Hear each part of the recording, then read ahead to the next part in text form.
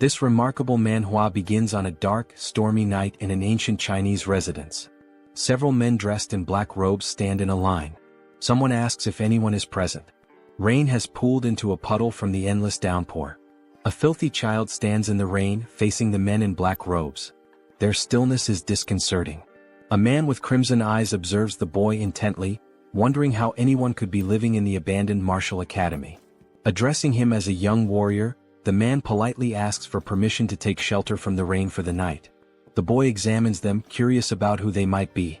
It surprises him that they are speaking to him so respectfully despite his young age. He reasons that they might see him as a young Taoist protecting the closed academy. In response, he greets them and thinks that perhaps they aren't dangerous people. He explains that he too only started living in the abandoned academy a few years ago, adding that they may stay wherever they wish, just not in his pavilion. The men thank the young warrior for his generosity. Their leader instructs them to avoid the boy's pavilion and find other spots for shelter. He asks if they understand, and they all respond affirmatively before dispersing to find their own spaces. The boy notices the word Tang embroidered on their robes and wonders if they belong to the same clan. Though curious about their identity, he has more pressing matters to attend to. Entering his pavilion, he busies himself with preparing dinner for the children. The somber atmosphere shifts as the boy becomes animated with joy. Our protagonist enthusiastically calls everyone to eat. Opening a large pot, he reveals a small, brown, cricket-like insect inside, remarking that he was nearly late and the insects must be starving. In another pot, he finds a large spider called the black earth tiger, a tarantula native to Hainan, China. This impressive species, which can grow up to 20 centimeters long, features unique stripes resembling those of a black tiger. Using chopsticks, the boy carefully picks up an insect to feed the spider.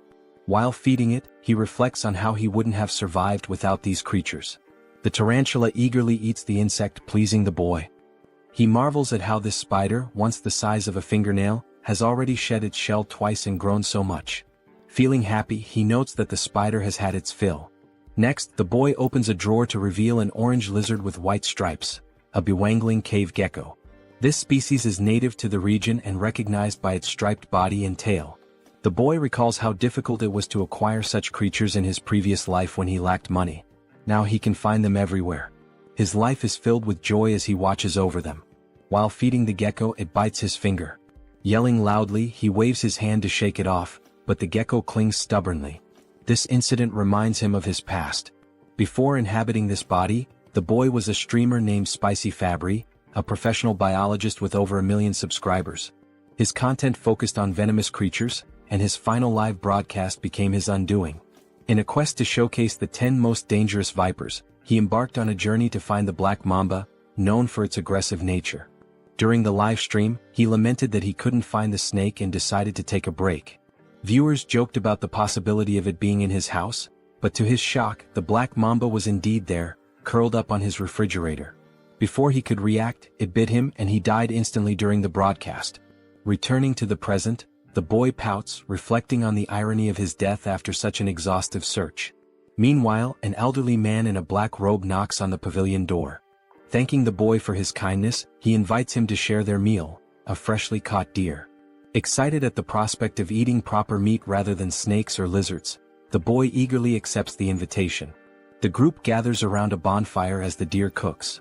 Noticing the boy's intense gaze at the food, the elder reassures him that it will take time to cook.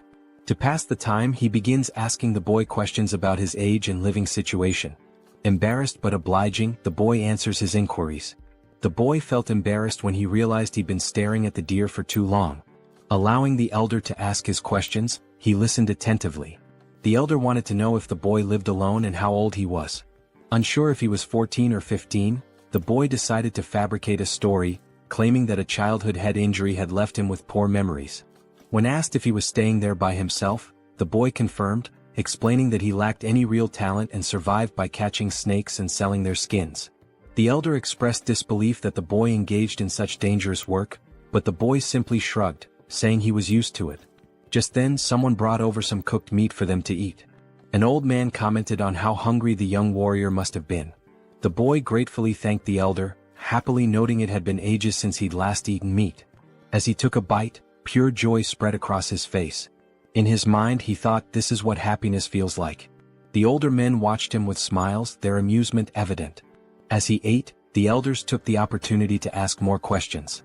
The elder explained that they were searching for something unusual and wanted to know if the boy had seen anything strange. Initially hesitant, the elder eventually decided it was safe to share the details since the boy lived alone and wouldn't cause trouble. The patriarch explained they were looking for a centipede with a blue spot on its body. Surprised, the boy asked how large the centipede was. The patriarch explained that an adult could easily swallow someone his size. Pale with shock, the boy realized his assumption that he'd been transported only a few centuries into the past might be wrong. He could be in an entirely different world. The white-haired elder reassured him, saying they were close to capturing the creature. Curious, the boy asked if they intended to keep it as a pet. The question amused the elders and the white-haired man burst into laughter. The patriarch chuckled, commenting on how funny the young warrior was. Through laughter, the elder clarified that raising the centipede wasn't their goal, they needed it for medicinal purposes. Confused, the boy probed further. Initially suspecting them of being traitors, he began wondering if they were involved in illegal drug making. He asked how a centipede could serve as medicine. The elder explained that his granddaughter was gravely ill, and only the inner core of the blue spot centipede could save her. Moved by their determination, the boy thought about the lengths parents would go to for their children. Though he felt sorry for the centipede, he decided to help them, especially since they had treated him to meat. The boy began discussing the centipede, and the patriarch eagerly asked if he had seen one. He admitted he hadn't but suggested he might know where they could find it. Drawing on his vast knowledge as Spicy Fabre, a former biologist and streamer with expertise in venomous creatures, the boy recalled facts about centipedes. Among the millions of species on Earth, around 20,000 are venomous, and he knew all of them by heart. Centipedes were no exception. In his mind, he visualized opening a book and flipping through its pages, searching for the specific information he needed. Within moments, he closed the book, having found the answer. Back in reality, he told the elders he might know where the centipede could be. Startled but intrigued, they pressed him for details. The boy asked which areas they had already searched. They explained they had explored to the north and east of the academy, primarily along the riverside during the day. Hearing this, the boy wasn't surprised by their lack of success. Smirking, he remarked, "Of course you couldn't find it." The elders, puzzled, demanded an explanation. The boy began to lecture, explaining that centipedes belong to the Arthropoda phylum and the Calopoda class, preparing to share his knowledge of their habits and habitats. Centipedes have a broad range of habitats, and being cold-blooded, they require shelter to regulate their body temperature and maintain humidity levels. Interestingly, unlike most insects with a waterproof outer layer, centipedes have weak waterproofing and pores in their shells, making them averse to wet environments. They thrive in high-humidity areas but avoid waterlogged places, as they can't survive long without moisture but dislike excessively damp conditions. Because of this, the blue spot centipede is unlikely to be found in jungles or near rivers. The elders were skeptical. They believed centipedes preferred environments like cracks in rotting wood. The boy clarified that while smaller centipedes might dwell there, the larger ones they were seeking wouldn't. Big centipedes avoid jungles and riverside rocks since these areas lack sufficient hiding spots. The elders exchanged glances, silently communicating. They then asked the boy where the centipede might be found. Promising a significant reward if he helped, the boy smiled and pointed westward, suggesting they search the Rocky Mountains in that direction. He explained that large centipedes rest under warm rocks during the day and come out at night. A few hours later, the search party scoured the Rocky Mountains. The patriarch climbed a tall, narrow rock, observing the surroundings. One of the men suggested that the young warrior might have been mistaken. The patriarch decided to end the search for the day, signaling the team with an arrow. As the men gathered around a bonfire, they were visibly exhausted but still clung to hope, trusting the boy's intelligence. The patriarch, deep in thought, eventually spoke, his voice heavy with emotion. He lamented that his daughter, Huayun, was the greatest talent in the Tang family's history and questioned why the heavens seemed to abandon her. Suddenly, a voice announced the Grand Patriarch's return. The patriarch welcomed him and they gathered around the fire. The Grand Patriarch confirmed that he too had failed to find the centipede. With Huayun's condition worsening and only a few months left, he doubted they could locate the creature in 10 days. A heavy silence fell. The patriarch suggested exploring the southern region the next day. The Grand Patriarch agreed but added that they hadn't found any traces so far. Hearing this, the patriarch suddenly burst into laughter, realizing something he had overlooked. He exclaimed that they were indeed in the right place. The Grand Patriarch was puzzled and asked if he had seen anything. The Patriarch replied no, but the Grand Patriarch elaborated. He explained that the complete absence of traces, no animals, droppings or markings, was a sign that the centipede might have cleared the area. The realization struck the Patriarch. Territorial animals might have fled or fallen prey to the centipede. Confident, the Grand Patriarch assured him that the blue spot centipede was definitely nearby. Their hope to save Huayan reignited. Suddenly the ground beneath them began to shake. Cracks appeared and the bonfire area started to crumble. To their horror, a massive limb emerged from the earth, followed by another. The men froze in terror as the enormous blue spot centipede revealed itself. Even the Grand Patriarch looked unsettled. Back at the academy, the boy grumbled about the chaos. He wondered how massive the centipede must be to cause such a commotion. Being a venomous animal enthusiast, he was both annoyed and curious, wishing he could see the creature himself. At the Rocky Mountains, the battle against the centipede raged on. The men eventually triumphed, though not without sustaining injuries. They successfully retrieved the centipede's core, a shimmering blue gem safely stored in a wooden box. Overcome with emotion, they wept, knowing they could finally save Huayan. The Patriarch instructed the Grand Patriarch to lead the injured warriors to Sichuan for treatment. When asked why he wasn't coming, the Patriarch explained, "Grudges are carved in blood, but favors are carved in stone. That's the way we live." In summary, they still had matters to resolve. The Grand Patriarch finally understood and admitted how he had nearly made a grave mistake by focusing solely on Huayan. He agreed it would be appropriate to welcome the young warrior as a guest and grant his requests. The Patriarch instructed the injured warrior to receive treatment in the village while he went to visit the young warrior. He considered that the young warrior might also be curious about the recent events. Meanwhile, the young warrior was casually enjoying the company of 3 small yellow Pokemon-like creatures. The young warrior found himself in a peculiar situation. He had unexpectedly become the father to 3 blue spot centipedes. These tiny creatures, resembling caterpillars, were undeniably cute, especially as they affectionately rubbed against his face. Looking at the pot, a memory flashed in his mind. When he had brought the eggs home, he cleaned them and placed them on his nightstand. By the time he woke up, they had all hatched. 1 centipede happily rested on his head. Although the young warrior had anticipated the eggs might hatch, he hadn't expected it to happen so quickly. He tried to remove the centipedes clinging to his shoulders, but they refused to let go, treating him as their parent. A flashback revealed what had transpired the previous night. Driven by curiosity about the massive blue spot centipede, the young warrior had ventured into its lair, despite knowing the risks. During his search, he accidentally kicked an insect in frustration, causing him to lose his balance and drop his torch. Thankfully, the 3 eggs he had collected remained safe. Relieved that the rain had stopped, he realized how lucky he had been to retrieve the eggs without losing them. Determined to protect the eggs, he hurried back home, promising them a proper bath once he arrived. Back in the present, the young warrior felt satisfied that even though he couldn't see the live adult centipede, he had managed to save its offspring. He reminded himself that they wouldn't need food until after their second molting, but it was a challenge dealing with them constantly clinging to his body. Thinking of a solution, he smirked and decided to take a shower, hoping the water would make them leave him alone.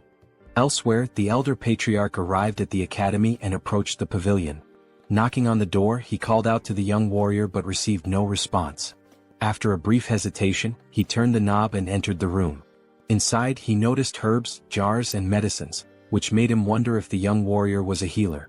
Feeling it was intrusive to enter uninvited, he decided to leave, but the rustling sound from a pot caught his attention.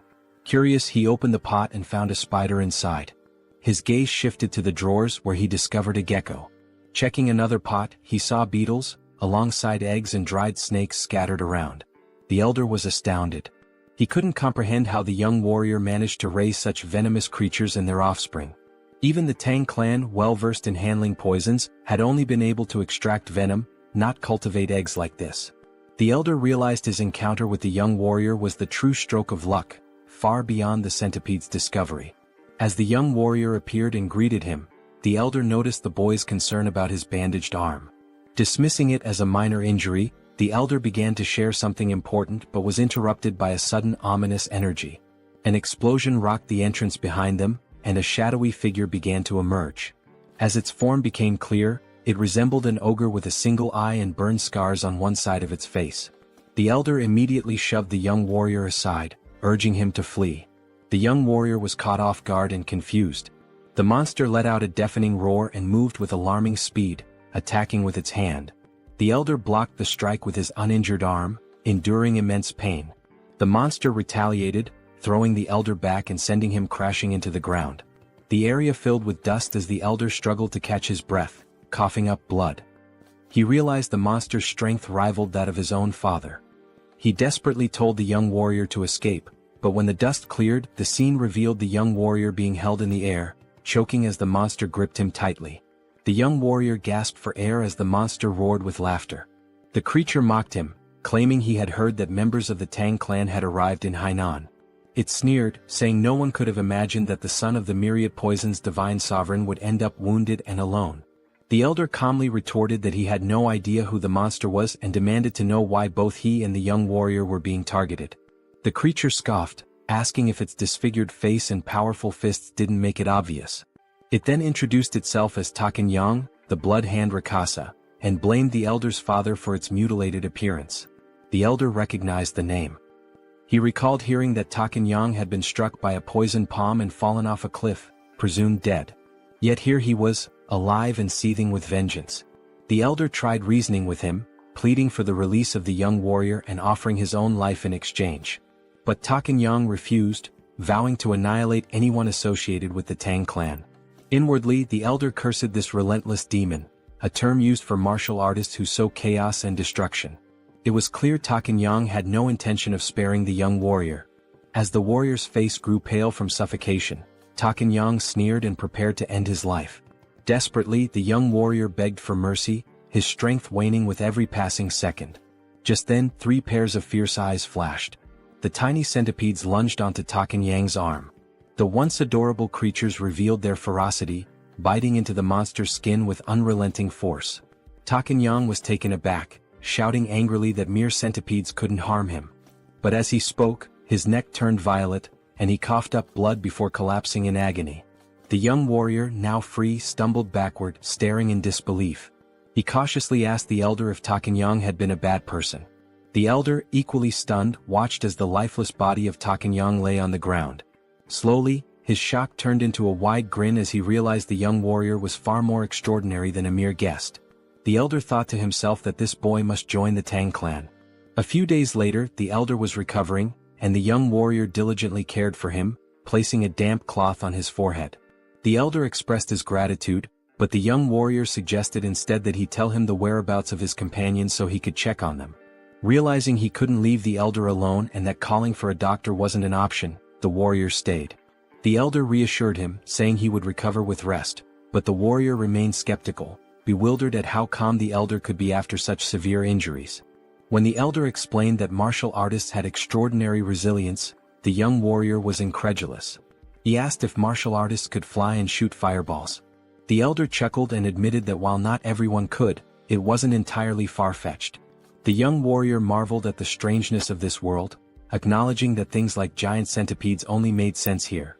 The elder formally introduced himself as Tang Kailson of the Sichuan Tang Clan, and the young warrior introduced himself as Wei Soryang. Kailson noted the meaning of Soryang's name, small dragon, and remarked that it was fitting. Curious, Kailson asked if the centipedes on Soryang's body were venomous. Soryang casually rubbed one of the centipedes' bellies and confirmed that they were blue spot centipedes. The revelation made Kailson leap from the bed in shock. He asked if Soryang had tamed them and how he had managed such a feat. Soryang smiled and replied that it was a long story. When Kailson insisted he didn't mind, Soryang began recounting how he had raised the centipedes from eggs. When the story concluded, Kailson could hardly believe it and asked for confirmation. Soryang proudly affirmed that he had indeed raised them from eggs, predicting their hatching with precision. Still reeling, Kailson watched as Soryang opened a drawer and pulled out 2 lizards. The young warrior eagerly displayed them, pointing out the differences. One had a brown body with yellow and white stripes, while the other, a product of selective breeding, had a plain brown body and a white tail. Kailson asked if Soryang had intentionally bred the lizards for their coloration. Blushing slightly, Soryang happily admitted that he had, simply because he found it beautiful. Kailson gathered his composure and asked if the young warrior could breed the most venomous creatures to produce even deadlier ones. Soryang responded with a surprised, "Huh?" In his mind he considered the possibility, it was theoretically feasible. He then explained to Kaelson that if they could determine which creatures had the most potent venom, it might be possible. Before he could finish, Kaelson exclaimed with excitement, "Really? That's possible?" His enthusiasm startled Soryang. Without hesitation, Kaelson declared that Soryang should join his family immediately. This left Soryang completely bewildered. Kaelson sweetened the offer, promising that by joining the family, Soryang would gain access to their martial arts techniques, rare elixirs, herbs, and any poisons he desired. Kaelson further tempted him, saying someone of Soryang's skill could even capture or tame the legendary 10 great venomous creatures of the Central Plains. And if that wasn't enough, Kaelson casually mentioned one of the 3 flowers of the Central Plains, his daughter. Soryang shouted, "Hold on," and asked Kaelson to clarify what he had just said. Amused, Kaelson teased that while Soryang might be young, he was still a man. He continued talking about the flowers, but Soryang quickly interrupted, telling him to drop the subject. Shifting the topic, Soryang inquired about the 10 great venomous creatures, asking if they were as incredible as the blue spot centipede. Kaelson enthusiastically confirmed, explaining that while the blue spot centipede was remarkable, it ranked far below the legendary creatures. From giant scorpions to the golden frog that gleamed like gold, these creatures were beyond imagination. Kaelson grinned, sensing that he had piqued Soryang's interest. The young warrior's eyes sparkled with excitement. 2 days later, a member of the Tang clan arrived, alarmed by news of the blood hand Rakasa, Tak Anyang appearing. Kaelson explained that Anyang had been hiding and honing his martial arts, reaching a level close to his father's. The Tang clan members speculated that if the patriarch had sent Anyang to his demise, it might mean he had reached the realm of 10,000 poisons. They began congratulating him, but Kaelson clarified that he hadn't been the one to defeat Anyang, it was the young warrior. This revelation stunned the clan members. One of them immediately clasped Soryang's hands, expressing their gratitude for saving the patriarch. They even speculated if Soryang was an elder rejuvenated to a younger form. Soryang, confused by their assumptions, looked to the patriarch for clarification. Kaelson requested Soryang to reveal the truth. Understanding the signal, Soryang patted his chest and called out, "Come on out." The Tang clan members watched in amazement as Soryang's clothes rustled, and 3 tiny centipedes peeked out. Gasps of astonishment filled the room as the little creatures crawled forward. The clan members recognized them as blue spot centipedes, creatures known for their venom. Kaelson explained that these centipedes had been the ones to defeat Anyang. The clan marveled at the feat, as taming such creatures was unheard of. Kaelson then declared his decision to formally accept Soryang into the Tang clan, but Soryang hesitated, saying he needed more time to think. A clan member encouraged Soryang, emphasizing the great opportunity, while Kaelson urged him to prepare quickly, hinting at something important they couldn't delay. Kaelson then explained the sinister nature of Anyang's martial art, the blood hand poison claw, a dark technique requiring human blood and bone marrow to reach mastery. Soryang found it grotesque. Kaelson continued, stressing that if Anyang had left behind secret scrolls or disciples, they needed to eliminate them to prevent the resurgence of such dangerous martial arts. He also mentioned the possibility of rescuing any captives. The patriarch then asked if Soryang would assist, considering his familiarity with Hainan Island. Soryang appeared pensive, realizing that joining the Tang clan would be a lifelong commitment. He thought to himself that before committing, it was essential to observe the clan's dynamics, just like assessing a workplace during an internship. Soryang agreed to help once the patriarch recovered. They praised his decision, but Soryang privately resolved to use the opportunity to evaluate the Tang clan thoroughly. After 3 days, Kaelson was well enough to travel. Together, they journeyed to a village near an abandoned martial academy, suspected to be Anyang's base. There, they began investigating reports of missing villagers. An elderly man mentioned that 1 or 2 people typically go missing in the jungle each year, but there haven't been any patterns of regular disappearances. Chilson fell silent, lost in thought. They thanked the village chief for sharing the information. The chief replied humbly, expressing his honor in assisting the renowned patriarch of the Sichuan Tang Clan. They then took their leave, though they hadn't uncovered any significant leads. As they made their way through the forest, Soryang remarked to Chilson that there didn't seem to be anything unusual about the village. Chilson explained that when Anyang had revealed himself, it had been in that area, but the exact location was difficult to pinpoint. Soryang found it equally strange that there were no traces left behind.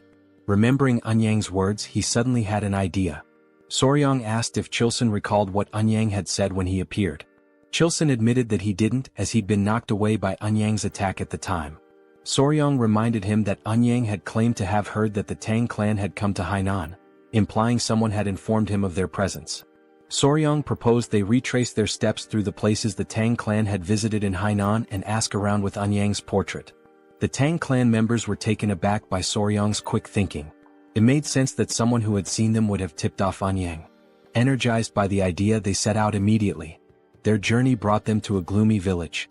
One Tang clan member reported hearing rumors at the Hainan port that this was the village they were looking for. Chilson confirmed it was a place where the Halai people lived, and he assumed they wouldn't be hostile. However, the village had an eerie, lifeless atmosphere. When the Tang clan called out, asking if anyone was around, a villager noticed them.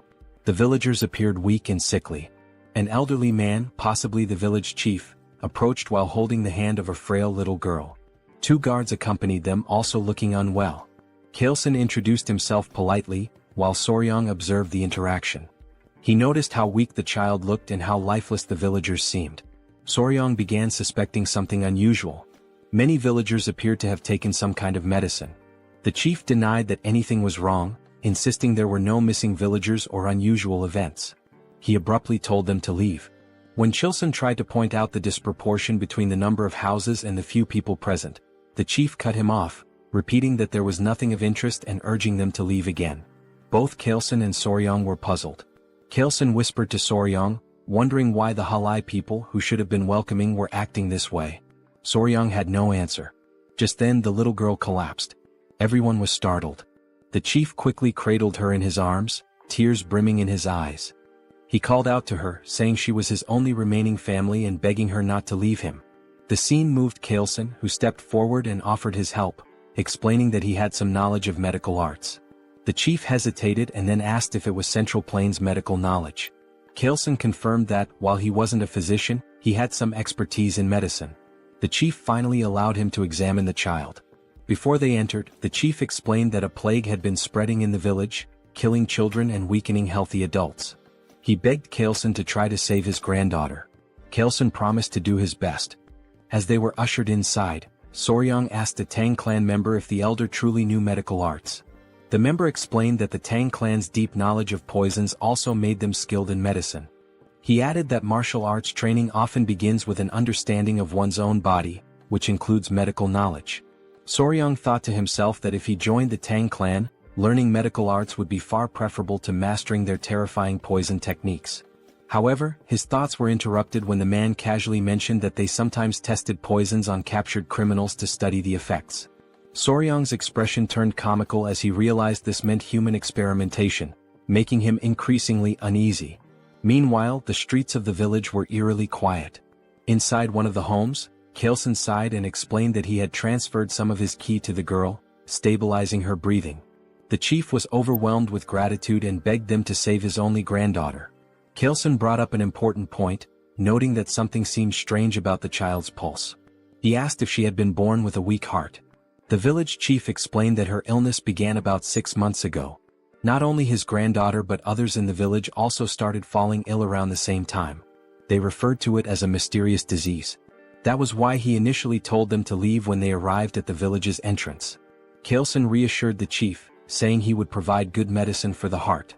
He asked the chief to gather the villagers so they could distribute the remedy. Overcome with emotion, the chief burst into tears, expressing his heartfelt gratitude. Soryang quietly observed Chilson's actions with admiration. Later that night, as Chilson walked with Gu Pai, a member of the Tang clan, Pai acknowledged the effort Chilson had put into treating the villagers. Chilson thanked him before Pai inquired about the symptoms.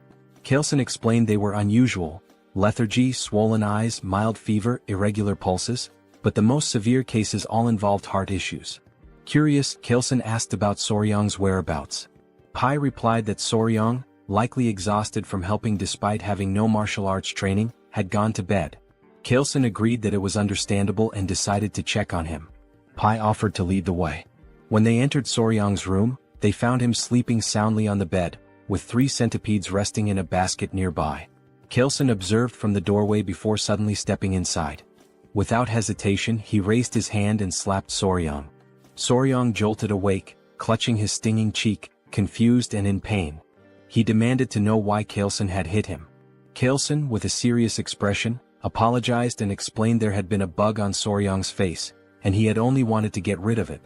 Soryong looked at him skeptically but allowed Kaleson to explain further. Kaleson said he had come to check on him before going to bed but noticed the bug. In this region, venomous insects were common, so he had acted quickly to prevent any danger. He showed Soryong the bug, a large, unsettling creature. Soryong was startled by the sight and then seemed to piece something together. He asked Kaleson if all the patients with different symptoms shared one common condition: arrhythmia. Kaleson confirmed this. Soryong suddenly realized the source of the village's mysterious illness and pointed at the bug, declaring it the culprit. He identified the insect as a kissing bug, a member of the Reduviidae family. These bugs feed on blood, often biting near the eyes or lips, and are so discreet they can draw blood more quietly than a mosquito. Known as vampire or assassin bugs, they aren't venomous but carry harmful parasites in their stomachs. When they bite, their excrement can transmit diseases like Chagas disease, a deadly illness that ranks high among animal-caused human fatalities. Soryong then asked the village chief if the village's dogs exhibited symptoms similar to those of the sick humans, such as shortness of breath. The chief confirmed they did and asked if the bug was to blame. Soryong affirmed this, adding that with proper medicine, his granddaughter and others could be saved. Kaleson grinned and asked Pai what he thought. Pai commented on Soryong's perceptiveness, praising him as a young warrior of great potential. Watching them, Soryong was baffled by their expressions and wondered what was going on. They reminded him that they were members of the Sichuan Tang Clan. When Soryong's puzzled face made it clear he didn't understand the significance, Kaleson repeated the statement. Internally Soryong thought, so what? His irritated and confused expression was unintentionally amusing. Kaleson began explaining the concept of goo. Some believed these were venomous parasites, while others thought of them as a form of witchcraft. According to him, malicious individuals in China bred these bugs to cause suffering or manipulate others. They would feed the bugs to people, causing either excruciating pain or complete subjugation. Soryong found the idea hard to believe. Kaleson acknowledged it sounded extraordinary but added that many martial artists had been killed by goo, forced to harm their families, or enslaved by these evil practitioners. Because of this, efforts to develop antidotes to goo had been relentless.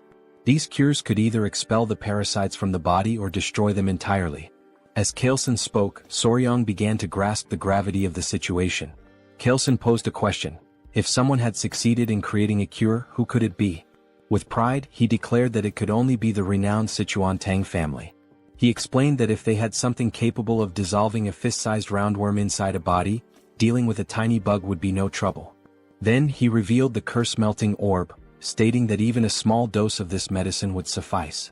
Soryong expressed mild amusement, though inwardly he reflected on how extravagant the name sounded for what was essentially an antiparasitic drug. They reassured the village chief that they could save his granddaughter, and soon enough the villagers began recovering, starting with her. The chief was deeply relieved, and the villagers' warm hospitality was an unexpected but welcome reward.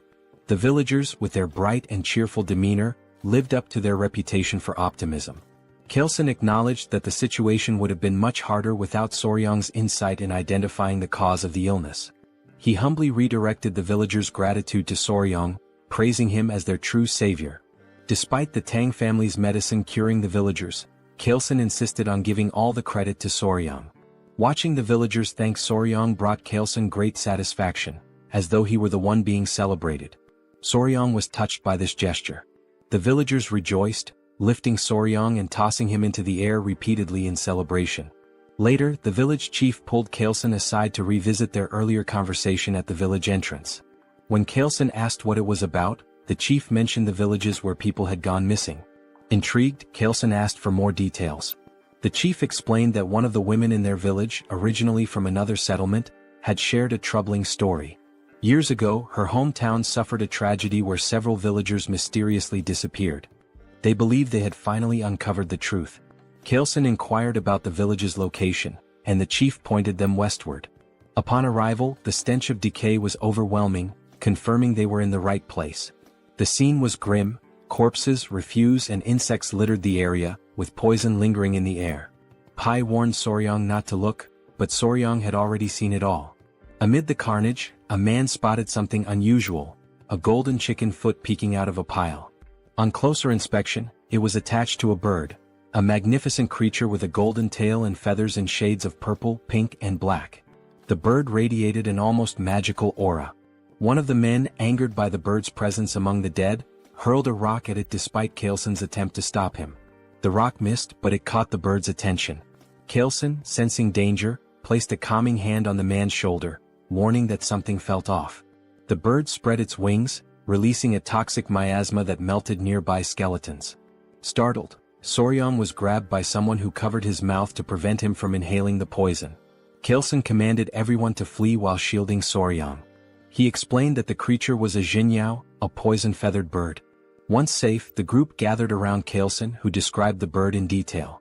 Its wingspan reached 5 feet, its sharp beak gleamed bronze, and its body was cloaked in vibrant purple feathers. The creature could spread death with a single movement, turning everything around it to poison. Atop its head sat a golden crown, giving it an air of regal menace. Soryang, captivated, asked if it was one of the 10 great venomous creatures. Kalesen confirmed that it was and explained that the jinyao held the top rank, earning the title of the king of all venom. Soryang's excitement was palpable as he imagined how even the most dangerous insects and snakes seemed tame in comparison. Kalesen explained that the jinyao was likely drawn to the area by venomous snakes, as it only consumed the heads of such creatures. When Soryang asked how common they were, Kalesen replied that sightings were rare, perhaps once in a century. Fascinated, Soryang asked if it was possible to capture the creature. His question left the Tang members stunned. Kalesen, however, was amused and inquired if Soryang truly wanted to try catching it. When Soryang admitted he did but expressed concern about the venom, Kalesen smiled knowingly. He remarked on Soryang's keen interest in the 10 great venomous creatures and assured him that if he was serious, there was indeed a way. Soryang was astonished. Kalesen explained that if he mastered the Tang clan's poison techniques, he would gain immunity to all toxins and even withstand Jinyao's venom. Only through the martial arts of their clan could one nullify all poisons in the world. Kalesen, ever cunning, casually mentioned that their techniques are never taught to outsiders. Even if he wished to help as the patriarch, he couldn't break the clan's rules. Eagerly, Soryang asked if joining the family would grant him the right to learn. He also inquired whether achieving immunity to poison would truly let him endure Jinyao's venom. Kalesen confirmed and promised to teach him everything without reservation if Soryang agreed immediately. He also assured him that he would personally oversee his progress. However, Kalesen added that if Soryang hesitated too long, he might reconsider. Feeling the pressure, Soryang declared his decision to join the clan and expressed his anticipation for Kalesen's guidance, calling him patriarch instead of elder. Kalesen's mischievous grin betrayed his satisfaction, though he acted as if he hadn't coerced Soryang into agreeing. Kalesen told Soryang that from that moment onward, he would forever be part of their family. Back at a decayed location, traces of the blood hand Rakshasa, Tak Anyang, were found in a cave. Footsteps led to a notebook discovered inside, which was brought to Kalesen. After scanning its contents, he confirmed it held the secret techniques of the blood hand poison claw. Soryang was unnerved, noting it was written in blood. Kalesen decided it was time to return. When Soryang asked if they were heading to Sichuan, Kalesen replied that it was the best course of action now that they had secured the blue spot centipede's core and the manual. Soryang requested a stop at the academy to release his friends and gather his belongings, which Kalesen approved. As they departed, Soryang glanced behind and noticed something unusual. Pointing it out, they discovered a shining purple feather from the jinyao. They all stared at it thoughtfully. Kalesen picked it up and told Soryang it would serve as a keepsake to commemorate his joining the family. Soryang expressed interest and thanked him, but Kalesen corrected him, suggesting he change how he addressed him after the upcoming ceremony. Soryang wondered if it would be some kind of initiation ritual. Meanwhile, at the Tang clan, the Grand Patriarch Tang Musong had finally returned. Exhausted, he wasted no time and inquired about Huayun's condition. Clan members rushed him inside, reporting that she was barely holding on to life. The door opened and Musong immediately called for Huayun. Those inside were surprised by his arrival. He informed his daughter-in-law that he had succeeded in acquiring the medicine and revealed the blue spot centipede's core. Overcome with relief, the daughter-in-law began to cry. Preparations were made to administer the medicine. Musong was deeply moved by Huayun's pained expression, thankful he had hurried back in time. At his daughter-in-law's urging, Musong gave the medicine to his granddaughter. A radiant blue light enveloped her as he placed a finger on her wrist to check her pulse. Everyone anxiously hoped for her to open her eyes, watching and waiting. Meanwhile, Soryang felt groggy, marveling at the vastness of the Central Plains, which far exceeded his expectations. The journey had taken over a month and a half, beginning with a boat ride from Hainan to Hangzhou and continuing through Nanjing before finally arriving in Sichuan. At the residence of the Sichuan Tang Clan, Pai excitedly announced their destination to Soryang. Standing at the grand entrance, Soryang gaped as he learned the entire mountain belonged to the Tang Clan, aptly named Tang Clan Mountain. He swallowed nervously, overwhelmed by the sight. Immediately, members of the Tang Clan emerged to greet the patriarch. Soryang was astonished by their sheer numbers, wondering if all of them belonged to the Sichuan Tang Clan. Among the crowd, a girl in a red dress ran toward them, her face lit with tears of joy as she called out for her father. It was Huayan. She embraced her father tightly, crying tears of relief. Soryang meanwhile was spellbound. Her radiant beauty left him speechless, surpassing even the celebrity he had once been involved with in his past life. Chilson, pleased to see his daughter alive, introduced Huayan to Soryang. Dazed, Soryang struggled to piece together Chilson's earlier comments, muttering something about weeds or grass before Chilson corrected him. It was all about the flower. Huayan's cheeks flushed red. Chilson told Soryang that the girl beside him was the flower he had previously dismissed. Soryang was left dumbfounded. He recalled their earlier conversation about the flower and felt a wave of embarrassment. In that moment he knew he had made a grave mistake.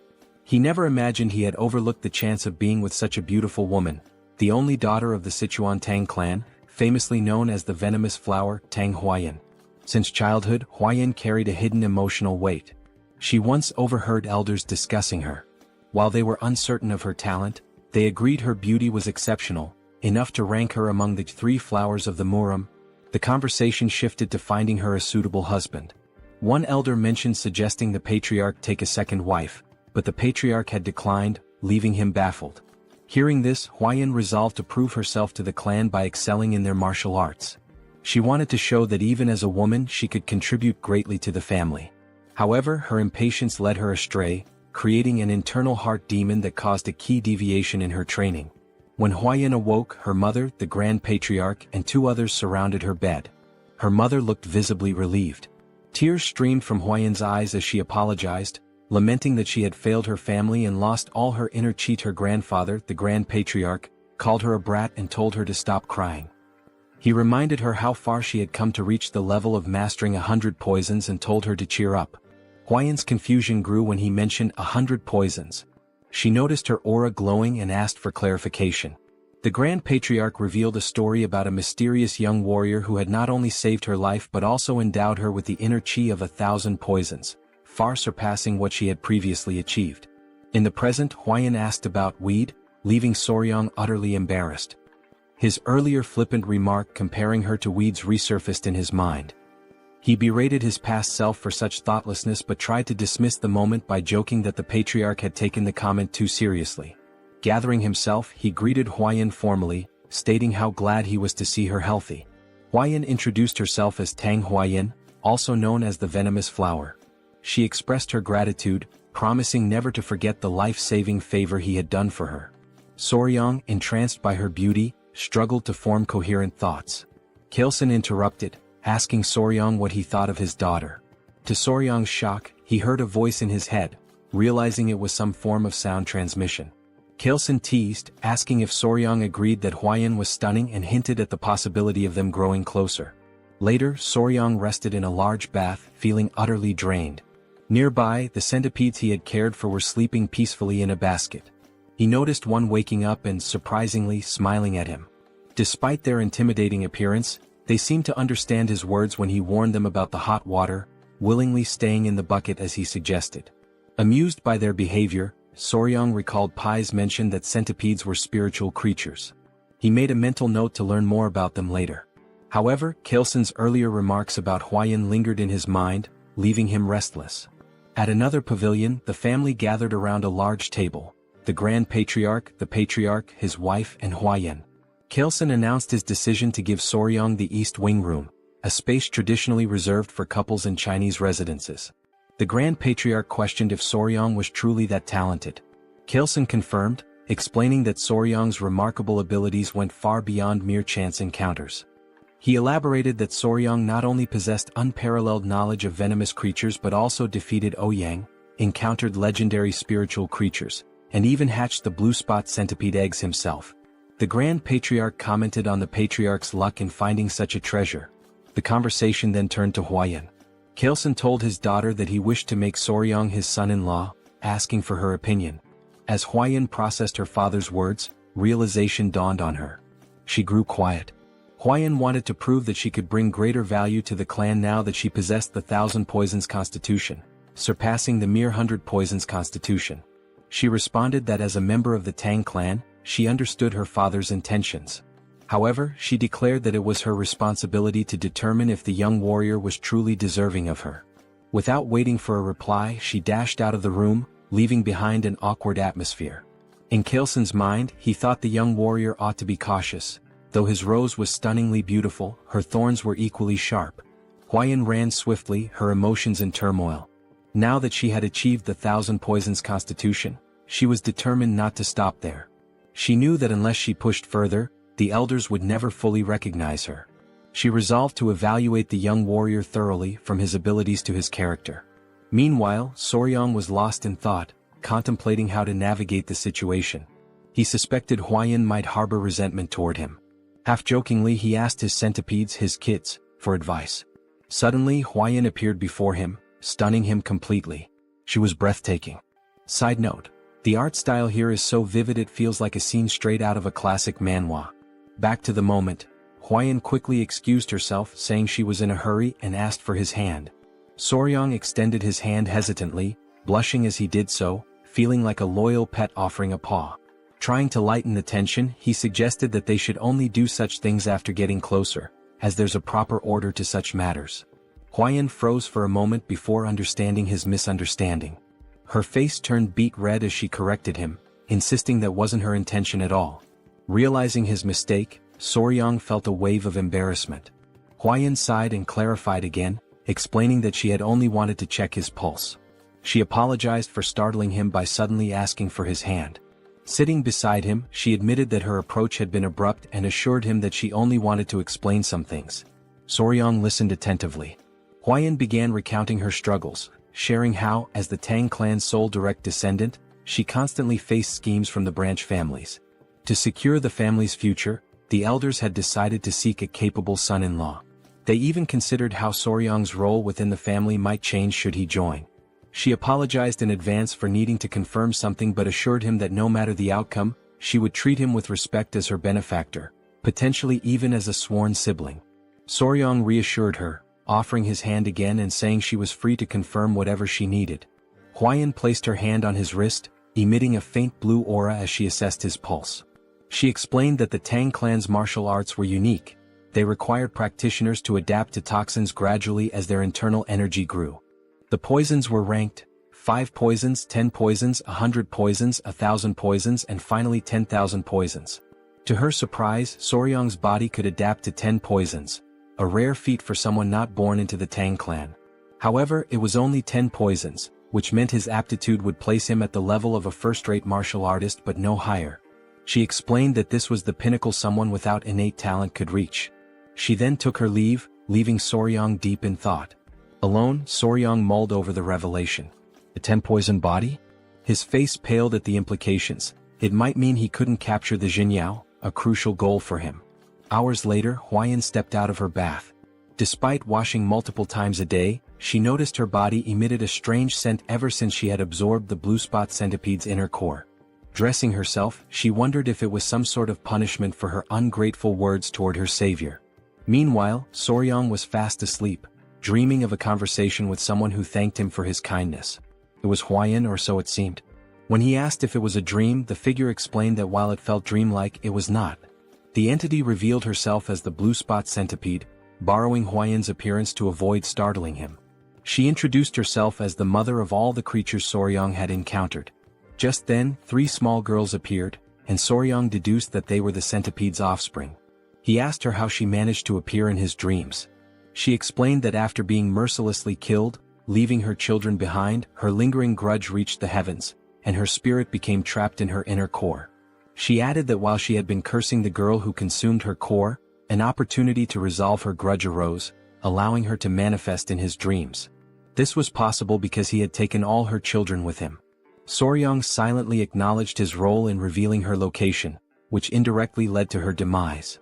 Though unintentional, he still felt responsible for the death of the blue spot centipede. Watching her, he listened as she asked if her benefactor could grant her one request. Without hesitation, he promised to fulfill whatever she wished. Her request was simple. She asked him to care for her children until they were fully grown. Soryang was puzzled, noting that centipedes typically become independent after molting twice. She clarified that while this was true for ordinary centipedes, her species was unique. Until her offspring molted twice, they required the flow of qi from their mother's inner core to survive. Only afterward could they sustain themselves by feeding on the qi of other beings. This revelation led Soryang to ask whether the children needed to remain with Huayan, as she had consumed the inner core. The mother centipede explained the circumstances. She admitted that, in her anger, she had cursed Huayan, causing her body to emit a foul odor. The curse ensured no man would approach her, preventing her from ever having children. However, she was willing to lift the curse if her children were allowed to absorb the qi from Huayan's inner core. Perhaps in this way, Soryang could even win the girl's heart. Soryang considered her words carefully before smiling and responding that it didn't feel right. He couldn't take advantage of Huayan's predicament. The mother centipede admired his integrity and asked how he planned to handle the situation. She reminded him that Huayan sought strength in a man, and she couldn't magically procure the inner cores of the 10 great venomous creatures to aid him.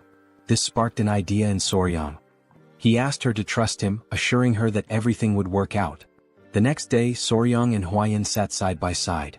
Huayan now understood that the strange smell emanating from her body was due to the blue spot centipede's inner core. Soryang explained that by attaching the centipedes to her body every few days and letting them absorb the qi, the odor would naturally fade away. Huayan hesitated before asking if he was truly okay with helping her without asking for anything in return. She knew he could easily demand compensation for his assistance. Soryang smiled and told her he couldn't bring himself to exploit a woman's difficult situation, refusing to act shamelessly. Huayan was surprised by his response and felt guilty. She told him she couldn't continue accepting his kindness without offering something in return. Her father's words began to weigh more heavily on her. Seeing Soryang's selflessness made her realize that qualities beyond talent or martial prowess were important.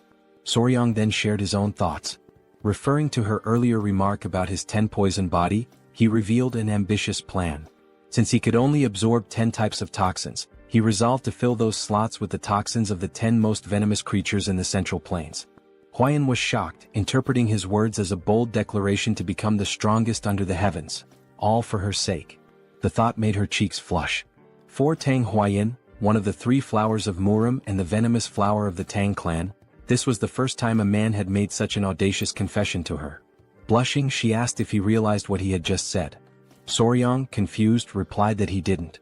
Huayan told him the path he spoke of would be incredibly difficult and demanding, potentially requiring 10, 20, or even a lifetime of effort. Soryang's face fell as he worried aloud about how long it might take, amusing Huayan as she continued to blush. Then, with growing embarrassment, Huayan brought up that Soryang was only 15 years old. She told him that in 3 years, when he came of age and was ready for marriage, if he succeeded in defeating even one of the 10 great venomous creatures by then, she would consider it.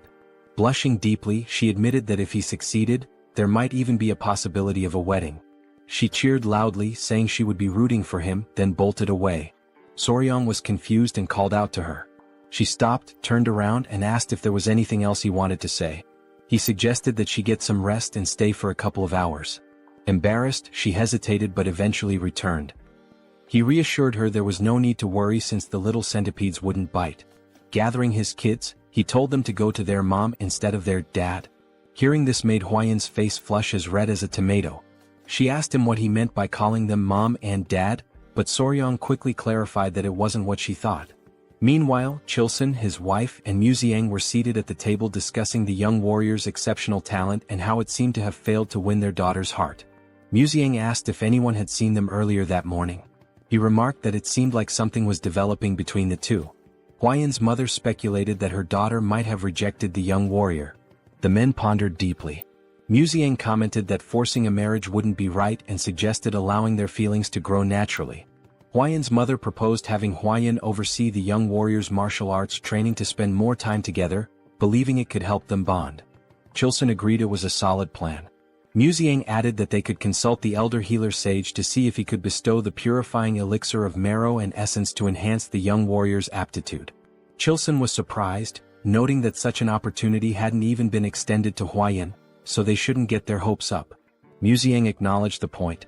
At that moment, Huayan appeared outside the door, announcing herself. Chilson invited her in and asked what brought her there at that hour. She blushed, surprised to see the three of them together. She said she had something to share, blushed again, and then, all at once, declared she would do as her father had suggested. Chilson was taken aback and asked what she meant. Her mother invited her to sit and asked if she was implying that the young warrior had caught her interest. Embarrassed, Huayan couldn't respond. Chilson pressed her further, curious about the sudden change since she had previously shown little interest in him. Gathering her courage, Huayan explained that Soryang had told her he would become the greatest in the world for her. He had promised. Chilson, astonished, asked her to elaborate. She added that although Soryang's innate talent was limited to a 10-poison body, he vowed to make up for it by defeating the 10 great venomous creatures for her sake. Muziang laughed heartily, calling the young man bold. Chilson was stunned, while Huayan's mother was impressed, remarking that it was rare to find such a determined suitor. Huayan admitted that although her heart was inclined, she had told Soryang she would only agree to marriage if he could capture one of the 10 great venomous creatures before coming of age. Her father joked that she should have raised the bar to 3 creatures, while her mother commented that men often miss subtle hints. Huayan asked if she should go explain it to him. Her mother advised against it, reasoning that if Soryang didn't realize their tacit approval, he would only work harder. Muziang suggested treating him as a prospective son-in-law while pretending they were undecided, confident that his efforts would naturally lead him to become part of the family. Meanwhile, the mother centipede praised Soryang, telling him he had completely won Huayan's heart. Soryang replied that success came down to determination and persistence. She smiled warmly at him, calling him her benefactor. She then informed him that her lingering resentment had been resolved and her soul would soon ascend to the afterlife. Before departing, she offered to grant him one last request, within her ability to fulfill. Soryang paused to think and then asked if he could examine her body. The request made her feel shy, though she believed it was to be expected from a man. She assumed he was succumbing to human desires and reluctantly began revealing her shoulder, preparing to undress. Startled, Soryang quickly asked if she really needed to take her clothes off. Blushing deeply, she hesitated and asked if she shouldn't. Soryang hastily clarified that it wasn't what he had meant, further deepening her embarrassment. It was amusing to see the children covering their eyes. Soryang clarified that he only wanted to see the true appearance of a blue spot centipede. Realizing his intention, the centipede's mother hesitated, feeling a mix of dread and anticipation. Smoke enveloped the area, and she revealed her true form. Soryang gasped, overwhelmed by her magnificent and enormous appearance. His excitement was palpable. Without waiting for permission, he reached out to touch her, marveling at her size and asking endless questions. Was her body waterproof? How strong was her venom? Could he touch her legs, her antennae, even her fangs? The sheer enthusiasm in his voice was undeniable. The children continued covering their eyes, which only added to the charm of the moment. The centipede mother was slightly embarrassed by his passionate curiosity, particularly when he insisted on touching her fangs despite her warnings of their danger. She began to wonder if her daughters would truly be safe with a man like Soryang, whose touch carried an unusual energy. She couldn't help but laugh, finding it odd yet endearing how he drooled slightly while running his hands over her. Later, Chilson invited Soryang for tea. Chilson revealed that he'd learned everything from Huayan and declared that Soryang would be accepted as their son-in-law. Surprised, Soryang tried to clarify that he thought the arrangement was conditional and would require 3 years to finalize. Chilson dismissed his concerns, stating the marriage would naturally happen when he came of age. Huayan's mother warmly welcomed Soryang into the family, referring to him as her son-in-law. Mu Seong expressed his satisfaction, noting that Huayan had found an exceptional partner and that their clan would thrive even more. Soryang glanced at Huayan, perplexed by how quickly things had progressed. Despite his confusion, he decided to play along and replied politely that he looked forward to their guidance. When Mu Seong suggested getting started immediately, Soryang grew curious. Chilson explained that before Soryang could learn the Tang clan's poison arts, he must first experience the Hall of 10,000 Poisons. With a sly grin, Chelson assured him it was something he would undoubtedly appreciate. The family led Soryang to the hall, a place of great significance to the Tang clan. Soryang, excited by the prospect, assumed it was a treasure trove of poisons. However, as they walked, his attention drifted to Weiyan's side profile. He couldn't help but admire her beauty, likening the moment to a living portrait. His obvious admiration didn't go unnoticed by his in-laws, who exchanged amused glances. Chelson teased him, joking that if Soryang kept staring at his daughter like that, he might wear out her face. He reminded him that Weiyan was his woman now, yet Soryang gazed at her as though she were still untouchable. Weiyan's mother chimed in, noting that Soryang seemed utterly captivated by her. Both Weiyan and Soryang turned crimson with embarrassment. As they approached the hall, 3 men stood before a massive iron door. 2 muscular guards flanked a Tang clan official, who welcomed the Grand Patriarch and his grandson-in-law. At Muzian's command, the gates were opened. The guards strained against the weight of the colossal doors, forged from rare Kunyu steel sourced from the southern wilderness. As the doors creaked open, Soryang observed the immense effort required. Though the gates finally yielded, the guards were visibly drained. Amused by their struggle, Soryang couldn't help but think how over-the-top the security was for something reminiscent of the Middle Ages. Chelson, noticing Soryang's concern, explained that the Kunyu steel was renowned for its unmatched durability. The hall of 10,000 poisons lay before them, and Soryang braced himself for what awaited inside. Even opening the gate was considered a privilege. Once inside, they arrived at the treasure vault where the Tang clan of Sichuan safeguarded its vast collection of poisons. This remarkable repository, known as the Hall of 10,000 Poisons, housed an incredible variety of toxins. Muzian cautioned Soryang to be careful and avoid touching anything recklessly. Soryang nodded, affirming his understanding, but he couldn't help confirming whether the hall truly contained 10,000 poisons. Chelson chuckled, explaining that the poisons were meticulously classified into categories like paralysis poisons, sleep poisons and countless others. The elders, always playful, decided to tease the young pair. Chelson suggested that Weiyan explain the poisons to Soryang, knowing he would enjoy learning from her. The suggestion made both Weiyan and Soryang blush with embarrassment. Despite her awkwardness, Weiyan accepted the task. Taking Soryang by the hand, she guided him to see the Tang clan's most potent poison. Weiyan's discomfort was evident, while the elders watched the two with amused expressions. She began her explanation by pointing out the chi-dissipating poison, which rendered a martial artist's energy unusable with just a single inhalation. She advised Soryang to handle it with extreme care. She then introduced other deadly poisons: the alimentary canal necrotizing poison, the spirit-destroying poison, the bloody pulp poison, and even the infamous 7-step soul-snatching poison. Each was immensely powerful, but Weiyan emphasized that the strongest poison of the Tang clan was something far beyond these. She handed Soryang a tiny seed. Confused, he noted to himself that it resembled a tiger bean. Weiyan explained that this seed, though small, contained the most powerful poison known, apart from the venoms of the 10 great venomous creatures. She revealed it as the seed of the castor plant, a symbol of the Tang clan. Soryang immediately recognized its significance. He thought of ricin, a deadly toxalbumin, lethal in minuscule amounts, infamous for its use during the Cold War and assassinations.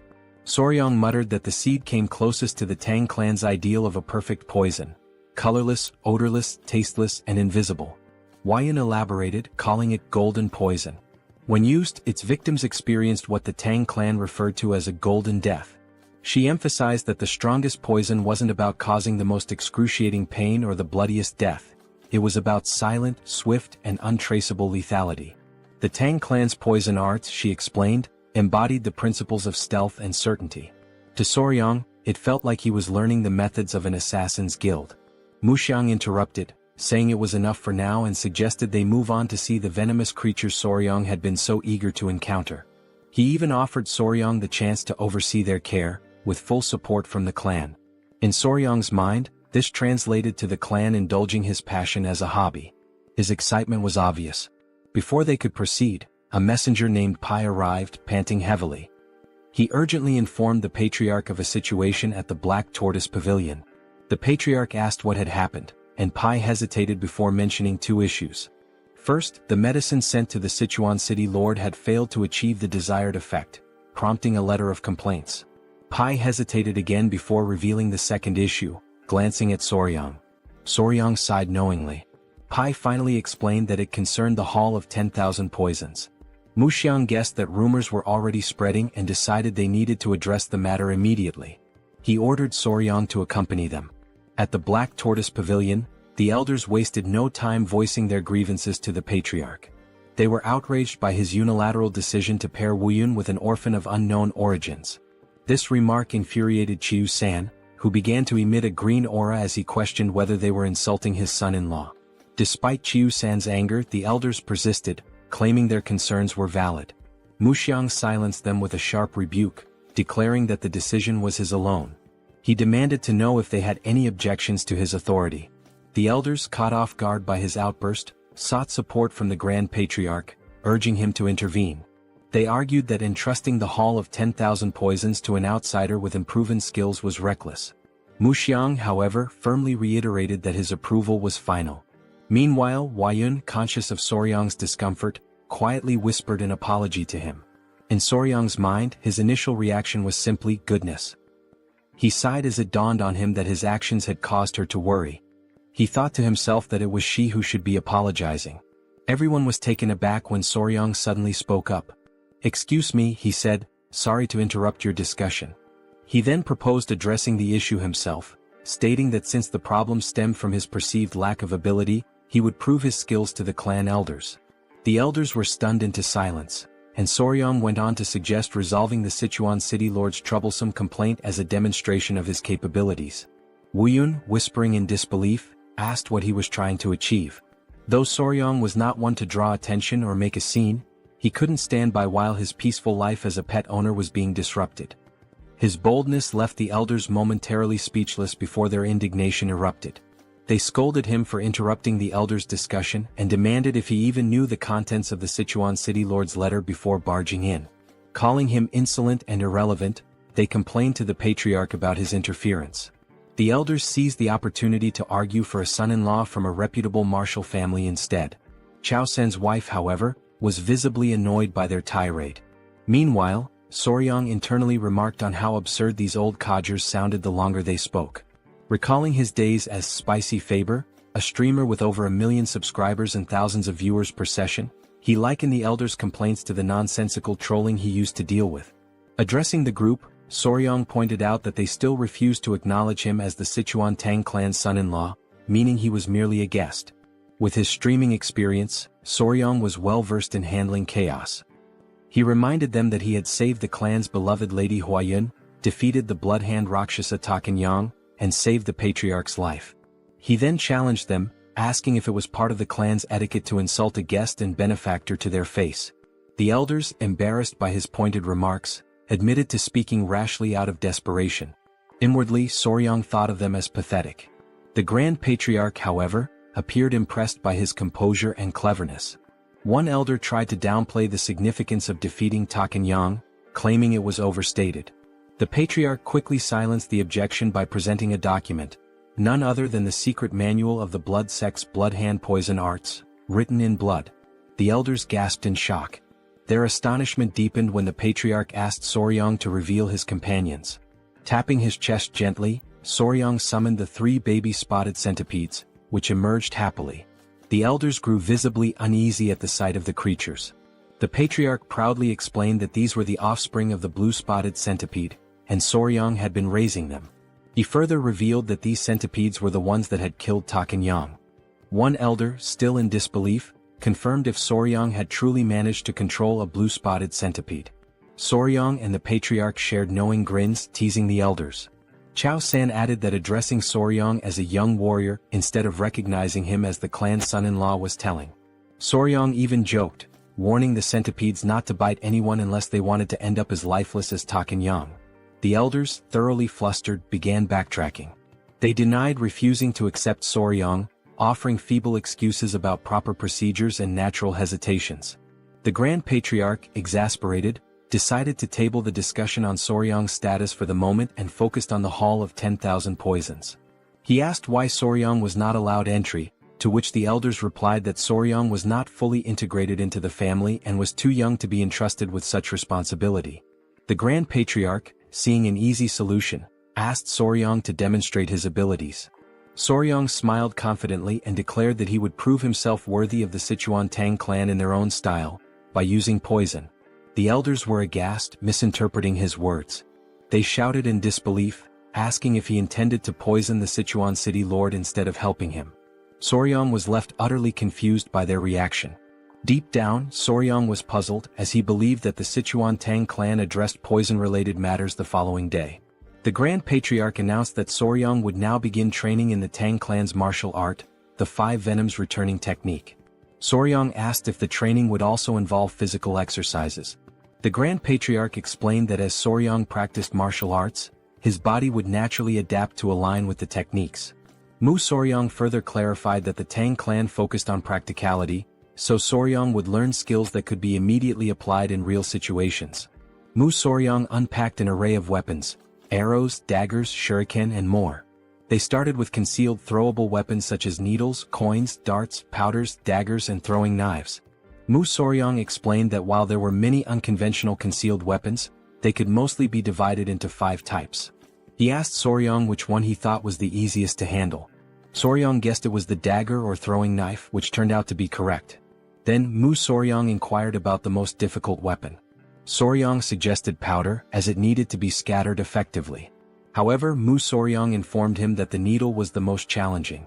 Surprised, Soryang assumed it was because the needle was small and thin, making it tricky to throw. Mu Soryang explained further, it wasn't just about the difficulty of throwing. Soryang would also need to remember exactly where he threw each needle. To demonstrate, Mu Soryang separated the head of a brush from its handle and made a quick motion. Suddenly, the brush's bristles floated in the air and transformed into needles, raining down and embedding themselves into the ground. Soryang was stunned by how the bristles acted like actual needles. Mu Soryang revealed this was part of the Tang Clan's hidden weapon technique called sky-obscuring flower rain, a secret art where hundreds or thousands of needles fall like flower petals, covering an area. In Soryang's mind, it seemed like the technique involved scattering needles everywhere and then fighting on the same turf. He expressed concern that with an area filled with such needles, there would hardly be any space to move. Mu Soryang laughed and confirmed his assumption, adding that Soryang would have to remember the needles' positions to avoid falling victim to his own technique. To Soryang this seemed almost unbelievable. He broke into a sweat as he confirmed with Mu Soryang that he would need to remember the positions of needles that deflected opponents as well as those that missed their mark. Mu Soryang affirmed this, informing him that with the 5 Venoms body, he'd need to memorize at least 100 positions just to begin. Soryang turned pale at the thought.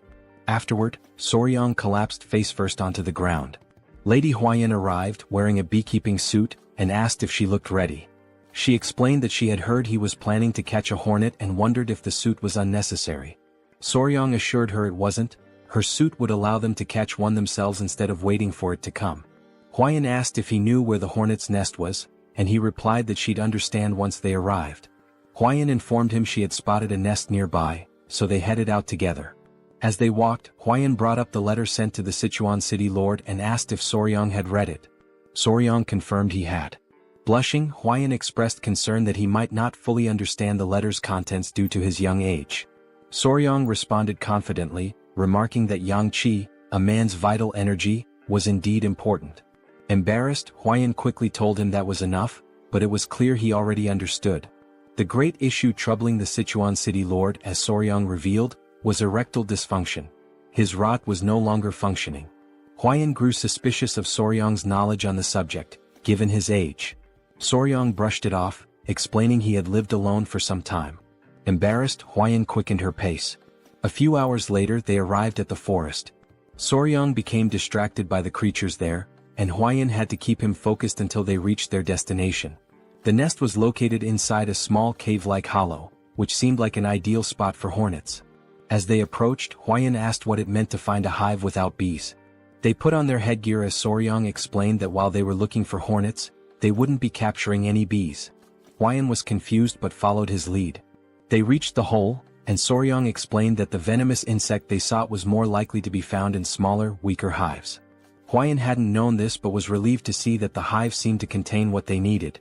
An insect emerged from the hive, and with a swift movement, Soryang caught it using chopsticks. They hadn't come there to catch a hornet. The insect they were after was something else entirely. That tiny creature would solve the Sichuan city lord's problems.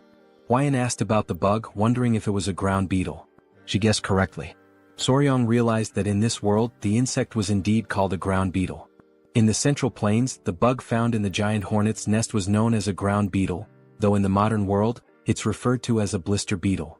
Huayan asked if it was normal for ground beetles to be found in a hornet nest. Soryang explained that their life cycle was quite unique. Blister beetles have an unusual method of reproduction. Unlike most insects that either guard their eggs or create a safe space for them to hatch, this little creature simply lays its eggs wherever it pleases. Soryang joked about how the blister beetle would tell its boss to hold on while it dropped some eggs before leaving, with no particular care about the location. It would just lay them anywhere, with the only consideration being to pile them in one spot. When the blister beetle larvae hatch, they start crawling toward the highest point nearby.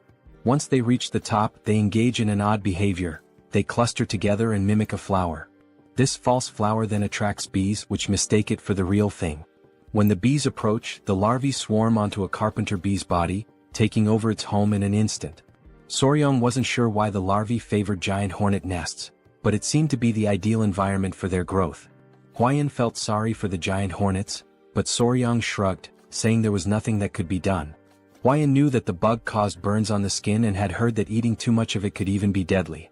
Soryang confirmed this, explaining that the orange liquid released by a blister beetle contains cantharidin, a toxic substance that causes burns and blisters when it touches the skin. Huayan blushed and asked if it truly had such an effect.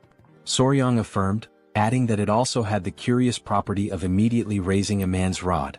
Embarrassed, Huayan quickly told him to stop explaining. She encouraged him to return to the Hall of 10,000 Poisons. Soryang, however, wanted to catch a few more beetles.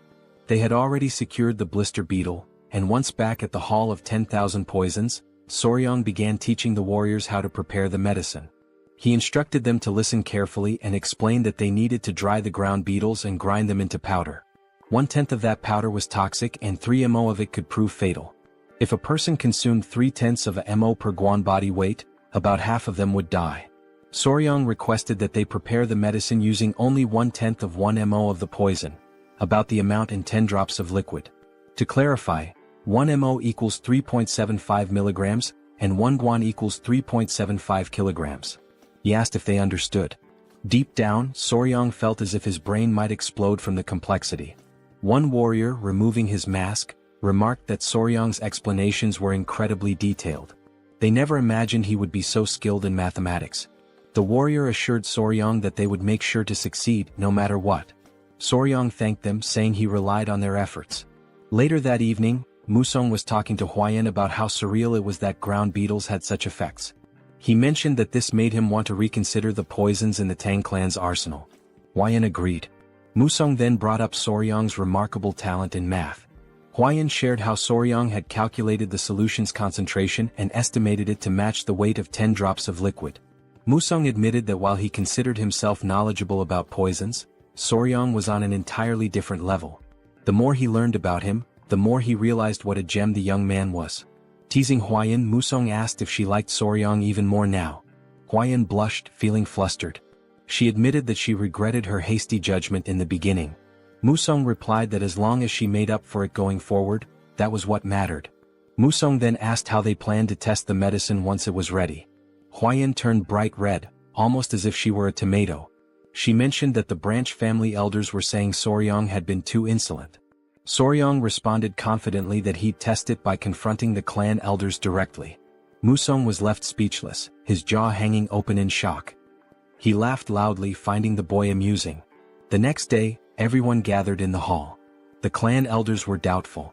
A warrior handed Soryang a wooden box and explained that he had mixed licorice powder and honey to make the medicine sweeter and easier to consume. Soryang was impressed by how much attention the man had paid to the smallest details. He asked the warrior if he had followed the instructions exactly. The warrior confirmed that he had done so carefully.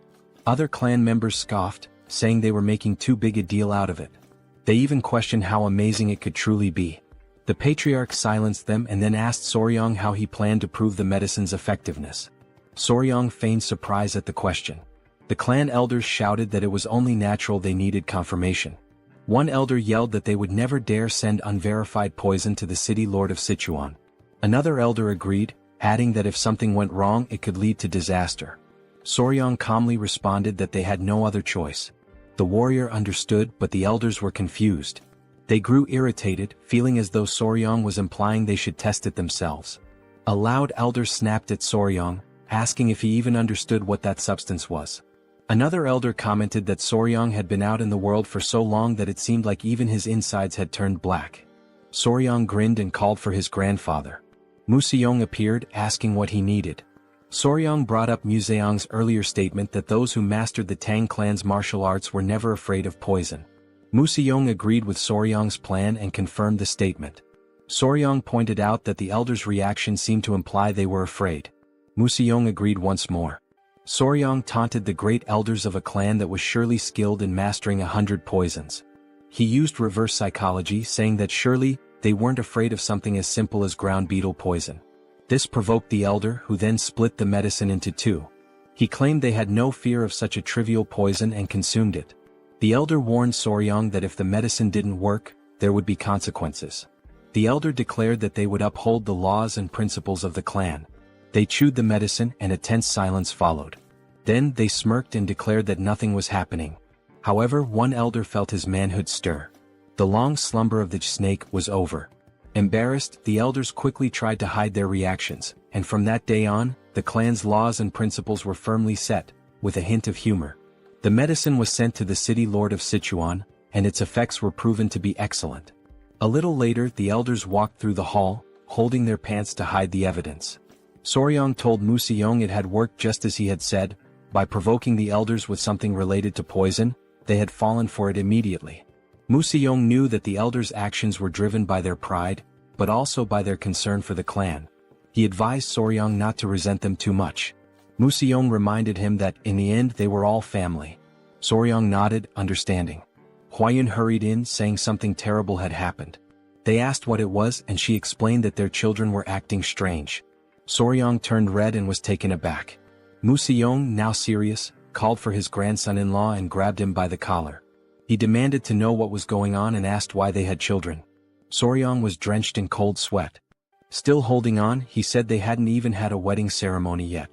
Huayin, her face flushing, shouted that they weren't human children. It was the centipede Soryang was raising. Soryang looked surprised and worried, quickly asking what had actually happened to the centipedes. He explained that he had been doing a lot of physical training lately and had asked Miss Huayin to look after them in the meantime. However, due to her recent efforts, she had completely forgotten about them. Suddenly concerned, he asked to see where his daughters were, but Huayin told him they weren't with her. The old man, witnessing this scene, was left in utter shock. Sometime later, the three small centipedes were shown looking sickly. Not understanding the situation, Soryang asked Huayin if it had happened suddenly. She confirmed, saying they had seemed fine earlier, and asked if he thought they were ill. Their colors looked pale and their shells appeared strange. Soryang quickly realized what was happening and reassured Huayin not to worry. He explained that the process was called molting, during which creatures like centipedes shed their hard shells. He added that it was likely the time for it to happen. Huayin, still uncertain, asked if it was truly okay, and Soryang reassured her it was natural and would happen soon.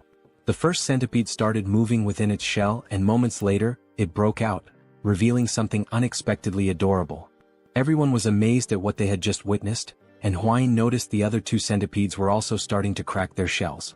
Seconds later they emerged as well. Now gathered together, all three appeared twice as large and even more charming, leaving everyone captivated by their beauty. Huayin asked Soryang if he had names for them yet, but he admitted he hadn't thought about it. After a brief pause, he suggested calling them number 1, number 2, and number 3.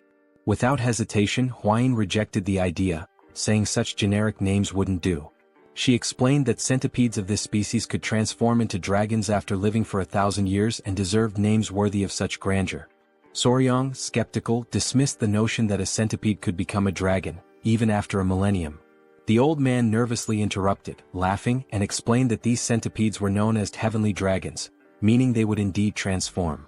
Realizing who had been spreading such nonsense, Soryang shook his head but continued thinking of suitable names. After a moment of contemplation, he proposed Nova, Myra, and Grace. Huayin was taken aback. Soryang explained the symbolism behind each name. The first, Nova, represented a beginning. The second, Myra, symbolized fragrance.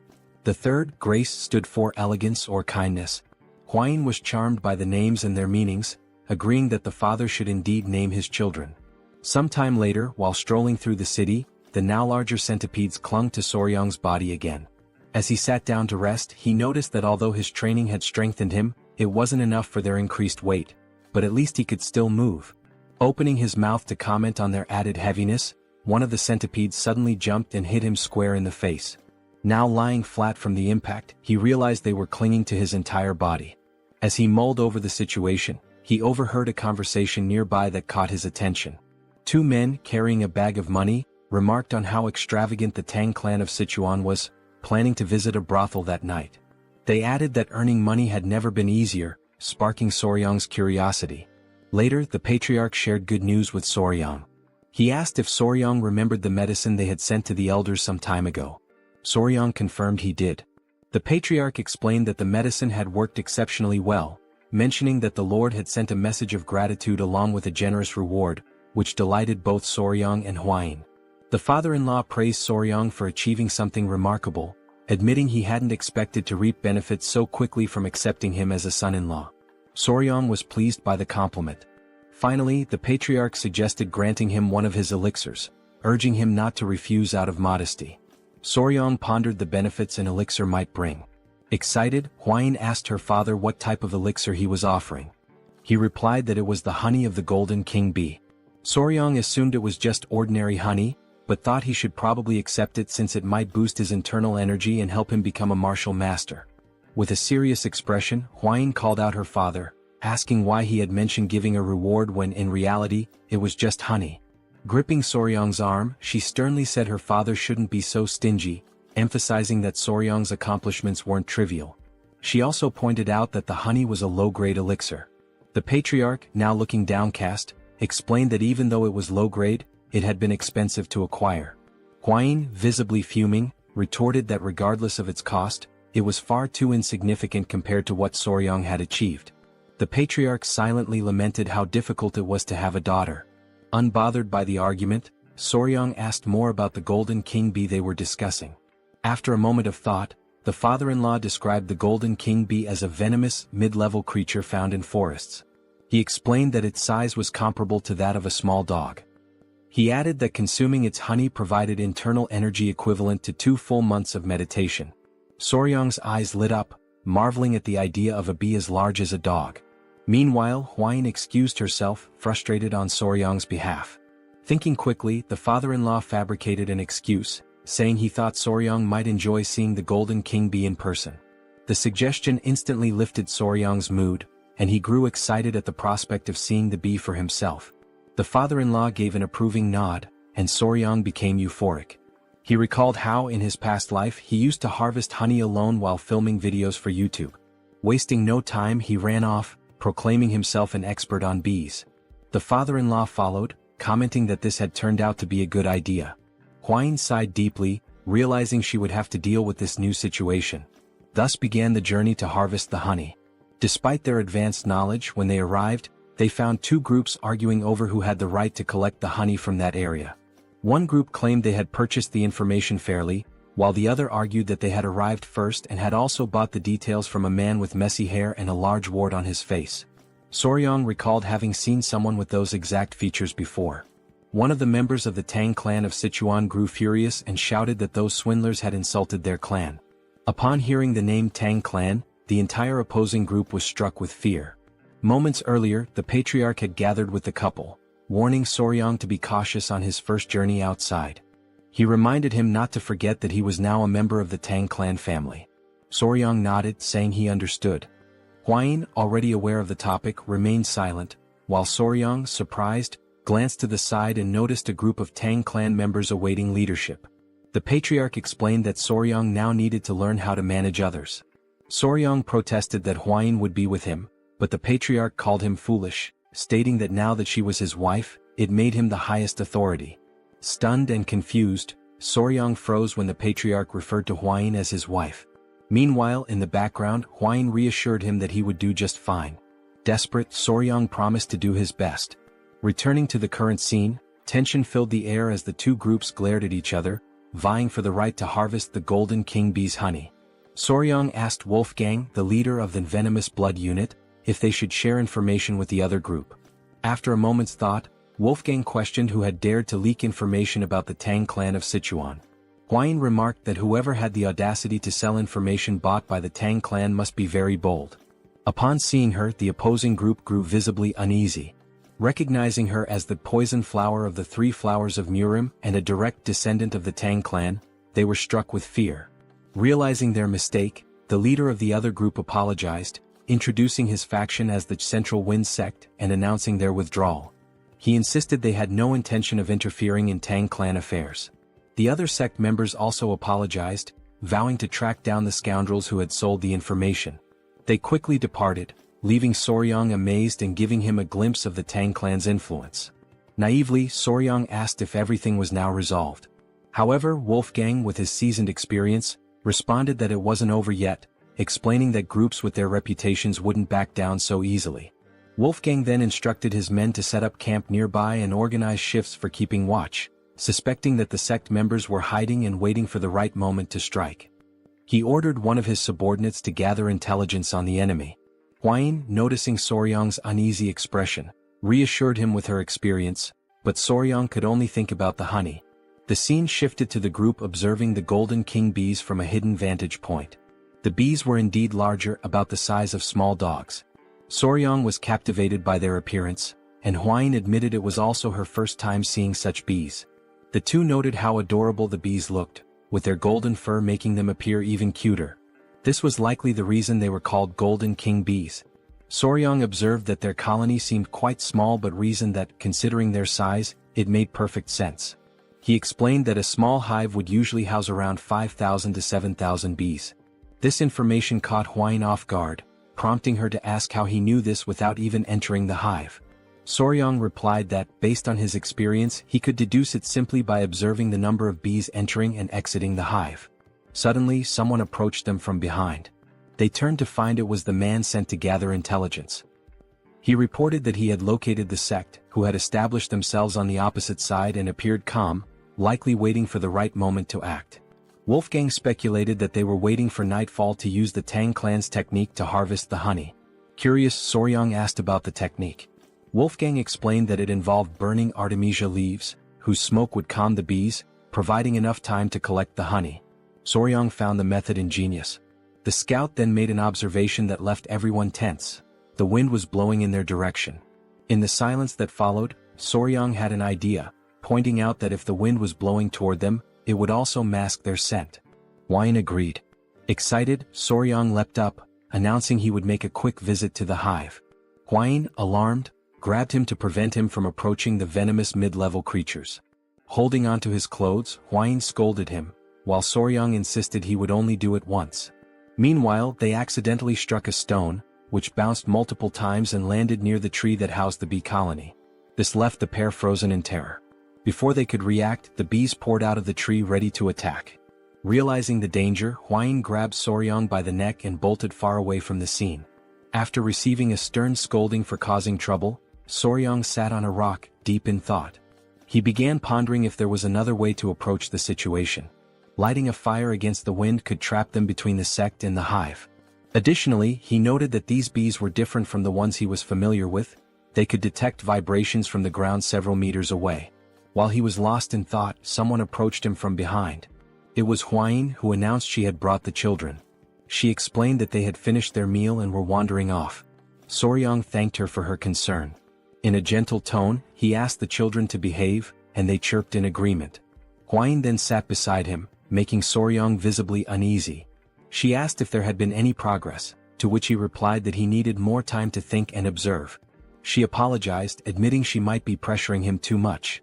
Clearly overwhelmed, Soryang insisted it was all in her head and assured her he wasn't feeling pressured. At that moment, Huayin noticed two monkeys near the tree, seemingly in a squabble, making quite a racket near the bees. She pointed out that one of the monkeys looked particularly aggressive. Soryang suddenly caught a strange scent and quickly asked Huayin if she could smell it too. She confirmed, noting it was a sweet aroma. Horrified, Soryang explained that the scent was pheromones released by the bees, signaling an imminent swarm. Without hesitation, Huayin grabbed him and leapt away to safety. From a secure distance she looked back, astonished. A massive swarm of golden king bees had emerged, attacking the noisy monkeys near the hive. The bees bit relentlessly, leaving the monkeys covered in painful welts. The poor creatures had no chance. Now hidden, Huayin asked Soryang how he knew the bees were going to attack, even before hearing their buzzing. He explained it was the sweet scent the bees had emitted. She remarked that now that he mentioned it, the smell resembled a flower's fragrance. Before she could finish her thought, Soryang interrupted, asking if she could distinguish the pheromones and recognize the scent. She confirmed, identifying it as the scent of magnolia flowers. This revelation brought a smile to Soryang's face. As he prepared to speak further, Huayin blushed, sensing his enthusiasm. With a mischievous grin, Soryang declared that he had found the perfect solution to deal with the meddlesome rebels targeting their bees. Meanwhile, on the other side of the forest, all the members of the sect were gathered, waiting for the perfect moment to act. Everyone seemed to be enjoying themselves, especially the sect leader, who was quickly becoming drunk. As they roasted fish over a fire, the leader took another swig and remarked how delicious everything was. One of the members, a man with a scar across his face, asked the leader when he thought the Tang clan would move to collect the honey. The leader admitted it was hard to say, noting how 3 days ago the Tang clan was everywhere, but now it had gone completely silent. He speculated that the Tang clan would likely act soon, a notion the scarred man agreed with. The leader then asked if they were certain they could make good money from this, which made everyone burst into laughter. The scarred man explained that candles made from the golden king bee's wax were treasures exclusively used by the imperial family. He added that the Tang clan would only take the honey and leave the hives behind, leaving them to claim the real prize. Excitement bubbled among the group at the thought of the Tang clan failing their honey collection. Malicious laughter echoed as they imagined not only getting the honey but also the hives. One of the men brought up Huayin, referring to her as the infamous poison master known as the 3 flowers of Murim. He warned the group to keep an eye on her and ensure she didn't die at their hands, at least not yet. This suggestion was met with more wicked laughter as they entertained the thought of claiming Huayin for themselves, with one member suggesting that she might even become a Tang clan in-law. Another joked that favors like that needed to be returned. As they laughed, one of the henchmen suddenly noticed a strange scent wafting in from afar. Still joking, he suggested it must be the natural perfume of the poisonous flower, Huayin. Another, chuckling along, bet that even her natural scent was as intoxicating as that aroma. The wind carried the fragrance across the forest, accompanied by an unusual noise. The man who had been joking moments ago now froze in fear and asked the others what the smell was. As they turned their attention to the sky, their expressions changed to shock and terror. Against the backdrop of the moon, a massive, swirling cloud was descending. It was an uncountable swarm of golden king bees. 2 members screamed in panic, asking if that was really a swarm of bees, and the others confirmed their worst fears. Without wasting another moment, they all ran for their lives, scrambling to escape the incoming wave of golden king bees. The once adorable bees, with their shining golden eyes, were now on a rampage, attacking anything that moved. Within seconds, the swarm had done its work, leaving the sect members covered in painful welts caused by the bees' bites, just as they had done to the monkeys earlier. Meanwhile, the scene shifted to show the mixture of ingredients Soryang had prepared to produce the pheromone. It had been strategically placed on the ground so the wind could carry the scent toward the henchmen's camp. Hidden behind trees and rocks, Soryang and Huayin watched as the bees mobilized, following the pheromone's trail. Huayin was astonished that the plan had actually worked, while the sect leader stood slack-jawed, amazed that the entire swarm was heading in one direction. Huayin turned to Soryang and asked how he had managed it, admitting she hadn't expected the bees to become so aggressive over the scent of flowers. Soryang, clearly excited, explained that the smell had triggered the bees to launch a full-scale attack. Curious, Huayin asked how simply crushing some flowers and fruits and spreading the juice could provoke such a response. Soryang, brimming with enthusiasm, explained that the specific scent acted as a signal for the bees. Using examples like the Giga Chad beetle and adorable bees, he elaborated that the phenomenon was due to pheromones, a type of chemical signal used by animals of the same species to communicate. He added that social insects like ants and wasps heavily relied on pheromones for tasks such as locating food. Finally, he explained that the pheromone he used was the exact same chemical signal the bees released when initiating a mass attack: isoamyl acetate. Huayin, enchanted by Soryang's explanation, said it was fascinating that he knew the scent emitted by magnolias was the same one bees used to signal an attack. Embarrassed by her praise, Soryang replied that what was truly fascinating was her ability to recognize those scents. She explained that as a descendant of the Tang clan, which specialized in poisons, she had to be highly sensitive to smells. Shifting focus from their explanations, Soryang noticed no bees were emerging from the hive. He concluded that this was the perfect moment to act and ventured into the Golden King bee's hive to harvest their honey. Holding smoldering mugwort leaves whose smoke soothed the bees, the trio moved cautiously, observing their surroundings. Standing at the entrance to the massive tree, surrounded by the silence of the night, the leader warned of the danger and insisted on going first. As he stepped inside, his eyes widened in amazement, marveling at how much larger the hive was than they had anticipated. Looking upward, they saw enormous, golden glowing honeycombs, fully living up to the name Golden King bees. The leader confirmed that the hive appeared empty, with no sounds of bees buzzing around. As they ventured further, Soryang noticed something unusual. After a closer inspection, he realized there was no honey. Huayin, after looking around, confirmed his observation. This struck the leader as odd, noting that such a thing had never happened before. Soryang also observed the absence of eggs in the hive. Curious, the leader asked if this might be related to the lack of honey. Drawing on his expertise, Soryang hypothesized that the bees were preparing to migrate. They must have consumed all their stored honey and carried it in their stomachs for the journey.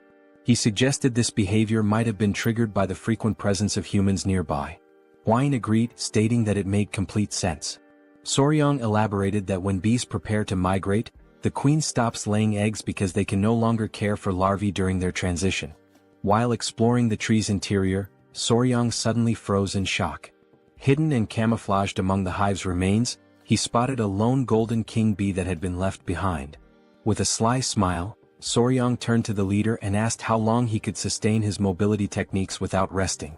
The leader, confused by the question, estimated he could manage about half a day. Before he could ask why Soryang wanted to know, a scout interrupted, urgently announcing that the Golden King bees were returning and they needed to leave immediately. On high alert, the leader ordered everyone to retreat.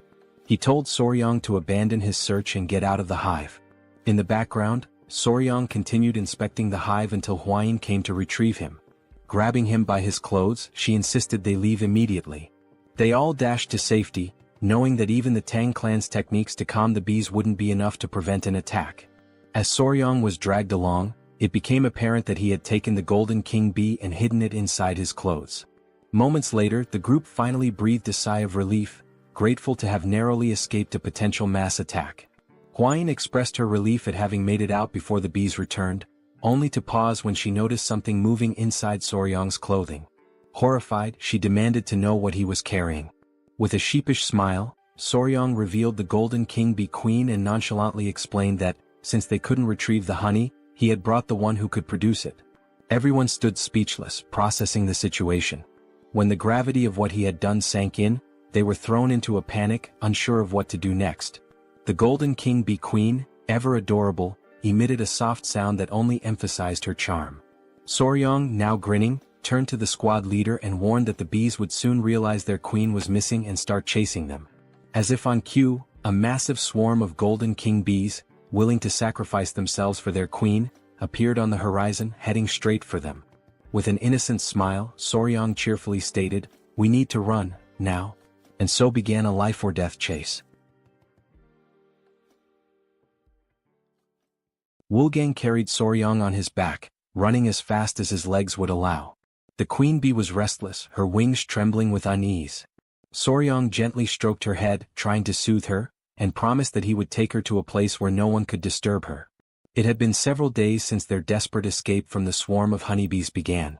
During this grueling journey, the group pushed themselves to their limits, sacrificing sleep and using their mobility arts to the fullest. Exhaustion was etched on the faces of every member of the team. By the time they reached their destination, several warriors from the Venom Blood unit had fallen behind. Silently, Soryang vowed that as soon as they returned, he would demand proper mobility arts training for everyone. As they pressed forward, one warrior stumbled and fell to the ground. Alarmed, another member shouted, drawing attention to their fallen comrade. The downed warrior was Huang Duryong of the Venom Blood unit. His condition was critical, half-conscious, with dark circles under his eyes, and both drool and snot dripping from his slack mouth. Soryang wasn't faring much better, dark circles shadowing his own eyes. Yet, he clung to the hope that once the queen bee was far enough from her colony, the relentless pursuit of the swarm would cease. Wolfgang, however, began to lose faith. He questioned Soryang, asking if they could truly escape. Soryang's answer was vague, offering no definitive assurance. 3 days later, another warrior collapsed, falling face first onto the dirt path. Weakly apologizing, he admitted he could no longer continue. Soryang grew increasingly worried about Wolfgang's condition. Before he could act, Huayin stepped forward, insisting she would carry Soryang in Wolfgang's place. Soryang protested, suggesting he could run on his own. Despite her disheveled and exhausted appearance, Huayin declared with unshakable resolve that a member of the Tang clan never gives up. When they finally reached the gates of the Tang clan estate, 2 guards were stationed there. They quickly noticed the approaching figures and immediately recognized Huayin, their young lady. Leaning on Soryang for support, Huayin staggered forward. The guards were stunned by their battered state and wasted no time calling for assistance. The commotion drew the attention of the clan elder and Chai Olsen, who hurried out to see what was happening. Both men froze in shock at the sight of Huayin's weakened condition. Chai Olsen gently placed her head on his lap, using his healing arts to tend to her injuries. Furious, he demanded an explanation from Soryang. Soryang pleaded for calm, explaining that Huayin was merely exhausted from 10 consecutive days of using mobility arts without rest. However, he didn't dwell on explanations and urged them to move immediately to the training grounds, insisting there was no time to waste. The elder, confused, asked for clarification. In response, Soryang reached into his clothing and revealed the golden-haired queen bee. He explained that the swarm would arrive soon and that they needed to prepare at the ancient grove in the training grounds. A heavy silence fell over the room, as everyone struggled to process what they had just heard. Finally, the elder broke the silence, bursting into laughter at the absurdity of the situation. Chai Olsen, however, was less amused. He reminded Soryang that his task was to gather honey, not bring the queen bee herself. With a firm grip, the elder placed his arm around Soryang's shoulders and declared they would head to the training grounds immediately. A startled cry escaped Soryang as the elder effortlessly lifted him and began running at breakneck speed. Midway through, Soryang shouted, alarmed. "What's wrong now?" the elder asked. "The bees, they're coming our way," Soryang exclaimed. The elder turned to see a massive cloud of bees swarming after them. "Did you bring the entire colony with you?" he asked, incredulous. The two quickened their pace, racing toward the ancient grove. Soryang's body strained to endure the overwhelming speed, but the elder's secure grip held him steady, like a living seatbelt. At last they arrived. Soryang approached the tree and gently addressed the golden-haired queen bee, explaining that this was the safe haven he had promised her, a new home where she would be undisturbed. With care, Soryang released the queen bee, asking, "Not bad, right?" The queen bee emitted a soft, melodic sound as if acknowledging his words. She inspected the tree and turned back to Soryang, her excitement evident. Soryang chuckled, asking aloud if she truly liked her new home. The elder, standing nearby, reminded everyone that they needed to leave quickly, as the swarm was still approaching. The members of the Tang clan watched in awe as the golden-haired bee colony arrived, flying in perfect harmony above the tree. The queen bee let out a series of sounds as if calling to her followers. Obediently, the bees settled into the tree. The elder watched in awe, admitting that he had never witnessed anything like it in his entire life. The mission was a resounding success. The golden-haired queen bee had been relocated safely, marking an extraordinary achievement for the Tang clan.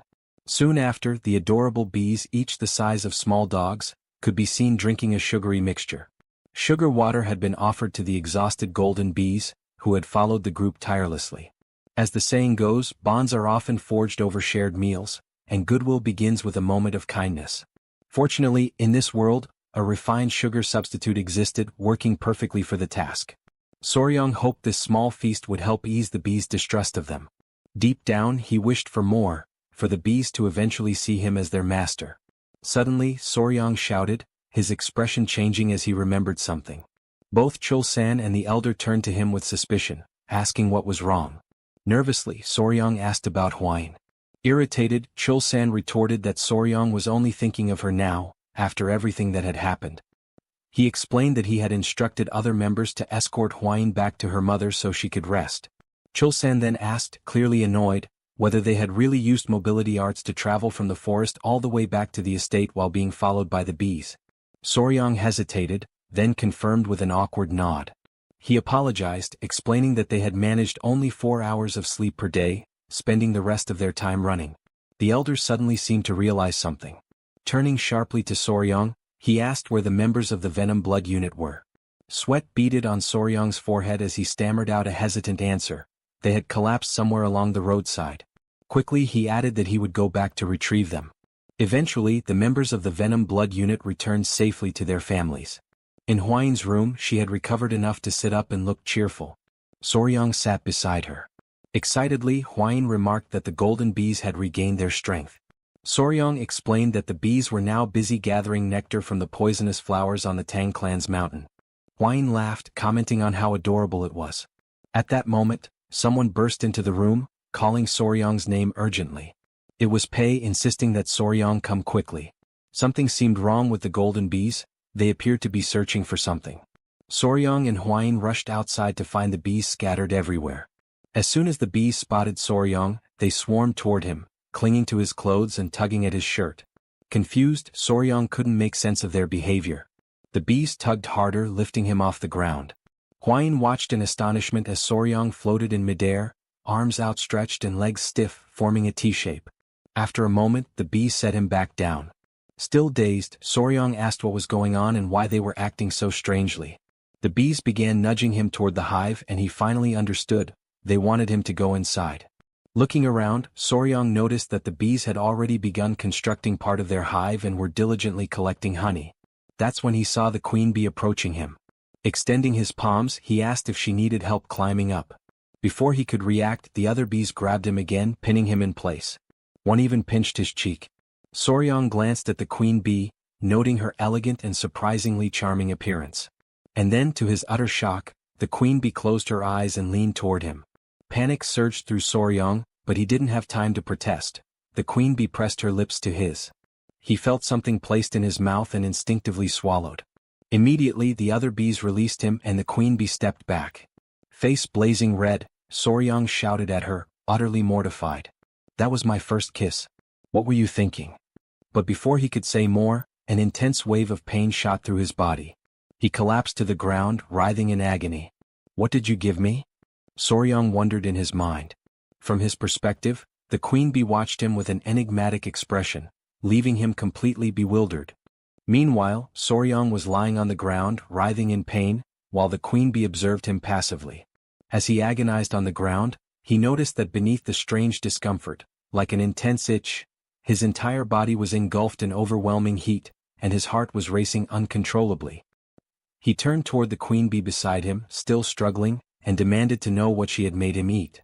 She simply stared at him adorably, offering no response as his senses began to fade and his eyelids grew heavy. A few minutes later, still unconscious, Soryong heard someone calling his name over and over. When he partially opened his eyes, he saw Hwain and the Great Elder. Hwain, frantic, exclaimed that something was seriously wrong with him, and the elder confirmed, saying it seemed he had ingested a highly potent elixir. Soryong fainted again as Hwain pleaded for him to hold on, promising to guide his chi. Moments later, Soryong regained full consciousness. He woke to find Hwain beside him, worry etched across her face as she asked if he was okay. He sat up in bed, scratching his head and asked where they were. She explained they were in the Tang Clan's medical wing. Hwain elaborated, saying that when she saw him being dragged off by the queen bee, she and the elder immediately ran to the hive. By the time they arrived he was already unconscious, so they brought him there. She asked if he remembered what had happened at the hive. Soryong paused to think. It was then that he realized his first kiss in this world had been with the queen bee. Embarrassed, he flushed deeply. Hwain, still concerned, asked if he was feeling all right and if there was anything wrong with his body. She offered to call the Great Elder for his expertise if necessary. Looking down at his hands, Soryong shook his head and said there was no need. After letting out a long sigh, he decided to explain what had really happened. He told her that the queen bee had fed him the same food she eats, which was undoubtedly the cause of everything. Curious, Hwain asked what exactly he had eaten. Soryong admitted he didn't know the exact name but said that if he had to name it, he would call it the king bee elixir. Hwain was shocked. He went on to explain that worker bees collect nectar and pollen for sustenance and that only those dedicated to their labor consume it. Still puzzled, Hwain asked what the queen bee eats. Soryong replied that from birth to death, the queen bee exclusively consumes the elixir made by the worker bees. In other words, he explained, the substance the queen bee had forced him to consume was royal jelly. Huayin understood and remarked that it must be the queen's exclusive food for her entire life. Soryong then added that the king bee elixir has special effects. Intrigued, Huayin asked what those effects might be.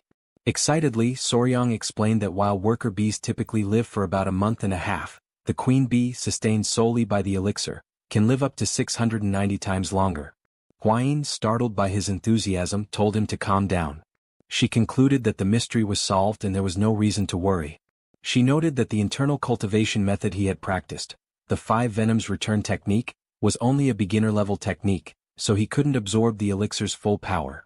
She also mentioned that the honey from the bees carried 2 months' worth of internal energy, but he had essentially absorbed 60 times that amount, equivalent to 10 years of internal energy. She added that he was incredibly lucky. As he felt the surge of blue energy coursing through his body, Soryong realized just how fortunate he had been. Huayin, bashful and fiddling with her hair, hesitantly suggested that he should check himself in a silver mirror later. Blushing, she hinted that the golden king bee elixir might have had other effects. Wide-eyed, Soryong demanded to know what effects she was talking about and what the silver mirror was for. When he looked into the mirror, he noticed something was different. His body was taller, his abs were defined, and even his hair had grown longer. Examining himself further, he realized there was definitely something unusual. He questioned whether royal jelly always had such effects. He noted that his cultivation had improved significantly and that his skin was unbelievably soft, almost like a woman's. Panic set in as he wondered if he was turning into a woman since the substance he had consumed was meant exclusively for the queen. Determined to confirm, he decided there was only one way to check, by analyzing his baseball bat. After a meticulous inspection, he was relieved to find everything intact, or perhaps even slightly enhanced. Relieved, Soryong lay down on the floor and realized everything was where it should be.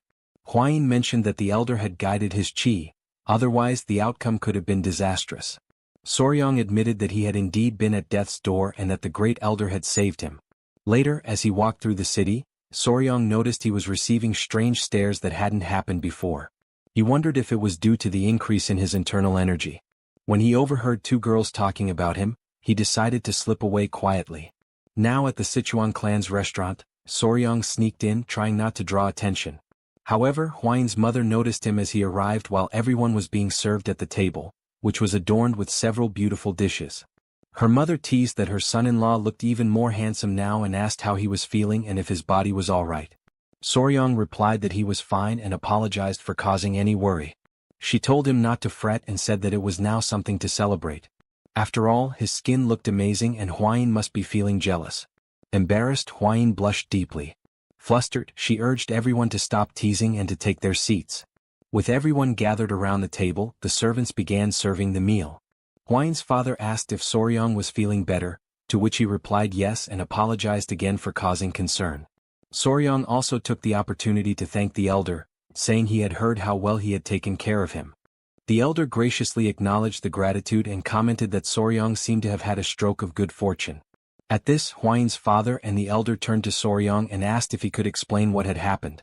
Huayin had mentioned the king bee elixir, but they wanted to hear the story directly from him. Soryong paused, reflecting on what had truly happened and how to convey it. He began by explaining that it seemed the queen bee had been so pleased with her new home that she decided to reward him for his kindness. She dragged him into the hive and fed him the king bee elixir, which started all the commotion. Everyone at the table was shocked, marveling that even mid-level venomous creatures could show gratitude. It was truly fascinating. The elder then asked Huayin's father if there was any way to obtain the elixir again, noting how it could greatly benefit the Tang clan. Huayin's father responded that while the honey alone was an incredible treasure, the king bee elixir would indeed be an extraordinary blessing. Excited by the idea, Huayin's mother turned to Soryong and asked if it would be possible for him to acquire more of the elixir. The question silenced the entire table as everyone waited for his response. Huayin herself addressed him directly, asking if it was truly possible to get more. Soryong thought about it, considering that with ordinary bees, it might be feasible to create multiple queen cells and trick the worker bees into producing royal jelly for them.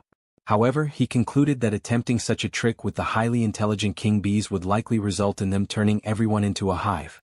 He explained that royal jelly was essentially baby food produced by worker bees, But what he had consumed came directly from the queen herself, raising the possibility that it wasn't even the same substance. Debating whether to be fully honest and risk dashing their hopes, Soryang finally said he didn't think it was possible. The elder and Hwaine's mother immediately asked why not. Soryang replied that even if someone could eat it, he wasn't sure they would want to. Confused, Hwaine's father asked if the issue was with the taste or the smell. Soryang clarified that it wasn't about either. The king bee elixir came directly from the queen bee's mouth, and the only way to receive it was through direct contact with her. He went on to explain that the process involved forming a bond by joining lips, with the queen's tongue entering the recipient's mouth to transfer the elixir. The entire table froze in shock at the revelation that Soryang had kissed the queen bee, especially with his wife sitting right beside him. Still stunned, Hwaine's father concluded that it was best to assume acquiring more was impossible since the queen bee had only favored Soryang, making it unattainable for anyone else. At that moment, the sound of chopsticks dropping broke the silence. It was Hwaine, her face serious, who asked Soryang about this so-called kiss. With a look of disbelief, she demanded to know if he had really kissed the queen bee.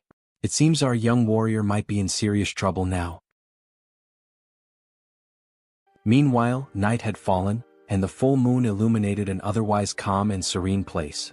In a secluded room, someone appeared visibly irritated.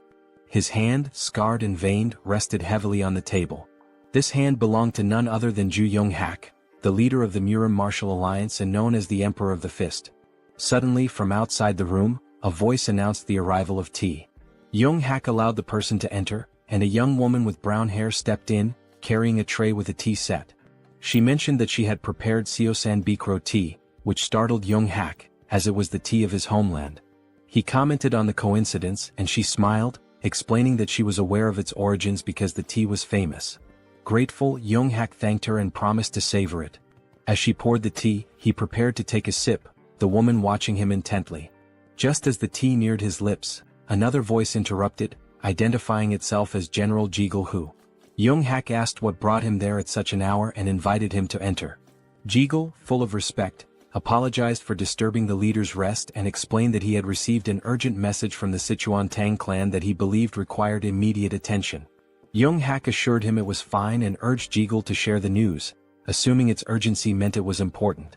Jigul stepped forward, placed a scroll on the table and began explaining the situation. He revealed that the message concerned Rakshasa blood hand Tak Anyang. Jigul detailed how the Tang clan had recovered not only Tak Anyang's head but also the secret manual of the blood hand poison art, which had been in his possession. Upon hearing this, Young-hak's rage boiled over, and he slammed his fist onto the table, shattering the teacup the woman had just served. Still trembling with anger over the blood hand poison art, he demanded to know where and how the manual had been retrieved. Jigul explained that years ago, Tak Anyang had disappeared after being struck by the myriad poison's palm of the divine elder. Subsequently, he had fled to the Hainan Islands where he lived in seclusion. With a slight smirk, Jigul added an even more fascinating piece of news, that the infamous demon Tak Anyang had been defeated by a young poison master. This piqued Young-hak's curiosity, and he asked for confirmation, wondering aloud if there truly was a young poison master. Sitting directly across from the leader, Jigul said the story surrounding this event was quite intriguing and suggested that Young-hak would find it fascinating. Smiling slyly, Jigul asked permission to recount the tale in full detail. In the background, the woman silently observed Jigul with an enigmatic expression, clearly displeased by his presence. Elsewhere, in the grand hall of the Tang clan patriarch, a meeting was underway with the clan's most prominent members. One of the elderly men mentioned that there were individuals within the Tang clan who had sold secrets to outsiders. Another elder called it an audacious betrayal, lamenting that he never imagined anyone would tarnish the clan's reputation. Soryang whispered to Hwaine that it was surprising no one criticized her father-in-law, to which she smiled and replied that it was only natural. While the room buzzed with heated discussions, the father-in-law, Tang clan patriarch, spoke up, demanding to know who would dare to disgrace the family's honor. He added that even the elders of collateral branches were furious, emphasizing that, at the end of the day, they were all one family. He informed everyone that he had already requested the Beggars sect to uncover the culprits and expected news soon. Moreover, he announced his intent to personally visit the Yingchuan commandery. One elder asked how he planned to handle the situation. The patriarch responded decisively, explaining that he would begin with the soul-annihilating poison, followed by the bloody flames poison and the intestine-paralyzing venom. He elaborated, describing in vivid detail how the culprits would writhe in agony as their blood boiled, their organs dissolved, and their very souls felt like they were being torn apart. Finally he would finish them off with the 7-step soul-cutting poison. Hearing this, Soryang was stunned by the sheer brutality of the poison mix. Without hesitation, the Patriarch gave orders to Wolfgang to summon the Poison Annihilation Unit immediately, declaring his intention to depart at once. Wolfgang promptly obeyed. Outside, the unit stood assembled, ready for deployment. Turning back toward Soryang, the Patriarch said he was leaving and entrusted him with overseeing matters in his absence. Soryang expressed his gratitude and asked his father-in-law to take care of himself. Smiling confidently, the Patriarch replied that Soryang need not worry. After all, it was others who should be concerned about his actions. With that, the group departed, and the Patriarch addressed the squad, declaring that they would ensure the punishment for those who leaked the information would be unforgettable. Watching them leave, Soryang turned to Huayin and asked if those men belonged to the Poison Annihilation Unit, noting that he had never seen them before. She confirmed, explaining that they were assigned to handle slightly heavier tasks. With a knowing smile, she elaborated that their primary role was to eliminate people, which was why they were aptly called the Annihilation Unit. Soryang couldn't help but wonder what exactly slightly heavier tasks entailed for them. As they continued their conversation, a voice called out to them from behind. Turning around, Soryang saw it was the elderly elders approaching. Both Soryang and Huayin greeted the elders respectfully. One of the elders mentioned they had heard rumors about Soryang's recent stroke of good fortune. Pausing for a moment to think, Soryang realized what they might be referring to and admitted it was true. As he pondered, his thoughts turned to the royal jelly of the Golden King bees. One of the elders coughed awkwardly and, now a bit sheepish, explained that the reason they had approached Soryang was to ask him for a small favor. Surprised, Soryang asked what kind of favor they had in mind. When he inquired if it was related to the Golden King bees, the elders quickly denied it, asking if he thought they would stoop so low as to covet such a thing. After all, they explained, miraculous elixirs and rare treasures naturally find their destined owners. Still puzzled, Soryang asked what, then, they wanted from him. The elders fumbled awkwardly, clearly hesitant to answer directly. One of the elders leaned closer to Soryang, lowering his voice to keep others from hearing, and asked if he remembered the remedy, the earth beetle medicine, that had given them such a boost the other day. Since Soryang had been in charge of it before, he still had authority over the medicine. It was only then that Soryang, now smiling, realized what they were referring to. What sly old men, he thought. With a smirk, he pulled out the earth beetle medicine and began to handle it deftly, almost as if performing a juggling act. Though he was still adjusting to life in the clan, he knew that if the elders supported him in various ways, there would be nothing he couldn't offer in return.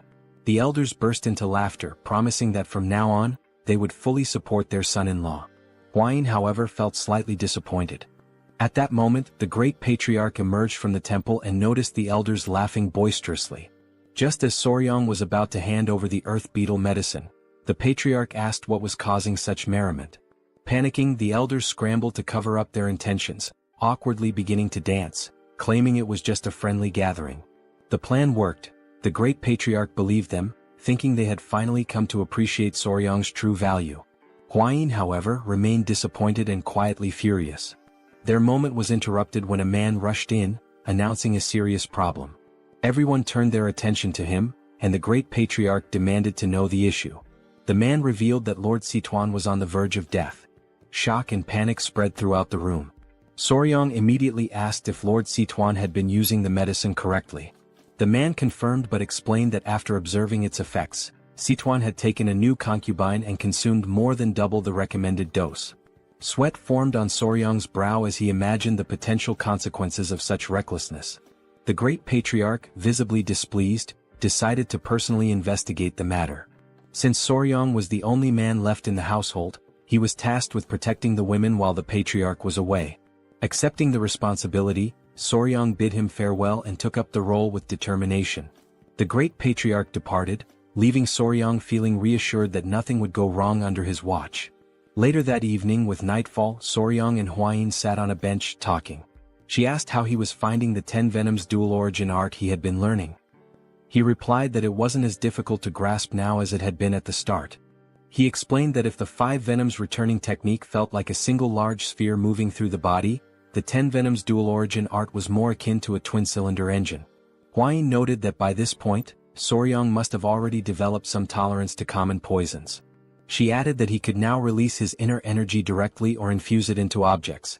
Soryong was speechless, intrigued by this revelation, and overwhelmed with an uncontrollable desire to test his new technique. They prepared a straw dummy for the test. Drawing a dagger, Soryong closed his eyes to focus. A powerful green energy began to emanate from his body, radiating with intensity. The first step was to move his internal energy from left to right and then rotate both spheres in the same direction. As soon as the chi energy circulated through his body, he opened his eyes and hurled the dagger forcefully toward the straw dummy. The dagger flew like lightning, piercing the dummy effortlessly. Soryong was pleased, and his fiancée praised him for successfully infusing his chi into the dagger. The knife, still radiating energy, embedded itself into the wall directly in front of two masked men. At first, the masked intruders thought they had been discovered and considered taking Soryong out. However, upon noticing the straw dummy, they realized it was just a coincidence. One of them was holding a book, the secret manual of the blood hand poison art. Although it was merely a copy, their task was complete, and they decided to leave quickly before the situation escalated. They mocked the Tang clan's negligent security, calling the guards fools for making their escape so easy thanks to the distraction. But then, something unexpected happened. A sweet, rosy aroma began to fill the air, putting the men on edge. The scent was pleasant, yet they couldn't determine its source. Hovering just above them was the king bee, glaring at the intruders with an intensity that confirmed they didn't belong there. As the rain began to fall, cries echoed through the area. Soryong froze, startled and unsure of what was happening. Elsewhere, Huayin turned toward the sound of the cries and spotted movement. Through the bushes she caught sight of men dressed like ninjas.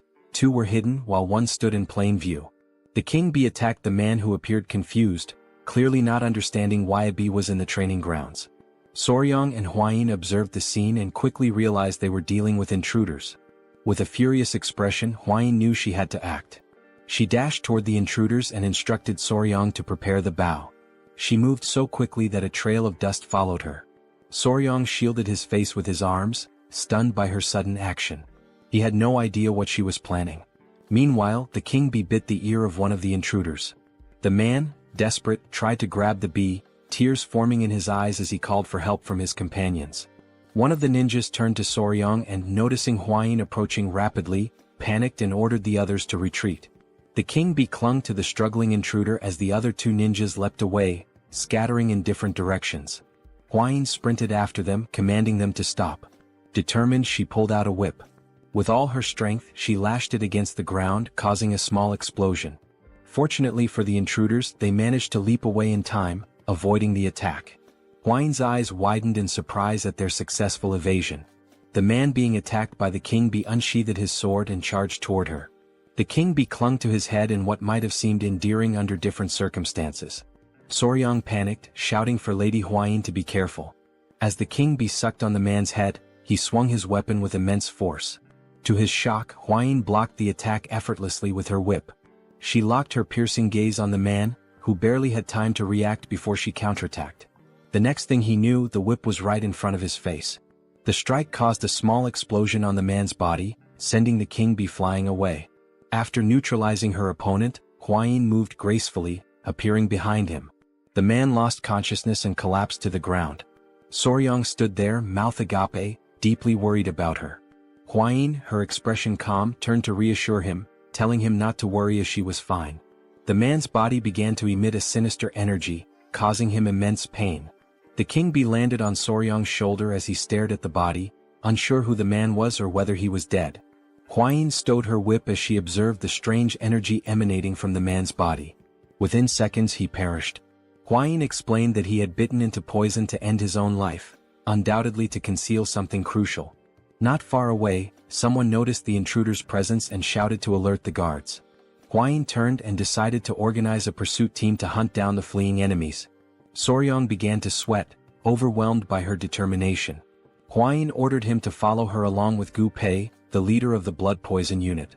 The night was dark, but the forest was lit by the flickering glow of torches. Soryong, Pei, and several other members of the clan chased the intruders through the dense forest. Leading the group, Pei was confident that the masked men couldn't have gotten far. With a determined expression, he declared that they must capture them at any cost. While the others seemed tireless, Soryong was already showing signs of exhaustion. Sweating and short of breath, he focused on activating his dual-cylinder engine technique. As he did, he stomped the ground with great force, causing it to shatter beneath him. The earth gave way under his feet, and Soryong let out a loud yell as his body sank into the ground. From his clothing, small centipedes began to crawl out. Pei turned around with a confused expression and asked if Soryong was all right. Soryong had created a large hole in the ground. Pei and the others halted their pursuit, rushing to the edge of the hole to help him. With their assistance, Soryong managed to climb out, thanking them profusely as he genuinely thought he wouldn't survive. But as he turned his head back, something caught his attention. Beneath him was a cluster of green snakes staring up at him intently. Soryong couldn't stop himself from sweating even more as fear gripped him upon realizing he was standing in the middle of a snake nest. Pei studied the serpents carefully and explained that they usually gathered in areas with strong Inkai energy, particularly during this time of year. He added that these snakes were unusually aggressive and warned Soryong to stay vigilant. Soryong, overwhelmed by fear, continued sweating profusely. One of the snakes opened its mouth, preparing to strike. This behavior was odd to him since striped tiger water snakes were typically not this hostile. Dark clouds loomed over the sky, signaling the arrival of a storm. Soryong admitted that it was his fault they were delayed. Knowing that rain was imminent, he suggested they move quickly. Pei and the others agreed, resuming their chase. They couldn't afford to lose sight of the intruders. Not far ahead, a faint light became visible. Pei turned to Soryong, announcing that they had found the intruders. The masked men, visibly furious, found themselves cornered at a dead end. Behind them was a towering rocky mountain, cutting off any escape route. As thunder rumbled across the sky, Pei and his group arrived, encircling the intruders. Pei and his team reached into their robes, declaring that this was the end for the masked men. Soryong remained silent, while on the other side, one of the masked men glared at his companions and commanded them to tighten their formation. The blood poison unit members drew their kunai, prompting the masked men to unsheath their weapons in response. The blood poison unit advanced, ready for combat. One of the masked men wielded a sword and charged forward. Two members of the unit threw kunai at him, but the ninja skillfully deflected the projectiles with his dagger. He counterattacked fiercely, his sword clashing violently with the ninja's daggers. The ninjas were shocked by the man's strength, their expressions hardening in frustration. One of them moved swiftly and delivered a powerful kick to the man's face, forcing him to drop his weapon. They ordered him to step aside. Witnessing this, a member of the blood poison unit panicked. While the ninjas were distracted, something began approaching them rapidly. It was Pei who attempted a surprise attack. But the ninja ducked quickly, evading the strike with ease. Pei stood still, observing silently. The ninja retreated with small leaps, but Pei activated his skill, Triple Mirage Kill, and hurled kunai at the enemy. The kunai flew toward the ninja, exploding midair and splitting into 3 separate blades. The ninja was stunned by the unexpected attack.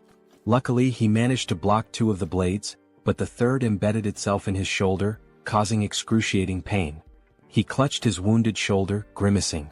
Pei approached, mocking him as a lucky bastard. By now, 2 of the masked ninjas were already down, leaving only one standing, injured and fatigued. Pei and his men began to close in on the last remaining enemy. The ninja was fortunate. The rain had diluted the venom on Pei's kunai, sparing him from a more severe fate. Pei glared furiously at the ninja, but suddenly, a chilling laugh echoed through the air, interrupting the standoff. The voice mocked the pathetic insects gathered there. Pei and the others froze, their confusion apparent. On high alert, Pei adopted a serious expression and demanded to know who was there. At that moment, a figure descended from the top of the rocky mountain, landing before the remaining ninja with enough force to crack the ground. The newcomer was an old man with a long, scraggly beard and a sinister smile. He scanned Soryong and the others with a murderous gaze, exuding an aura of malice. Feeling the man's powerful energy, Pei immediately became alert, recognizing him as a martial arts master. Without hesitation, Pei ordered his men to retreat. The old man's body began to radiate a sinister aura. He stood upright and, with a wicked smile, started walking toward them. Turning to the ninja, he asked if they had retrieved the item. The ninja closed his eyes and pulled a book from within his robes, explaining that it was not the original but a copy made by the Tang Clan. This revelation stunned Soryong, whose eyes widened in disbelief. Memories of the great patriarch's words came flooding back to him. He had warned that this book was something only evil men would desire. Soryang's gaze locked onto the book as recognition set in. He quickly realized it was a replica of the malicious tome his grandfather had studied long ago. Meanwhile, one of the captured ninjas had been tied up nearby. Soryang, seated beside Pei, revealed that the book was a copy of the secret manual of the blood-handed venomous art, leaving Pei visibly shocked. Pei's eyes burned with fury and he clenched his teeth tightly. As this was happening, the ninja handed the book to the old man, who opened it with an unsettling grin spreading across his face. Pei's fists trembled with indignation. He couldn't fathom the kind of people who would dare to covet something so dark and cursed. He demanded the old man reveal his identity. With a sinister smirk, the elder began flipping through the pages one by one. As he had suspected, the book was indeed a copy. It contained the forms of the techniques but lacked the crucial formulas. Still, for him this was more than enough. After finishing the book, he shut it decisively. Even though it was early, there was no better way to announce their return. The old man gave the ninja, whom he addressed as Bloody Glory, permission to unleash the cultivation martial arts and ordered him to leave no one alive. Bloody Glory cracked his knuckles and, with a determined expression, vowed to carry out the command. Beside him lay the lifeless body of one of his fallen comrades. Reaching out toward the corpse, he began to concentrate. A crimson energy emerged from his hand and moments later the blood from the body shot toward him, absorbed through the palm of his hand. Pei's eyes widened in terror as he realized what technique the man was using. On the other side, Soryang clutched his head in disbelief, overwhelmed by the horrifying sight. The ninja's eyes started to glow as he smiled and continued absorbing the blood from the corpse. In the blink of an eye, the kunai embedded in his shoulder fell to the ground, and his wound healed completely. The old man erupted into maniacal laughter. He summoned an energy sphere into his hand and, with a malicious glare, declared his identity. He was none other than a senior member of the blood cult, the feared Blood Falcon Daggerclaw, known as Lord Guchenak. Soryang gritted his teeth and drew his kunai. Guchenak's gaze shifted to him, his interest piqued. The old man instantly recognized the vigor in the young warrior's body. Drool began to drip from Guchenak's mouth. He licked his lips, his eyes glinting with excitement, as he murmured that it had been far too long since he'd tasted the pure blood of youth.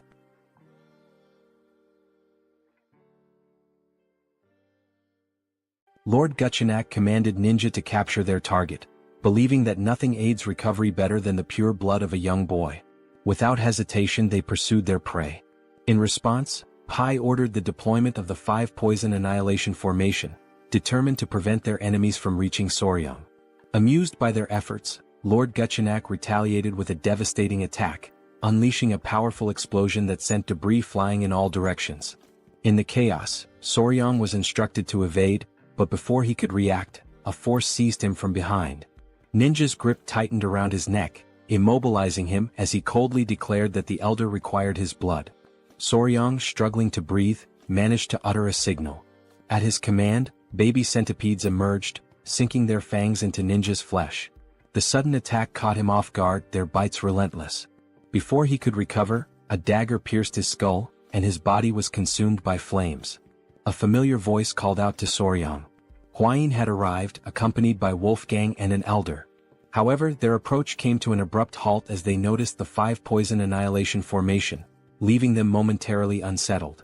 Pai acknowledged Huayin's presence and informed her of the blood cult elder's assault. Without hesitation, Huayin commanded everyone to support Pai.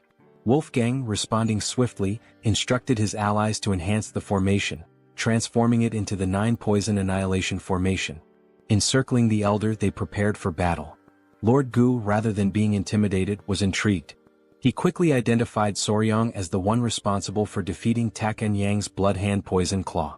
Dismissing the title as mere exaggeration, he mocked the irony of such a fearsome technique falling victim to centipedes. Wolfgang, unfazed, warned him to stay silent, threatening to bury him alongside the others. Lord Guchenak merely laughed, daring them to try, his expression twisted with anticipation. As the battle raged on, rain poured from the sky, explosions erupting across the battlefield. Amidst the chaos, Soryang attended to an injured warrior, urging him to hold on despite knowing deep down that their situation was dire. Their forces were growing weaker, while their enemy continuously replenished his strength by absorbing blood. A sudden crash broke his thoughts. Huayin had been thrown against a tree, wincing in pain. Rushing to her side, he asked if she was all right. Though coughing up blood, she reassured him before grasping his hand and advising him to return to the Tang clan to summon reinforcements. Their current numbers were insufficient. Soryang hesitated, torn between the truth of her words and the reality that he could do nothing to change the battle's course. Wolfgang and the others pleaded with him to go, vowing to hold their ground as long as possible. With a pained expression, he finally agreed, promising to return quickly, though he doubted his own speed. Before he could dwell on it, Huayin pulled him into an embrace, assuring him that he was capable. She reminded him of his hard training and promised they would search for more poisons together in the future. Entrusting him with their survival, she returned to the battlefield. Watching her leave, Soryang struggled with his emotions, feeling overwhelmed by the situation. Pushing forward, he sprinted as fast as he could, until he tripped, landing in a puddle. The baby centipedes emerged, offering him comfort, a gesture he found oddly touching. Then realization struck. Even if he ran at full speed, it would take nearly half a day to reach the clan, and most of their skilled fighters were away. Even if he called for help, they wouldn't arrive in time. Looking up at the sky, he understood the truth. They had sent him away not for reinforcements but to save him. The thought left him conflicted. Was it because he was the youngest or because they saw him as weak and in need of protection? Doubts crept in about the true nature of martial artist chivalry. Yet, as he recalled Kaelson's words, that he was part of the family, he reflected on the meaning of the word. He had never truly considered himself a member of the Sichuan Tang Clan. But as he recalled cherished memories with them, he realized that everyone had already accepted him as family. Everyone except himself. A small smile formed on his lips. For an assassin clan, they were surprisingly warm-hearted. Rising to his feet, his resolve hardened. With newfound determination, he whispered to himself, ready to act. He sprinted forward, driven by a singular goal, to save those who had risked their lives for him. His mind raced through possible solutions, considering every factor: blood cult regeneration, venomous creatures, poisonous beasts, and lethal herbs. Then he came to a halt. Before him lay a snake den, its eerie inhabitants slithering within. He turned to the baby centipedes, instructing them to wait before carefully setting them down. Without hesitation, he ran toward the den, leaving them puzzled by his actions. With unwavering resolve, he leaped into the pit of serpents, ready to embrace whatever lay ahead. The blood-stained snakes, known as flower snakes, appeared harmless at first glance, but they were highly venomous vipers. Unlike other venomous snakes with hooked fangs at the front of their mouths, these had smaller venomous fangs located in the molar area, making it more difficult to inject their toxin. However, their venom was among the most potent of any terrestrial snake in East Asia. As Soryang descended into the snake's nest, dozens of them immediately coiled around his body, biting his hands and legs. He remained composed, enduring the pain and even urging them to bite him harder. Though their venom exceeded that of a black mamba in strength, the Tang clan's internal energy techniques allowed him to resist its effects, ensuring his survival for the time being. The small centipedes, watching from a distance, became worried and called out to him. He reassured them, telling them to remain calm as he would be leaving soon. However, as he examined his arm, now covered in snake bites, he decided that he had acquired enough venom for his purposes. Just as he prepared to leave, he suddenly found himself unable to move. Looking down, he saw that the snakes had wrapped tightly around his legs. The unexpected situation unsettled him, and panic flickered across his expression. Before he could react further, the small centipedes leaped into the nest, landing on his head and shoulders. Their presence caught him by surprise, and their actions, though unexpected, struck him as oddly endearing. One of the centipedes, enraged by the snake's aggression, let out a tiny but fierce roar. Soryang watched with growing confusion as the confrontation escalated. A snake locked eyes with the centipede and began to hiss, provoking the small creature further. Its patience quickly ran out.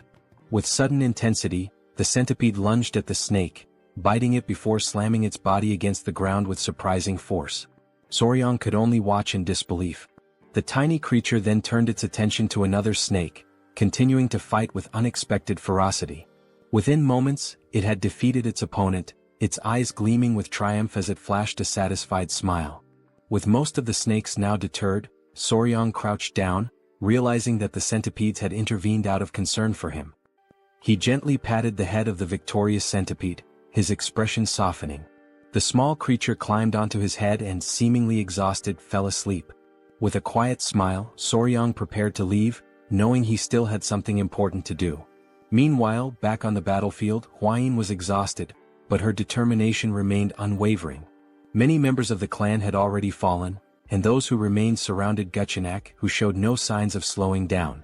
He grabbed another warrior by the neck, draining his blood to restore his energy. Foam formed at the victim's mouth as his life was drained away.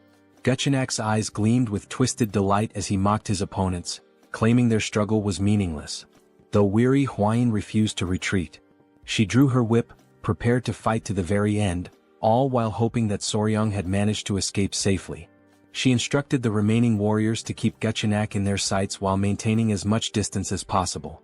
Noting that the rain was about to stop, she ordered a signal to be sent to any nearby reinforcements. A warrior nodded in response, though Guchenak merely smirked.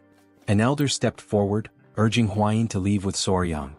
His words took her by surprise, but she rejected the suggestion without hesitation. The clan members quickly voiced their disagreement, adamant that a direct descendant of the Tang clan could not abandon them. If they failed to protect her, they would be unable to face the patriarch. Guchenak remained silent at first, watching their exchange with growing impatience. Eventually he crossed his arms and interrupted. He stated that their discussion had gone on long enough. His gaze flickered between Huayin and the elder before he coldly declared that if his entertainment fled, he would be left bored. A sinister smile spread across his face as he placed a hand on his chin. Then, with a chilling certainty, he revealed his intentions. If Huayin attempted to escape, he would turn the Tang clan into a spectacle of suffering, a declaration of the blood cult's return. The elder clenched his teeth, recognizing that Guchenak had no intention of letting anyone escape. Huayin, resolute, prepared to fight, vowing to take at least one of his arms, even at the cost of their lives. The determination of the clan members was evident as they fixed their gaze on Guchenak, who responded with a knowing smile. However, just as the tension reached its peak, an unexpected voice interrupted, reinforcing the belief that a member of the Tang clan never abandoned their own. The revelation left everyone in shock. Huayin's eyes widened in disbelief as Soryang emerged, approaching with a confident stride. The elder was at a loss for words, while Huayin, though relieved to see him, could not shake off her concern. Without hesitation, Soryang carefully removed the small centipedes from his body and instructed them to stay behind. Declaring his unwavering loyalty to the Tang clan, he removed his shirt, his eyes burning with determination.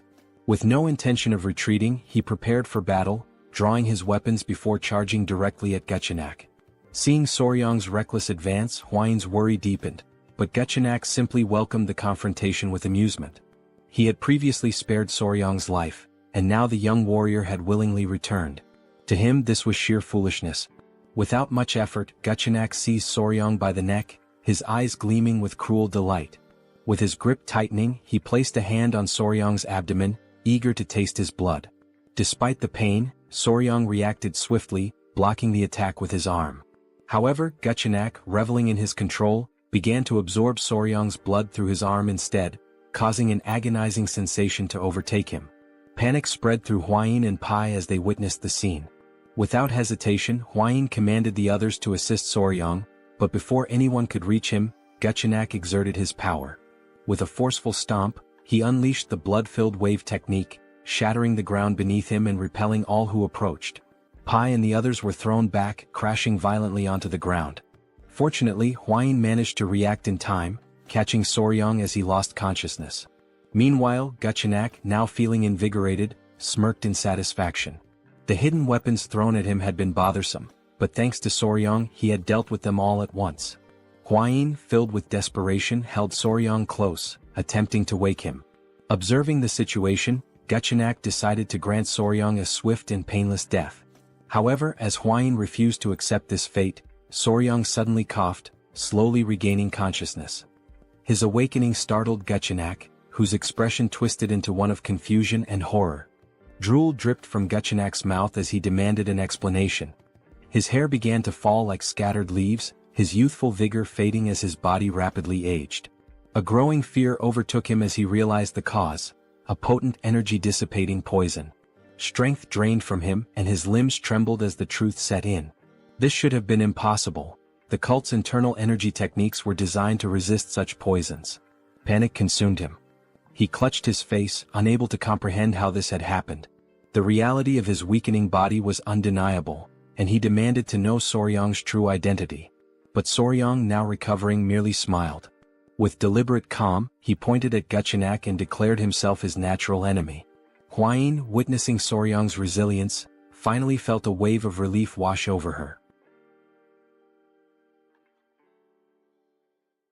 As the poison continued to take effect, Guchenak trembled with fear, unable to accept his defeat at the hands of a mere child. Soryang, drained of energy, used the last of his strength to direct a weary gaze toward Hwayin, revealing something that left her in shock. Guchenak's eyes burned with rage as he fixed his gaze on Soryang. His body tensed with frustration, sweat forming on his brow as he realized that the blood he had absorbed from Soryang no longer obeyed his will.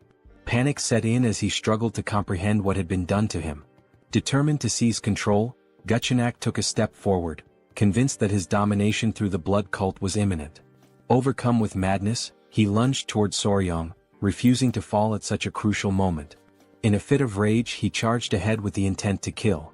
Sensing the danger, Hwayin tightened her grip on her whip, immediately preparing for battle. As Guchenak neared his target, she struck, wrapping the whip around his neck, causing him immense pain. Stunned that her attack had landed, she watched as Guchenak, a formidable dark martial artist, struggled against the weapon's hold. His fury intensified as he fought to break free, his body convulsing with rage.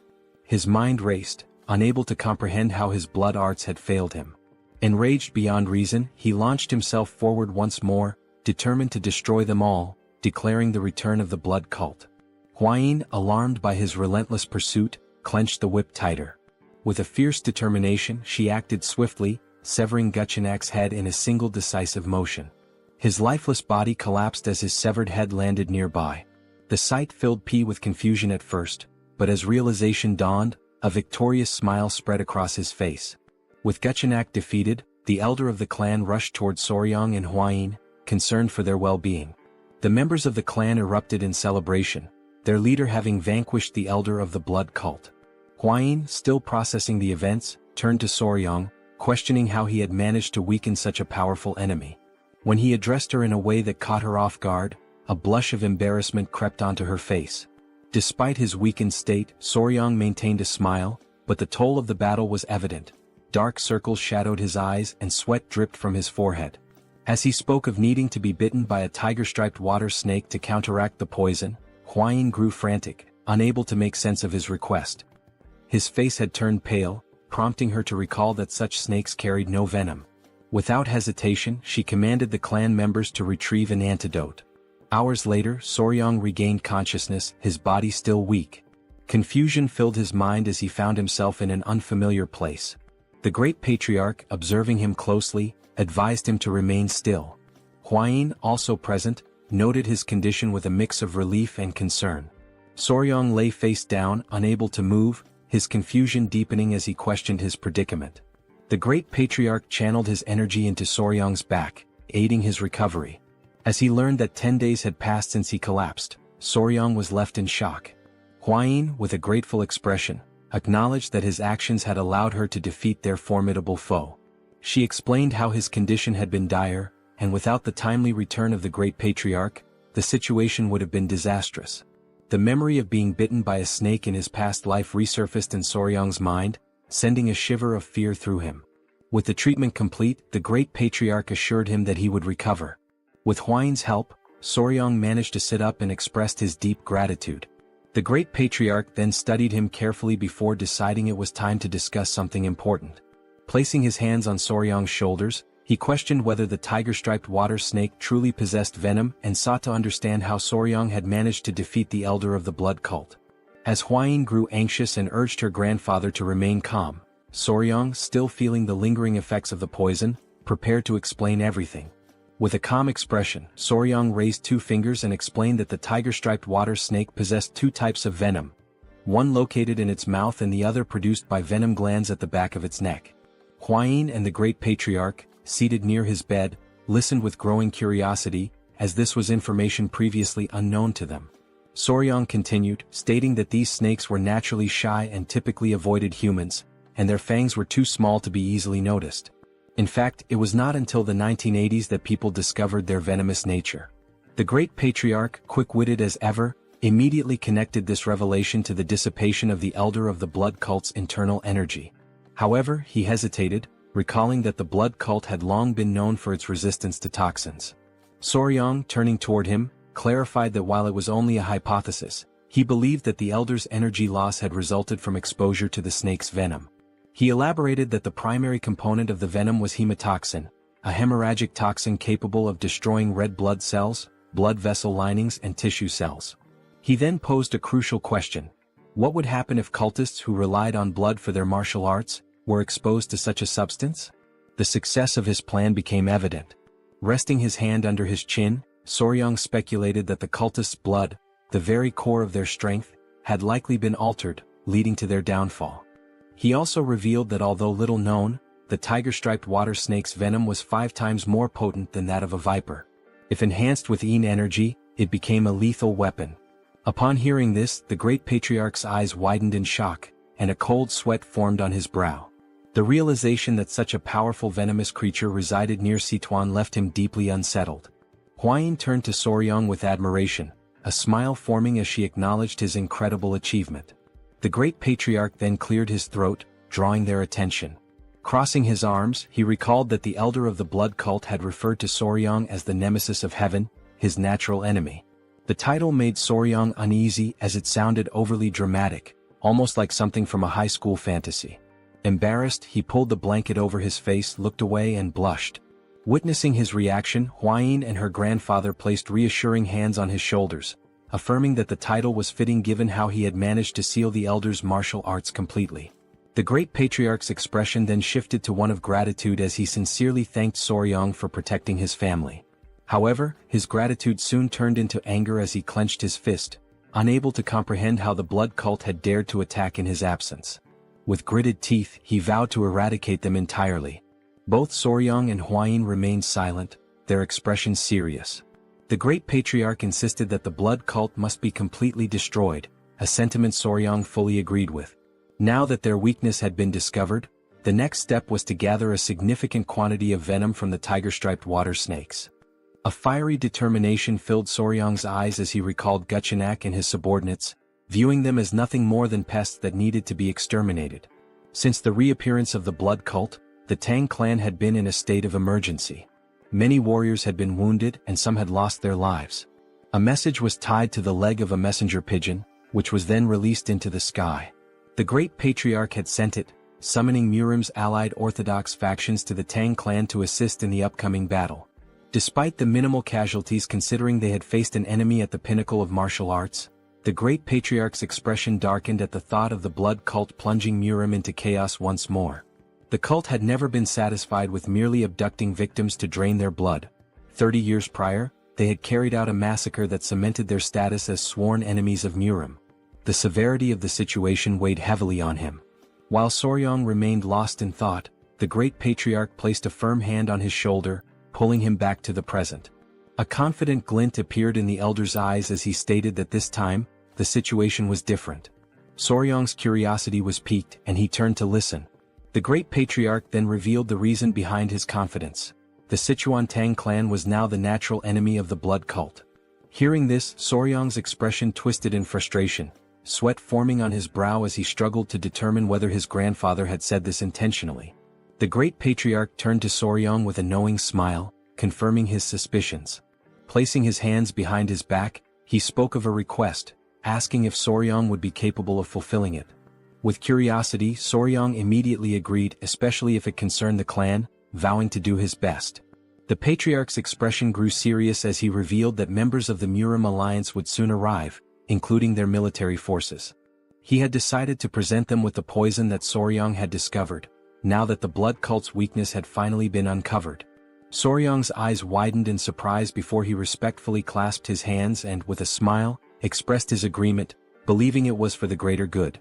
Seeing this, the great patriarch smiled, having anticipated Soryang's response. Just as Soryang was about to leave, the patriarch mentioned something that would bring him great joy. Curious, Soryang turned back, eager to hear the news. With a warm smile, The patriarch announced that the modifications to the Hall of 10,000 Poisons had been completed and that, from that moment forward, Soryong would be officially responsible for managing it. A surge of joy overtook him, and he clenched his fists in excitement, already envisioning himself surrounded by poisonous creatures. His eyes sparkled with enthusiasm. The patriarch also added that, as per Soryong's suggestion, a sunlit pavilion had been prepared, a crucial step for properly raising tiger-striped water snakes. Interlacing his fingers, Soryong grew even more excited, determined to think of this as a duty for Murim's benefit and to give his best effort. As the messenger pigeon soared into the distance, hours passed before Soryong finally arrived at the Hall of 10,000 Poisons. Upon seeing it, his jaw dropped in amazement. It was magnificent, guarded by 2 sentries at the entrance. Walking toward the door alongside Huayin, he noticed a particular room labeled the Toxic Creature Garden. Huayin's attention immediately fixated on it, and confusion flickered across her expression. Crossing his arms, Soryong smiled as he explained that it was a space dedicated to gathering all the poisonous creatures of the Central Plains. Her expression tensed with apprehension as she questioned whether he truly intended to assemble them all. With unwavering confidence, he affirmed it, reminding her of his promise to one day collect the 10 great venomous creatures of the region. Upon hearing this, a deep blush spread across her face. She covered her mouth, averted her gaze, and without hesitation, rushed off with the excuse of investigating a nearby gathering. As Soryong stood there, momentarily puzzled, a familiar voice greeted him with enthusiasm. It was Gu Pei, who stood confidently with his hands on his waist. With a beaming smile, he revealed his new position as commander of the Poison Division. While Soryong's expression turned to one of confusion, Huayin remained motionless, observing the scene. Gu Pei, still smiling, explained that the division had been newly established under the patriarch's orders. Behind him, several clan members stood in formation. Turning toward them, Gu Pei formally introduced them, stating that from that moment on, they would serve Soryong, acting as his hands and feet. Whether it involved locating poisonous creatures or raising them, he could rely on them completely. The realization of what was happening struck Soryong all at once. His mouth practically began to water at the thought, while Huayin, standing nearby, felt a twinge of envy. His eyes sparkled with sheer joy as he processed the significance of the moment. This was like having an entire team from a pet store dedicated to supporting him. For Soryong, this was another step toward turning his dream into reality. Meanwhile, far from the Tang clan, the messenger pigeon reached its intended destination. A woman with long black hair received the message and carefully read its contents. As her eyes scanned the words, she came to a chilling realization: the blood cult had returned. Lifting her gaze toward the sky, she understood that the peace that once reigned over the Central Plains was about to be shattered. A violent storm was looming on the horizon. At dawn the following day, Jaegal and his men set out toward the Tang clan. As they traveled, one of the elders turned to the group with a smile, remarking that they would soon arrive and would likely spend the night at the Tang clan mansion. A sense of relief spread across Jaegal's face at the thought of avoiding another night outdoors. As he walked, his mind wandered to an image of Jeong Hak, the Emperor of the Fist and leader of the Murim alliance, his fist clenched and his eyes burning with rage. The thought made Jaegal uneasy, realizing the importance of bringing at least one valuable piece of news. His focus remained on the search for any trace of the blood cult. After some time, the group reached the entrance of the Tang clan, where 2 armed guards stood watch. Seeing the mansion in the distance, the elder could not hide his joy. One of the guards quickly took notice of the approaching visitors, his eyes widening in recognition. He assumed that they must be the honored guests from the Murim alliance. With a composed expression, Jaegal stepped forward, closed his fan, and formally introduced himself as the military advisor of the alliance. In response, one of the guards opened the gates, while the other greeted them respectfully and expressed gratitude for their visit, requesting that they wait a moment. However, there was a hint of nervousness in the guard's eyes. Glancing to the side, the guard hesitated before explaining that there were certain matters the visitors needed to be aware of before entering the mansion.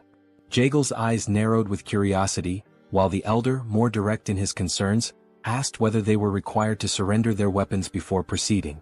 The guard, appearing slightly embarrassed, brought a hand to his chin before revealing that, no matter how small or insignificant a creature might seem, it was strictly forbidden to take a life within the Tang clan. At this, Jaegal's expression shifted to one of surprise, and his mind conjured the image of a golden Buddha statue. The possibility of the entire Tang clan converting to Buddhism crossed his mind. Sensing the misunderstanding, the guard quickly reassured them that they would understand once inside but emphasized the importance of abiding by this rule. Upon hearing this, Jae-gal and the elder became solemn. Before they could discuss the matter further, a familiar presence approached. The newcomer was visibly pleased by the arrival of the military advisor. Jae-gal's eyes widened slightly in recognition before a smile formed on his face. The ones greeting him were Hua-yin and Soryang. They both bowed their heads respectfully, and Jae-gal returned the gesture, acknowledging that it had been some time since he last saw Hua-yin. She placed her hands over her abdomen and, with a measured tone, noted that exactly 1 year had passed since their last meeting. With a light-hearted smile, Jae-gal inquired about the whereabouts of the myriad poison's divine sovereign. In response, Hua-yin closed her eyes briefly before explaining that her grandfather had left to search for traces of the blood cult, offering her apologies for any inconvenience. Jae-gal regarded her with a calm expression, dismissing any notion that it was an inconvenience. Instead, his attention soon shifted toward Soryang, his curiosity piqued. Studying the young warrior, he asked about his identity. With a polite smile, Soryang introduced himself, expressing his honor in meeting the military advisor. At this, Jae-gal and the elder exchanged glances, a hint of confusion in their eyes as they observed that the young man was not from the Tang clan. Before either could voice their thoughts, Hua-yin placed a hand over her chest, averted her gaze and hesitated before revealing that Soryang was her fiancé. A stunned silence followed. Jae-gal and the elder stood frozen in shock, while the men accompanying them reacted with disbelief. Whispers of jealousy spread among the group as realization dawned upon them. One of Murim's 3 flowers had a lover. Their hearts filled with despair as they clenched their fists, their eyes shimmering with unshed tears. To them, the world had never seemed more unfair. None could understand how or where Soryang had come from, and envy seeped into Jae-gal's expression as well. With a composed demeanor, he slowly unfolded his fan and lowered his gaze. He requested that they be guided inside, knowing that if the mood continued, the entire group might challenge Soryang to a sparring match. Just as tension simmered, an unfamiliar sound echoed through the air. Jae-gal and the elder instinctively tensed, their expressions shifting from confusion to intrigue, as they searched for the source of the strange noise. The men were left in shock, their jaws dropping as they lifted their gaze to the sky. Their expressions of astonishment quickly drew the attention of everyone around them, revealing that something unusual had appeared above. The source of the strange sound was soon identified, the golden-haired king bees which were flying in the area. The sight of such highly venomous creatures within the Tang clan left the group in disbelief. Instinctively, several men moved in front of Hua-yin, drawing their swords and instructing the others to remain cautious. Their stance made it clear that they were prepared to protect her at all costs. Observing their reaction, Soryang became increasingly alarmed. A sense of urgency flashed in his eyes as he urged them to put away their weapons. Fear crept into his expression as he stepped forward, placing a hand on one of the men's shoulders in an attempt to explain the new regulations of the Tang clan. However, the warrior, overwhelmed by anger, shoved Soryang's hand aside and, with a furious glare, demanded that he step away. He made it clear that the golden-haired king bees were incredibly dangerous creatures, capable of killing an ordinary person with ease. Despite Soryang's efforts to calm the situation, the men continued pressing in on him, gradually suffocating him beneath their collective weight. Unable to suppress his frustration any longer, he forcefully pushed them back. His eyes burned with intensity as he declared that he had been raising the golden-haired king bees himself, urging everyone to remain calm. The revelation left the group in shock. One of the bees landed gently on Soryang's head, an affectionate gesture that only deepened their disbelief. Jae-gal and the others, overwhelmed by fear, instinctively stepped back. Unfazed, Soryang smiled as he played with the bees, fully aware that they had missed him after their time apart. Seeing this, Hua-yin's expression softened, and a joyful smile appeared on her face. Meanwhile, the bees turned their attention toward Jae-gal and his men, who were still struggling to process what they had just witnessed. Soryang, maintaining his calm demeanor, stroked one of the bees and gently reassured them not to sting the guests. One of the warriors, watching in stunned silence, broke into a nervous sweat upon realizing that Soryang was treating these lethal creatures as if they were harmless pets. Gradually, the tension in the group dissipated, and the young warriors regained their composure. With the situation now under control, Jae-gal and the elder accompanied Soryang and Hua-yin inside. As they walked, Jae-gal's thoughts remained fixated on Soryang. It was difficult to believe that this young warrior from Hainan Island had become the fiancé of the renowned poisonous flower. The realization that an outsider had managed to secure such a position within the Tang clan left him in a state of disbelief. As they strolled further, something caught Jaegal's attention. Nearby, two men were sitting and engaged in a heated argument. The black-haired man, his expression fierce, held up a small vase and insisted that a venomous scorpion would be a more fitting companion for the Tang clan. In response, the orange-haired man, equally enraged, produced a small chameleon and vehemently argued its superiority, directing everyone's attention to the creature's radiant crest. Jaegal's pulse quickened as unease settled over him. Placing a hand on Soryang's shoulder, he hesitated before asking why so many warriors within the Tang clan were preoccupied with insects and animals. Pulled from his thoughts, Soryang turned his attention back to the scene, his curiosity piqued. As the men continued their dispute, he casually explained that they were enduring the venomous creature companionship punishment. The response sent a chill through Jaegal, who instinctively began to sweat. The thought of such a punishment unsettled him, and he quickly inquired about what they had done to deserve it. Soryang placed a hand under his chin, deep in thought, before recalling the events from a few nights prior. That evening, Soryang and Hwayin had gone to the training hall. As Soryang trained, Hwayin became increasingly anxious and advised him to focus on expelling his internal energy. However, despite his best efforts, Soryang's movements resembled a dance rather than proper training. Just as they continued, an unexpected presence disrupted them. Commander Gu and his men arrived, their faces tense. As they stood before them, they closed their eyes momentarily, visibly nervous. With a sorrowful expression, Gu Pei offered his apologies, explaining that a significant problem had arisen. More than half of the captured rat pups intended to feed the tiger-striped water snakes had perished. Hearing this, Soryang turned toward him, his gaze filled with sadness. Hwayin, on the other hand, appeared confused, uncertain about the situation. Soryang crossed his arms, closed his eyes and sighed. There was little that could be done, as rats were highly sensitive creatures. If the environment became too noisy, it was not uncommon for the mother to kill them. However, Gu Pei soon revealed the true cause of the problem. The warriors had not merely failed to preserve the rat pups, they had eaten them. A flicker of disbelief crossed Soryang's face as confusion settled in.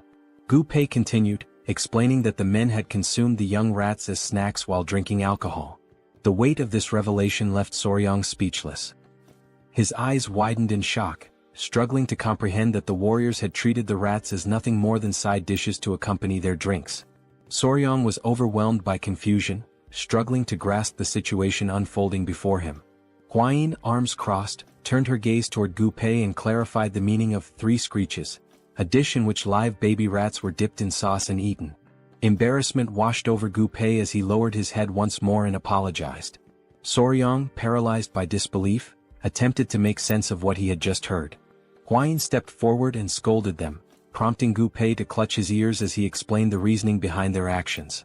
Some of the poison handlers were from Henan, and reminiscing about home had led to an unexpected turn of events, resulting in the warriors consuming the baby rats that had originally been captured to feed the tiger-striped water snakes. Soryang's expression darkened with contempt as the full realization set in.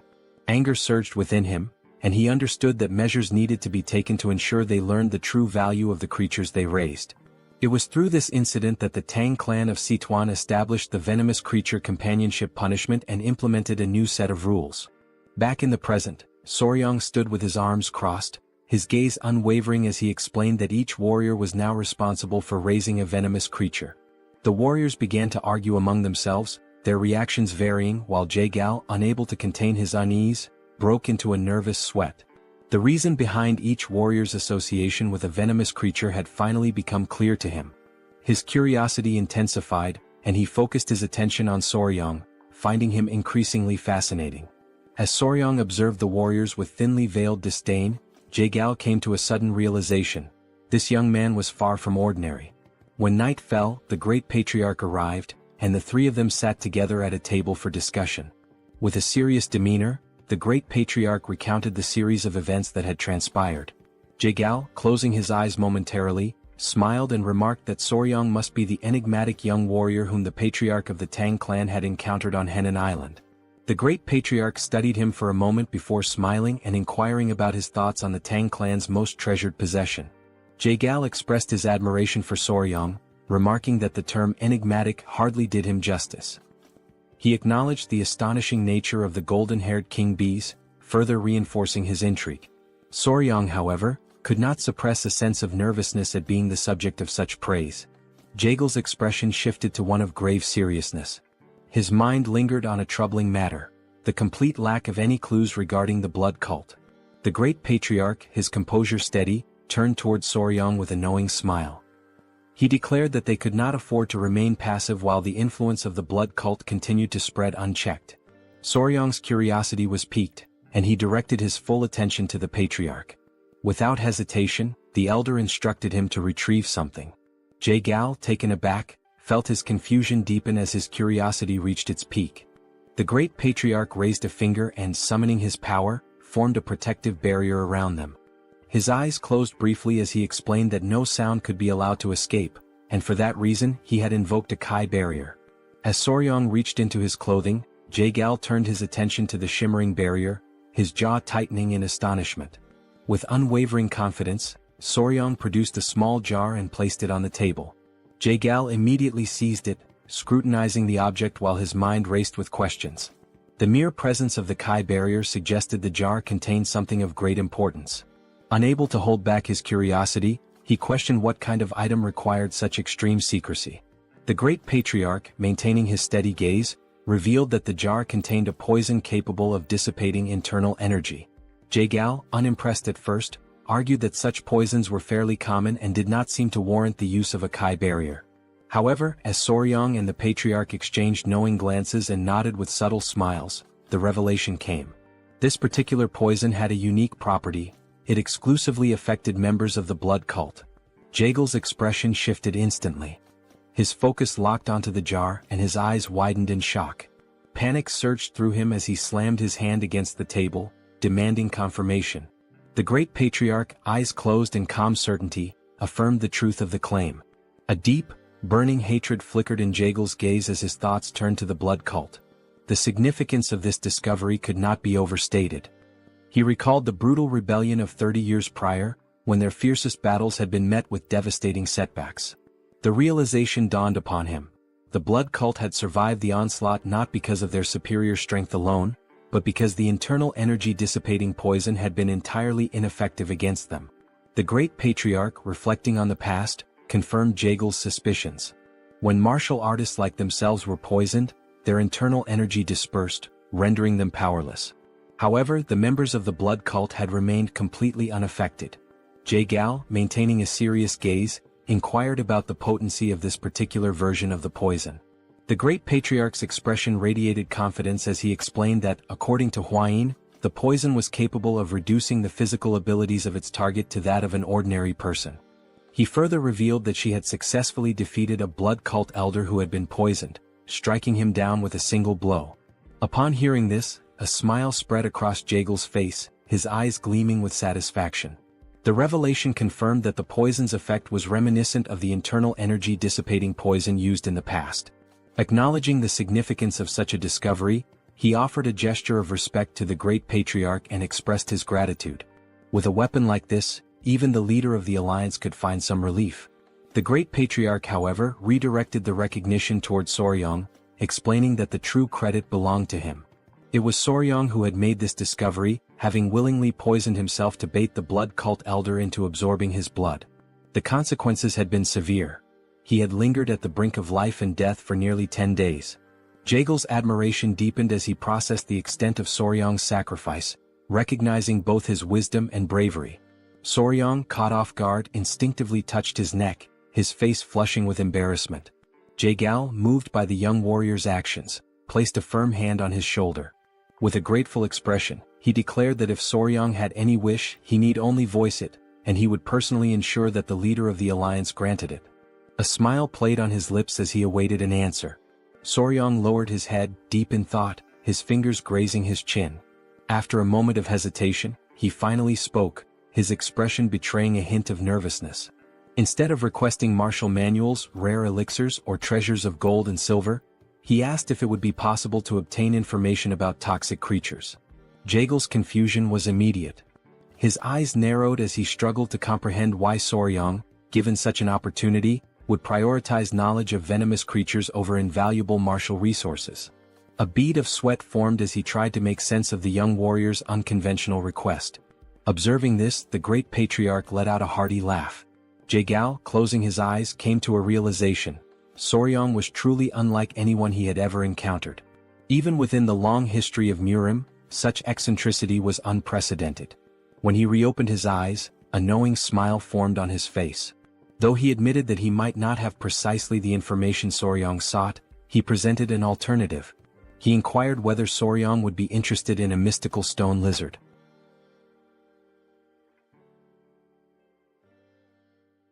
Jae-gal begins to recount how, during the day, they had arrived at a remote location on the island, where a majestic waterfall cascaded down the cliffs. Among them was Jae-gal's nephew, and he was the one who announced that they had finally arrived. They had reached Mount Gonga in Sichuan. His nephew, Cheon, remarked that it was exactly as their ancestors had described: the waterfall, the turtle-shaped rock, everything was identical. Furthermore, from that vantage point, they could also see the peak of Mount Gonga in the distance. Jae-gal stepped closer to the water, crouching down to touch it. Feeling its icy temperature against his fingers, he commented that this water undoubtedly came from the melting of the eternal snow, as it was extremely cold. Smiling, Jae-gal gave orders to his men to wait there and instructed Cheon to follow him carefully.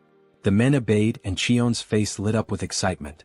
Jae-gal then leaped forward, crossing the river toward the waterfall. Determined not to be left behind, Cheon mirrored Jae-gal's movements, closely following him.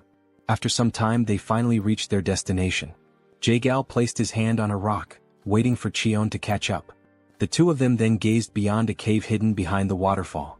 Observing the surroundings, Jae-gal remarked that, aside from the turtle-shaped rock, if they climbed along the waterfall on the cliffside, there should be an entrance to a cave near the fist-shaped stone. Still brimming with excitement, Cheon enthusiastically said that everything matched the records perfectly. Fixing his gaze on the cave entrance, Jae-gal declared that he would go in first and instructed Cheon to follow closely behind him. Cheon nodded in understanding. As they stepped inside, they found the cave walls covered with various herbs. Jae-gal and Cheon proceeded cautiously, mindful of any potential surprises lurking in the darkness. Upon reaching the heart of the cave, Jae-gal suddenly halted, his eyes widening. He murmured that this was truly incredible. A hole in the ceiling allowed sunlight to pour in, illuminating the entire chamber. Standing still with his hands behind his back, Jae-gal observed the breathtaking sight before him. Cheon, equally mesmerized, expressed his amazement, stating that such a mystical view was the last thing one would expect inside a cave. Still smiling, Jae-gal commented that this was the perfect environment for spiritual herbs to thrive. Then his eyes fell upon exactly what he had been searching for, a rare spiritual herb that had absorbed the extreme yin energy over time, the 100-year snow ginseng. Cheon took a step closer and remarked that now all they had to do was exchange this snow ginseng for the dark wolf flower from the Namgung clan. Jae-gal nodded in agreement, adding that with this, the severed meridians of the Namgung clan's daughter should improve. Furthermore, they would obtain a 200-year-old dark wolf flower in return. Stepping even closer, Jae-gal reached out toward the snow ginseng, his hand emanating a faint blue aura as he prepared to collect it. However, in that very moment he sensed a strange presence. Almost instantly, something shot out from between the rocks, leaping toward him. Reacting with lightning-fast reflexes, Jae-gal swiftly pulled out his fan and used it to defend himself, narrowly avoiding being struck. Having witnessed everything unfold in the blink of an eye, Cheon called out to his uncle, asking if he was all right. His voice carried concern, as it was now clear that there was more than just one creature attacking them. Amidst the flurry of movements inside the cave, Jae-gal reassured Cheon that he was fine but warned him to stay on guard, as these creatures were moving with astonishing speed.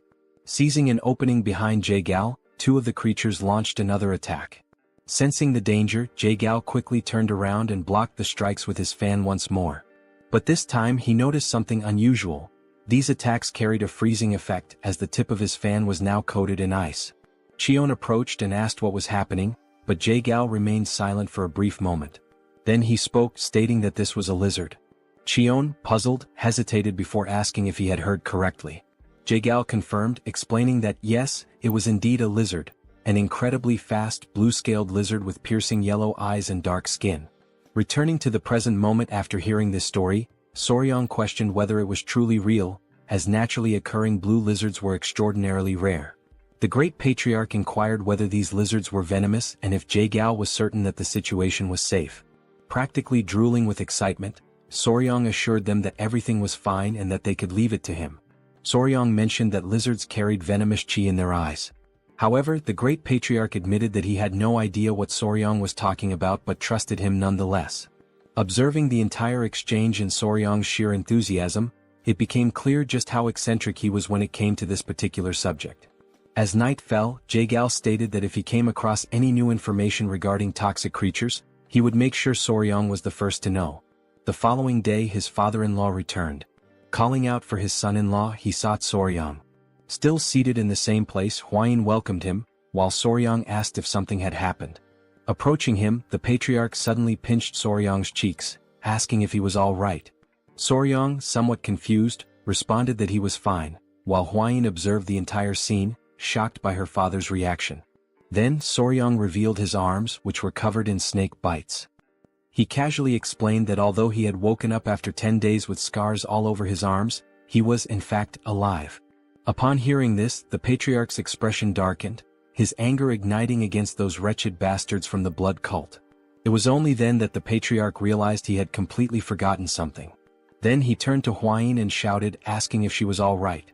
Hwayin, realizing that she had been momentarily overlooked, responded that she was fine and asked him to calm down. She reassured him once more, emphasizing that she was truly fine because Soryong and all the family members had saved her. Seated in the background, the Grand Patriarch remarked that Soryong had done something truly remarkable. He recalled that after taking down the elder, Soryong had boldly declared the words, "Your natural enemy is me." Hearing this, the Patriarch's eyes gleamed with interest, while Soryong blushed in embarrassment. Hwayin, however, corrected the statement, saying that the actual phrase had been, "I am your natural enemy." Soryong, fidgeting with his fingers in a timid manner, admitted that it happened that way because his plan had worked so well. Thanks to that, they had been able to uncover the weakness of the blood cult. Interrupting the family moment, Jae-gyal called out to Cheolsun, the patriarch, stating that he was also present. The patriarch turned to him and asked how he had been.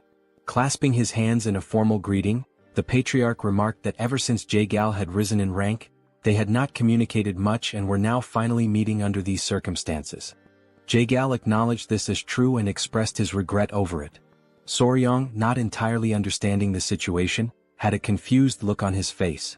Meanwhile, Hwayin, smiling as she adjusted her hair, explained that they had been childhood friends. Jae-gyal then invited the patriarch to take a seat, mentioning that there was much to discuss, starting with the blood cult. Turning his gaze toward the couple, Jae-gyal also requested that they sit down as there were more details to go over. Sometime later, the patriarch asked Jae-gyal how the search for the secret agent was progressing.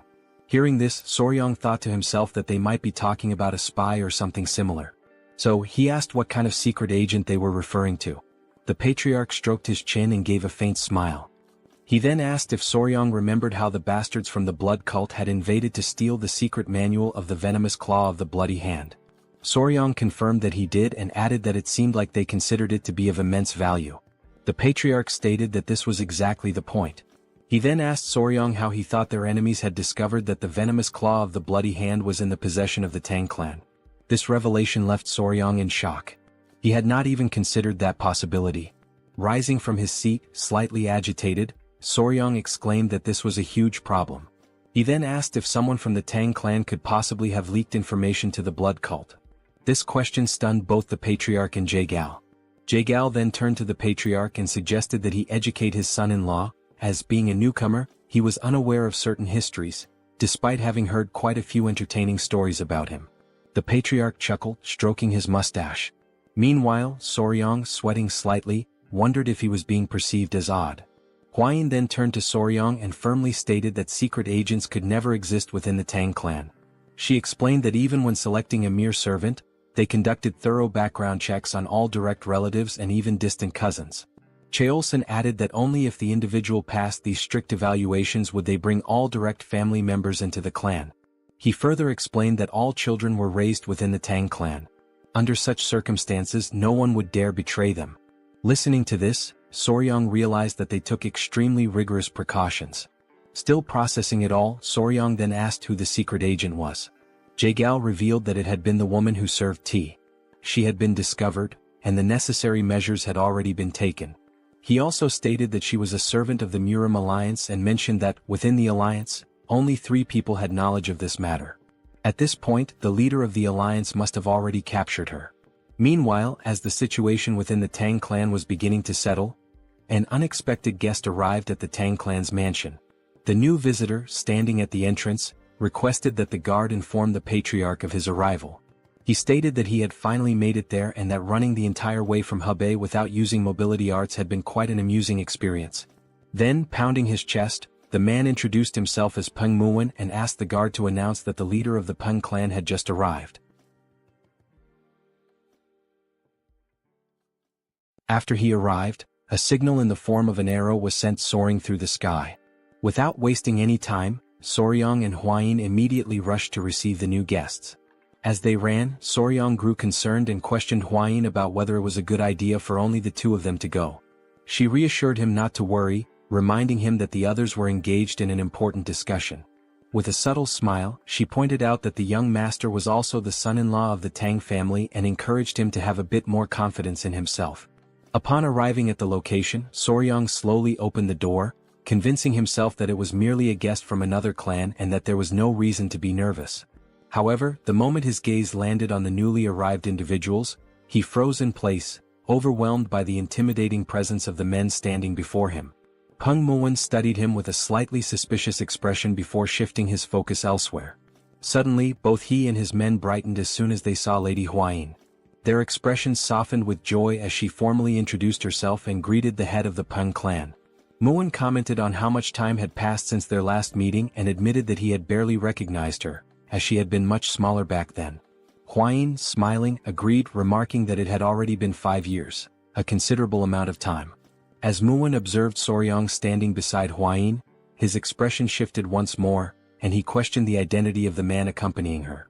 Still feeling nervous, Soryang respectfully clasped his hands together and introduced himself as Soryang, the son-in-law of the Sichuan Tang family. For a brief moment, Muwen seemed utterly perplexed by this statement. Without warning, Muwen reached out and pinched Soryang's cheeks before turning to Huayin and asking if he was truly her fiancé. She confirmed with a straightforward, yes. Even after hearing her answer, Muwen remained skeptical, carefully studying Soryang's demeanor. The longer he stared, the more anxious Soryang became, his nervous sweat increasing as he struggled to maintain eye contact. Resting his hand on his chin, Muwen suddenly came up with an idea. Before Soryang could react, Muwen grabbed his baseball bat, seemingly wanting to verify something. Both Soryang and Huayin turned red at the unexpected action. After a moment of silence, Muwen burst into laughter and casually remarked that he had been wondering if Soryang was too young, but judging from down there, he was certainly a man. His words made Soryang's face flush an even deeper shade of red.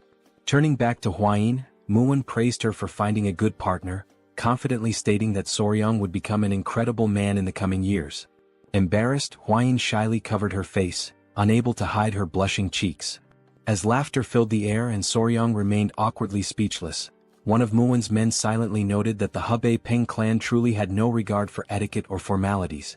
Perhaps this was simply the leader's unique way of assessing Soryang. Deciding to roll with the situation, Soryang accepted the compliment and in his mind, acknowledged that a man recognizes another man.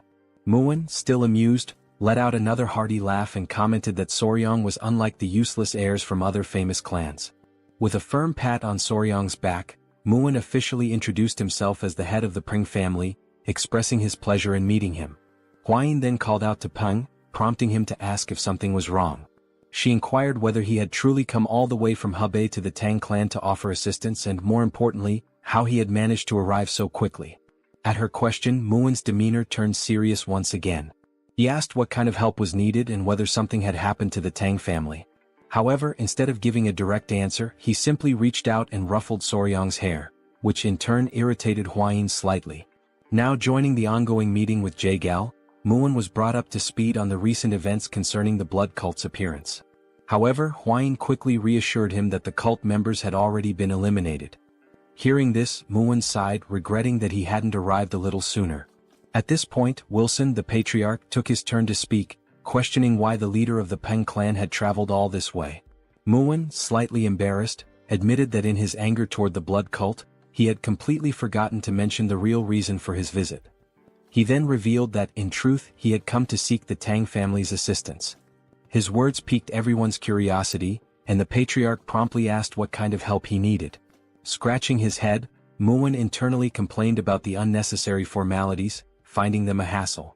Without further ado, he suddenly shouted for her to be brought in, saying that she needed to greet her elders.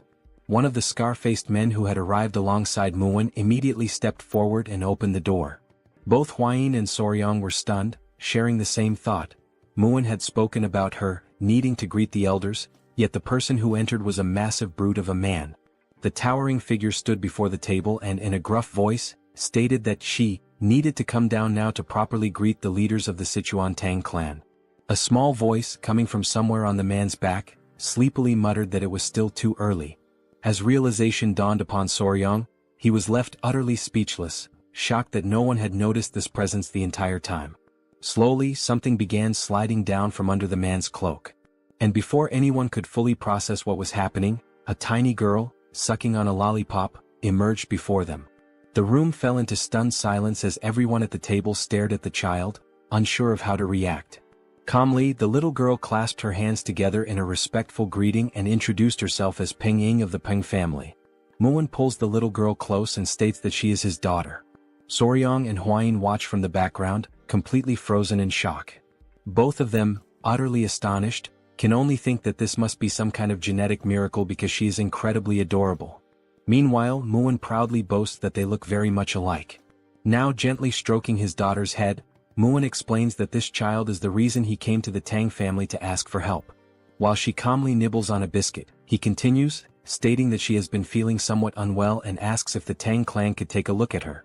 Upon hearing this, both the patriarch and Soryang exchange uncertain glances, questioning what kind of illness it could be. Something then catches Soryang's attention. When he looks at her closely, he notices a faint aura surrounding the little girl as she continues to eat biscuit after biscuit with a calm expression. Time passes and now night has fallen.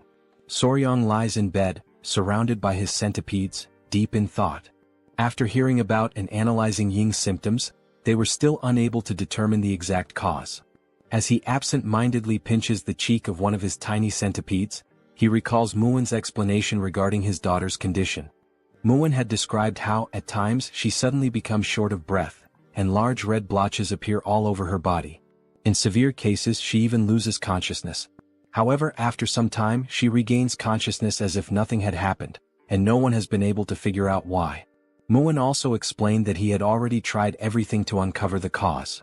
He had even sought out disciples of Yaxian, but all of them insisted that the child was perfectly healthy. There was even one occasion when a disciple suggested it might be poisoning. Muin had nearly beaten him up on the spot. Shaking his head, Muin had firmly stated that such a thing was impossible, as there was no one in his family capable of doing such a thing. The patriarch then pointed out that if it truly were poisoning, there could be an internal issue within the Peng family. However, Muin confidently reassured him that no member of the Peng family would ever commit such an act.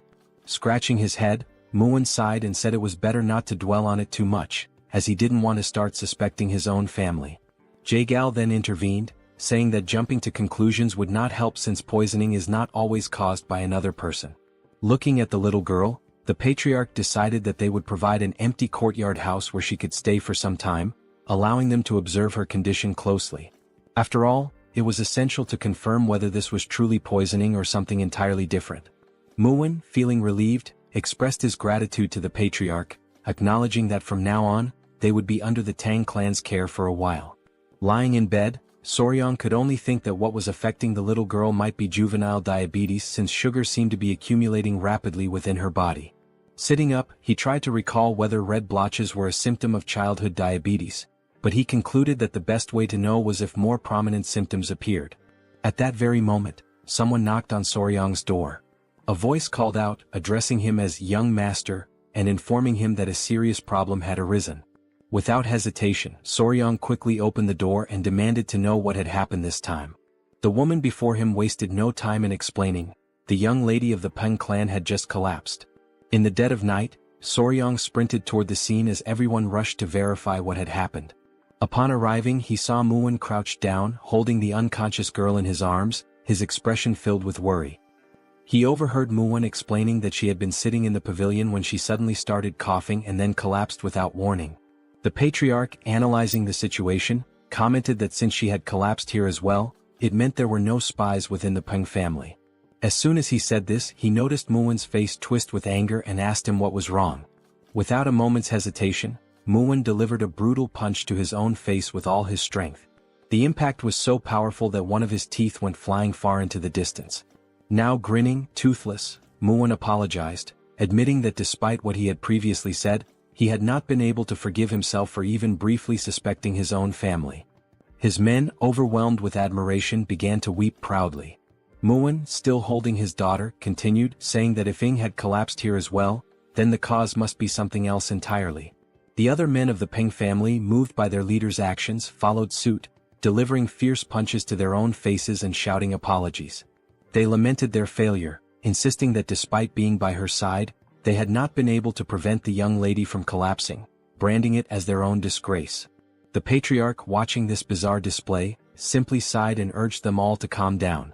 As yet another tooth soared through the air, Huayin placed a hand on Soryang's shoulder and quietly asked him what they should do now. Soryang responded with determination, stating that there was only one way. In the background, Soryang suddenly raised his voice, calling for everyone's attention and urging them to remain calm above all else. He then confidently announced that there was a method to uncover the cause of her symptoms and at the same time, prove everyone's innocence. Both the patriarch and Muwen immediately turned to him, asking what this method was. With deliberate steps, Soryang slowly approached Muwen and the unconscious young lady, lowering himself to her level.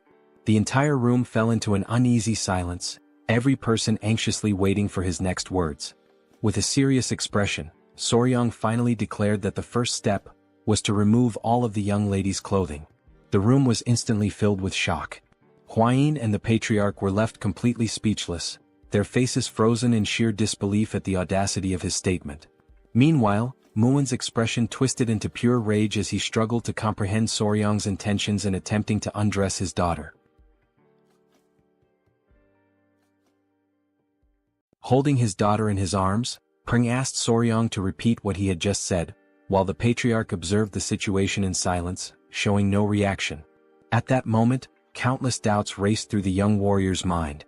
And just as he was about to repeat his request to change the young lady's clothes, he was suddenly grabbed by his collar at a speed even he hadn't anticipated.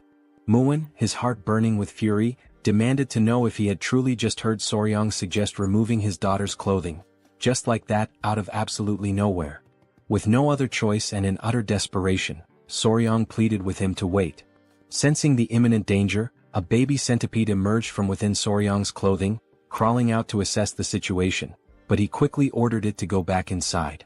Observing the tense atmosphere, the patriarch stepped in, urging Muwen to calm down, as his son-in-law must have had something in mind. Huayin, noticing that Soryang was struggling to endure the pressure, also intervened, asking Muwen to at least listen to him first.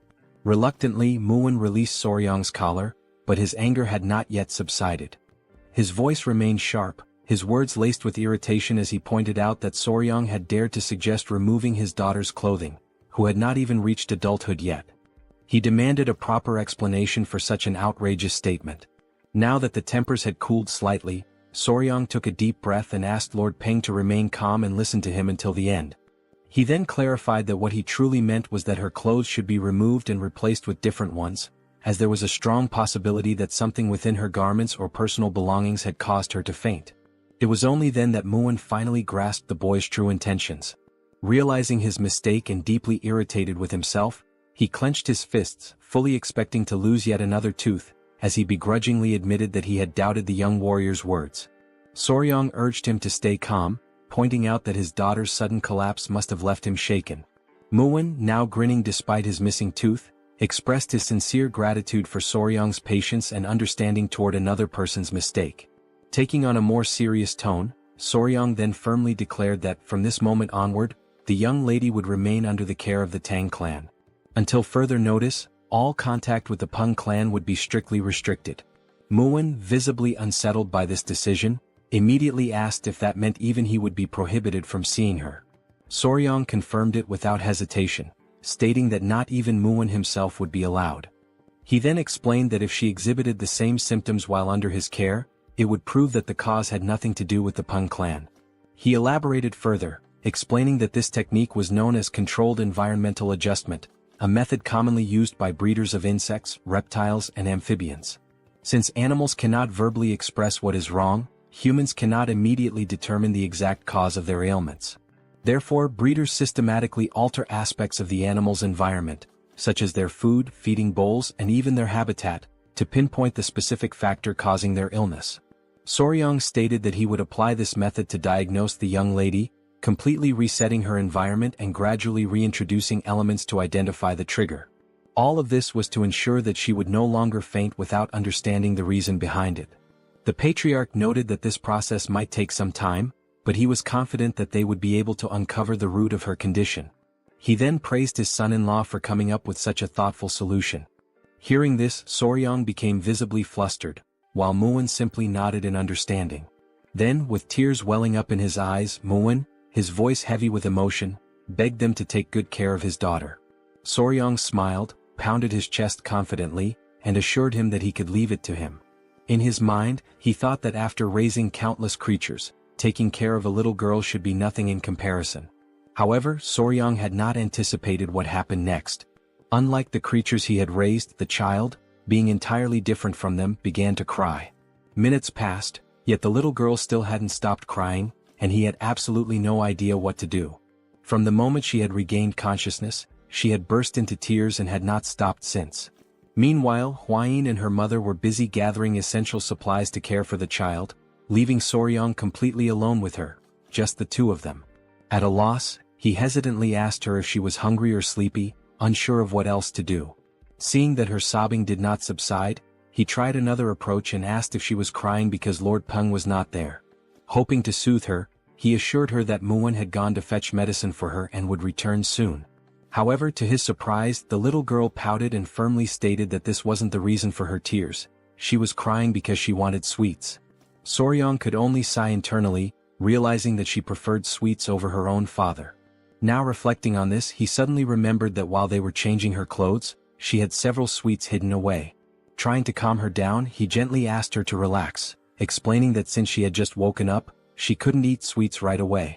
Instead, he suggested that she eat some rice porridge first and later he would personally make some treats for her. He then moved closer, lowering his voice slightly as he told her that if she ate her porridge properly and behaved well, he would prepare candied fruit skewers for her. At that moment, her eyes lit up with excitement, the prospect of sweets instantly lifting her spirits. However, for this to happen she would have to promise to behave. Without hesitation, she quickly agreed, nodding eagerly as she vowed to eat well and be on her best behavior. And the little girl confidently states that everyone in the Tang clan always keeps their promises. She then adds, with complete seriousness, that if she ever breaks hers, he has permission to punch her in the face. Hearing this, Soryang is utterly taken aback, his mind reeling as he wonders what on earth the Tang clan teaches its children. Later that day, Muin finds himself hidden behind a cluster of bushes, burdened with worry. He has no choice but to watch his daughter from afar, restricted by the new rule that forbids him from approaching her. However, his covert surveillance does not go unnoticed.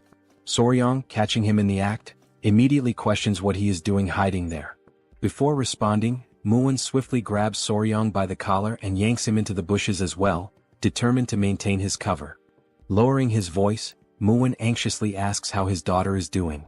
Soryang reassures him, stating that she is fine, she has been eating well and behaving properly. Muin, still skeptical, presses him further, demanding to know if she is truly eating on her own. He is bewildered as he asks how in the world Soryang managed to make that happen. Soryang simply shrugs, explaining that she is eating by herself naturally. He then turns the question back to Muin, wondering why he finds that so surprising. But before their conversation can continue, someone suddenly arrives, interrupting their hidden exchange. It is Huayin who greets the lord of the Tang clan with a polite nod. In response, Muin acknowledges her presence and thanks her for taking care of his precious daughter. Huayin then mentions as if casually, that Miss Ying had been asking about where her elder brother Soryang had gone. At those words, Muin's temper flares once more. He clenches his fists in frustration, feeling slighted that he has barely been able to hold a proper conversation with his own daughter, and yet in such a short time she and Soryang have already grown so close. Recognizing the dangerous shift in atmosphere, Soryong quickly realizes that now would be an excellent time to make his escape.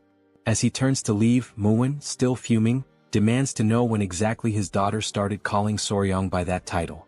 Ignoring him, Hwayin instead asks if Soryong is heading to the training grounds again today.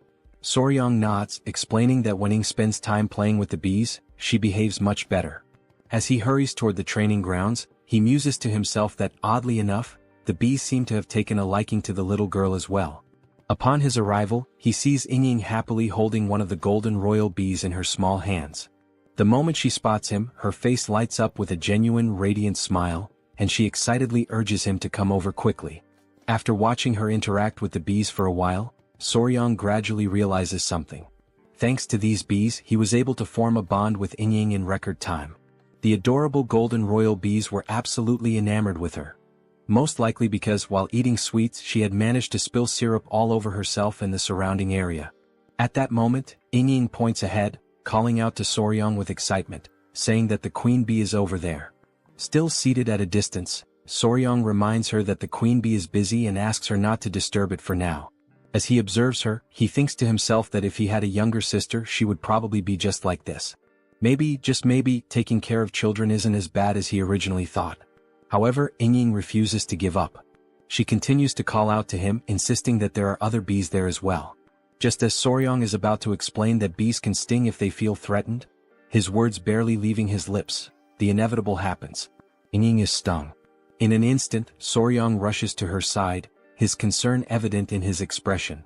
Reaching her, he carefully inspects the sting mark on her arm and gently tells her that she needs to be more careful. Although it doesn't seem too serious, he decides to take her to the medicine hall just to be safe. After all, bee venom can sometimes cause people to become very ill. But then Soryong notices something strange. The little girl's breathing is becoming unusually labored, far heavier than it should be. With panic rising in her voice, she weakly calls out to him, pleading for elder brother Soryong to help her. And then, right in front of his eyes, she collapses into his arms. His chest tightens with worry. He recalls Muin mentioning that sometimes Ying would develop red blotches on her body and lose consciousness. And in that instant, everything clicks into place. Soryong finally realizes exactly what this reaction is. The reason Ying has been fainting all this time is anaphylactic shock. Anaphylaxis. Anaphylaxis is a severe allergic reaction caused by an overactive immune response. Normally, when harmful substances or toxins enter the body, the immune system immediately launches an attack to eliminate the threat. This immune response is known as inflammation. During this process, the body releases histamine, which dilates blood vessels, allowing white blood cells and antibodies to enter and neutralize the invader. However, problems arise when the body overreacts to certain harmless substances. When histamine is released in excessive amounts, the immune response malfunctions due to its hyperactivity. Blood vessels dilate too rapidly, leading to a dangerous drop in blood pressure. As the vessels expand, symptoms such as difficulty breathing and severe itching begin to appear. In extreme cases, anaphylaxis can be fatal. Realizing the severity of the situation, Soryong quickly lifts the little girl onto his back and starts running at full speed, aware that time is slipping away. As he sprints forward, he pleads with Miss Ying to hold on just a little longer. Reaching the palace entrance, he stops abruptly, his voice ringing out as he yells for help, urgently announcing that Miss Peng has lost consciousness. Hearing this, both the patriarch and Muin rush outside in a panic, their expressions filled with worry as they demand to know what has happened this time. Muin wastes no time. He takes his daughter into his arms, immediately sensing her struggle to breathe. Without hesitation, he pours his internal energy into her body, trying to help stabilize her condition. At that moment, a faint murmur escapes her lips. Soryong feels a wave of relief wash over him and silently thanks the heavens, realizing once again how truly remarkable internal energy is. Meanwhile, his mind quickly shifts to what he knows about anaphylaxis treatment. The primary goal is to stabilize blood pressure and keep the airway open. In modern medicine, various methods are used to achieve this, but in this world, Qi-based techniques serve the same purpose. The patriarch, assessing the situation, notes that her symptoms appear to be the same as before and asks if Soryong saw what triggered it this time. Muin, equally curious, turns to him for an answer. Soryong states that young Ying collapsed after being stung by a bee. Both the patriarch and Muin react with immediate disbelief, asking if that is truly the case. The patriarch acknowledges that some people do faint from bee stings but argues that this does not explain the previous instances where she lost consciousness. Muin nods in agreement, pointing out that she had never been stung before. Already certain of his conclusion, Soryang takes a step forward, drawing their attention as he confidently states that he has already identified the true cause. His words leave his father-in-law visibly stunned, to the point where he asks if Soryang is being serious. Soryang affirms that the bee sting played a crucial role in helping him discover the real underlying issue. Muin, growing more anxious, urges him to explain further. Taking a deep breath, Soryang prepares to share his findings, though he already anticipates the reaction his next words will cause. Before continuing, he states that the first thing they need to do is remove the young lady's clothing. A short time later, Huayin appears and confirms that everything is exactly as Soryang had described. At first, the rashes covering her body had made it difficult to notice, but beneath them there were older marks, along with new ones that had recently appeared. Huayin raises her hand, signaling for everyone to remain silent since Yingying has yet to regain consciousness. Without hesitation, everyone obeys her command. Lowering his voice, Muin speaks again, acknowledging that, just as mentioned, there were indeed other marks besides the skin rash. His voice tightens as he demands to know why his daughter has been fainting all this time. Soryang calmly explains that this time, the cause was bee venom poisoning. Muin furrows his brows, unable to comprehend. The previous episodes were not caused by bee stings. After all, a bee sting is not something that would go unnoticed. With his confusion deepening, he questions Soryang, asking how he can be so certain that the culprit is bee venom. The young warrior, fully aware of Muin's concerns, acknowledges his reasoning before firmly stating that there is no doubt. The symptoms Yingying displayed are a textbook case of anaphylaxis triggered by bee venom. At that moment he realizes what must be done next. He must search the records and identify another creature, one with venom similar to that of a bee. Something that contains melittin or peptides capable of inducing swelling and respiratory distress. Recalling that Hebei, China has a temperate continental climate, the venomous creatures in such a region would likely include certain snakes, scorpions and ants. Still lost in thought, Soryang quickly rules out snakes and scorpions. Instead, he tries to determine where she could have been repeatedly stung by a particular creature. Somewhere she frequents and something she does often. And then it hits him. Eating sweets. Soryang remembers that Huayin had shown him that Yingying had hidden pockets to store candies. Now, with a confident smile, he states that he has finally found the answer. He declares with certainty that the cause is bee venom, assuring everyone that they can trust his conclusion. Huayin, however, remains doubtful. After all, Muin had already stated that his daughter had never been stung by a bee before. Soryang then explains that the people of the Tang clan surely understand that venom does not affect everyone the same way. For some, even the prick of a needle could be fatal, while others could withstand 10 times that amount without any issue. The patriarch nods, turning to Muin and acknowledging that, in a way, his son-in-law is correct. The same venom can have different effects on different individuals. Soryang continues, emphasizing that Yingying is particularly sensitive to bee venom. One thing is clear, she is vulnerable to it. However, if there were no bees in her home, that leaves only one possibility. Hearing this, Muin grows even more intrigued and asks what that possibility could be. Soryang answers confidently, stating that it is indeed a bee, but a very special kind. Sometime later, as night falls, everyone is gathered near a particular area, their expressions tense.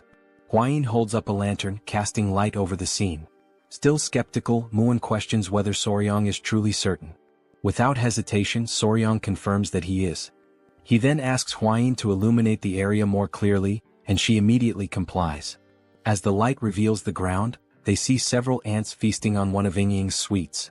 While they eat, one of the ants suddenly bites another. With 2 wooden sticks, Soryang carefully lifts the aggressive ant by its head, holding it up for everyone to see. He confidently announces that this little creature is the culprit. However, confusion spreads among the group. They hesitate, unsure if what they are looking at is truly an ant, or perhaps something else entirely. Bringing the creature closer for inspection, Soryang points out that, at first glance, it resembles an ant. But upon closer analysis, it is actually a collateral relative of bees. To prove his point, he directs their attention to the creature's large, menacing stinger at the end of its body.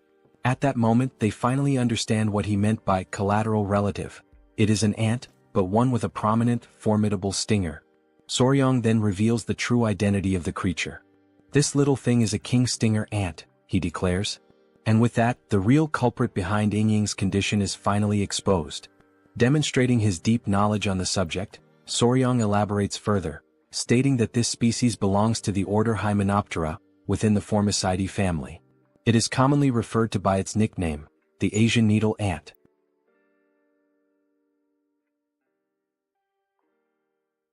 A detailed description of the giant stinger ant appears, outlining its classification within the insect order, its family, and its genus within the category of ants. Then, the central question that has been lingering all this time finally arises: can an ant really have a stinger similar to that of a bee? The answer lies in evolution. These stinger-bearing ants evolved from the same ancestors as wasps.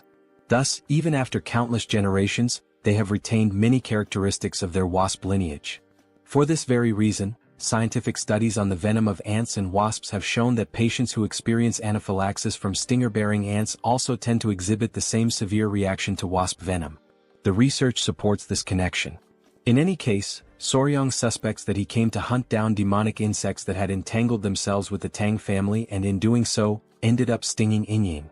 After all, the giant stinger ant preys on demonic insects.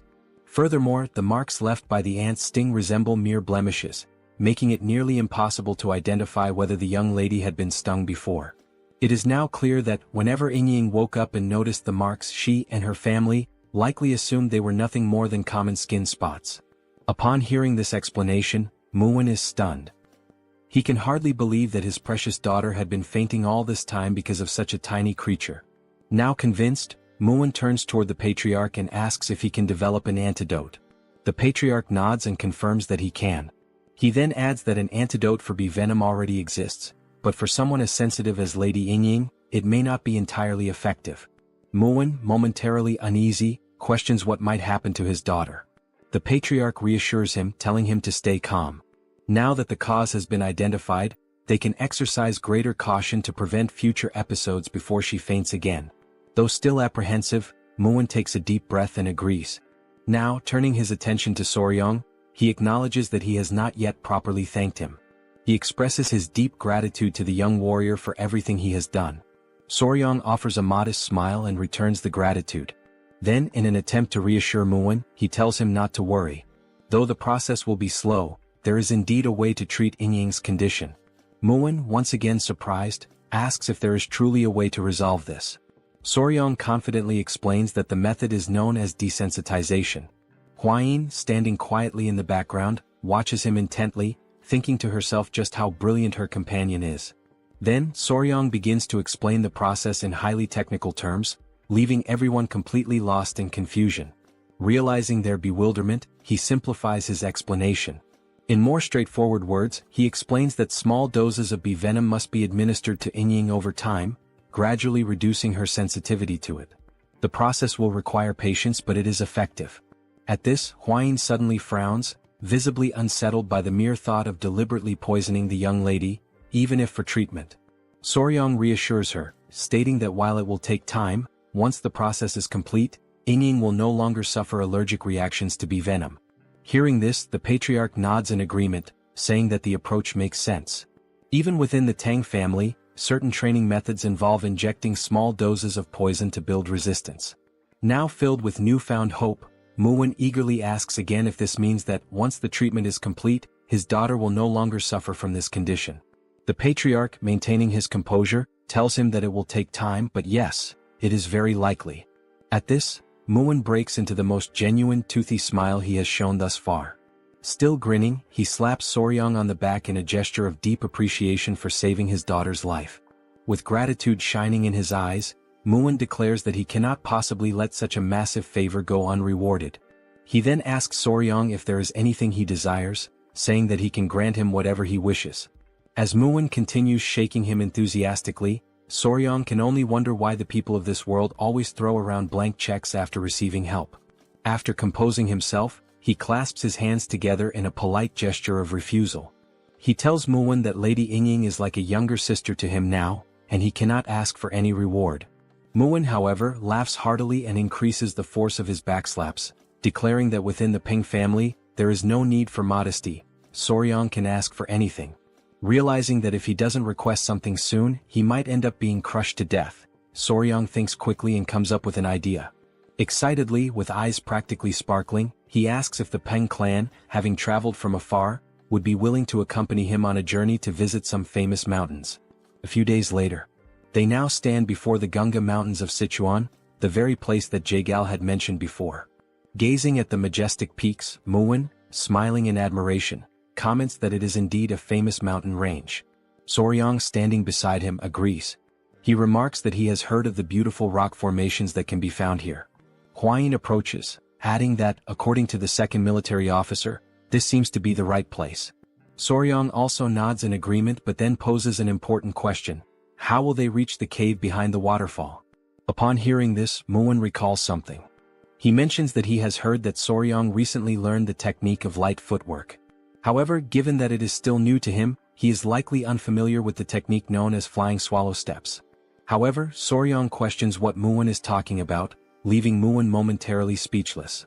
Instead of explaining, Muwen grabs the young warrior by his clothing, declaring that he is far too lazy to put it into words, so he will demonstrate instead. Already anticipating what is about to happen, Huayin's jaw drops in shock. With little effort, Muwen hurls Soryang through the air as if he were making a perfect NBA three-pointer. Thanks to this unexpected maneuver, they reach the entrance of the cave much faster than expected. Muwen bursts into laughter and, with a playful hint of irony, remarks that Soryang is quite fast. Huayin quickly approaches, concern in her voice as she asks if her companion is all right. She then shifts her attention to their surroundings and acknowledges that, in any case, this really does seem to be the entrance to the cave, the hidden passage behind the waterfall. Still grinning, Muwen declares that it is time to go inside, as there is sure to be something interesting within. As they cautiously step deeper into the cave, a strange sensation washes over them, prompting them to halt momentarily. Before them, numerous ice crystals glisten, their presence reinforcing the idea that Jagal could not have been lying about this place. The interior of the cave is nothing like what they had expected. Drawing closer to examine the area, they recall Jagal's description. He had spoken of a light descending upon the center of the cave, illuminating a floor blooming with unfamiliar flowers. The way he had described it, it had seemed like something from another world, breathtaking and surreal. Yet, as they venture even deeper, they come to realize that the cave does not feel as otherworldly as Jagal had made it sound. Though there is indeed a light in the center, there are far fewer flowers than anticipated. Taking in the sight, Muwen wonders aloud whether the divine creature they are seeking is altering the surrounding environment. As he continues observing, he senses cold air flowing from a specific rock. Soryang immediately agrees, certain that this must be the case. He tightens his grip on his sword and warns the others to stay behind him and remain on guard. Muwen, now holding the hilt of his own sword, realizes that whatever they are about to face is likely a powerful foe. At that very moment, a piercing cry echoes through the cave, sending a jolt of fear through Huayin and Muwen. Realizing the source of the sound is up ahead, Muwen stiffens and once again commands them to stay close to him. Then, from behind the large rock, a pair of glowing eyes emerges, slowly making their way into view. Once more, the creature lets out the same eerie cry, leaving Soryang visibly startled. And then, when the mysterious being finally reveals its full form, Soryang's eyes widen in recognition. That's a fat-tailed gecko. The creature stands at around 30 centimeters in length, with large, round, golden-yellow eyes and a slightly plump tail. The young warrior's eyes sparkle, and he practically drools with excitement. This creature is both unbelievably fierce and ridiculously adorable at the same time. Huayin, observing it closely, comments on how beautiful its shimmering blue scales are. Soryang, impressed, praises her for recognizing it instantly. Meanwhile, Muwen is left in utter disbelief. How can the two of them be so calm when there is such a powerful enemy right in front of them? Still gripping his sword tightly, Muwen urges them to stay on high alert, stating that there is another gecko deeper inside the cave. Given the circumstances, it is likely that this pair is a mated couple. Soryang, now more intrigued than ever, tries to get a better look further inside. Amazed, he remarks that this is incredible. If there are two of them here, they might be able to breed offspring. He then turns to Muwen and pleads with him to capture them both alive, without harming them. As they remain fixated on the agitated blue gecko before them, a thought crosses their minds. Where is the other one? Peering deeper into the cave, they finally spot it. At that moment, Lady Huayin voices her concern, asking if something is wrong. Soryang, his expression growing serious, responds that the gecko inside looks weak, possibly sick. This does not bode well. In fact, the more he looks at it, the more he realizes that the creature inside does not even seem to be breathing. But before they can fully assess the situation, the blue gecko outside suddenly lunges at them. Driven purely by instinct, it attacks the group, determined to protect its home and its ailing mate. Upon observing the dangerous instinct displayed by the creature, Soryang quickly turns around and says that he'll leave this matter in the hands of Commander Gu Pei, asking him to notify him immediately if anything happens. As he watches the furious lizard in the background, Gu nods and replies that Soryang can count on him. If that little creature shows any unusual behavior, he will be informed right away. With that decision made, the group agrees to withdraw for the time being. Once outside, it finally dawns on them that, first and foremost, they don't actually know much about the creature's habits, and trying anything now would be reckless and could potentially harm the already injured creature. While Soryang stands atop a rock, lost in thought and clearly worried, Hwayin sweetly calls out to him, inviting him to come eat as she tends to a few tiny centipedes in her hands. Watching her carefully handling the small insects, Soryang finds the scene incredibly gentle. It almost looks like she's caring for little children in her own home. They all gather as they wait for a stew to finish cooking. Muin then asks if there was any progress today, and Soryang replies that once again the injured creature didn't move at all. Muin adds that when he went to check on it earlier, it still didn't move, and wonders aloud whether a living being shouldn't at least eat or drink something.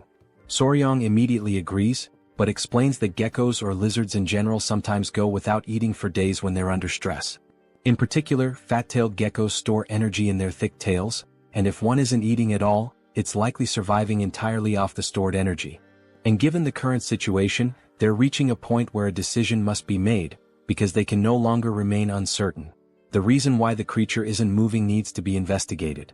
Muin, somewhat energized by this, asks whether they'll be able to capture the geckos afterward, but Soryang clarifies that this isn't about capturing them for now, it's about figuring out where the injured one is hurt. He adds that it would be great if Muin could distract the standing gecko, allowing Soryang and Hwayin to approach the weakened one. This makes Muin slightly uneasy, but then the eyes of both Muin and the other Peng family men begin to gleam, and Muin suggests that it might be easier to just knock down the healthy one as well. That way they'd have both, the strong and the weak. But all Soryang can think is that if these men hit those little creatures with their muscles, they would surely die instantly. To lighten the mood, Soryang jokes that if Lord Peng hits them, even the rock dividing them from Jaegao would probably just drop dead on the spot. Muin bursts into laughter at the comment. As he gives a few overly strong pats on Soryang's back, Muin remarks that it's surprising Jaegao was pressured enough by such tiny creatures to retreat. He then agrees with Soryang, one hit from him would absolutely kill the geckos. Muin's expression grows serious once again, and he confirms whether they'll go with Soryang's gentle approach. The young warrior replies that it seems to be the best option. Using a small stick, Soryang begins drawing a rough map on the ground, explaining the plan step by step. First, Muin will lure the healthy gecko away, while Hwayin and Soryang will go examine the one that seems injured. Hwayin shifts a few small stones, explaining how the division of the venomous mist could help block the gecko's path, preventing it from getting to Soryang. Muin nods in agreement, saying this truly does sound like the most effective plan. Already clear on what needs to be done, Muin asks if there's anything else he should be cautious about, and Soryang simply tells him to be careful and keep the gecko far enough away so it doesn't get close to them. With a warrior's confidence, Muin pounds his chest and says they can leave it to him. He urges everyone to get moving, stating that his body is burning with anticipation and eager for action. He dashes off excitedly, while Soryang calls out for him to calm down and hold back some of that enthusiasm. As they watch him go, Soryang and Hwayin can't help but worry. If the gecko inside truly is sick, it may not have much time left. A few minutes later, they're already back inside the cave, standing in front of the gecko, who now sees them as a significant threat and is ready to strike. Soryang whispers that it's time to begin the plan, and Muin, both excited and lucky, responds that he understands. He draws the massive sword from his back, and a powerful aura surrounds him, leaving both Soryang and Gu Pei momentarily stunned and unsure of what might happen next. As Muin advances toward the gecko, flanked by his men, he reminds everyone to follow the plan, and the group shouts in unison, affirming they're ready. Sensing the danger closing in, the small gecko lets out a furious roar, its eyes glowing as it bares its fangs. Then the tiny creature leaps toward the group, leaving a trail of ice in its path. Murim deflects the attack with his sword, and exclaims that he hadn't expected so much power. As the creature begins swinging its tail repeatedly in fierce strikes, Murim admits that its attacks are indeed powerful, strong enough to qualify it as a first-class warrior of the Peng family. The small creature takes a few steps back and instinctively leaps forward once again to launch another attack. Recognizing this as a perfect opportunity, Murim smiles, seeing a clear opening. And just as the gecko strikes his sword, Murim redirects the creature slightly off course, creating the exact gap they needed. He shouts that this is the best chance they'll get. While the men stay surrounding the creature, the little gecko senses that something is wrong. Realizing the humans are trying to execute a plan, it lets out another roar, while the men desperately try to keep it from reaching Soryang and Huayin, who are focused on acting quickly while they still can. They approach the spot where the injured gecko lies, and immediately notice that everything around it is frozen solid. As Soryang looks more closely at the stone the creature is lying on, something about it makes him feel uneasy. Huayin gently asks if the gecko is truly injured, and Soryang replies that it seems to be, yes. As they continue observing, they realize that the tip of its tail is necrotizing, due to an incomplete shedding process. The gecko was unable to finish shedding its skin, and now even its eyes are filled with pus. Soryang says they need to treat it immediately, and Huayin, a bit alarmed, asks how they're going to do that without any medicine available. Soryang smiles and calmly replies that it's alright, he'll remove everything himself, which leaves Lady Huayin slightly annoyed. She recalls that lately, Soryang really seems to want to remove everything, but in this situation, it actually is the correct method. Sensing movement nearby, the sick gecko stirs, trying to see what's going on around it. Soryang slowly brings his hand closer to the gecko's head, speaking softly and reassuringly, telling the creature that everything is fine, and that he's going to treat it, kindly asking it to stay still. Once he holds the gecko, Soryang notices that it begins to calm down, and just like the queen bee from earlier, it seems to understand his words to a certain extent. As he holds the creature, he gently tugs on a bit of its skin and explains that, just like snakes, geckos also shed their skin. He even gives an example. Wild fat-tailed geckos tend to eat their own shed skin, which is why it's rare to find remnants of it lying around. Impressed by his knowledge, Huayin says that it's truly fascinating. Soryang pulls out a small knife, stating that the gecko's skin appears to be incredibly tough, and trying to remove it with bare hands wouldn't be effective. Carefully, he brings the blade near the creature, beginning to remove the dead skin from its body. Watching closely, Huayin puts her hand to her mouth and says it looks just like a precious gemstone. As we observe, Soryang begins peeling away the skin from the creature's back, and the blue color underneath is strikingly beautiful. He proceeds with great care, removing the skin from each of the gecko's legs, one by one. Seeing the exposed skin on the legs, Huayin exclaims that they look like adorable little gloves. She's reminded of the time when she was a YouTuber, and even back then videos of peeling or removal like this were trending and popular. Looking at the creature again, Soryang says that the most important part is still left, the head and the tail. Once more, he gently holds the gecko and says he needs to be especially careful with the eyes.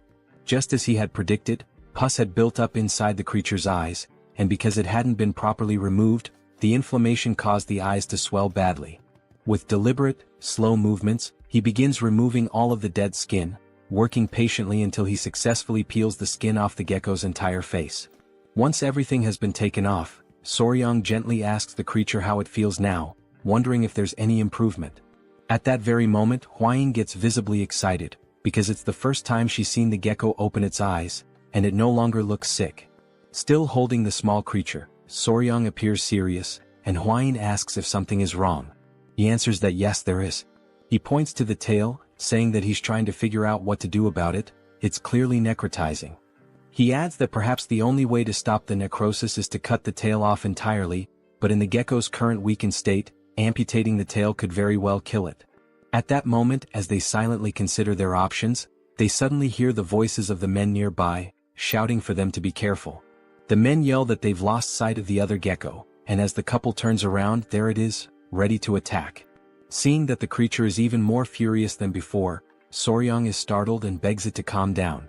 He shouts in desperation, explaining that he's trying to help and treat its injured friend, even going so far as to point the knife toward the oncoming gecko. But in that exact moment, Soryang realizes that pointing the knife may have been a critical mistake. The gecko is bound to interpret it as a threat. And that's exactly what happens. With a chilling roar, the blue fury of the lizard echoes through the cave. The small gecko let out such a powerful roar that bolts of lightning surged all around it, fueled by its overwhelming fury. The pressure in the air was so intense that it even caused Soryang to be pushed slightly backward. Only then did our young warrior realize that he was in serious trouble, because he was still holding the other gecko in his arms. The enraged gecko lunged in the couple's direction, and Hwayin quickly stepped forward, trying to shield her companion, urging him to be careful. At the very last second, to prevent them from being struck, she shoved him slightly to the side in an attempt to save him.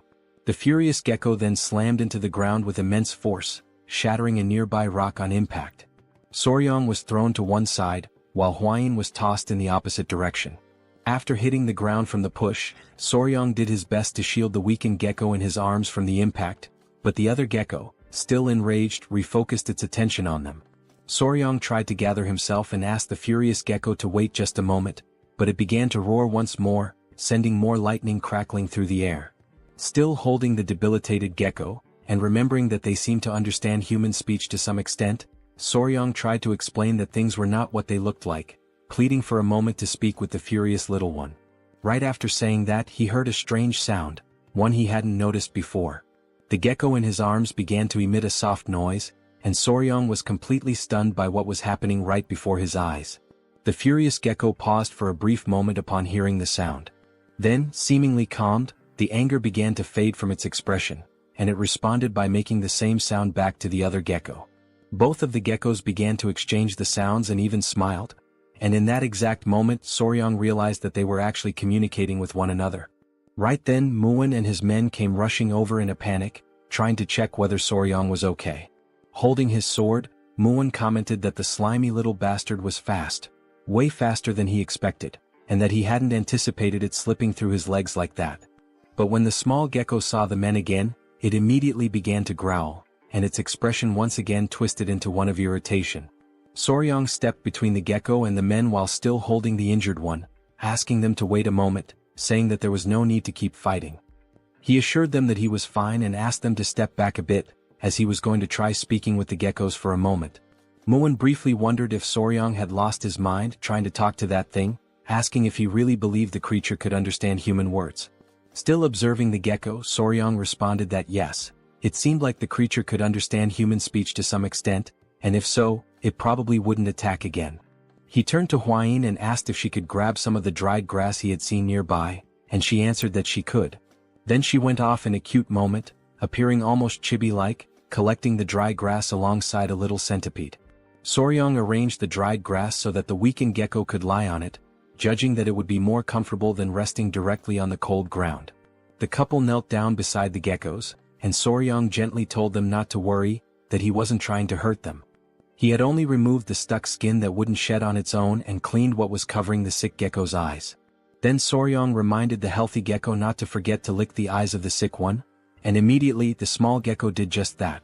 Afterward, the young warrior stood up, crossed his arms and stated that there was only one problem, drawing everyone's attention back to him. He explained that the sick gecko's eyes would likely heal just fine, but her tail was already necrotized, so licking wouldn't help at all in that situation. The sick gecko seemed to finally realize that her tail was indeed useless. She couldn't feel anything from it anymore. So Soryang continued, saying that, in other words, the only way to improve the situation would be, and while making a cutting gesture with his hands, he implied that they might have to remove the tail entirely.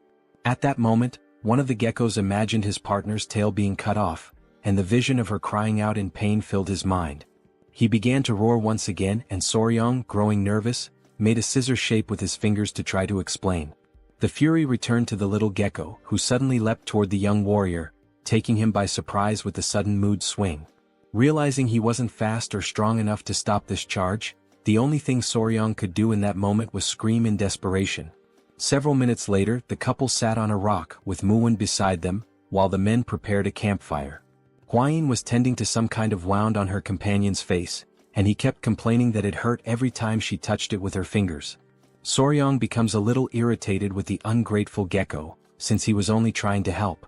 Hwayin tells him to stay still as she's in the middle of applying a healing balm, and if he keeps moving it might leave a scar. Hearing this, Murim crosses his arms and starts laughing, saying that now Soryang is finally beginning to act like a real man. After all, he earned a glorious battle scar. Realizing that this was not the right moment for jokes, Hwayin turns to Muin with a terrifying glare.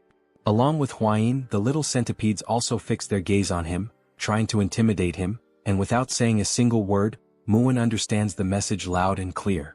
Touching the wound on his face, Soryang can only think about how the misunderstanding had somehow been resolved, and as he looks at Hwayin and the baby centipedes, he also considers how the centipedes aren't reacting to any killing intent, and maybe the small gecko never actually had the intention to kill. At that moment, Gu interrupts and calls out to Soryang to talk to him about something. He says it looks like the little creature wants to say something to Soryang, since it keeps trying to get over to him. Soryang gives an awkward smile and asks if the gecko is finally ready. The gecko responds by making the same sound as before and nodding its head. Tilting his own head slightly, Soryang says he'll do his best.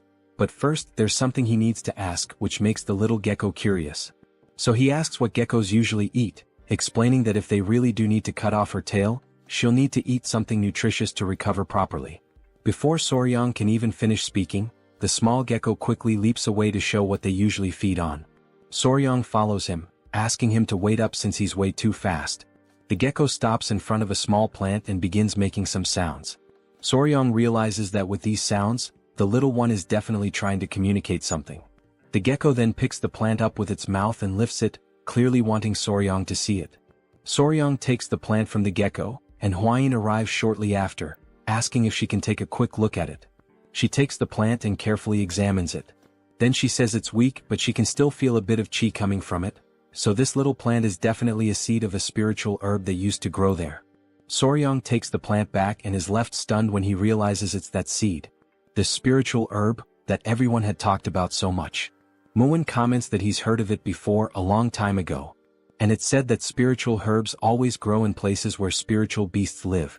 Looking at the sleeping baby centipedes, Hwayin says that maybe, just like the baby centipedes, the little geckos also survive by feeding on the chi from the spiritual herbs. Soryang looks a little alarmed and asks if now that the spiritual herb has been dug up, it means this is a big problem. He then tries to dig the ground with his hands, saying they should replant it quickly, but Muin tells him that won't help. Muin approaches, places a hand on Soryang's shoulder, and explains that once a spiritual herb has been touched by human hands, it won't grow again. He adds that the little gecko surely already knew this, and that's probably why he dug it up and showed it to them. So even if they plant it again, it won't grow any further from this point on. Then he remembers Jagal, who had come there earlier and dug up the plant, which led to the small, defenseless geckos being harmed. Soryang begins to cry and says that he's sorry for that humans are truly sorry little geckos. Muin then turns to Gu Pei and asks what the name of the spiritual herb that used to grow there was. Gu Pei answers that he remembers it was called frost ginseng, while Soryang continues mourning in the background and Hwayin tries to comfort him. Muin then says that what they need to do is find something that emits the same type of chi as frost ginseng. Hearing that instantly lifts Soryang's spirits, and he asks if such a thing really exists. Muin grins with his toothless smile and says yes, of course it does. This thing is called ice jade, and just like frost ginseng, it carries the essence of cold chi. But then Muin says that the problem is how to get ice jade, as it's incredibly rare. Even with money, it's not something easily obtained. Hwayin interrupts their moment of uncertainty and asks if they're talking about ice jade. She says she knows someone who has it. Hearing that, Soryang and Muin both light up with excitement, asking if she's serious and saying that's wonderful news. Barely able to contain his excitement, Soryang steps closer and asks who it is. Hwayin is startled and tells him to calm down. While both of them are watching her, she says she doesn't really know how to say this. Then she takes a deep breath and says, "There's some other weed, or whatever." The two of them are left in shock by all the buildup, and Muin asks if she means it's just a weed. Hwayin seems disappointed, thinking they would have taken it more seriously. Then Soryang shouts, completely confused, "What?"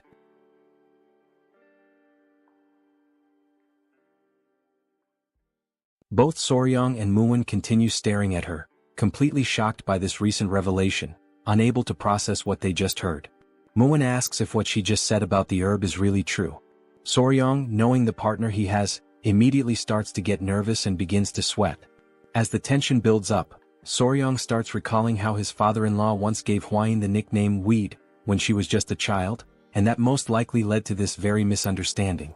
Still utterly confused, Muin asks who this other weed is that supposedly possesses the ice jade. But Soryong, now fully understanding what might have happened, quickly tells him to stop before the situation gets worse. However, Hwayin responds calmly and clearly, saying that it's one of the 3 flowers of Muism, the Flame Queen Peony. Her name is Seol, and she is the daughter of the Namgung clan.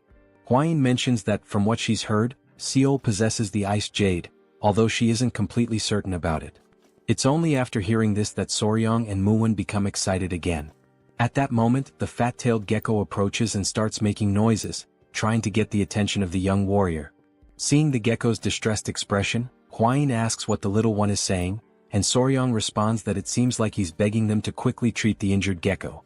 Soryong then suggests that they leave the rest of the conversation for later and focus on treating the gecko first. Hwayin agrees, pointing out that the gecko looks very anxious, so it's probably better to speed things up. With that, Soryong turns his attention to the sick gecko, who is resting on the dry leaves they had carefully placed earlier. He picks the little one up to examine it more closely and assess its condition, while the gecko's companion watches intently. Hwayin moves closer and says she heard that geckos can cut off their own tails. She asks if Soryong knows why this one waited until things got so bad. Soryong replies that she's right, geckos can do that, but not all of them. This surprises Hwayin, since she had always heard that all geckos were capable of it. So Soryong begins to explain. When a gecko detaches its own tail, the process is called autotomy. But depending on the species, the characteristics can vary. Some are able to perform autotomy but can't regenerate afterward, while others can lose their tails and still grow them back. And then there are those that can do neither, they can't detach and they can't regenerate. That's why you can't make assumptions. You have to examine them properly. Bringing his hand close to the tail, Soryong says that once it's confirmed, they'll find the detachment segment, the specific area that needs to be pressed with a finger to trigger separation. Hwayin asks what the detachment segment means, clearly confused by the term. So Soryong explains again, saying that while it might seem like a gecko's tail can be cut off anywhere, in reality, the spot where it actually breaks is predetermined. And that particular point is called the detachment segment. Once again amazed, Hwayin admits that she doesn't know much about geckos since they're not venomous, and then she asks how Soryong knows so much about them. Holding the sick gecko gently in his hands, Soryong realizes that he sounded quite confident when he explained all of that, but the truth is, because the tail is already in such a deteriorated state, he's not sure if the procedure will go well. But regardless of the uncertainty, he knows he has to try. With determination in his voice, Soryong says that he will succeed. Otherwise, he doesn't deserve to be called Spicy Fabre, his former YouTuber name. Sometime later, Muin is left alone with the little gecko while the couple is working in the background, focused on the procedure. The small gecko starts making some sounds, and Muin realizes that it wants to say something, so he turns around. Watching the cheerful couple in action, Muin asks what happened to the injured gecko. Soryong replies that fortunately, everything went well. Now, as long as they take good care of her, she'll be just fine. Hearing that makes the other gecko extremely happy, so much so that he starts crying tears of joy. Soryong crouches down, still holding the injured gecko in his hands, and asks the other one if he's happy now. Muin observes it all quietly, not saying a word, but thinking to himself that the more he looks at that boy, the more incredible he seems. And so, after finishing the surgery, the group decides to stay close by and monitor the gecko's condition for a few days. A few days later, the couple approaches with excitement as they run toward the stone where the geckos usually stay. Soryong calls out to them, and right away the geckos respond to him with the familiar sounds they make. Soryong's eyes sparkle with joy, thinking to himself that they're not even cats, they're baby geckos. But if this had happened in his past life, it definitely would have gone viral on YouTube. Looking at the injured gecko, Soryong sees that she has regained some of her strength thanks to proper rest. He leans down a bit and says that it looks like everything's okay now, adding, "We'll get going for now." This makes the gecko a little sad, and it tries to communicate even more before they leave. So, Soryong takes a moment to explain that they're not leaving forever, they're just going to gather some food for the geckos and then come right back to that place. Upon hearing this, both geckos become visibly happy, making cheerful little sounds. Soryong can't help but think to himself just how incredibly adorable these little geckos are. The young warrior then turns to Hwayin and says that for now that's all they needed to do here, so it's time for them to return to the Tang clan. With determination, he clenches his fist and, full of energy, declares that they are going to recover the ice jade. Sometime later they arrive back at the Tang clan, having left the little lizards behind in good care. As the couple reunites with the patriarch, they notice that many updates have come in while they were away. The father-in-law begins speaking and says that among all the news, by far the most significant incident is undoubtedly the one involving the blood cult. He starts explaining that after the identity of a spy embedded within the Murim alliance was exposed, their warriors decided to follow an owl that had been created by one of their assistants. However, as they were tracking the owl through the skies, they received a piece of information that turned out to be extremely valuable. No one would have believed it at first, but following that owl actually led the group directly to the hidden base of the blood cult. Coincidentally, a squad had just returned to the Murim alliance, and they brought with them a batch of poison extracted from the striped tiger water leavings. The patriarch adds that he heard the poison played a crucial role during the raid on the cult's hideout. Then he presents something to Soryong, a handwritten letter of gratitude from the leader of the alliance. Holding it up, he expresses how proud he is of his son-in-law. Returning to the subject of the geckos, the patriarch then asks Soryong if he managed to capture the mysterious geckos, saying that at any moment now he plans to walk through the garden of creatures to take a look at them himself. Looking a bit embarrassed, Soryong scratches his face and says that he could say they half-captured the geckos. Hwayin steps in at that moment to clarify everything, and so, Lady Hwayin proceeds to explain everything that had happened up until now in full detail. After listening to the whole story, the patriarch falls into thought the moment he hears about the ice jade. Hwayin continues, saying that in order to retrieve the ice jade, they are planning to travel together to Anhui province to visit the Namgung clan. She turns to her father and asks if that's all right. The patriarch tells them to go ahead, mentioning that there's something that needs to be delivered along the way anyway, so it all works out conveniently. He adds that the current times are unstable due to the ongoing threat of the blood cult, but since Soryong will be with her, he feels reassured and can allow it without worry. Seeing his father-in-law smile as he says this, Soryong quietly wonders to himself if that kind of statement really deserves to be said with a smile on one's face. Then the patriarch pauses, telling them to wait for a moment, because now that he thinks about it, since they're heading to the Namgung clan, there have been some rather disturbing rumors going around lately.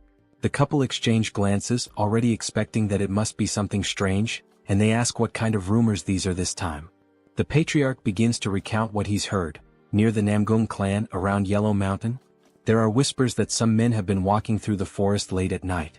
One man supposedly asks if the other is serious about what he's saying. The second man insists that he's telling the truth and goes on to say that the young woman from the Namgung clan, she really... But then the first man cuts him off, saying that it's nonsense, that it's nothing more than a filthy and scandalous rumor. Even if it were true, one of them says, still. But before he can finish, something suddenly grabs their attention.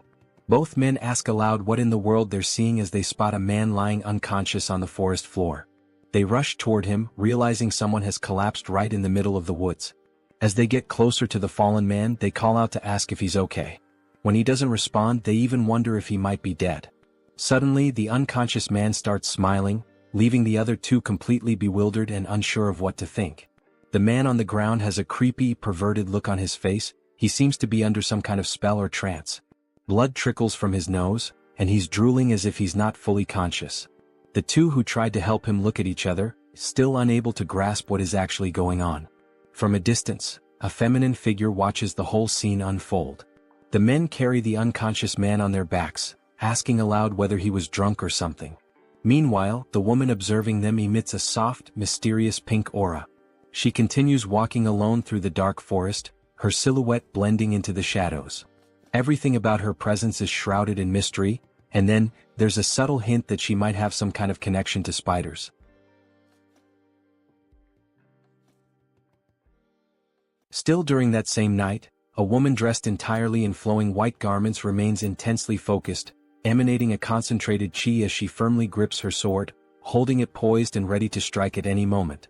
She senses deep within that this is the perfect moment she had been waiting for. Without hesitation, she unleashes a series of swift and precise strikes with her sword, so quick and forceful that they seem to slice through the very air itself, producing sharp, cutting sounds. After executing the flurry of attacks, her hand begins to tremble uncontrollably, as though she has already reached the limits of her physical endurance. Moreover, her face has grown pale, and sweat is pouring down from her forehead, clear signs that she has completely exhausted herself. At that moment, she quietly mutters that once again she failed to cut through all the falling leaves, admitting to herself that perhaps she still requires even more training. Just then, another young woman approaches, calling out urgently to her as she prepares to make another round of attacks. The younger girl tells her that they must return now without delay, warning that if they linger any longer they will be caught.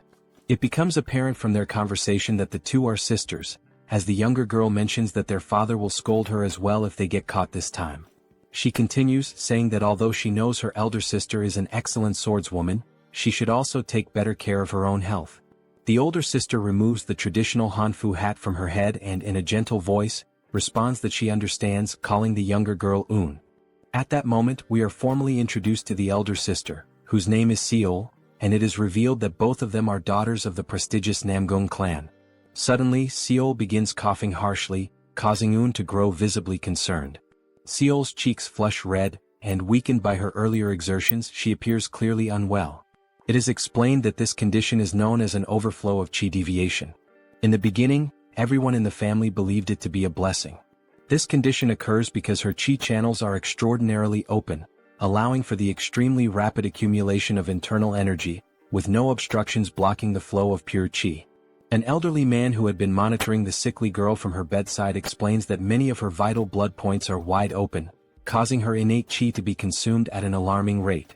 Another man, almost desperate, asks anxiously if there is any solution to her condition.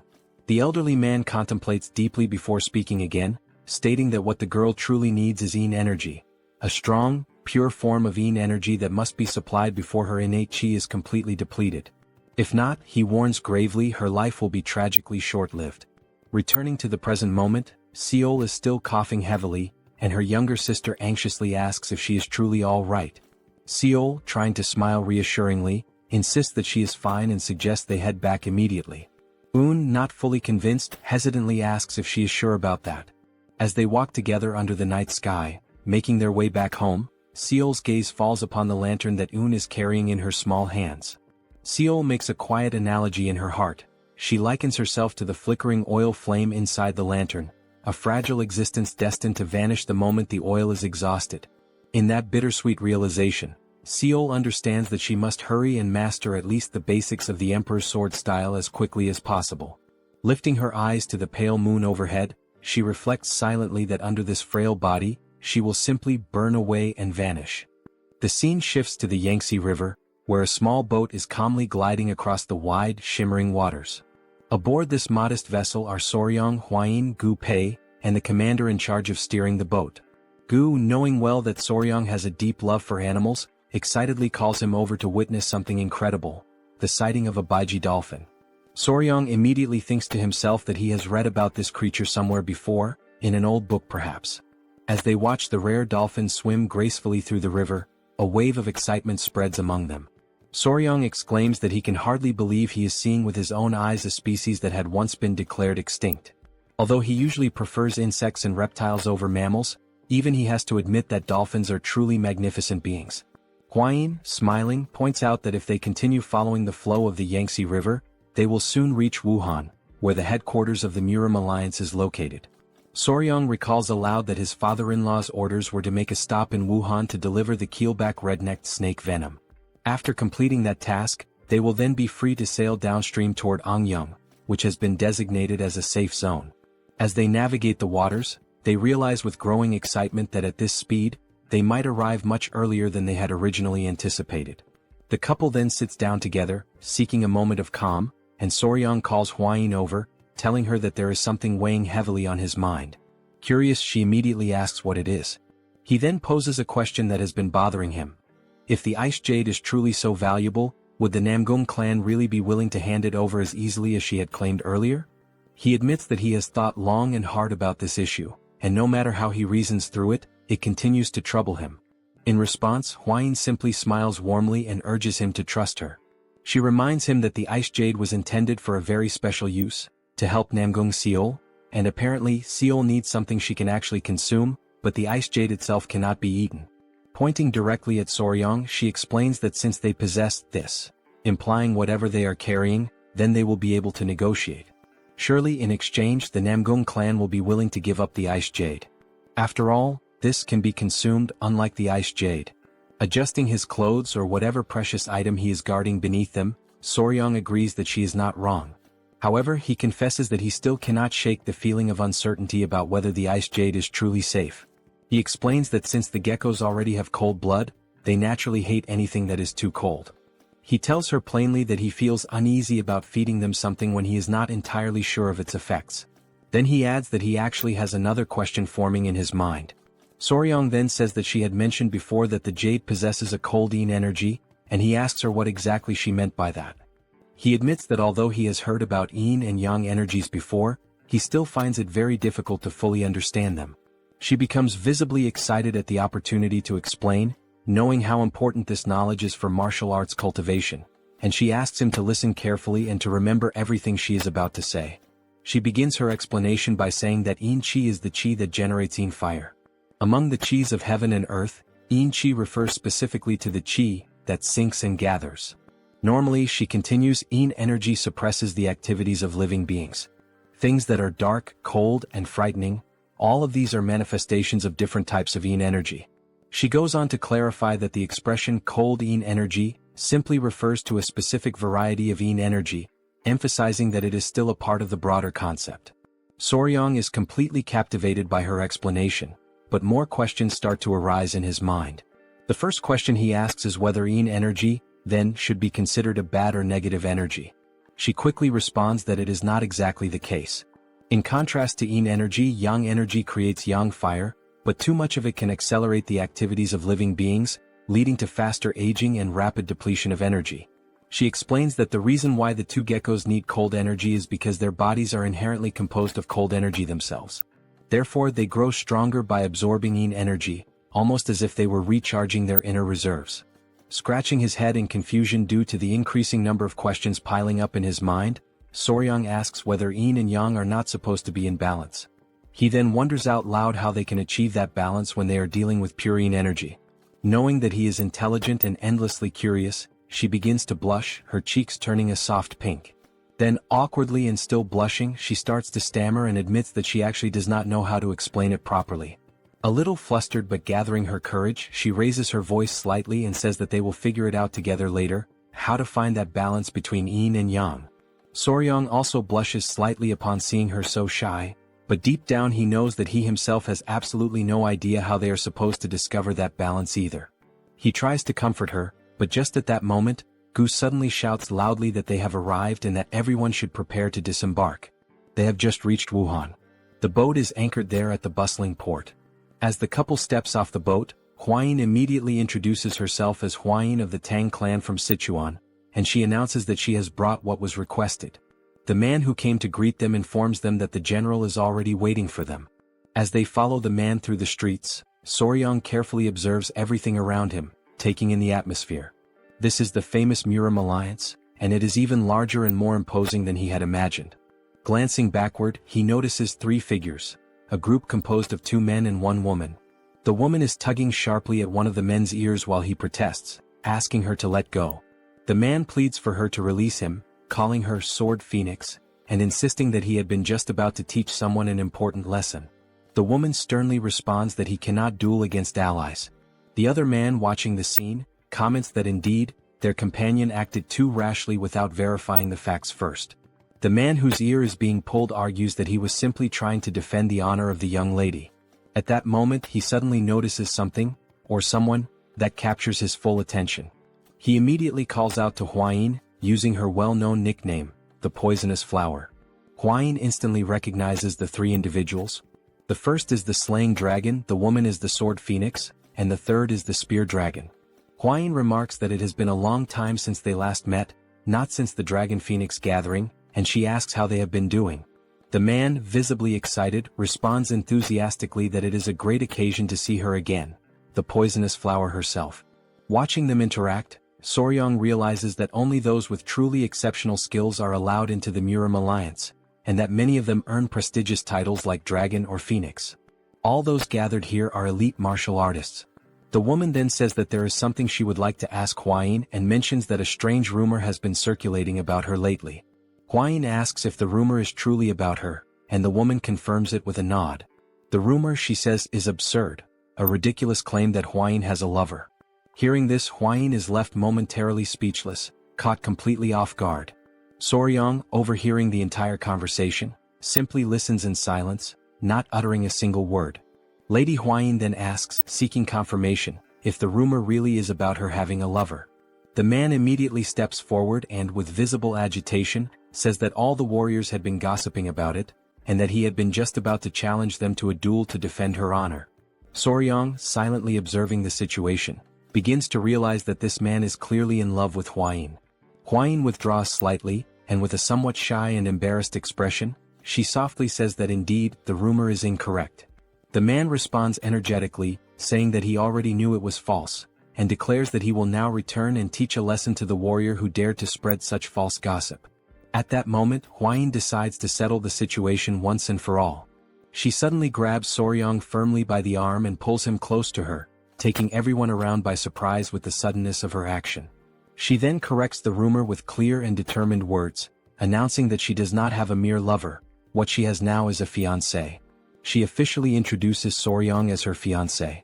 I personally found her action extremely cute and endearing, but judging by the expressions of the three onlookers, they certainly did not share the same opinion. All three of them stood frozen in complete shock upon hearing this unexpected revelation. The girl, wide-eyed, immediately asks if he truly is her fiancé, commenting on how young he looks. Huayin simply apologizes, saying that she should have introduced Soryang to them much earlier. Out of respect and politeness, Soryang clasps his fists together in the traditional martial salute and says that it is a pleasure to meet them, formally introducing himself as Wei Soryang. Two of the three individuals respond to the greeting, acknowledging him. Soryang begins to say that he looks forward to getting to know them better, but before he can finish his sentence, he is abruptly interrupted. When he looks forward to see what is happening, he sees the man who is clearly in love with Huayin practically engulfed in the flames of rage, glaring at him with burning eyes and demanding to know if he is truly Huayin's fiancé. The man demands confirmation of his name, asking directly if he is indeed Wei Soryang, to which Soryang calmly responds that yes, he is. Without hesitation, the man drops to one knee, but not in a friendly or honorable gesture. His aggressive and unfriendly posture causes his two companions in the background to become visibly alarmed. With a fierce expression, the man introduces himself as Yang Xianggu, the spear dragon from the Yang family of Sichuan. Still burning with fury, he calls out to the young Soryang and challenges him directly to a duel. The sudden and unexpected challenge to a duel left the couple completely stunned, as neither of them had anticipated such an impulsive and bold action. The man's companions, however, reacted with visible disappointment, as it appeared that this type of behavior was far more common for him than one might expect. Soryang, now sweating coldly with nervousness, asks for confirmation, questioning if the man truly intends to challenge him to a duel. The man, unwavering and intense, replies with a firm yes, he wants a one-on-one duel. Just at that moment, Yang Xianggu is pulled back roughly by his clothing, stopped by his own friend. Huayin grows visibly irritated at the very idea of a duel, and the other young woman also seems upset. Both of them demand that he calm down and take a moment to reconsider his actions.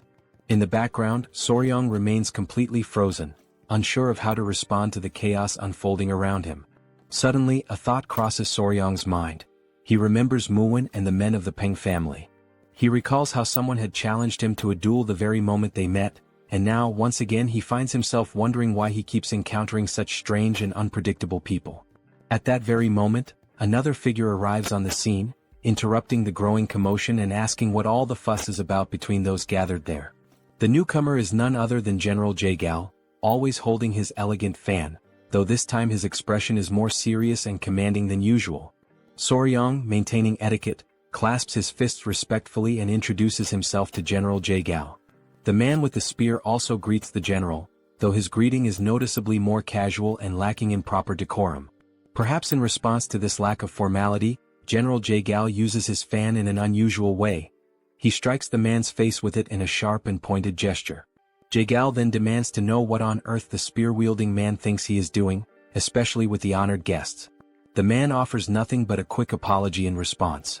Opening his fan once again with a calm but knowing smile, Jaegao remarks that he had been growing old while waiting for Soryang's arrival. He then formally invites Soryang to accompany him to the Celestial Martial Pavilion, where the leader of the Murim alliance is currently waiting for them. With that, the group begins to move, the couple following General Jagal and leaving Yang Xianggu behind, his conflict unresolved. This unfinished business only serves to stoke the fire of Xianggu's rage even further. Meanwhile, his friends watching quietly seem unsurprised, as if they knew something like this would happen all along. Sometime later at the Celestial Martial Pavilion, Huayin informs Soryang that she will be waiting for him for a short while in the guest hall, and Soryang acknowledges her with a simple nod and a few words. A young girl who had been standing there ready to receive them, begins giving them instructions, including the directive that the first person they must greet is the leader of the alliance. Soryang, silently and inwardly, thinks that she must be some clueless novice. Jagal seems to share a similar impression. He immediately comments that this is the girl who was brought in to replace the previous servant, who had turned out to be a spy. The girl appears visibly nervous, likely because of this high-stakes situation. Raising her voice, the young girl shouts toward the inner chamber, announcing that the general and the young warrior from the Tang clan have arrived. They soon hear a voice from within instructing them to come inside. They proceed forward slowly and carefully, and upon entering the chamber, they see the silhouette of the Murim alliance leader standing with his back to them. Once again demonstrating respect, Soryang clasps his hands and introduces himself, offering a formal greeting to the leader of the Murim alliance. The leader turns slightly, visibly impressed upon learning that this is the same Soryang he had heard so much about. He tells him to come in and says that he must be tired after such a long journey. However, as the leader looks at him more closely, something catches his attention almost instantly. The leader immediately asks about the tiny creatures on Soryang's wrist and waist, questioning whether those little beings have bitten anyone yet. Soryang, a bit startled by how quickly the leader noticed them, replies honestly that no, they have not bitten anyone. At that moment, all Soryang can think about is how they had said the alliance leader was one of the top 3 martial masters in all of Murim, and now he has no doubt. The man immediately recognized the venomous creatures hidden beneath his clothing. The leader gestures for them to sit, and once they are settled, he proposes they move straight to the most important matter. He then asks Soryang whether he brought the venom from the tiger-striped water snakes. Soryang replies that yes, he did bring it. He adds that he prepared as much as he could before leaving, managing to fill 3 full bottles. Jagal, clearly impressed by the quantity, comments that he once witnessed the venom extraction process while in Sichuan, and he knows just how difficult and dangerous that task truly is. He expresses his gratitude for receiving so much. The leader then mentions that he heard Soryang became the son-in-law of the Tang clan in Sichuan, to which Soryang confirms that this information is correct. The leader asks about Soryang's family, and Soryang responds quietly that he has no family, that he is alone in this world and has no one he can truly trust. Jagal comments that he had heard the young warrior lost all of his memories in an accident. Before being taken in by the patriarch of the Tang clan, he had lived by himself on an isolated island, catching snakes and selling them to survive. The leader expresses sympathy, saying that Soryang must have lived a difficult and lonely life. Soryang scratches the back of his head and offers a slight smile, saying that perhaps he wasn't as alone as everyone thinks. The leader, seeing no reason to dwell further on the topic, shifts the conversation back to business. He says that the main reason he summoned Soryang was because the young warrior played an important role in the recent incident involving the blood cult. For that reason, the leader says he would like to grant him a reward. Soryang, caught off guard by the idea of a reward, answers honestly. He says that he already told General Jagal what he needed the last time they spoke. Jagal says that what Soryang discovered is significant. So significant, in fact, that it might ensure that those damned members of the blood cult never set foot on the Central Plains again. And because of that, what he did deserves far more than just a simple or ordinary reward. Trying to modestly decline, Soryang insists that it was something that happened entirely by chance. He explains that he simply fell into a pit while trying to save everyone, and he mentions that the gift they already offered him is more than enough. Hearing this, both the leader and General Jagal are left stunned, their eyes widening in disbelief. Rising from his chair, the leader asks if Soryang really just said that he tripped while trying to save the Tang clan. As the leader pieces everything together, he crosses his arms thoughtfully and says that he's beginning to understand why he has felt such a strange sense of familiarity with Soryang. It has just now dawned on him how alike they truly are. Hearing that they are alike leaves Soryang in utter shock, frozen in place. The leader clarifies that he's not talking about physical appearance. With a more serious tone, the leader continues, revealing that he himself lost his clan and those he loved to those bastards of the blood cult. He then speaks about how he became stronger, doing everything in his power, pushing himself to the limits, all to try and save at least one surviving member of his family. And somewhere along that path, he experienced a moment of enlightenment and achieved martial mastery. He then asks if the rumors are true. Did Soryong really throw himself at an elder of the blood cult while he was poisoned, all in an attempt to save the Tang clan? Soryong affirms that it is true. With pride in his voice, the leader says once more that they are indeed alike, just as he himself had done 30 years ago. Approaching Soryong with a steady gaze, the leader comments that given Soryong's current strength, it should have been impossible. And yet he still gave it everything he had. He acted with nothing but desperation in his heart. He places a hand on Soryong's shoulder, an intimate and symbolic gesture, as if the two now share a bond that goes beyond words. He then announces that as a reward he will grant Soryong his unique martial technique, one that he alone possesses, called the Iron Coffer technique. Both Soryong and Jaegal are left dumbfounded by what they just heard, unable to immediately process the gravity of such a gift. The leader explains that he has never accepted a disciple before. When he dies, this technique would have disappeared along with him. But now it won't. He adds that he has no intention of taking on the role of a formal master, so the Tang clan need not worry about any kind of mentorship arrangement. Soryong still finds it difficult to believe the words he's hearing. It almost doesn't feel real.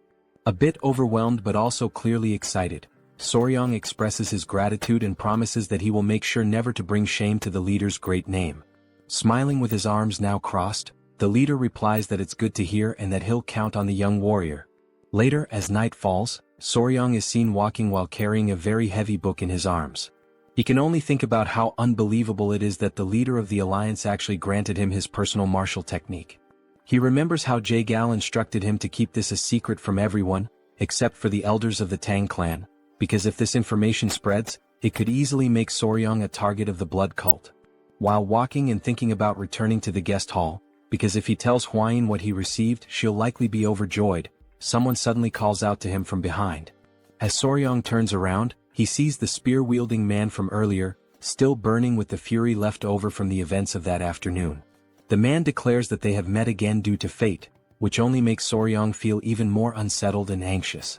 He explains that he heard Soryong had left the Celestial Martial Pavilion, so he came looking for him. He says he still hasn't received an answer to his earlier challenge for a duel. Soryong can only think about how incredibly persistent this man is. Clutching his spear, the man says that he needs to know whether Soryong is truly a man worthy of Lady Tang Hwayin, the poison flower. He insists that Soryong must prove himself. Soryong replies that it's too dangerous and that they really shouldn't. But before he can finish, the man interrupts and gestures to his spear, saying there's no need to worry because he'll remove the tip and only use his hands gently. Soryong responds that this isn't what he meant.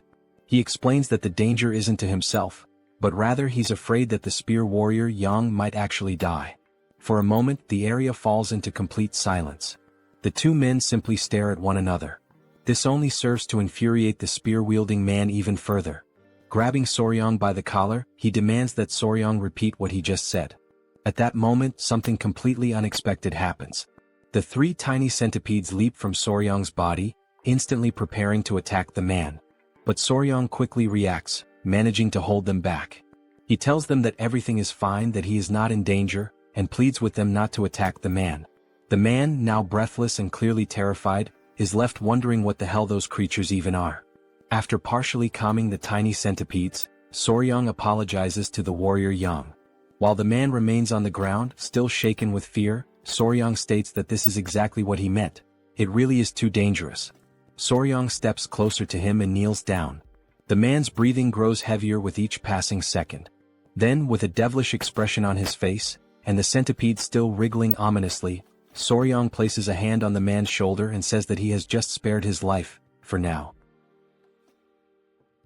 After that bold declaration, the man is left completely speechless, unable to process what just happened. Only then does he truly realize that this is no joke. If Soryong had not intervened in time, he would genuinely be dead. It finally dawns on him that Soryong is, in fact, a terrifying man. In his mind, Soryong appears more like a monstrous figure than a mere human. As Soryong checks if the man is okay, someone else arrives at that very moment. It is Hwayin calling out to both of them, her voice carrying an intimidating aura that sends shivers down Soryong's spine.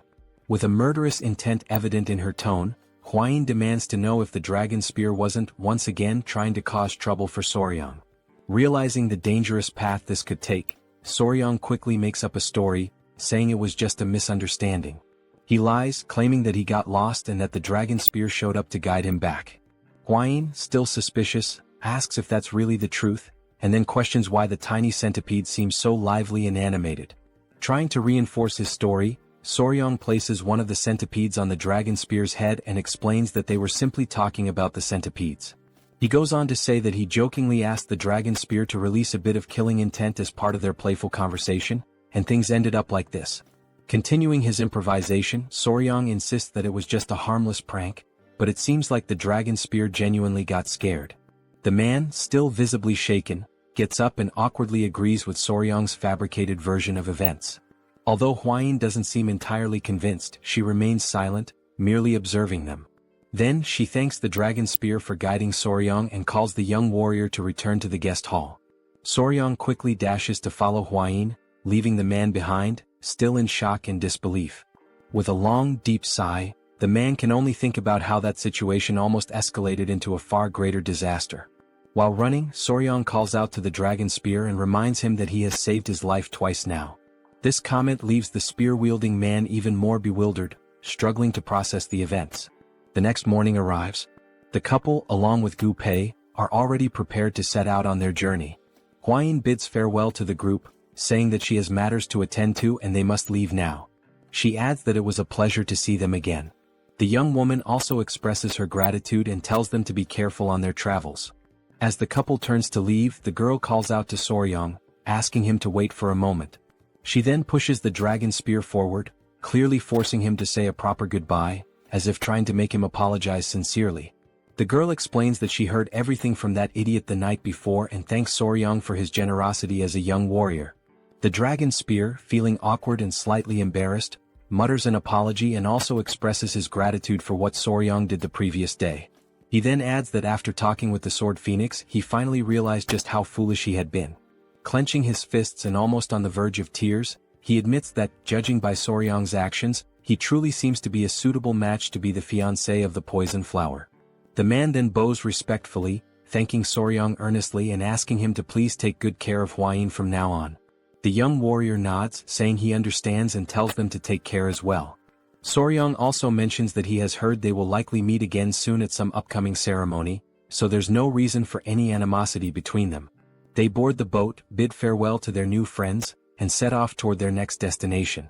Late at night, they find themselves staying at an inn located in a small lower village on the slopes of Huangshan Mountain. Soryang recalls Gu mentioning that they would rest there for the night since the mountain is treacherous, and it would take at least half a day to reach the Namgung clan's estate. That was the reason they decided to spend the night at this inn. After Soryang shares the details of his encounter with the leader, Huayin is left utterly shocked. She has just learned that Soryang received the secret manual of the Iron Coffer technique, the unique martial art of the first emperor himself. Soryang casually remarks that the emperor said they seemed alike. However, he also mentions that he heard the training required to master this technique is painful. Yet, once fully mastered, it can even block blades and withstand chi-based attacks. Huayin explains that the emperor's exclusive technique rivals the legendary indestructible diamond technique of the Shaolin. Since it is an external martial art, it does not require internal cultivation, which means Soryang shouldn't have much difficulty learning it. Realizing this, Soryang understands that, essentially, mastering it would be like gaining bulletproof protection. He truly inherited an incredible technique. Then Huayin offers to help him train in the new technique. She mentions having heard that the emperor used to whip his own body every morning as part of his rigorous practice, and she enthusiastically volunteers to assist him with that.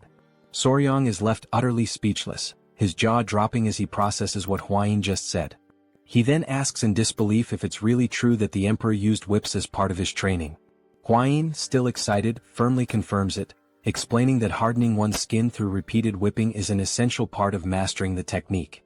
Soryang, who has a vivid imagination, suddenly envisions Huayin wielding a whip while wearing a more daring outfit.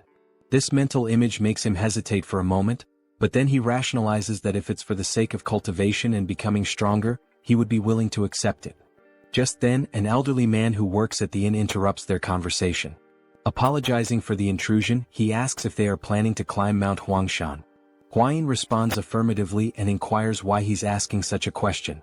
The old man explains that he is the owner of the inn, and judging by their appearance and equipment, it seems that they are heading towards the Namgung clan. Rising from his seat, Soryong cautiously asks if there is any problem they should know about.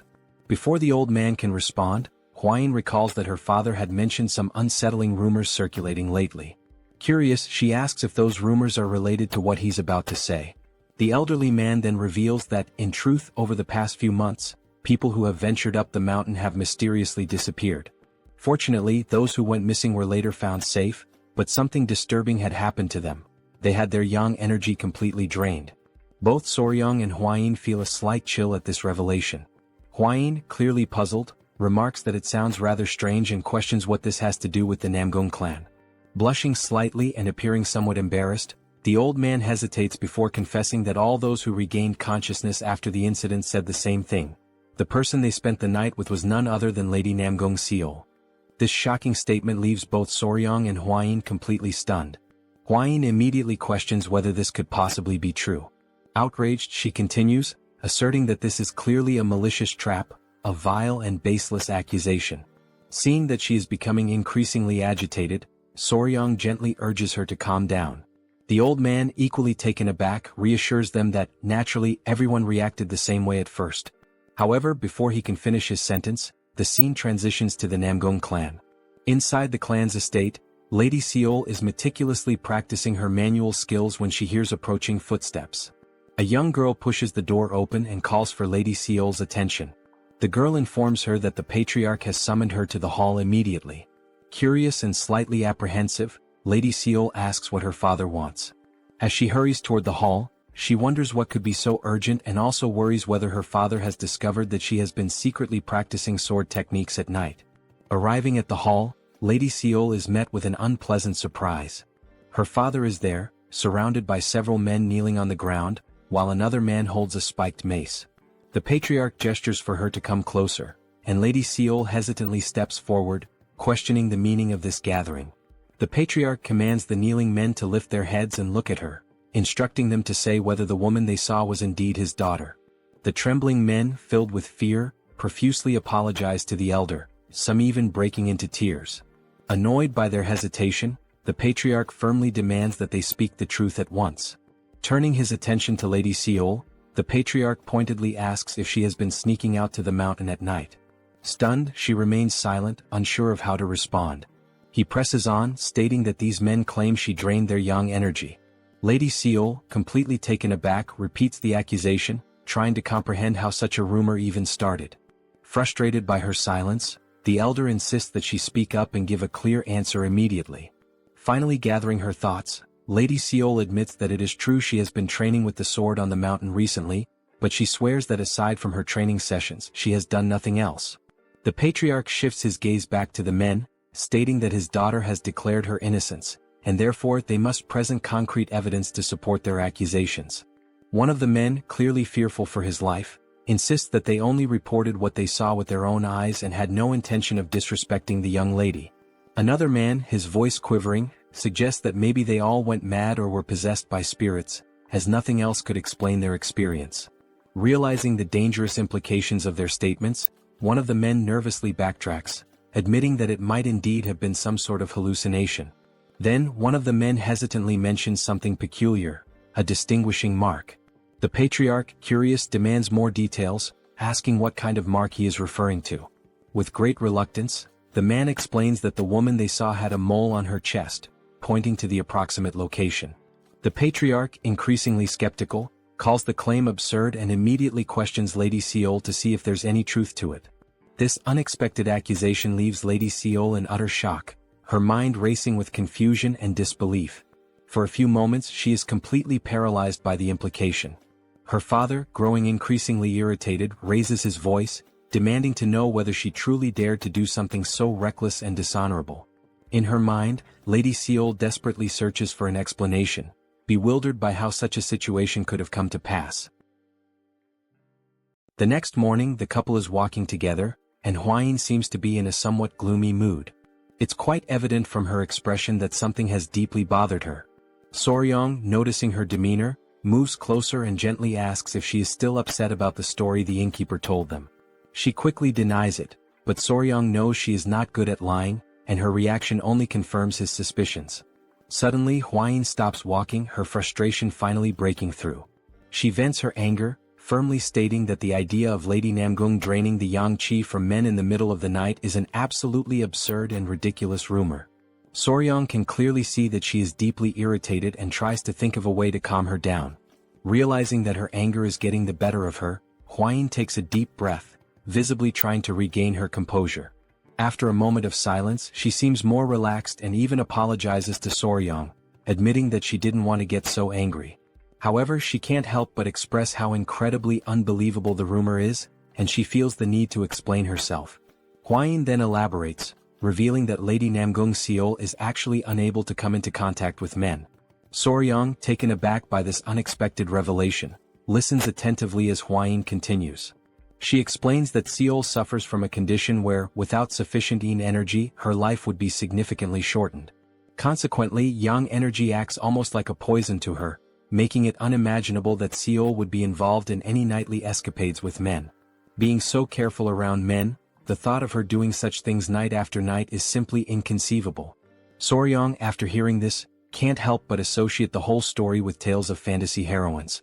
The entire situation seems too bizarre to be true. As they finish discussing, they finally arrive at the Namgung family palace after climbing the mountain together with Gu. One of the guards stationed at the entrance stops them, asking why they have come to the Namgung family estate. Hwayin subtly leans towards Soryang and whispers that the atmosphere within the Namgung family seems tense. She warns that if they mention they are there to see Lady Seol, they might be turned away. Understanding the delicate situation, Soryang quickly thinks of something plausible to say. Raising a finger for emphasis, he confidently states that they are there on business and have come to make a deal. The guard, somewhat puzzled, doesn't quite grasp what Soryang means. Hwayin, equally confused, asks Soryang what he is talking about. Just then, someone from inside the estate opens the gate and demands to know what all the noise and confusion are about. The couple realizes that they might be in a bit of trouble. Looking carefully, they notice that the person who opened the gate is none other than Lady Namgung Eun, Seol's sister, who immediately recognizes Hwayin. Now inside, Hwayin and Eun share a joyful moment, clearly delighted to see each other after so long. Eun remarks that it truly has been a while, and Hwayin asks if she has been doing well, noting that it has been 2 years since the meeting of the 7 clans. Before answering, Eun curiously inquires what kind of deal they have come to make. Hwayin responds that something happened at the Tang Clan, and they desperately need the Ice Jade. She mentions that she heard Lady Seol possesses the Ice Jade, and that they came specifically for this reason. Hwayin then asks if there's any way they can obtain it. Eun, still cheerful and happy to see Hwayin, suggests that they go to the Patriarch's hall to discuss the matter. She explains that it would be better to speak with her father, as he would surely be pleased to see Hwayin again. As they head that way, Hwayin nudges Soryang and mentions that they also brought something to offer in exchange for the Ice Jade. Curious, Eun asks what exactly they intend to trade. Sometime later, now in the Patriarch's hall, the atmosphere turns more serious. After explaining their purpose, the Patriarch raises his voice in disbelief, asking if it is true that they brought an elixir containing cold qi. The couple nods in agreement, and Hwayin prompts Soryang to take out the elixir from his clothes. Placing it on the table, the Patriarch examines it with growing astonishment. Holding the cold qi elixir close, he asks if he can inspect it more thoroughly. Soryang agrees, explaining that he kept it carefully protected inside his clothing during the journey, hoping it would be deemed valuable enough to secure the exchange. After a careful examination, the Patriarch marvels at the elixir's purity, remarking that it is remarkably high quality and that, with it, Seol could live at least 10 more years. Eun, equally intrigued, asks if it truly is that amazing. Feeling a sense of relief, the couple is overjoyed when the Patriarch agrees to trade the Ice Jade, recognizing the elixir's immense value.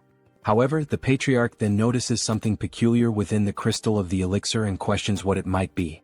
Soryang, caught off guard, apologizes and firmly states that he cannot disclose what it is. Understanding the need for secrecy, the Patriarch nods, acknowledging that revealing the nature of the object might inadvertently give away its origin. Soryang expresses his gratitude for the Patriarch's understanding. At that moment, Soryang recalls that, in reality, the reason for his secrecy isn't just about the origin. It takes him back to a time when he was walking with the great Patriarch. Soryong was walking and every now and then he would complain about how cold it was. The great patriarch, noticing his discomfort, asked him what was wrong. In response, Soryong took out from within his clothes the object that was causing the cold, revealing it to be a tail. Showing it to the great patriarch, Soryong explained that there was something peculiar about it. It looked like ice crystal forming on the tail of the gecko he had kept as a keepsake. Intrigued, the great patriarch carefully examined it and remarked that it possessed an incredible cold chi energy. He acknowledged that it could indeed be a valuable material for practitioners who had mastered ice techniques or cold chi martial arts. Soryong could only think that perhaps geckos stored nutrients in their tails, and in this case it turned out to be cold chi. Realizing its potential worth, the great patriarch asked if Soryong wanted to try transforming it into an elixir. Returning to the present, Soryong decides that it is not worth mentioning the shriveled gecko tail. The patriarch, still enthusiastic, instructs Un to inform her sister to exchange the elixir for the ice jade. He then suggests that the guests should rest, as he intends to prepare a celebration to welcome the guests from the Tang clan. Curious, he asks if Hwayin is close to Seol and she confirms that she is.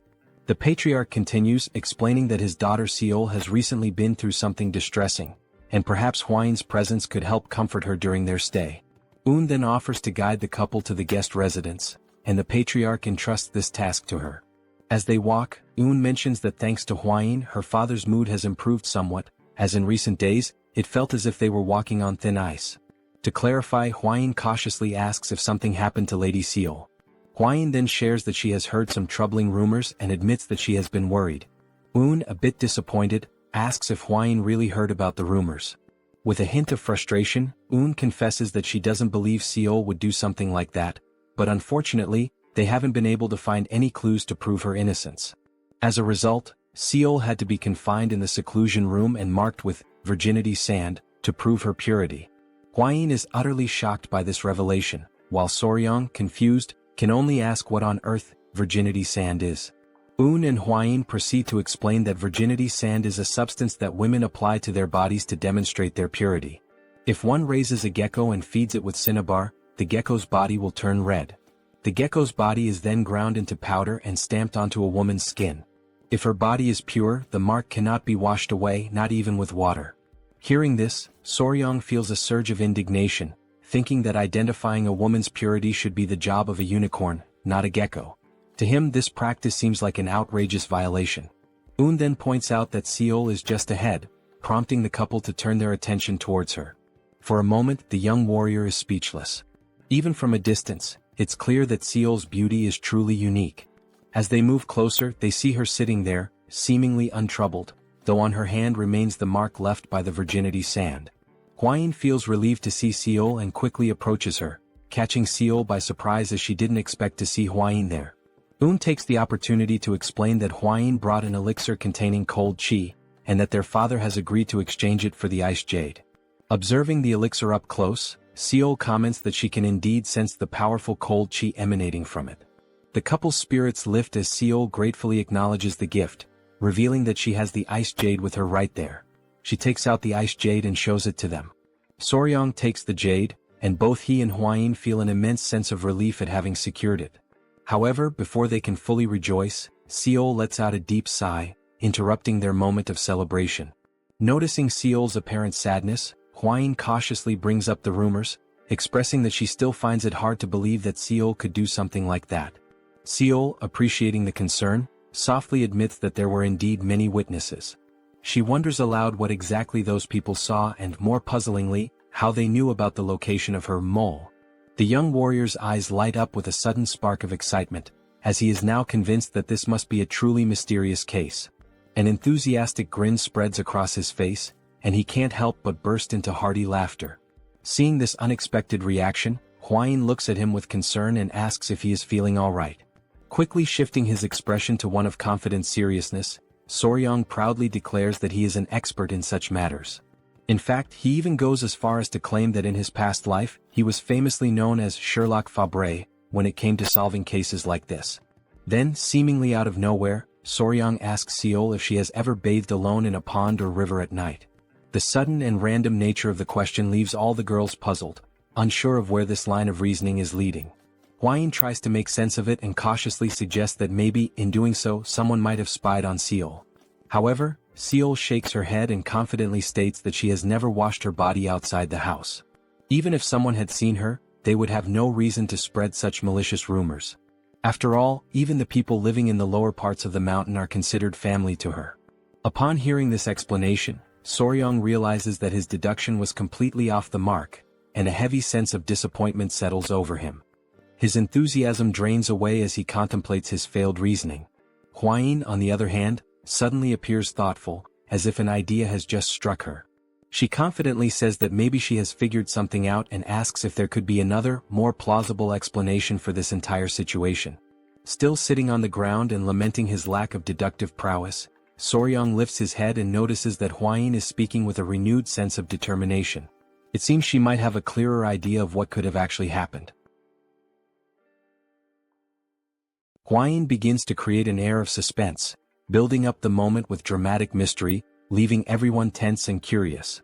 Then, with a serious tone, she finally reveals that the most likely identity of the culprit is a ghost.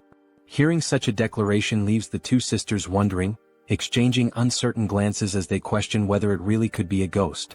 Soryong is left speechless, completely stunned, his mouth slightly agape, as he had been expecting her to say something far more profound and grounded. Instead, she comes up with the idea of ghost. Bringing one hand thoughtfully to his chin, he reflects for a moment and says that perhaps it might make some sort of sense. He then remembers that he once encountered the ghost of the centipede in a dream after it had died, so perhaps believing in such a thing isn't entirely absurd. Turning to Seol, Soryong calls her name and asks if she has touched or done anything unusual recently, something strange or out of the ordinary.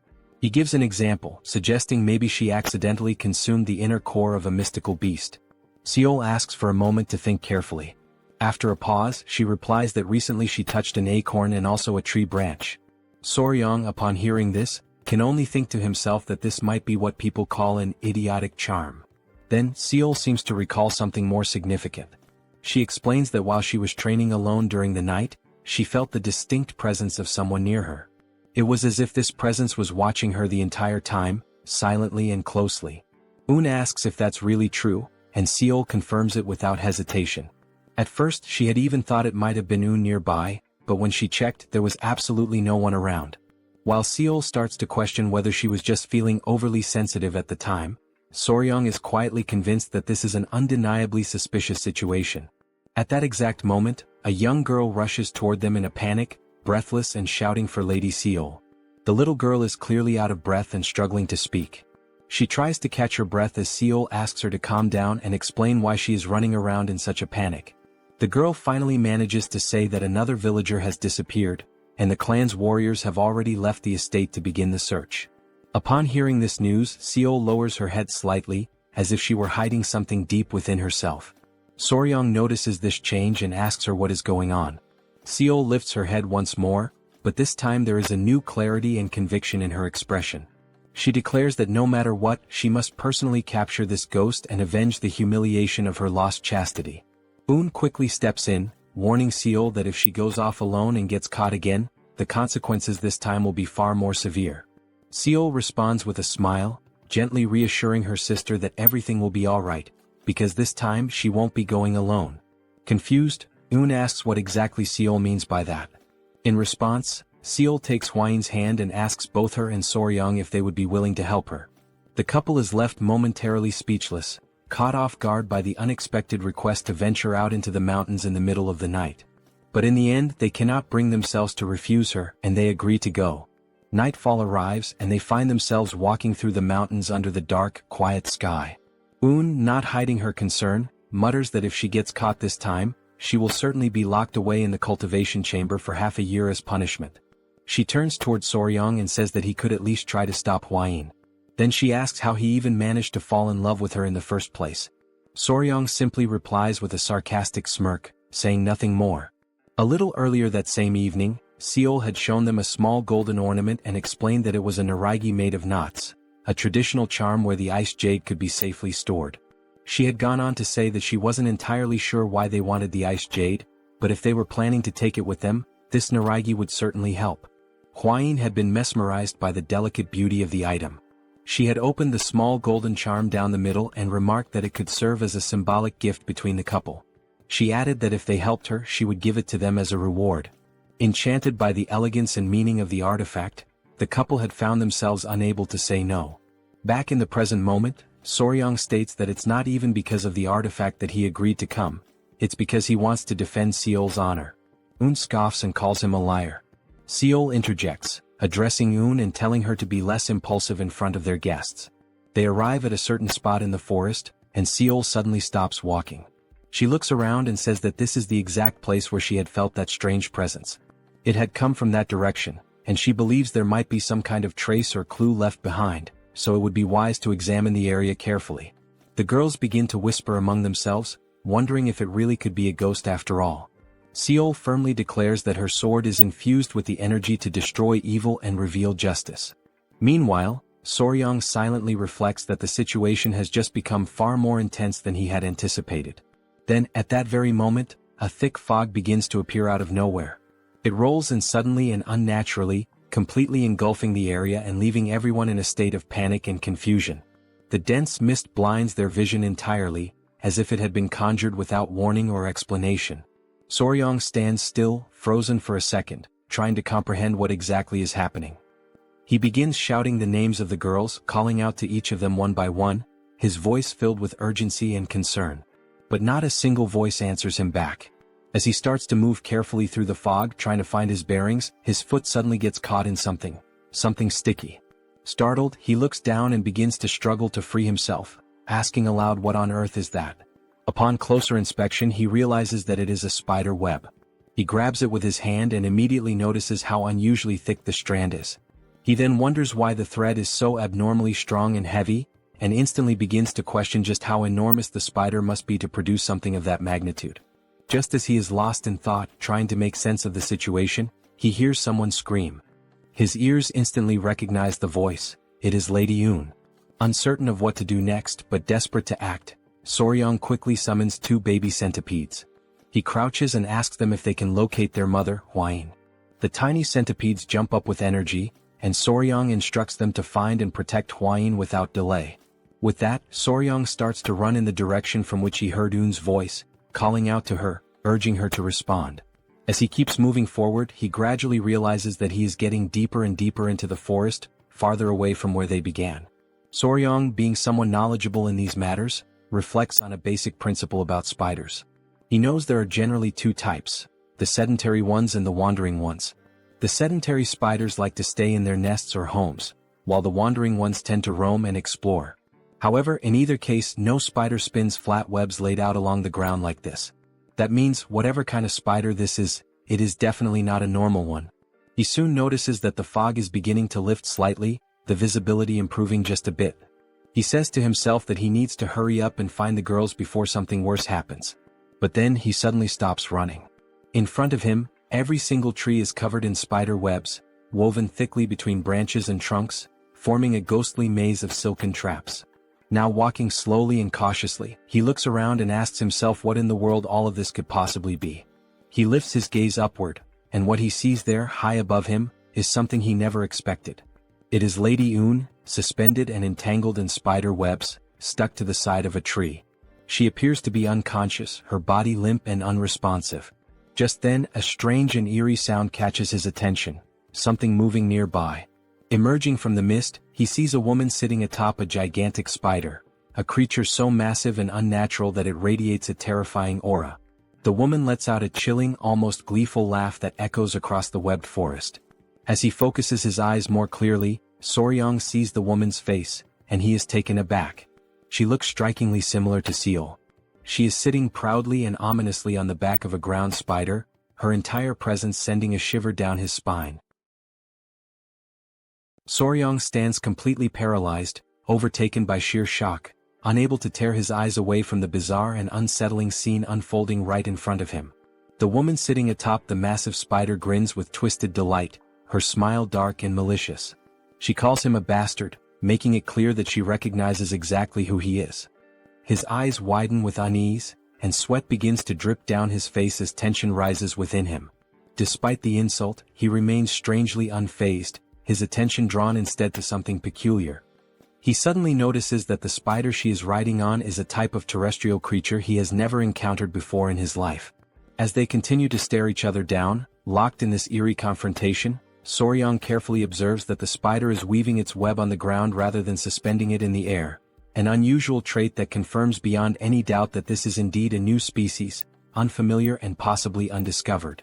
Then, at last, with a steady and determined look crossing his face, he begins to put the puzzle pieces together. In a rare moment of mental clarity, everything starts to make sense. He realizes, almost with a jolt, that the being before him, though it has the physical appearance and mannerisms of Seol, is not Seol at all. What he's seeing is actually a pedipalp, an arachnid creature, disguised as a spider.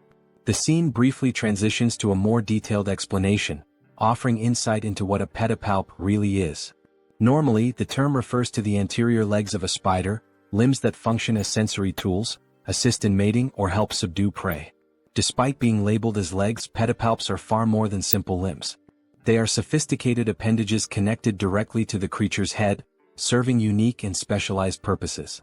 For instance, even the sharp pincers of a scorpion are actually modified pedipalps, highlighting how diverse and functionally advanced these structures can be. Back in the present moment, Soryang becomes increasingly aware that this pedipalp disguised as a spider is attempting to seduce him. It subtly exposes its shoulders in a suggestive manner, likely a calculated move to attract male prey. Blushing slightly, with his cheeks now tinged red, Soryang declares aloud that such efforts are unnecessary, because he is already completely captivated. Suddenly, in that very instant, Lady Yun regains consciousness. Her eyes blink open in disbelief, and as she sees Soryang approaching the terrestrial spider, her expression quickly shifts to rage. She clenches her teeth furiously, consumed by frustration at the sight. Soryang moves closer, much closer, to the pedipalp now disguised as Seol. With his hands gently interlocked and a flushed face, he begins to sing praises of how astonishingly beautiful she is. Then, catching the pedipalp off guard, Soryang suddenly grabs her tightly by the waist, pretending to be completely bewitched by her charm. The pedipalp, feeling triumphant and confident that it has successfully lured its prey, raises its arms in preparation to strike. The moment it prepares to launch its attack, Soryang sharply lifts his head and issues a clear and commanding order for his centipede to attack. Without a second of hesitation, the centipede leaps forward at full speed, catching the pedipalp completely off guard and leaving it paralyzed in shock. With ferocious precision and unwavering speed, the centipede sinks its fangs into the creature's body. The pedipalp lets out a gut-wrenching scream of pain, its voice echoing across the forest. While it writhes in agony, Soryang calls his loyal centipede back, and it immediately jumps into his arms, returning to him without delay.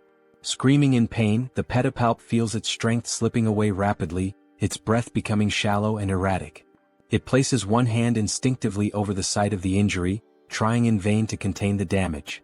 Soryang, eyes wide open and lips slightly parted, watches from a safe distance as the creature's body slowly collapses to the ground in defeat. Realizing that the pedipalp is now unconscious, he tells the centipede that he will move closer to inspect it. Cautiously, with a stick in hand, Soryang approaches and gently pokes the massive spider. Based on its lack of reaction, he deduces that the centipede's venom is keeping the creature immobilized for now, its toxins apparently effective on arthropods. However, considering the spider's colossal size, he believes it won't remain unconscious for long and will likely recover soon. With a calm and almost tender gesture, he runs his hand softly along the spider's thick, bristled body, whispering a quiet plea for it not to be angry. He assures her that what he has done was necessary to protect her from being killed by the frightened villagers. Then, with genuine affection, he carefully lays the creature's body down, almost as if tucking her in, and begins to wonder aloud if he'll even be able to lift her due to her tremendous size. Feeling a sense of excitement bubbling inside him, he stands up with pride, marveling at her 4 large spots and her thick, soft fur, traits that make her look exactly like a true scarlet spider. Driven by curiosity, Soryang prepares to take a closer look. With trembling anticipation, he reaches out, eager to uncover what the pedipalp's true face really looks like beneath the disguise. Without hesitation, he lifts the garment covering the creature's face, but his exploration is cut short in the most brutal and unexpected way. Hwayin appears out of nowhere and delivers a violent strike directly to his face. The force of the blow is devastating, knocking Soryang to the ground with intense impact. He crashes down as Hwayin screams in panic, yelling that the creature is a monster. Realizing that he is momentarily dazed and gasping from the shock, Huayin urgently tells him to regulate his breathing and try to steady his internal energy technique.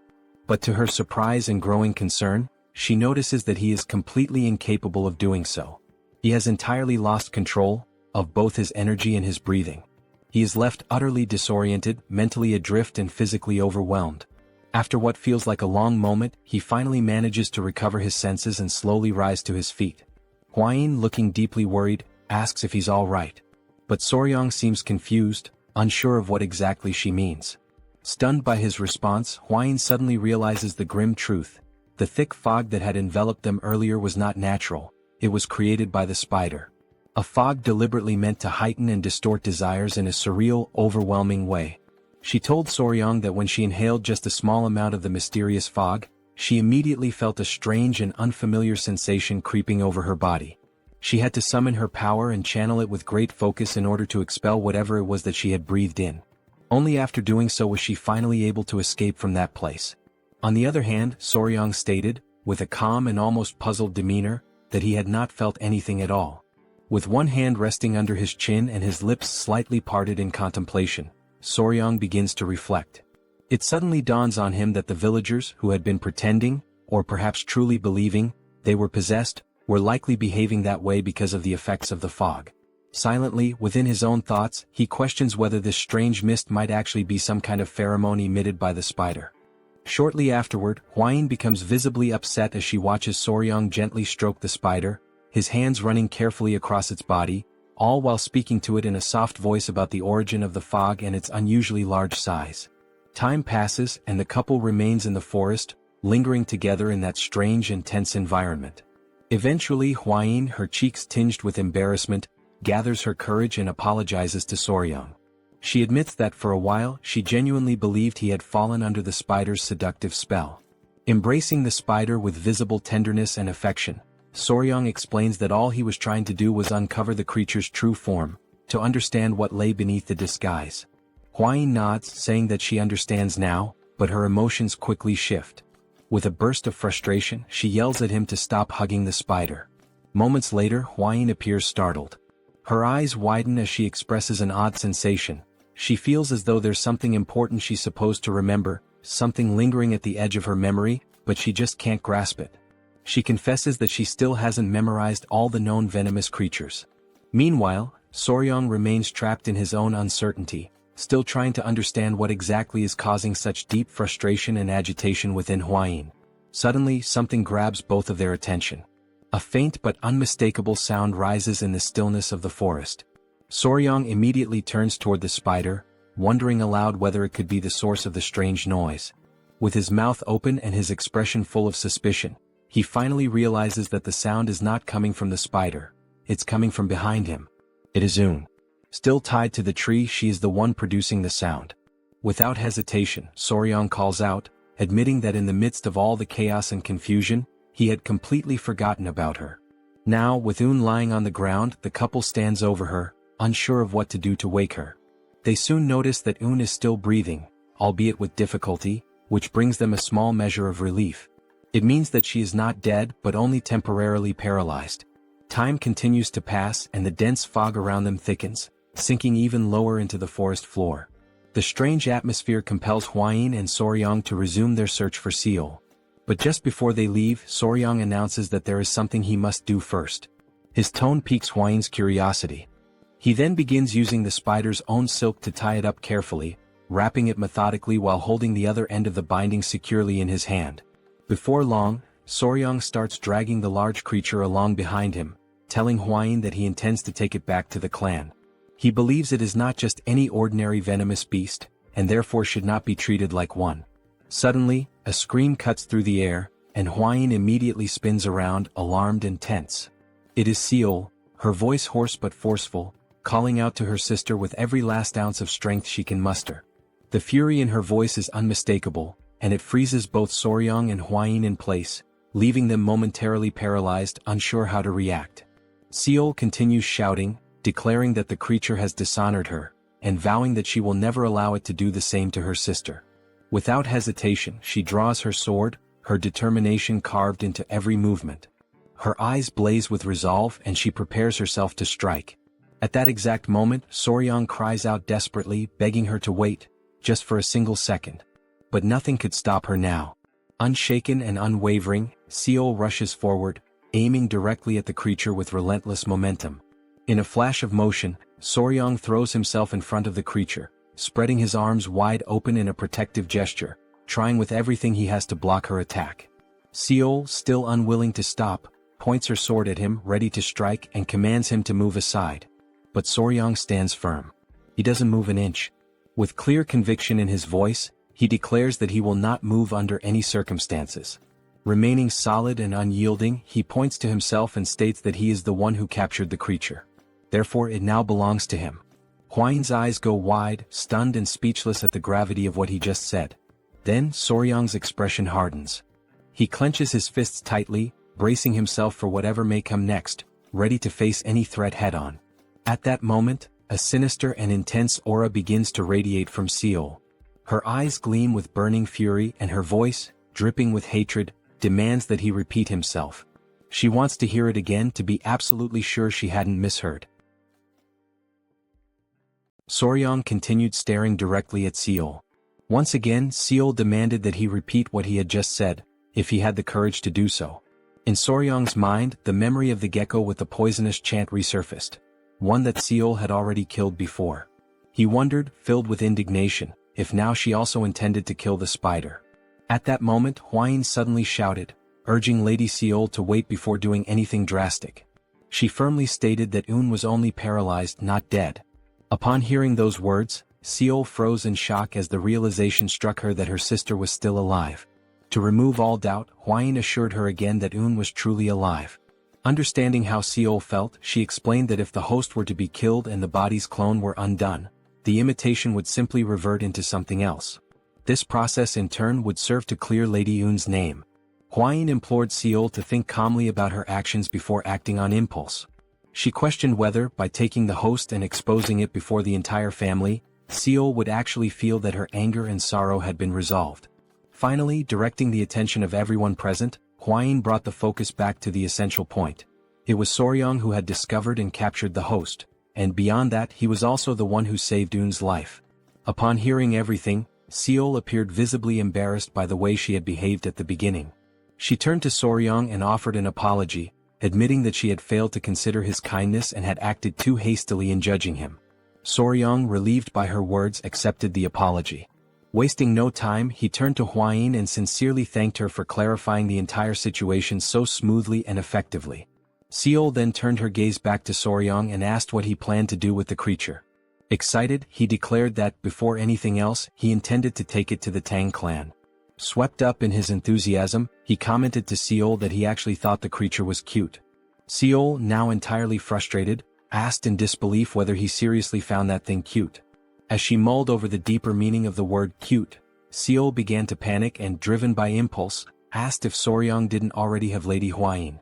Hwain let out a sigh upon hearing the question and replied that Seol was completely misinterpreting Soryang's words. Annoyed, Soryang clarified that he had referred to the spider as being cute, not in the sense of it being charming like a person, but because it was red, covered in soft fur, and had unique abilities. Seol tried to understand, though she still appeared somewhat skeptical. At that moment, Soryang looked at both of them with curiosity and asked what exactly they had been discussing. Flustered, both women quickly replied that it was nothing important. With the break of dawn, the spider and Lady Un were safely escorted back to the Namgung family. As soon as the Namgung patriarch laid eyes on the creature, he immediately drew his sword, consumed by fury at the thought that the creature had stolen his daughter's appearance and dishonored her in the process. Soryang, realizing the danger, pleaded with him to remain calm. He assured the patriarch that all misunderstandings regarding his daughter would be thoroughly explained. The patriarch let out a deep sigh and muttered, "Like father, like daughter," leaving Soryang momentarily confused by the remark. Soon after, the patriarch turned to him and expressed his gratitude for saving both of his daughters. He emphasized that the Namgung clan would never forget what Soryang had done and that, as a gesture of their gratitude, they would grant him one wish. Without hesitation, Soryang pointed to the spider, declaring that he wished to take it with him. The patriarch, without the slightest objection, granted his request. Before ending the discussion, however, the patriarch brought up something that still bothered him. Curious, Soryang asked what it was. The patriarch referred to his daughter Seol's appearance. She still wore an expression of stiffness, completely unlike her usual demeanor. Concerned, he posed a new question. Just as the creature had stolen the image of his daughter, was it possible for it to do the same with anyone else? Soryang became thoughtful. Although he was now the spider's owner, he didn't exactly possess the image rights of the patriarch's daughter. He began to reflect deeply on what might be done regarding this particular issue.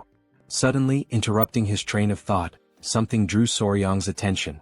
It was a restless crowd of people, completely agitated. Concerned about the commotion, Soryang rushed over to Commander Gu Pei and asked what was happening. The commander replied that it was a group of angry citizens. Many among them were outraged that the creature had stolen the appearance of young Lady Seol. They shouted loudly, questioning why it hadn't simply been killed. These comments infuriated Gu Pei. He sternly declared that the spider was now the property of the clan and that they were being far too bold by insulting it. Alarmed by the commander's fierce reaction, the crowd quickly backed down and retracted their statements.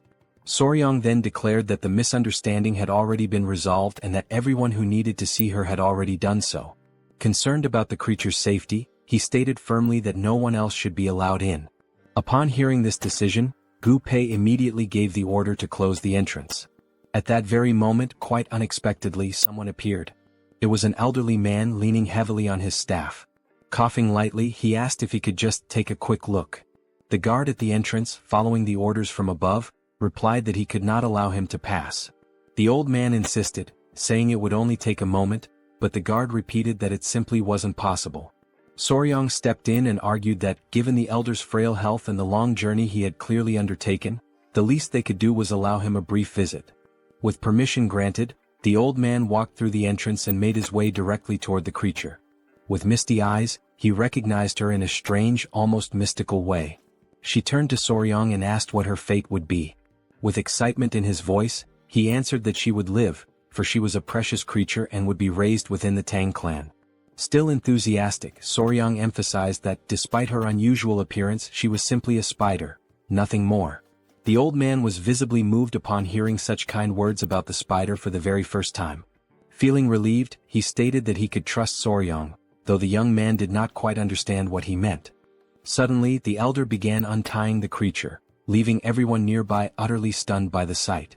Soryang shouted, urging him to wait before doing anything further, warning that the situation could be dangerous. But the old man ignored the warnings, gently placing his hand on the spider's head. As he caressed her, the creature's eyes lit up, and her expression took on a newfound calmness. Soryang remarked that he had felt a familiar energy in the elder from the very beginning. The old man then revealed that the spider's name was Yowa. With a nostalgic gaze, he began to recount the story of how they had met. The encounter had taken place more than 20 years ago, just after he had lost his entire family to a devastating plague. It was during that period of despair that he found Yowa, still very young and small. At the time, while he still had vitality in his body, he had fed her with his own qiyang. However, as the years passed, his strength waned and he could no longer sustain her. Back in the present, the old man admitted, filled with regret, that Yowa had done terrible things, and he blamed himself for them. Soryang tried to console him, speaking firmly that it had all simply been an accident. The elder then said that Soryang, as a kind-hearted knight, would now care for Yowa in his place, and that he could finally rest in peace, asking that he take good care of her. Without hesitation, Soryang responded immediately, promising that she would be in good hands. With a warm, loving look, the old man told Yowa that he was far too old to continue accompanying her, but he trusted that she would be well cared for. He advised her to follow the knight and live a long and happy life. The old man and the creature embraced in a heartfelt farewell. Soryang observed that, for a spider to understand a human so well, they must have spent a great deal of time together. He imagined that their journey had been one filled with affection and deep companionship. Moved by this sentiment, Soryang invited the old man to come with him to Sichuan, but the elder politely declined, explaining that he no longer had the strength for such a long journey. Understanding, Soryang shifted the topic and asked the elder to share his experience with Yowa, since it would be his first time caring for a creature like her. The old man agreed, assuring him that he would explain everything in detail. Somewhat embarrassed, Soryang posed his first question. How exactly does one feed a creature like Yowa with qiyang? The old man explained that one must place a finger into the creature's mouth to transfer the qi yang. He then added, with a curious note, that even by sleeping beside her, a transfer of energy could occur. He revealed that, upon receiving qi yang, the creature would begin to transform, shaping itself into whatever form it believed to be most beautiful in the eyes of the one feeding it. As the transformation unfolded, Soryang asked who the young woman before them was. The old man replied that it was his deceased wife and that he was grateful to see her one last time before his own death. Then, turning to Soryang, the old man invited him to try feeding Yowa himself. Soryang took a deep breath and agreed to give it a try. Without delay, he began transferring his qi yang. Almost immediately, the transformation began. Filled with anticipation, Soryang wondered what form Yowa would take. Deep down, he imagined that, naturally, she might transform into Lady Huayin. But when the final form was revealed, Soryang was utterly stunned. He couldn't hide the shock on his face. Those nearby, watching with curiosity, didn't let the moment pass. Without hesitation, they began asking aloud whether that was really his type.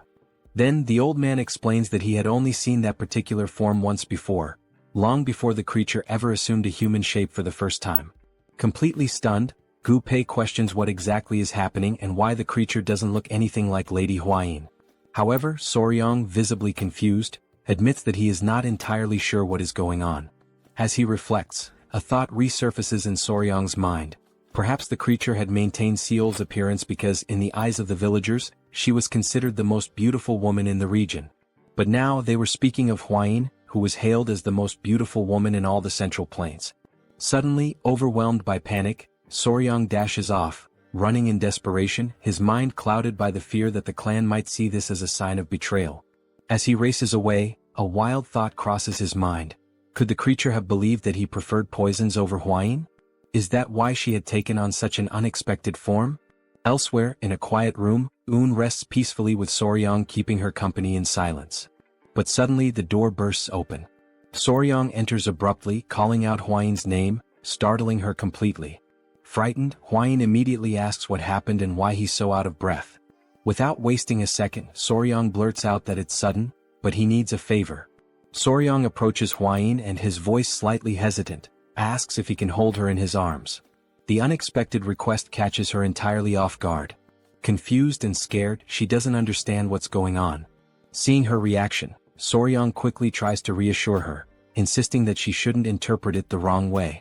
But hearing that only throws Huayin into a state of panic. Overcome by anxiety, she exclaims that he must have discovered the truth. She scrambles to explain, saying she never meant to keep anything from him deliberately, she only knew what she knew from reading about it in books. As she speaks, Soryang watches her, completely puzzled, having no idea what she's referring to. With her panic mounting, she finally yells out that the spider is one of the 10 great venomous creatures of the Central Plains. Soryang is left speechless. In his mind, an image of the spider flashes and shock floods his thoughts. He cannot believe what Huayin has just revealed, that Yowa is, in fact, that very creature. Huayin swears that she never meant to deceive him, but chose to remain silent until she could be sure, because of a promise she had made. Still frozen in place, Soryang begins to understand. That was why Huayin had been so hesitant. The revelation had taken him completely off guard. Huayin, overcome by emotion, gives in. In an unanticipated move, she throws herself into Soryang's arms. The gesture flusters and embarrasses him entirely. But suddenly, while still holding Huayin, something catches Soryang's attention. Had woken up. Sitting upright in bed, she silently watches the scene, clearly uncomfortable and embarrassed.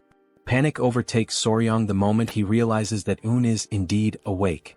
Days later, Soryang waves farewell to the Namgung clan. The incident had been resolved. And fortunately, Yowa had assumed the form of Huayin after absorbing Soryang's qi yang. Aboard the boat, Soryang walks over to Yowa to inform her that, once they reach their destination, he will release her from the cage. Shortly after, Gu Pei asks if Soryang has any idea about the next leg of their journey. Soryang explains that after acquiring the ice jade, he plans to head directly for Mount Gonga, home of the fat-tailed geckos. However, he admits that he is uncertain whether he should stop by the Tang clan first, as he doesn't know if Yowa can handle such a long journey. Upon hearing this, Yowa raises a hand toward Soryang, who immediately asks if she's feeling well. She smiles gently, a clear reflection of her recognition of his kind spirit. Soryang understands the gesture and thanks her sincerely, promising that they will get there as quickly as possible. Without further delay, Soryang turns to Gu Pei and informs him that they will head straight to Mount Gonga as originally planned. As they travel toward their destination, Soryang takes the opportunity to quietly enjoy the scenery around him, allowing himself a rare moment of peace amidst the gentle sway of the journey. Suddenly, something captures his attention. He overhears two young men talking nearby, their voices animated. One of them says that the leader of the alliance had personally led the Azure Dragon unit on an expedition, and that captured prisoners from the Blood Cult had begun to reveal crucial information about the locations of other strongholds. Right after that, the boy with yellow hair adds with excitement that there are rumors going around about someone who managed to create a poisonous mist that only affects members of the Blood Cult. Instantly, Soryang turns toward them with enthusiasm written all over his face, realizing that they were talking about something he himself had accomplished. The scene shifts back to the boys and Soryang, now clearly intrigued, asks them who was responsible for creating such a thing. One of the boys replies that the alliance hadn't disclosed the identity of the person involved, but insists that whoever did it was truly a hero. Soryang is left stunned by the praise. As the words sink in, his mind drifts back to his days of uploading videos, and for a brief moment he relishes the feeling of having once again made an impact, albeit from the shadows. Eventually they arrive at Mount Gonga. Soryang admits, somewhat embarrassed, that since he's not particularly skilled in the art of lightness techniques, he won't be able to climb the mountain himself. Because of that, he suggests that Huayin and Gu Pei go instead to retrieve the fat-tailed geckos. However, Gu Pei raises a valid concern. Would the geckos even respond without Soryang present? Huayin agrees with the reasoning, suggesting that it would be best if Soryang could go himself. Then, out of nowhere, something draws their attention. It is Yowa, gracefully ascending the mountain on her own, while Soryang shouts desperately for her to come back down. One of the rocks on the mountain breaks apart, causing Yowa to descend rapidly, but she lands calmly and smoothly on the ground below. Everyone stands in awe at the sight, completely stunned by her ability to fly. Soryang suddenly remembers a phenomenon known as ballooning. He begins to explain with an air of fascination that although few people are aware of it, some spiders are capable of flying by releasing silk threads and surrendering themselves to the wind. He adds that sometimes when walking through the street and brushing against a random web in the air, it's likely the trace of such a flight. Now fully excited, Soryang gives Yowa permission to carry him through the air. As she takes off with him, Gu Pei and Huayin follow close behind. Upon reaching the top, Soryang embraces Yowa warmly and praises her for being such an incredible and versatile creature. Huayin, visibly irritated by the scene, immediately reproaches him, saying that hugging her like that is strange, especially since the form Yowa currently wears is her own. Hearing that, Soryang quickly apologizes, understanding the awkwardness of the situation. Without delay, he begins to explore the area in search of the geckos. After a little while, Soryang spots them in the distance. With joy and great enthusiasm he calls out to them. Instantly, the fat-tailed geckos leap toward him, full of energy and visibly thrilled to be reunited. Soryang is taken aback by how affectionate and healthy the geckos seem, much more so than before. Their condition fills him with a quiet sense of accomplishment. He then shows them the ice jade he brought and assures them that he will take good care of them. He calls them to follow him. As a personal touch, he decides to name them Snow and Ice. After naming them, he gently carries both in his arms. And just like that, they officially become part of the family. A while later, back at the Tang Clan during the late hours of the night, the guards are taken aback by what they see in front of them. Their eyes widen with surprise as they question why two young ladies are suddenly standing before them at such an unexpected time. They take a closer look and quickly realize that one of the young women isn't actually human. It's a spider that has taken on the form of Miss Huayin. Feeling quite pleased with himself, Soryang proudly tells the guards to go and spread the news. The honored and confident official son-in-law of the Tang Clan has returned with one of the 10 great venomous creatures. The guards are visibly stunned. None of them had imagined they would ever lay eyes on one of the 10 great venomous creatures in person, let alone see one that looked like this. Wasting no time, they send a signal high into the sky, accompanied by the urgent message that Soryang and Huayin have returned, and with them a shocking revelation. The elders immediately rush toward the courtyard, not wanting to miss the commotion and eager to understand what is truly going on. The Grand Patriarch arrives and, with both confusion and curiosity, asks how the young man managed to go out looking for food for the geckos and somehow returned with a spider that has a human face. He demands to know what exactly Soryang was doing during that trip. The in-laws are also left speechless when they see the spider bearing the exact same face as their daughter, Hwayin. Soryong answers plainly, saying that he simply encountered the creature while he was staying at the Namgung clan. Everyone in the courtyard starts murmuring among themselves, saying that no one has ever heard of someone randomly finding one of the infamous 10 great venomous creatures. So they press him further, asking how in the world he managed to capture the notorious spider with a human face. The elders comment that Soryong never ceases to amaze and that at this point, they should expect nothing less from him. The in-laws beam with pride, stating that Soryong is now officially their son-in-law for having fulfilled his promise. Soryong, caught off guard, is surprised that his mother-in-law already knew about the arrangement, while Hwayin stands beside him, flustered and unsure of how to react. The patriarch declares that what matters most now is that Soryong is, without question, an official member of the Tang clan. The Grand Patriarch then tells Soryong that the next day, he must go to the river and catch a live wild goose. Soryong, confused, asks why.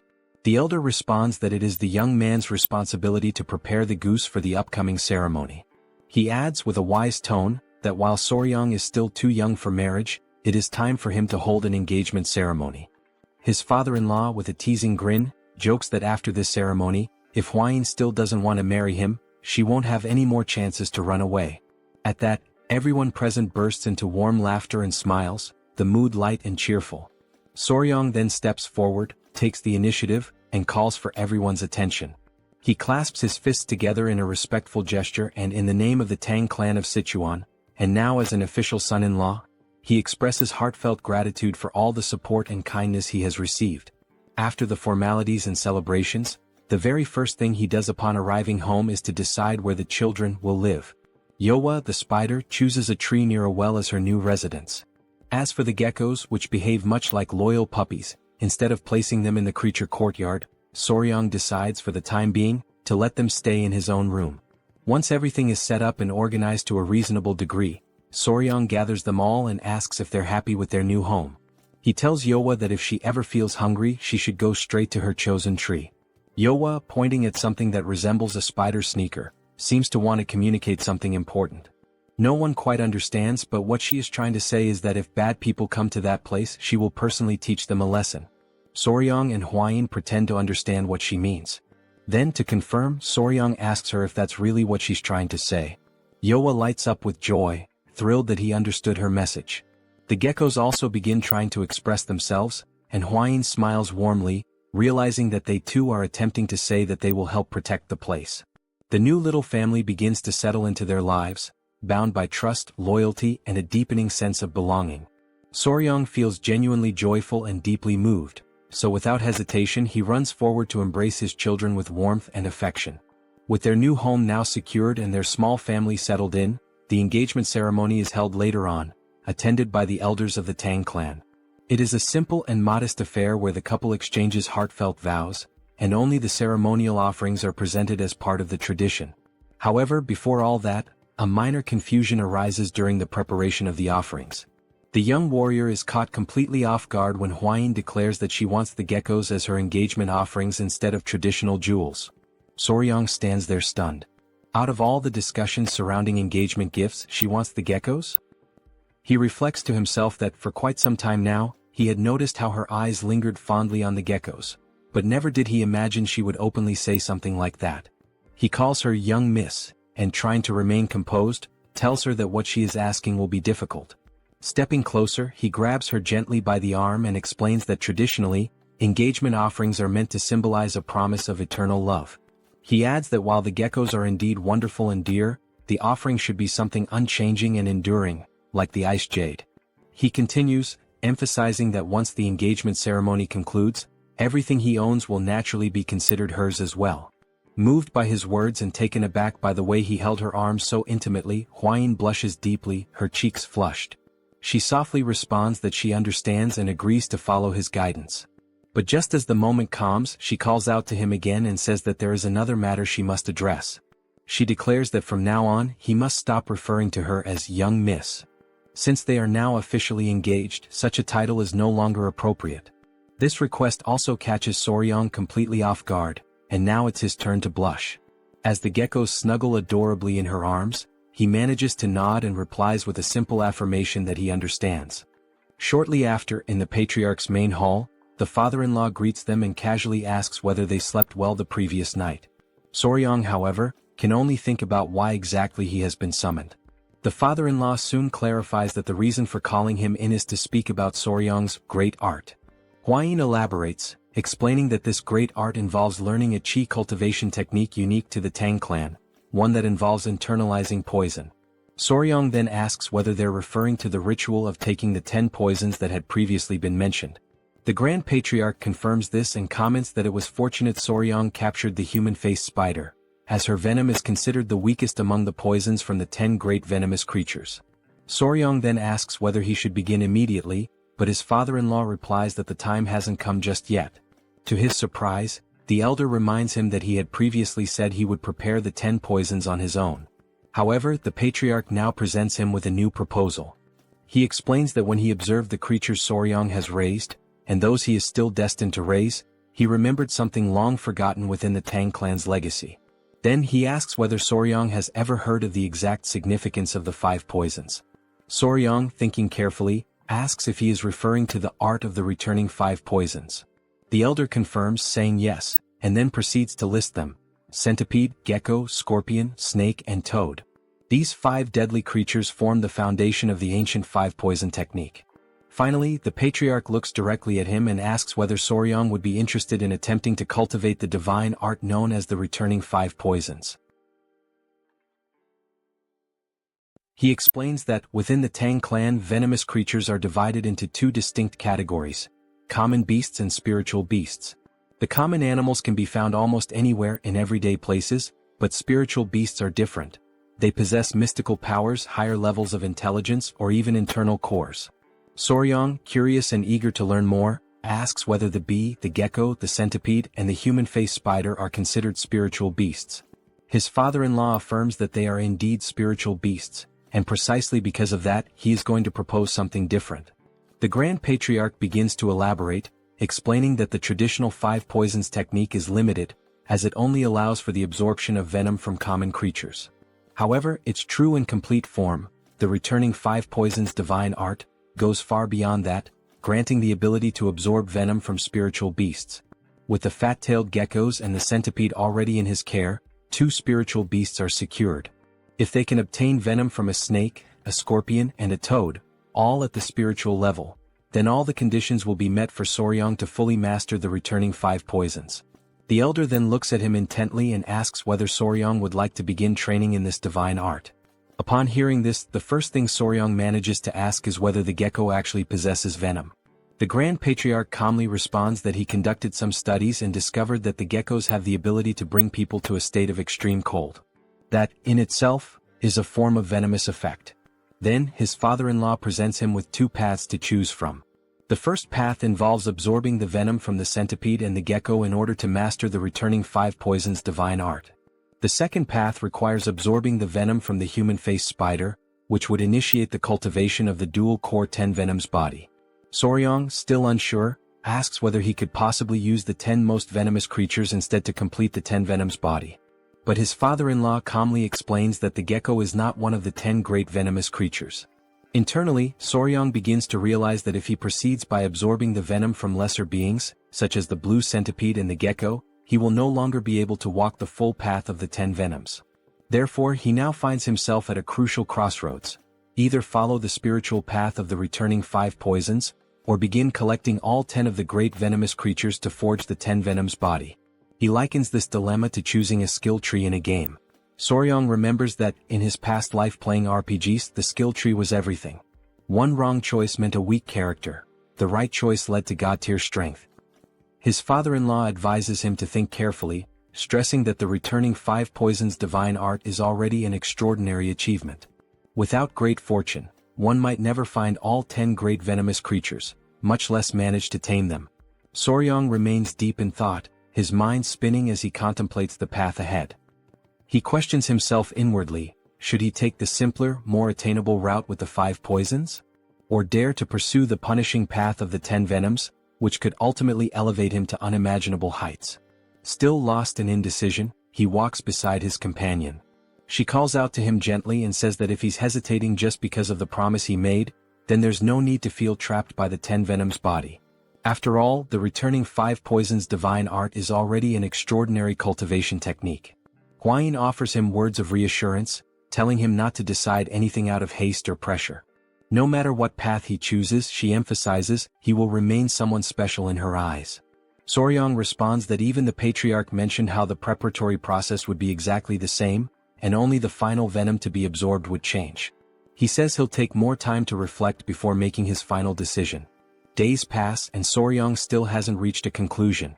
Lying in bed, he turns toward the geckos and casually asks them what he should do. Suddenly, the door bursts open and Huayin calls out his name, shouting. Startled, Soryang jumps up and asks what's going on. She explains that the centipedes are about to molt again. He springs out of bed in a hurry, stunned by the news. The two of them rush together to the area where the centipedes are kept. Soryang gazes at them, his heart filled with awe and emotion.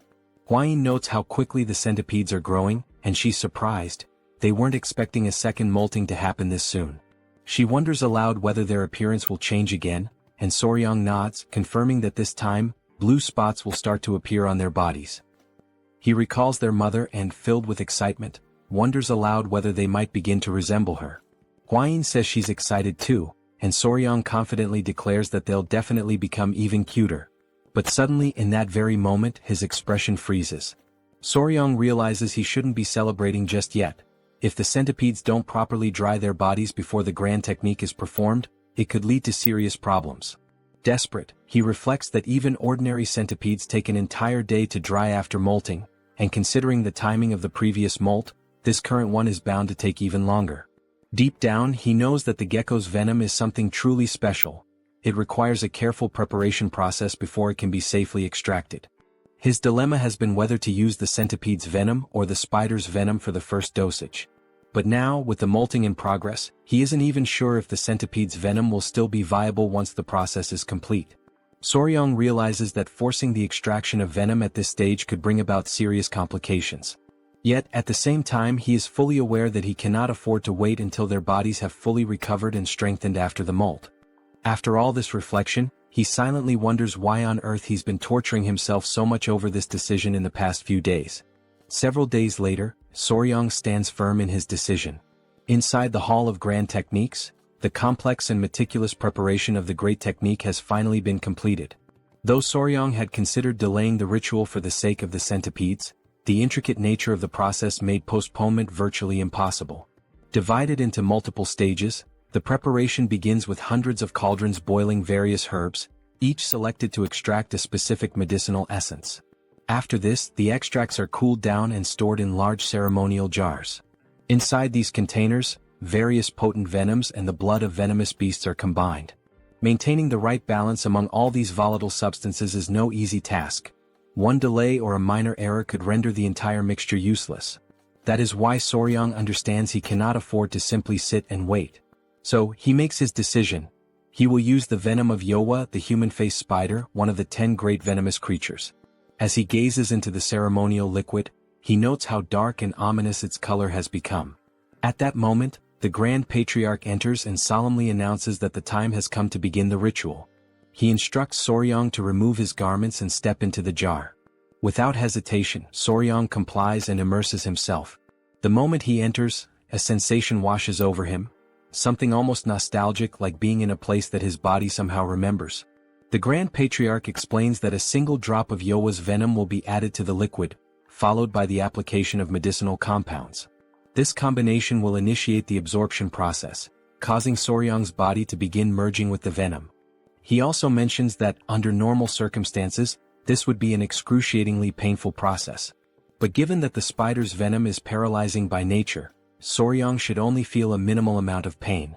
The elder then says he will step out briefly to gather the remaining ingredients, asking Soryang to stay where he is and wait. Suddenly, the door bursts open and Huayin enters excitedly, bringing Yowa, the geckos, and the freshly molted centipedes with her.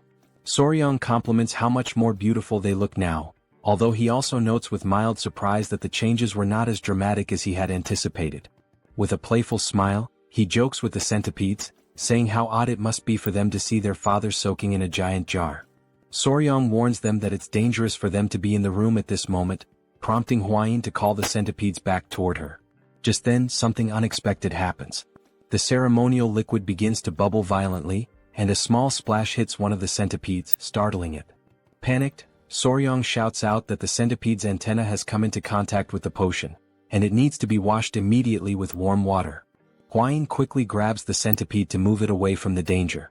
But in that chaotic moment, a tiny amount of saliva escapes from the centipede's mouth and falls into the ceremonial jar. A reaction is triggered instantly.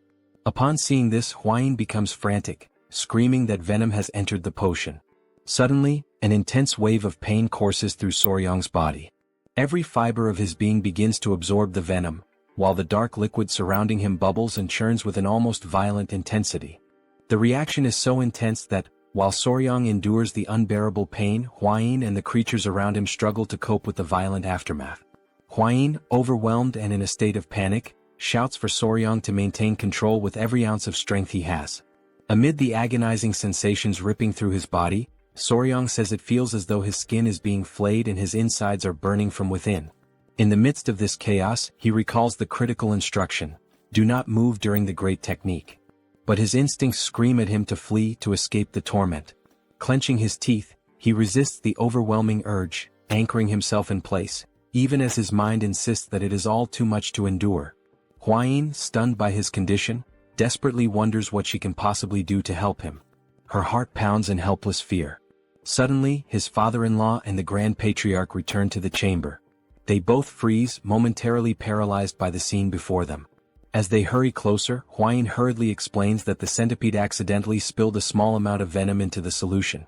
Right then, Soryang collapses against the edge of the ceremonial jar, his strength failing. With a trembling voice, he pleads for someone to save him. The Grand Patriarch quickly urges Soryang to stay conscious. At the same time, the Patriarch instructs him to calm his breathing and focus his mind, warning that losing consciousness now could be dangerous. Suddenly, Soryang coughs up a thick, dark liquid. His body begins to convulse and he feels his control slipping away. Around him, familiar voices call out his name, desperately trying to pull him back, but everything becomes distorted. His vision blurs, the faces around him twist into indistinct shapes, and the words melt into unintelligible echoes. His awareness drifts into darkness, dragged deep into the recesses of his own subconscious. When he opens his eyes again, Soryang finds himself face to face with the centipede. Unexpectedly, an intense, radiant light bursts forth from the centipede's body, leaving him in a stunned trance. Back in the real world, Hwayin cries out in relief the moment she notices Soryang regaining consciousness. Slowly, Soryang's eyes flutter open. His vision stabilizes, and he sees the Grand Patriarch and Hwayin standing before him, watching intently, visibly filled with anticipation and hope. Without delay, Hwayin asks if he's all right. The Grand Patriarch explains that fortunately he was able to guide Soryang's chi flow in time, and that the great technique appears to have completed successfully. He notes that Soryang's body has now accepted the centipede's venom. Then, with a soft chuckle, he remarks that perhaps the centipede wanted its father to understand the essence of the 5 poisons. Soryang quickly asks if the centipede is okay, visibly concerned that it came into contact with the volatile substance. Hwayin reassures him gently, saying she washed the affected area as quickly as she could. But her expression shifts to a somber one, and she admits she had no idea whether he would survive or not. She turns her head away, unable to look him in the eye. At that moment, Soryang recalls how, after returning from the wedding ceremony, the very first thing he did was rush to check on the centipedes, before even turning to see his bride. He raises a hand to his forehead and lets out a groan. Hwayin immediately asks if the pain is coming back, her worry returning. But with a resolute expression, Soryang looks up and asks again if the centipede is safe, taking both Hwayin and the Grand Patriarch by surprise. Noticing this shift in his behavior, Hwayin comments that it seems like he still hasn't fully recovered his senses. The Grand Patriarch quickly calls for the physicians. Meanwhile, Soryang realizes this moment of confusion was a perfect opportunity to play things to his advantage. Days pass, and only after every drop of medicine in the jar has dried does the great technique finally come to a proper end. The Grand Patriarch once again checks on Soryang, asking if he truly feels well, and suggesting they may still need to examine him in more detail. But Soryang assures them that he feels perfectly fine. The Grand Patriarch declares that Soryang has now officially set foot on the path of the 5 poisons and has begun to cultivate the divine art. For that reason, he says it is time to hand him the appropriate martial arts manual. Startled, Soryang asks what kind of manual. The Grand Patriarch explains that there are 5 manuals in total. Each one corresponds to a venomous creature and a specific technique. The venomous fang claw of the centipede, the venomous snake grasping hand that seizes life itself, the fast-legged scorpion tail technique, the wall-climbing gecko step method, and lastly the exploding toad palm. He adds that each technique governs a different discipline: claw technique, hand technique, leg technique, movement technique, and palm technique respectively. Soryang becomes visibly excited upon hearing that this martial art allows its practitioner to become one with poison, forming a true unity between body and venom. The very idea stirs something deep within him, igniting his curiosity and determination. The Grand Patriarch notices Soryang's reaction and remarks that he seems enthusiastic. Soryang confirms that he is indeed excited, but also admits that he's surprised. It's not exactly the kind of venom-based assassination techniques or deadly arts he had originally imagined. In response, the Grand Patriarch begins to explain the origins of this martial tradition. He reveals that this particular martial art did not originate within the Tang clan itself. The divine art of the returning 5 poisons, along with the 5 venom techniques, actually stemmed from an external lineage, from the now extinct 5 poisons sect. He recounts a story from 2 centuries ago. Back then there was a second son of the Tang family, known far and wide as a prodigy of his generation. That young man fell in love with the daughter of the lord of the southern barbarian beast palace. Despite fierce opposition from both powerful clans, the 2 lovers defied their families and fled together. In exile they founded the 5 Poisons sect. The couple went on to create an entirely new martial art, one that fused the venom arts of the Tang clan with the beastly fist techniques of the beast palace. This fusion led to the birth of a unique and powerful martial system. However, because they incorporated forbidden techniques into their new style, they attracted the wrath of the martial world. The sect became a target of persecution and was ultimately annihilated around 100 years ago in the depths of the jungle. The Grand Patriarch concludes by explaining that after the sect's fall, both the Tang clan and the Beast Palace reclaimed fragments of the lost arts. The 5 poisons and the 5 venom techniques were eventually restored. Although tensions still lingered between the clans, the Tang clan managed to retain most of the art. He adds that the masters of the 5 poisons sect held out against overwhelming force, proving the extraordinary strength of their style. The Grand Patriarch emphasizes that he has always believed this martial path would be a perfect fit for someone like Soryang, someone with a natural inclination and affinity for poisons. In that instant, Soryang realizes this was the Grand Patriarch's plan all along. He expresses his sincere gratitude and assures them that from this moment on, he will commit himself fully to training. The Grand Patriarch nods, stating that as long as he remains dedicated, greatness is destined to follow. And so, with resolve burning in his heart, Soryang takes his very first step onto the path of the divine art of the returning 5 poisons. Elsewhere, he strolls quietly, suddenly noticing how long it has been since he last felt sunlight on his face. Just then, much to his surprise, a centipede comes crawling rapidly in his direction. It's Nova, the same centipede that had spilled the venom into the ceremonial jar. Soryang wonders aloud if she had been waiting for him all this time. He looks at her gently and says he understands everything she went through, urging her not to blame herself. None of what happened was her fault. Moved by his words, the centipede suddenly leaps into his clothes. Startled, Soryang notes that her body is still rough and spiky from shedding her old skin, and he would really prefer if she stayed on top of his clothes rather than pressing directly against his bare skin. She looks at him for a moment and then climbs out of his clothes, leaving him full of assumptions and questions. Soryang grows anxious and wonders what is going on. A strange thought flashes through his mind. Could the centipede actually be reading his thoughts? Trying to shake off the notion, he reassures himself that it's probably just a coincidence. After all, animals that spend a long time together often develop uncanny synchronicities. He holds her gently in his hand, telling himself that he's just an emotional fool without a solid sense of reason. There's no way an ordinary creature from the Venom clan could do something like that. But suddenly, the centipede looks at him with a piercing, serious gaze. Then she radiates a powerful red aura, shocking Soryang to his core. He mentally gives her a command, to go to his head. Instantly, she obeys without hesitation. He then mentally commands her again, to find him. And again she follows the instruction precisely. Soryang stands frozen, stunned. 1 time might be coincidence. 2 could still be chance. But 3 times? That was beyond reason. Eyes wide, he stares at her, overwhelmed and confused, trying to make sense of the impossible. In that surreal moment, a mysterious light begins to form, connecting the two of them. Elsewhere, Huayin was calling out desperately for Nova, her voice filled with urgency as she asked where the centipede had gone. Coming across a few other centipedes, she asked if they had any idea about Nova's whereabouts, knowing that after recently shedding her skin, it would be more difficult to track her down. At that moment, Soryong suddenly appeared, emerging unexpectedly as he ran toward Huayin with Nova resting on his shoulders. Seeing how visibly exhausted he looked, Huayin immediately asked if he was alright, while simultaneously scolding Nova for wandering off so far, a behavior she had explicitly forbidden.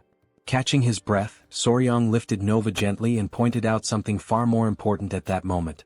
Nova now understood human language. Huayin, stunned and momentarily speechless, was taken aback by the statement. She then questioned what he meant, arguing that Nova had always been able to understand spoken words. Soryong explained in more detail. Nova was no longer limited to simply understanding spoken language. She now understood thoughts as well. The shock on Huayin's face was instant. Before she could respond, Soryong bolted off, heading straight for the Grand Patriarch, eager to obtain further answers. Sometime later, they arrived at the Grand Patriarch's hall. Inside, Soryong recounted everything that had happened. Huayin added that, among all the centipedes, only Nova was capable of understanding thoughts. She then asked whether this could be a result of the great art. The Grand Patriarch immediately dismissed the possibility. He stated that the ability had nothing to do with the great art, noting that among all those who had accepted the venom of spirit creatures, there had never been any reports of such a phenomenon. It was the first time he had heard of something like this. Huayin then asked what the cause could be. The Grand Patriarch firmly declared that it was undoubtedly the result of the divine art of the five poisons returning. He explained that the great art was designed for the absorption of venoms, and that only Soryong had successfully absorbed venom from a spirit creature. He continued by saying that what happened to Nova was clearly influenced by the southern barbaric beast palace.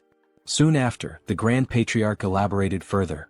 He explained that the palace treated beasts as part of themselves and that their secret might be connected to the five poisons returning art. He concluded that it was impossible to fully understand why this was happening. Soryong, puzzled by this, asked why it was considered impossible to comprehend. The Grand Patriarch emphasized that there was no reason for the palace to reveal its most guarded secret. He warned that once the palace discovered that the Tang clan had mastered a martial art shaped by their influence, there was no way to predict how they would react. Distressed, Huayin asked whether there was any way to prevent this from escalating. The Grand Patriarch replied that it wouldn't be easy, unless the palace owed them a significant favor. Later on, Soryong walked in silence, feeling disappointed by the entire situation. He thought back to his original hopes of gathering his animals and forming something like the Brementown musicians. Suddenly, his thoughts were interrupted by someone calling out to him. It was Commander Gyupi, who greeted him warmly, expressing how glad he was to see Soryong in better health. Suspicious, Soryong listened as Gyupi explained that there was an issue in the venomous creature garden and asked if Soryong could accompany him there. Soryong quickly considered that they should deal with the garden issue first and only then think about the palace. He also remembered that he had forgotten to go there after returning. Smiling, Soryong agreed to go with him. Before they left, Gyupi said he wanted to leave someone with Soryong. Hearing that, Soryong was surprised. What did he mean by someone? At that moment, to his amazement, the small Inying came running toward him, full of joy and longing. As they walked together, Gyupi explained that he brought the girl because she wouldn't let go of him, so he decided to bring her to the venomous creature garden. Still skeptical, Soryong asked the real reason Inying was there. Gyupi clarified that she had come for treatment and would be staying with the clan for a while. Interrupting, Inying asked why Soryong hadn't visited her yet. But Soryong only noticed that she was missing a tooth. He apologized, saying he didn't know she had already returned. He guessed she must have been bored being alone, but she denied it. To prove it, she smiled with her toothless grin and raised her click, the creature she had been playing with. Seeing it in her hands, Soryong was surprised. It was a click beetle. Click beetles are known for the snapping sound they make when they flip over. Though considered a crop pest, they're adorable in the eyes of children.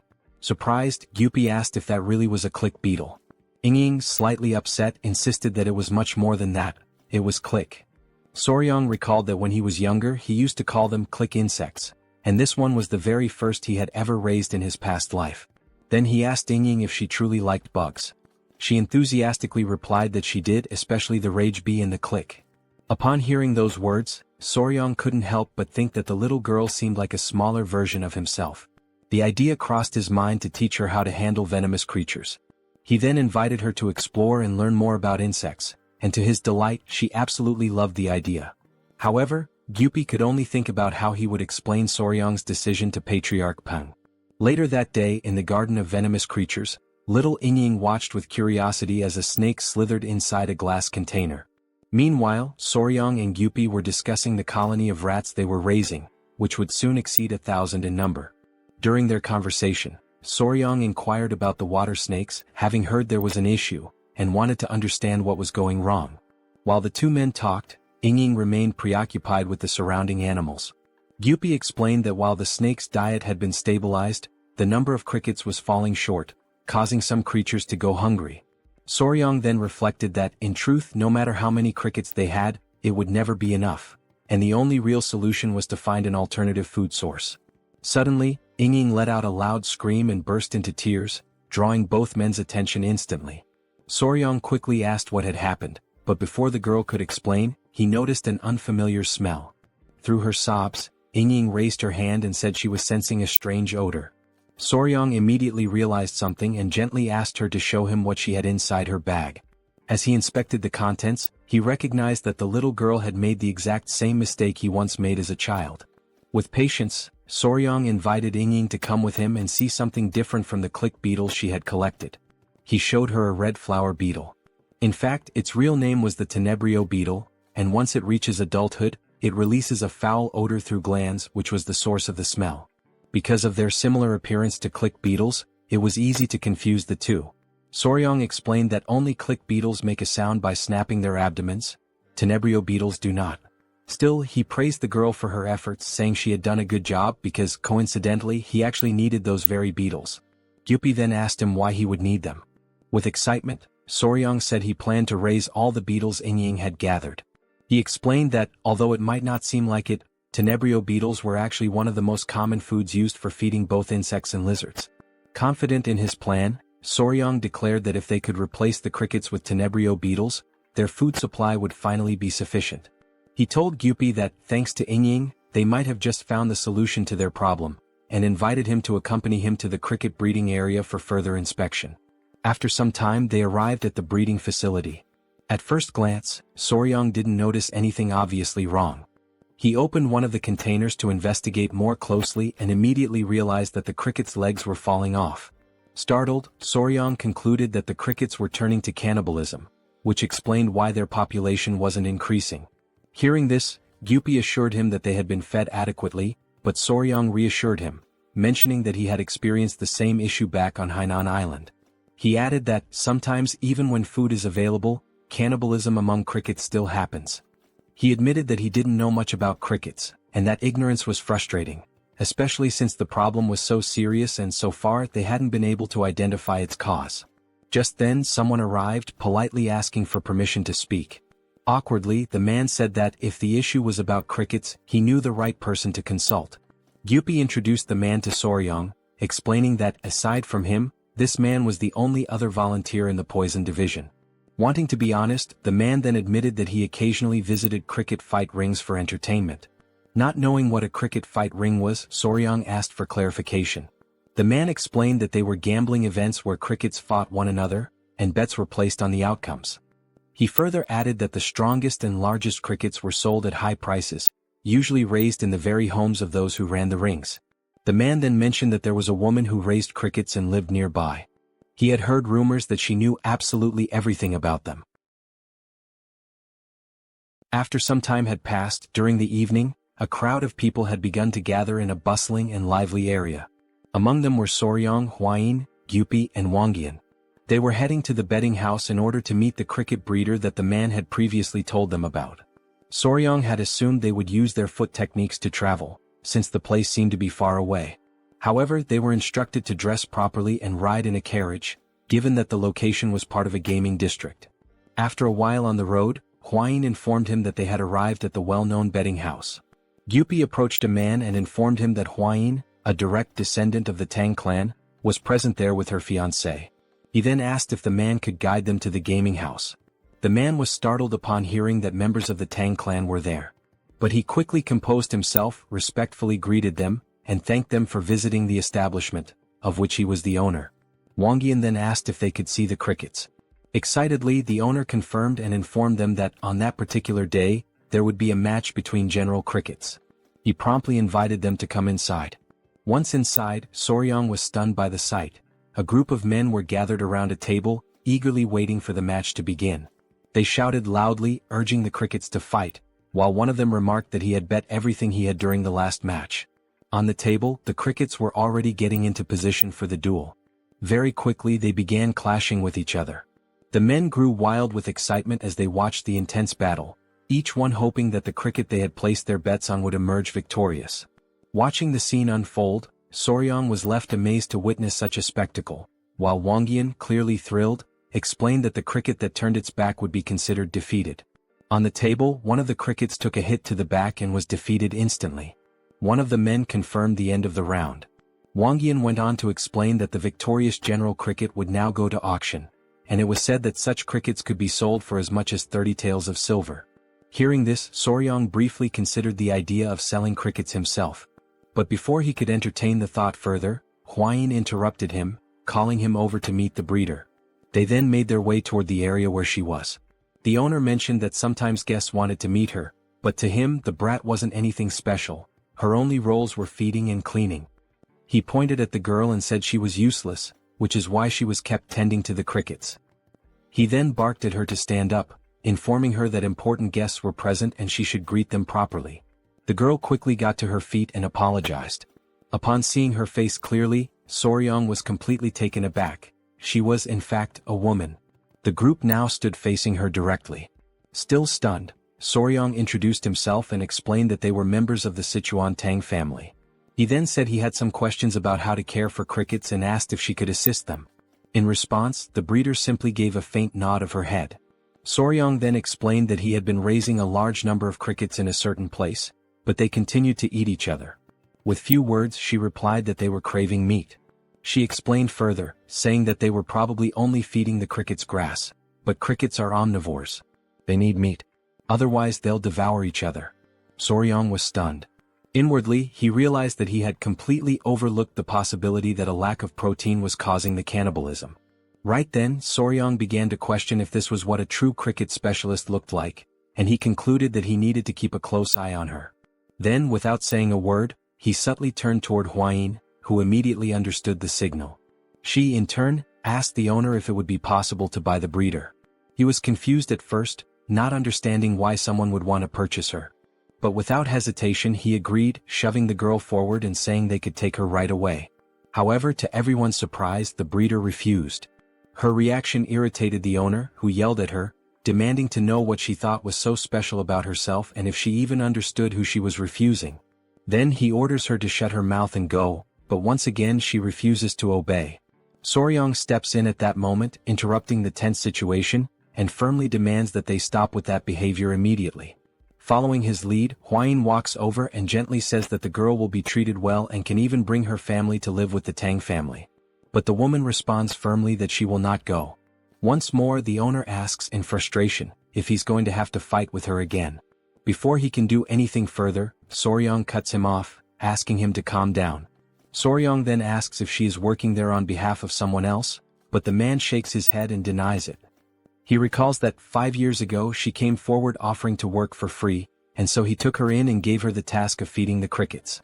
Soryang, visibly disappointed, wonders why she refuses to leave that place. Meanwhile, Gyupi, deep in thought, asks Soryang for permission to speak. He says that she reminds him of himself, back before he was taken in by the Tang family shelter. Then he turns to the owner and asks if he can take her with them for just one day. The man replies indifferently that he can do whatever he wants with her. So Gyupi gently invites her to come out with them for some fresh air. She hesitates for a moment, clearly lost in her own thoughts, but soon nods her head in agreement. Soryang and Huayin are relieved and happy, even though it's only for a single day. A little later, inside the Tang family guest residence located in the capital city, Soryang and Huayin are seated at a table along with the guest. Soryang comments to Gyupi that he had no idea the Tang family owned a building in the capital. Gyupi explains that this is actually just a branch of the Sichuan Tang family. He adds that in addition to this building there are also inns, pharmacies and restaurants all along this alley, every one of them owned by the Tang family. He emphasizes that later on he will also show them the trading company and the escort agency. Astonished, Soryang asks if the entire alley belongs to the family. In silence he reflects on the patriarch, his father-in-law, who spends his days practicing martial arts. He never quite understood how the family managed to sustain itself, but now, finally, everything makes sense. Then Gyupi asks the caretaker why she refuses to leave and says that if she's going through any kind of hardship, they can help her. But she gives no reply. Soryang leans over and whispers to Hwayin that she's still not saying anything. Hwayin observes that the woman hasn't even touched the food or tea placed in front of her. Gyupi notices that she seems to be harboring some kind of resentment. He kindly tells her not to worry and assures her that she can trust them. In that exact moment and quite suddenly she rises from her seat. She kneels down, bowing her body and lowering her head until it is almost touching the floor. She introduces herself, saying that her name is Song Naok and that she comes from a village called Song. Hwayin is visibly surprised, and Soryang asks her if there is a reason why she refuses to leave the betting house. Instead of answering directly, she reaches up and pulls her hair away from her face. And what they see leaves everyone utterly stunned. Soryang is deeply shaken by the sight. The cricket caretaker's face is covered with the visible scars of severe burns. Outraged and unable to comprehend, Gyupi silently wonders how anyone could have done something so cruel to a woman. At the same time, Soryang asks her directly who was responsible. But she only replies that it was someone. And she declares that she must take revenge no matter what it costs. Through the tears streaming down her face, she firmly states that until she resolves that matter, she will never leave that place. Then she remembers the Song village, the place where she once lived peacefully with her younger sister, Nian. After losing their parents, it was Song Naok who raised her sister with care and devotion, and together they grew up, becoming rather well known in the village for the striking beauty that both of them possessed. One day her younger sister asked if Song Naok could skip work. She answered that she needed to work during the festival but reassured her that she would return quickly, since the neighboring village was not very far away. Nian grew irritated by the reply and cried out, saying that she did not want to be left alone on that particular day. After all, it was her birthday. Trying to soothe her sister, Song Naok apologized and reminded her of the promise she had made to their parents, the promise that she would never let Nian suffer. She suggested that even if the loneliness felt heavy, her younger sister could stay there and pass the time playing with the crickets until she came back. Hearing that, Nian answered sadly that even the cricket fights were better when shared by two people. Yet Song Naok insisted that there was no other choice for her. At that moment she took out a small incense pouch, which was meant to be her birthday gift to Nian. Surprised, the younger sister remarked that such a pouch was expensive, but Song Naok explained that she had received it as a reward for helping during the last festival, and asked her sister to wait for her that day. So she left for work, while Nian thanked her warmly, promising that she would keep the pouch safe until her return. Smiling, she asked her sister to hurry back soon, for she would be waiting eagerly. At her workplace, more guests arrived than had been expected, which forced Song Naok to remain there longer than she had planned. Later, at the end of her shift, a man warned her to be careful because of the darkness outside. She replied that such a thing was not a problem, since her sister must already be hungry, and she needed to rush home quickly. She set off at once, without even carrying a lantern, because her only thought was to celebrate her sister's birthday with the food she had brought from the festival. As she was running, someone suddenly appeared in her path, and unexpectedly they collided. Without hesitation, Naok apologized, but the man scolded her, complaining that she should watch where she was going. Yet in that instant, something caught Song Naok's attention. It was the scent of the incense pouch, coming from him. But she decided to ignore it and hurried on her way home. When she finally arrived, she called out for her sister, announcing that she had returned. The silence unsettled her, and she wondered if Nian had grown tired of waiting and gone to sleep. So she lit a candle. And as she opened the door, she asked softly if her sister was there. To her shock, Nian was lying on the ground, injured, bruised, and covered with wounds. Terrified, she dropped the saucer that held the candle, letting it fall. She ran quickly to her sister's side, crying her name in despair. Dazed and trembling, she asked what had happened, and as she held her in her arms, she failed to notice that behind them the house had begun to catch fire. Outside, two men from the village saw the flames and worried, began asking each other if that burning house was not Song Naok's. At that very moment, someone stumbled out. It was Naok herself, clutching her sister tightly in her arms despite the fire raging around them. With all her remaining strength, she tried to explain to the men what had happened to her sister, but before she could finish, she collapsed to the ground, unconscious. Her greatest wish was that everything unfolding before her eyes was nothing more than a nightmare. But the harsh reality lay directly before her, and the flames only grew larger. Back in the present, inside the Tang family's guest residence, Soryang asked whether it was because of that tragic incident that she bore the scar on her face. She answered that, when she finally regained consciousness, more than 2 weeks had already passed. Her body was entirely wrapped in bandages, wounded from head to toe.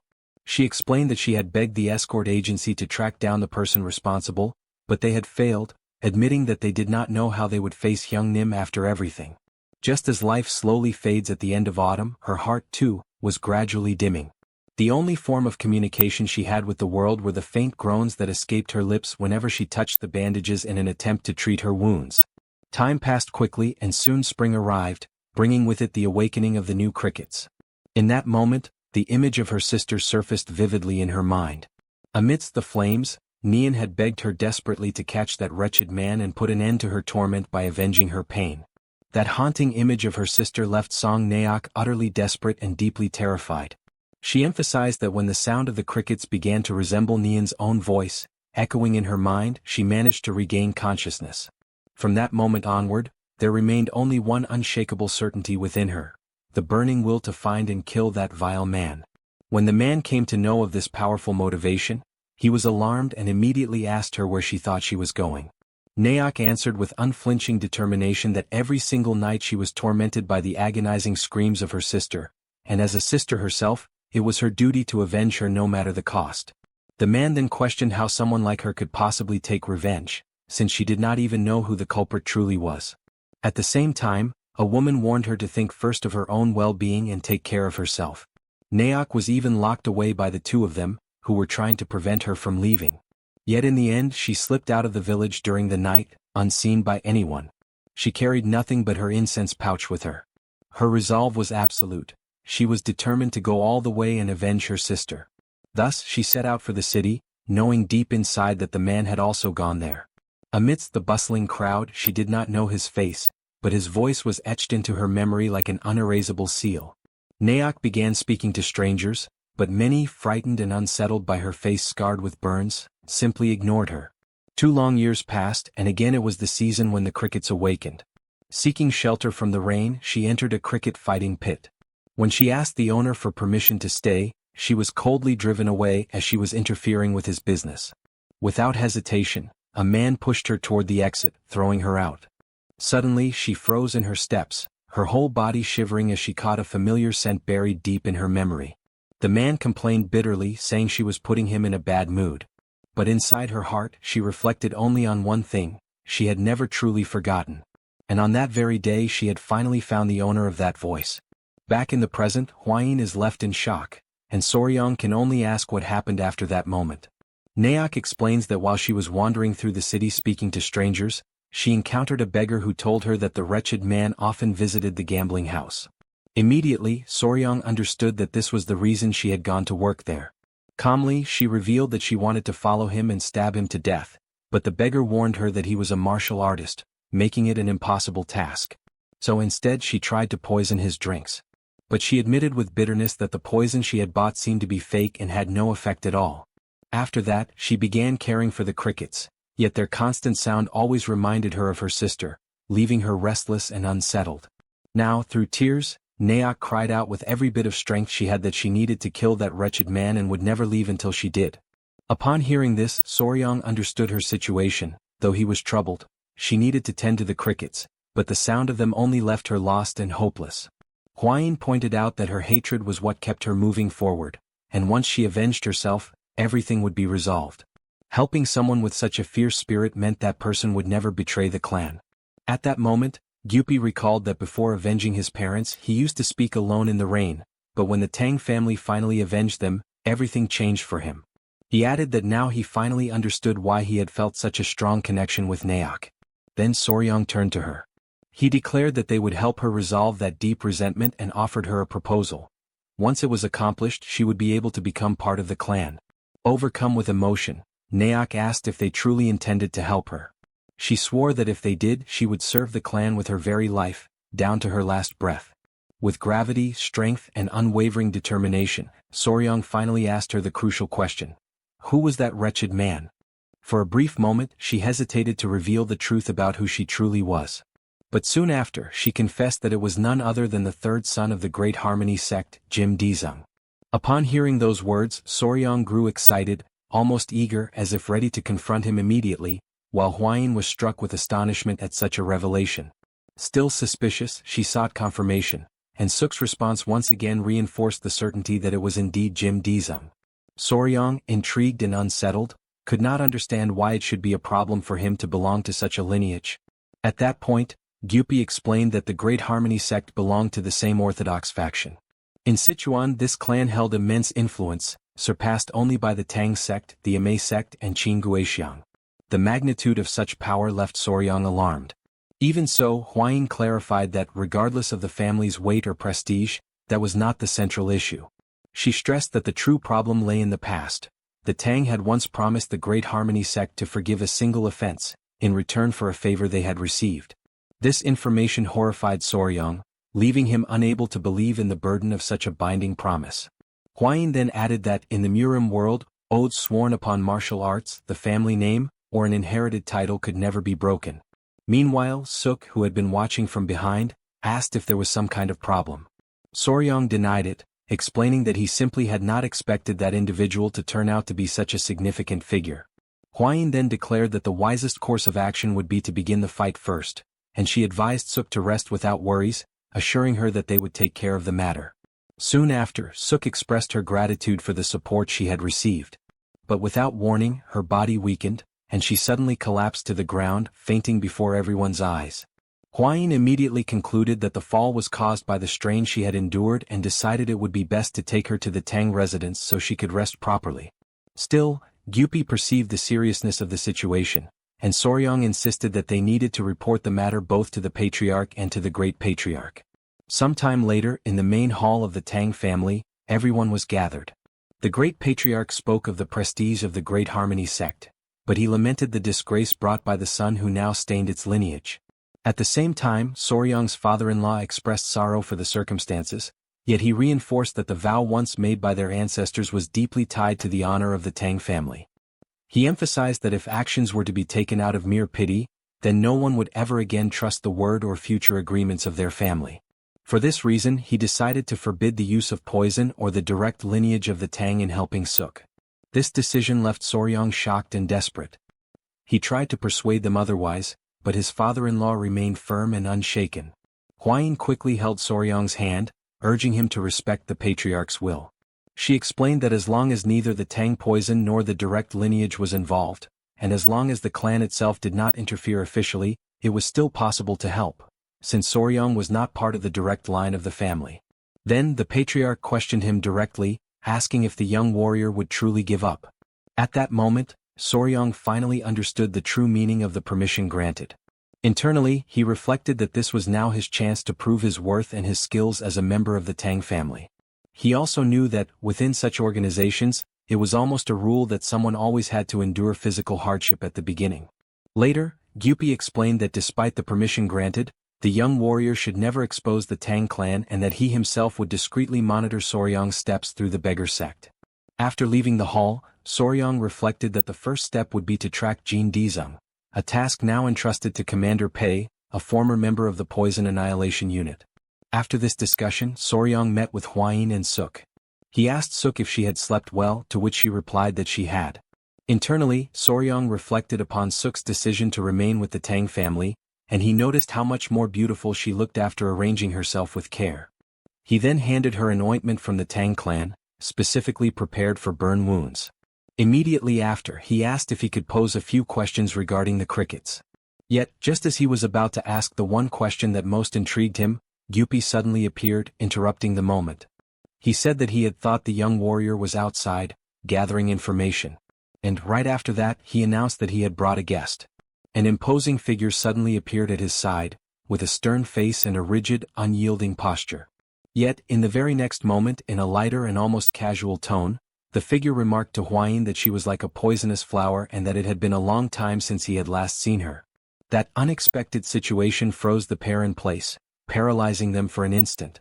But Huayin quickly recovered her composure, bowed deeply, and paid her respects to the beggar emperor. Meanwhile, Soryang, visibly confused, struggled to understand who that man was. Huayin then explained, "That man was one of the three emperors and also the supreme leader of the Murim alliance." Soryang's eyes widened in astonishment, his entire demeanor reflecting pure surprise. In the presence of such an extraordinary figure, he presented himself with deep respect, still unable to hide his amazement. The leader, however, seemed thoughtful and intrigued, reflecting silently on what kind of person Soryang might be. Ever since the emperor had transferred his martial arts to him, it had always seemed like something unusual, something that set him apart. Suki, for his part, was taken aback when he finally recognized the emperor as the very same beggar from Songdo. Not having realized his true distinction at the time, he felt embarrassed and apologized sincerely for his past rudeness. At that moment, Huayin asked what had brought him to the Tang family. She suspected it might have something to do with the problem involving the Harmony sect. He confirmed that it was precisely about that. Huayin grew uneasy, fearing that he might be there to interfere with the group's work. But he reassured her, stating clearly that he had no such intention. He added that he could not stop them anyway, since he fully understood their circumstances. Even though he could not act openly, he had come to offer whatever help he could. Soryang, still suspicious, questioned how someone could truly help without even taking a single step forward. In response, the beggar lightly pressed his index finger against his forehead and murmured a single word: information. He explained that what truly drove him was his curiosity. He wanted to see how the successor of the first emperor would handle such a difficult situation. He then revealed that he had lost his own team in events that had taken place years earlier. When he mentioned Jim Dizung, he could not hide the disdain in his voice. He described Jim as vile and corrupt, a man shielded by the power of his family, with 2 cases involving the deaths of women tied to his name. Upon hearing these revelations, Soryang concluded that, even for the Great Harmony, Jim was an even greater headache, perhaps an even more disgraceful piece of filth than he had imagined. The emperor then stated that, ever since the incident in Song Village, Jim had kept a low profile and limited his movements, only visiting the gambling house. That was why the emperor had recommended poison to the young woman. Soryang then observed that the only possible way to confront Jim would be within the gambling house itself, though he wondered whether it would be necessary to stage the poisoning as Suk had once done. Huayin reminded him that they would not be able to use the Tang family's poison this time. Turning to Naoki, he asked her how she was able to identify Jim's food or drink among so many different choices. She explained that Jim always made complicated and highly demanding requests, and the kitchen would receive a special message for each one of his orders. Soryang, curious, pressed further, asking what kind of complicated orders these were. Naoki detailed that he always requested his meals without certain ingredients, specifically crab and shrimp. At that point, the leader remarked that he had heard something unusual happen to Jim's body whenever he consumed such foods. Internally, Soryang immediately realized it was most likely a severe seafood allergy. Sensing a golden opportunity, he wasted no time. He immediately called for Commander Gupai and instructed him to go to the garden of venomous creatures to bring back flower beetles. Gupai, puzzled by the sudden and unusual order, asked why. Soryang then explained calmly, yet with a hint of grim determination, that his plan was to provide Jim with a death that would be both pleasing and delicious. At that moment he named the plan Operation Tasty Death. He carefully explained that Jean Dizung's allergy to seafood came from tropomyosin, a muscle protein. In invertebrates, this protein bore a strong resemblance to the human version, and it was precisely this similarity that triggered such a severe allergic reaction. He went on to emphasize that the crucial element of their strategy was the flower beetle, an insect carrying even higher levels of tropomyosin than shrimp or crab. Following his command, Gupai returned carrying the flower beetle. The young man then gave precise instructions: remove the larvae, boil the beetles, and lightly brown them in a pan. Before long, the preparation was complete, and he urged everyone to taste a piece of the fried beetle. Huayin hesitated at first, her expression betraying uncertainty, but he reassured her, insisting that it was truly delicious. Slowly, Huayin reached for one of the beetles from the plate and tasted it. To her astonishment, the flavor was surprisingly rich, and beside her, even the emperor widened his eyes in admiration, completely taken aback by the recipe's unexpected excellence. Soryang remarked with a faint smile that it was indeed delicious, which was precisely why the beetles had earned the nickname crazy larvae. The leader praised the remarkable taste, though he quickly raised the question of how such a delicacy could possibly kill Jin Dizeng. Soryong explained patiently that for Jin Dizeng, the flower beetle functioned as nothing less than poison, since it contained the same allergenic component as shrimp and crab, just as Ying Ying was dangerously sensitive to bee venom. He then suggested grinding the beetle thoroughly into a fine powder and mixing it into another dish, adding only a faint nut-like flavor, subtle enough that no one would ever suspect a poisoning. Upon hearing this clever stratagem, the emperor laughed heartily and immediately understood why the operation had been given the name Tasty Death. Soryong added that the more powder they used, the more certain the result would be, and he asked directly in which dish it should be placed. Naoki raised her hand and proposed adding the beetle powder into a recipe called ladagum, a delicacy served at the gambling house. She explained that ladagum was made of glutinous rice stuffed with sweet bean paste, then covered with syrup and a coating of bean powder, and that with the addition of beetle powder, no one would ever notice the difference. Soryong reflected inwardly that such a glutinous rice cake, cloaked in beetle powder and syrup, would be the perfect trap, ensuring death through an inevitable choking reaction. Without wasting a moment, Naok demanded that she herself be the one to prepare the recipe, stressing that she would not feel truly free until she had taken her vengeance with her own hands. The leader accepted her determination, convinced that revenge could only hold true meaning when carried out by one's own blade. With the plan set in motion, Soryong arranged to negotiate with the owner of the gambling house. He would bring him a courtesan in exchange for a single day of access to the kitchen. To reinforce the plan, the allies would disperse among the gambling tables, blending in with the crowd and keeping the entire environment under control. In his mind, the scheme was flawless, nothing could possibly go wrong. Several days later, inside the bustling gambling hall, two men entered together. One of them was the very target of Naok's vengeance. The establishment's owner welcomed them with reverence, but the demand of the newly arrived guest was firm: wine, women, and his usual reserved seat. Not long after, the owner returned, visibly uneasy, explaining that the seat had already been taken by other special guests. The young master was utterly taken aback, surprised by what he considered an unforgivable affront. From across the hall, Naok's eyes immediately spotted Soryong and Huayin seated at one of the tables. The unmistakable presence of the feared venomous flower drew Jin Dizeng's attention at once. He approached with confident ease, his voice carrying the tone of someone impressed to find such a distinguished figure in that place. The young woman, however, looked at him with puzzlement, not recognizing right away who he was. He soon introduced himself as the third son of the Great Harmony sect, reminding her that he had visited her once before, though he doubted she would recall.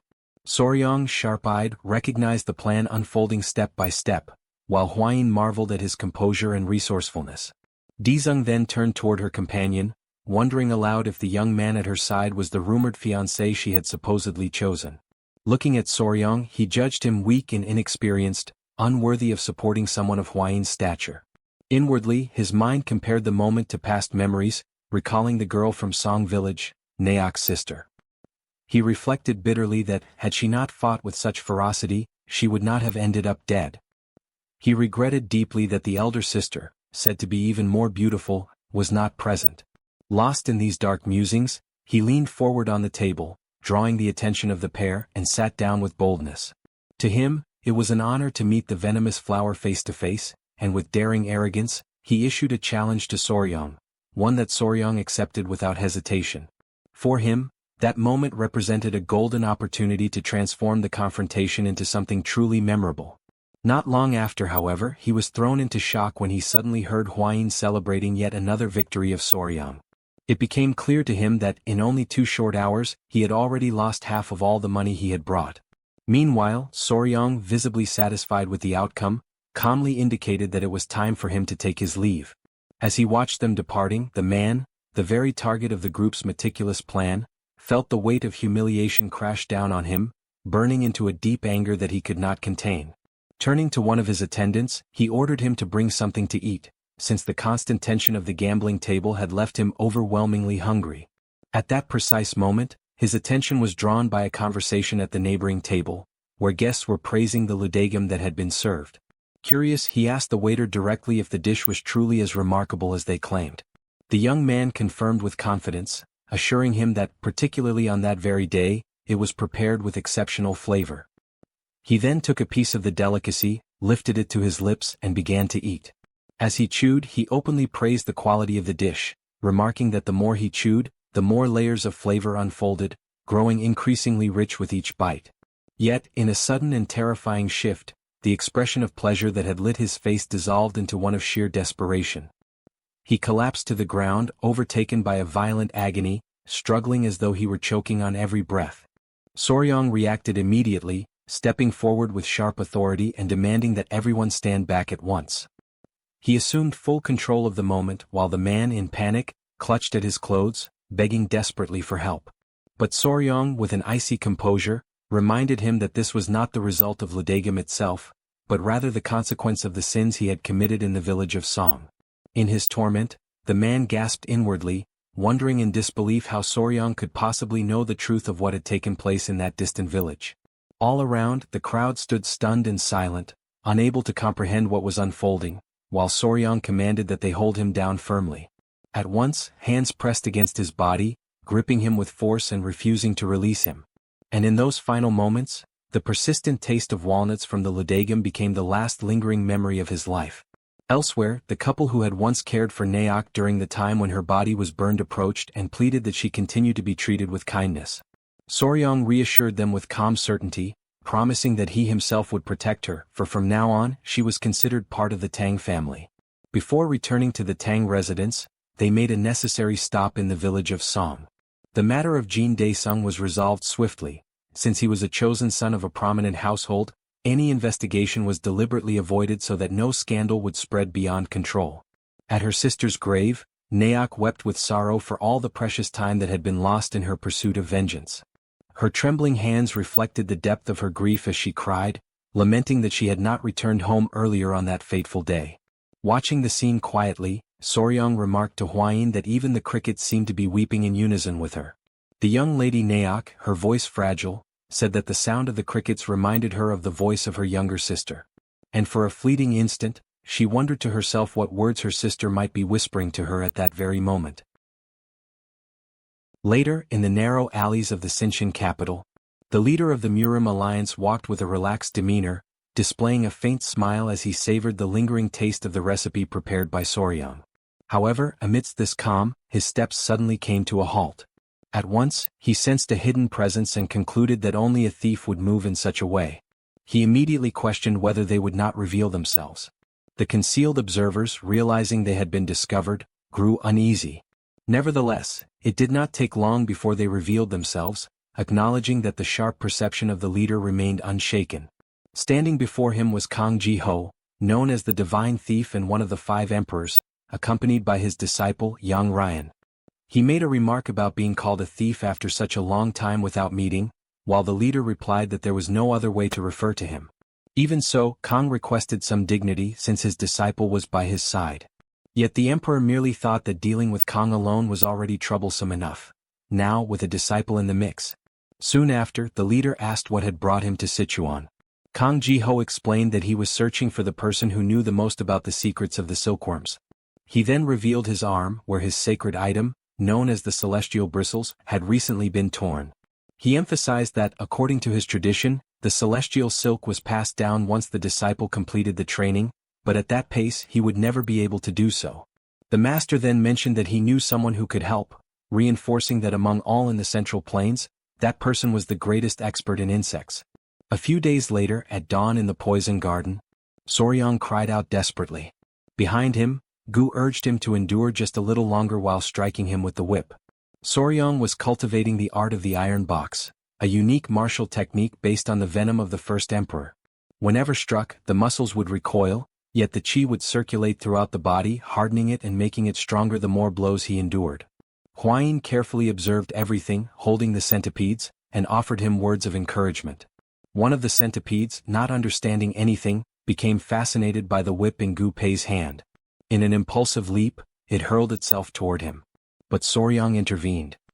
He held it in his arms, only to be struck again by another lash on his back. The impact drove him to his knees, yet he still playfully spoke to the centipede about the danger it had nearly faced. Hwayin complained that Hyanga, the centipede, was so energetic that she could never stay still. Whenever she opened her eyes, she was already causing trouble. She recalled that, on the last occasion, Hyang'a had chased after a butterfly and triggered complete chaos. Soryong reflected that each animal possessed its own personality, and Hyang'a was both curious and spoiled. Since the recent incident caused by Cho, she had maintained the informal title of the resident troublemaker. He also remarked on Cho, the eldest, who kept the younger ones in line and showed sternness whenever necessary. Bin-ah, on the other hand, was usually the quietest and the one who showed the most affection toward him, although she slept a great deal. Despite their similarities, each of the three centipedes had a personality of her own, and Soryong sincerely hoped that they would grow to be strong and beautiful, following the example of their mother, Hwayin. At that moment, Gu Pei appeared, looking for Soryong, accompanied by Suk, who carried a jar. He acknowledged the dedication of the pair, admiring how they had been working together since early hours, and then asked Suk what life was like within the Tang clan. Dressed in the uniform of the poison unit, she explained that she was well treated and privileged under the guidance of Gu Pei, who had been teaching her martial arts. Soon after, she revealed that she had brought what Soryong had requested. For a brief moment he did not understand what she meant. Then she presented countless crickets inside the container, all in perfect condition. Gu Pei explained that the quantity was excessive, but this was due to Naoke's meticulous care in tending to the crickets. Upon hearing this, Soryong reflected on how excessive competence in one's work could sometimes become a problem. Yet he immediately announced that new offspring would soon arrive at the poison garden. Gu Pei then asked whether he would finally be going out to capture new venomous creatures. Soryong confirmed, stating that he was planning to bring new species to raise, emphasizing that the best way to feed them was with live animals. At that instant, Hwayin called to him, suggesting that, before taking any action, it would be prudent to wait for news from the Martial Alliance. With the expedition requiring official permission and the ongoing situation with the blood cult, leaving would not be simple. She further pointed out that the leader of the alliance had attacked the border of Daewil, but no news had been heard since then. This left Soryong seething with anger. Suddenly someone came running, shouting loudly as he called out to the pair. Hwayin, intrigued by the messenger's urgency, questioned what had happened to make him arrive in such haste. The man informed them that the clan chief was summoning them to the hall, claiming that he had something important to reveal to both of them. This left the two of them suspicious and wondering what exactly this matter could be. Shortly afterward, in the hall, the patriarch and the pair sat down at the table together. Soryong noticed that, under normal circumstances, his father-in-law would be far too occupied at this hour, and this only heightened his curiosity, making him increasingly eager to discover the reason for such a summons. The patriarch announced that he was bringing news Soryong had long desired to hear. At once, Soryong grew alert, his attention fixed on what was to come. Finally, the patriarch revealed that he had received reports from the Martial Alliance. The expedition had been a resounding success. This caused both Soryong and Hwayin to widen their eyes in pure joy. The father-in-law then went on to explain that the leader of the alliance had invaded a village at the border of Daewil, completely annihilating the base of the blood cult. Half of the cult's followers had been either slain or captured, while the rest had fled deeper into Daewil. Upon hearing this, the realization struck both Soryong and Hwayin instantly. The patriarch confirmed that they could now proceed with the capture of venomous creatures, granting them permission to form the long-awaited expedition. The couple celebrated enthusiastically, though in the back of his mind Soryong reflected that, had he known what awaited them, he would have planned their course with greater foresight. The father-in-law, who had remained silent until then, mentioned that there was a place he wished to recommend. He explained that for the first expedition of the Tang clan's poison division, there was truly no location more appropriate. Throughout its territory, countless venomous creatures roamed freely, and even along its roads travelers often encountered fearsome beasts of the Golden Phoenix class. It was a land which, because of its abundance of such dangers, was renowned as a veritable paradise for venomous beasts. Its name was Yunnan. In the far southwest of the Central Plains, below Sichuan, the sound of wild beasts echoes even before the voice of humankind. There stretches the tropical jungle of Yunnan. Within the mountains of Ileo lies a valley known as the Ravine of Poison, where jagged rocks rise like dense forests and strange creatures lurk in every corner. Lying in bed, Oryong reflected on the words of his father-in-law, imagining that place as nothing less than a paradise on earth. His thoughts wandered as he wondered what kind of beings might dwell there, and anticipation surged within him, eager for the moment he would finally behold them. He held a centipede gently in his hand and silently promised that soon he would bring back many new companions. A few days later, A small unit was chosen from the poison division to form the expedition party. The management of the poison garden was entrusted to Lady Naki, now officially appointed as vice captain of the poison division, so that everyone might receive her direct orders while the group was away. With all preparations completed, the Tang clan's departure approached swiftly. But at the moment of farewell, one centipede clung tightly to Soryang's leg. Not only the centipede but also the lizards and the great spider latched onto his body, desperate for him not to leave. He attempted to calm them, urging them to release their hold. He explained softly that he was only going to bring back more friends, and that during his absence the uncles of the poison division would take care of them, providing both nourishment and energy. Slowly the spider relented, loosening its grip, yet the centipede refused, stubbornly climbing even onto his face in its resistance. Watching the scene, Huayin observed that it seemed as though they did not want to part from him at all. And Soryang added that it almost felt as if they wished to go with him. But then the old patriarch interrupted such an idea. He firmly declared that some might accompany them, but Yowa, the spider, could not. Her enormous body drew too much attention, and it would be impossible to explain her presence as they could with Huayin. Annoyed by what she heard, Huayin lifted her arm, and before everyone's eyes Yowa's arachnid form became transparent. Her body vanished completely from sight. The old patriarch was left in shock, unable to comprehend what he had just witnessed, and even Soryang recoiled in disbelief, astonished at the sight. Hurriedly he rushed to touch the surface of Yowa's invisible form, pressing his hand carefully against where her body should be. To his relief, he still felt her softness, the silken and delicate texture of her fur, even though his eyes could no longer perceive her. Soon the old patriarch admitted that Yowa truly could conceal her body. Relieved and heartened, Soryang declared that in this way she would indeed be able to accompany them on the expedition. Huayin agreed, remarking that under such circumstances Yowa could even take care of the others during the journey. Turning toward the centipedes, she addressed their stubbornness, making it clear that their defiance against their father would be better tempered if they learned obedience along the road. With this, Soryang planted his feet firmly on the ground, brimming with confidence. The group finalized their preparations, and thus the first great journey of the poison division began. After some time the group arrived near Mount Amei in the province of Sichuan. A long line stretched out before them, catching Soryang's attention, who asked Gu Pei why so many people were halted there. Gu Pei explained that this was a checkpoint. Since the rise of the blood cult, such inspections had become frequent, even taking place in the middle of busy streets, and many travelers often found themselves barred from continuing further. Soryang reflected that being stopped was not the greatest inconvenience. Rather, it was the wasting of precious time in such an endless line. At that very moment, a woman of the guard recognized the elder Mandong Sichuan, the old patriarch. Approaching respectfully, she listened as he explained that the group was bound for Yunnan. Without hesitation, the woman granted them immediate passage. Astonished by such ease, Soryang realized just how immense the Tang clan's influence truly was. But then all of a sudden, something drew the woman's attention. Her eyes fell upon Yowa, the spider, yet she could not perceive the creature's true form. With the body rendered invisible, to her it appeared only as though Huayin, Soryang's wife, was floating gracefully in the air. Panic stirred in Soryang as he recognized the confusion. The guard, however, interpreted it differently. She believed she was witnessing a sacred technique, a divine leap into the void, mastered by Huayin herself. Startled and awestruck, she admired the supposed ability, remarking that such prowess was only to be expected from one of the three flowers of the martial world. Cutting short the misunderstanding, Huayin tugged Yowa forcefully back toward her side. And with composed courtesy, the group distanced themselves slightly, offering apologies to the guard before moving along on their way. Huayin insisted that Soryang should clear up the misunderstanding, worried that people might confuse his wife with Yowa. Soryang, however, urged her to remain calm. He reminded her that, to avoid suspicion during their journey, she had been dressed in men's clothing and her face kept veiled. In the Central Plains, superstition painted twins as ignorant beings, akin to demons, and because of that, such precautions were necessary.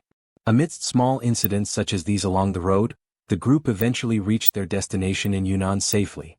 Soryang was struck with awe at the sight of the Ileo mountain. The old patriarch remarked that if they advanced a little further, they would soon reach the barrier of poison. Suddenly, Soryang glanced back, his gaze sharp, and noticed something unusual. Gu Pei, curious, asked what he was thinking, and the young man explained that the place was abnormally silent. There was no sound from the cracks of the caverns, no chirping in the trees, no trace of life anywhere. The old patriarch observed that such a feeling was not new to him, recalling the past hunt for the sovereign of the blue venom. Intrigued, Soryang asked who this sovereign was. The grandfather remembered clearly that around the den of the sovereign of the blue venom, even insects had disappeared. They had either fled or been devoured as prey. He warned that he would personally explore the area and instructed the rest of the group to retreat to the meeting point of the Yun and Amuk rivers, where birds could still be seen flying. Soon after he departed.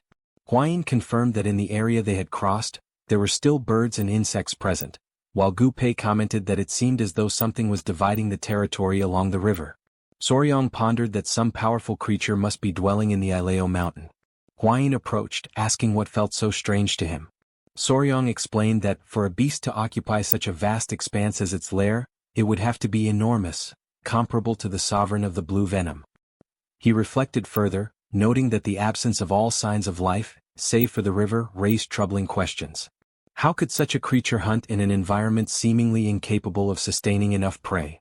Gu Pei agreed, remarking that now that Soryang had pointed it out, the situation was indeed concerning, and he hoped fervently that the old patriarch would return with answers. Not long after, the elder did return, accompanied by 2 men from the area he had gone to investigate.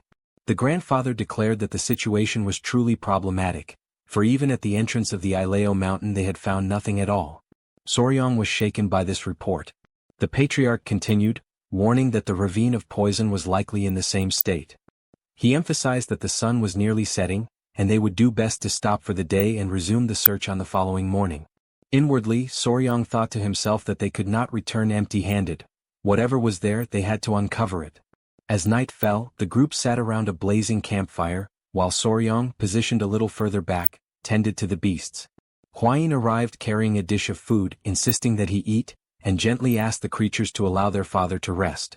Curious, she asked what Soryang had been working on, and he explained that he had been measuring the extent of the area, convinced that the creature's lair was likely at its center.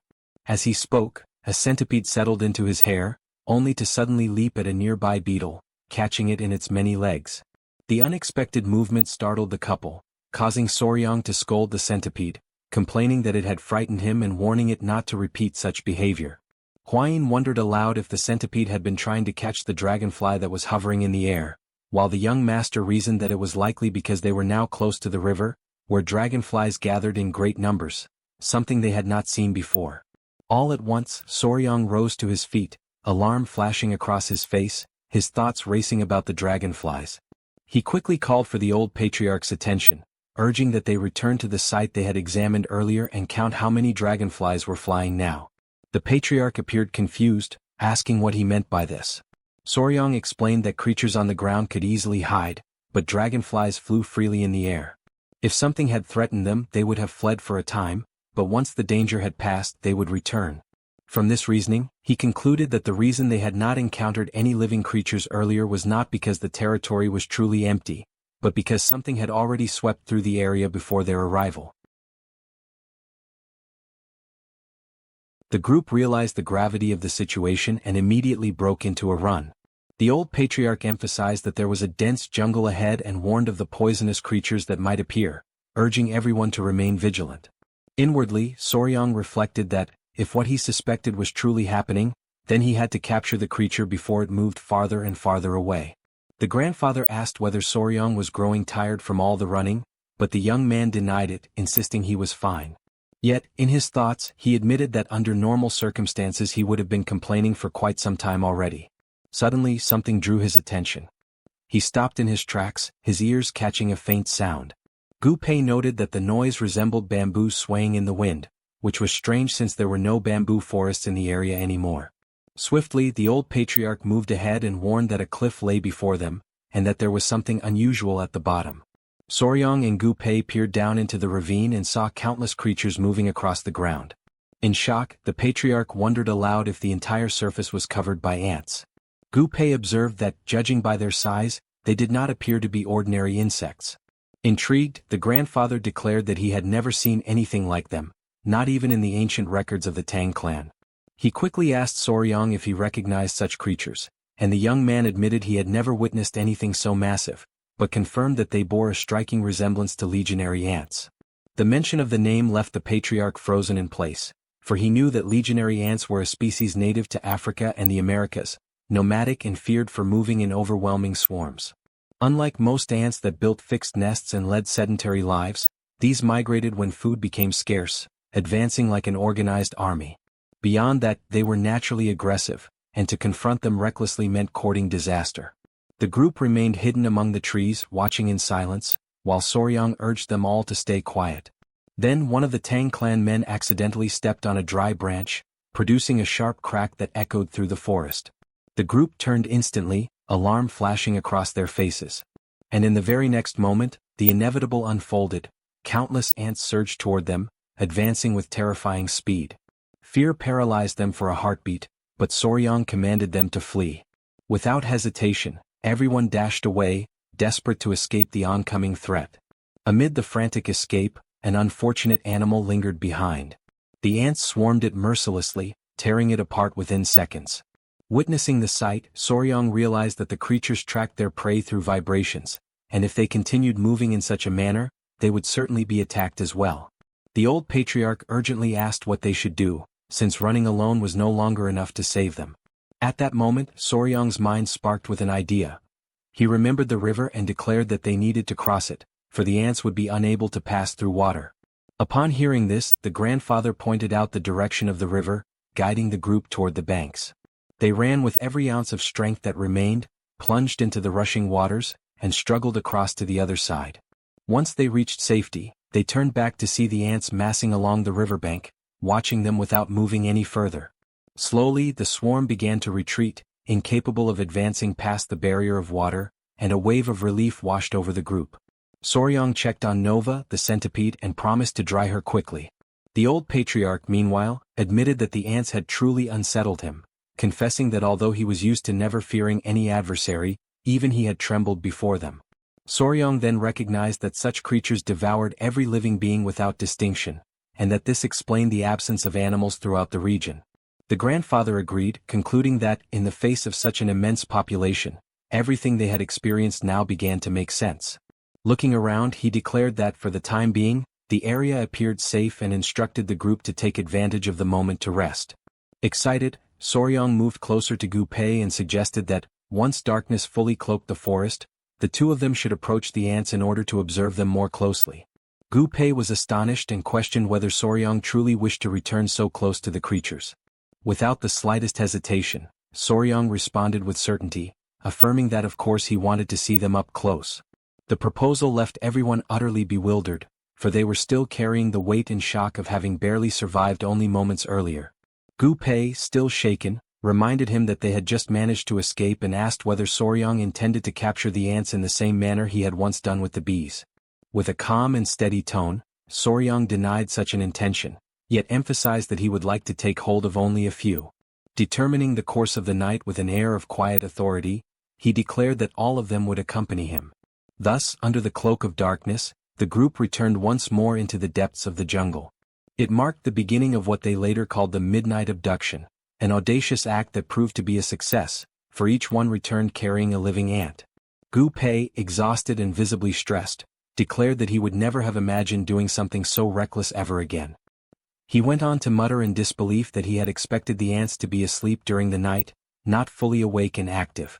As they cautiously tied the creatures with great care, the patriarch raised the question of whether it would truly be possible to raise them at all. Soryang, thoughtful and analytical, admitted that the task would be exceedingly difficult. The ants possessed only a very short memory, one that lasted merely a few days, which rendered any attempt at training them completely useless. Moreover, without the presence of a queen, controlling them would be absolutely impossible. This revelation left Gu Pei wide-eyed and astonished, and he immediately began to wonder if their entire effort had been nothing more than a complete waste of time. Yet Soryang countered with an animated spirit, declaring that for him there was no such thing as waste. To his eyes, the ants were unique and valuable, even if they could never be domesticated. Within his private thoughts, he reflected on the squad of venomous creatures that Gu Pei had carefully chosen for him. It was now his responsibility to endure and to lead them, no matter how heavy the burden became. Soon after, the old patriarch questioned what the next steps should be and suggested either seeking out other demonic beasts, or heading toward Hueli or even Sichuan Bana. But Soryang, resolute and unwavering, responded that before anything else they needed to find Huayin. Only after that could they follow the tracks of the ants and confront them once again, moving ahead of their endless march. The group shuddered at the mere thought of surpassing those creatures yet another time. Nevertheless, the young warrior urged them to focus not on the ants themselves but on the venomous creatures fleeing before them, for such prey would be easier to capture. He proposed that they organize themselves into a line, keeping pace with the march of the ants, and use the movement of the swarm as their own advantage. Gu Pei, though silent, reflected inwardly that it was highly unlikely they would emerge alive from such a venture. Even so, Soryang smiled with conviction and concluded with firm resolve that it did not matter whether they captured the ants or not. With this strategy, they would still be able to seize every venomous creature the jungle had to offer. Taking advantage of the moment to rest, the group lit a fire in the middle of the forest. A little farther away, Huayin remained astonished by the sight of the ants. She wondered aloud whether Soryang truly intended to run ahead of such fearsome creatures and at the same time, attempt to capture the venomous beasts that were fleeing from them. She reminded him that not long ago the group had faced the golden-haired bees, a memory still vivid in her mind. Yet Soryang recalled that, despite all the danger they had encountered back then, the results had ultimately been positive. This memory left Huayin hesitant, caught between her genuine concern and the lingering confidence inspired by their earlier success. During the days when Soryang had run ahead of the golden-haired bees, he had rapidly exhausted his strength, drawing heavily upon the energy of the blue-spotted centipedes.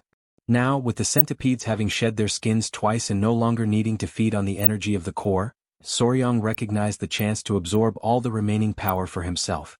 The old patriarch then questioned whether, under these circumstances, Soryang too should not run, and Huayin confirmed his thought.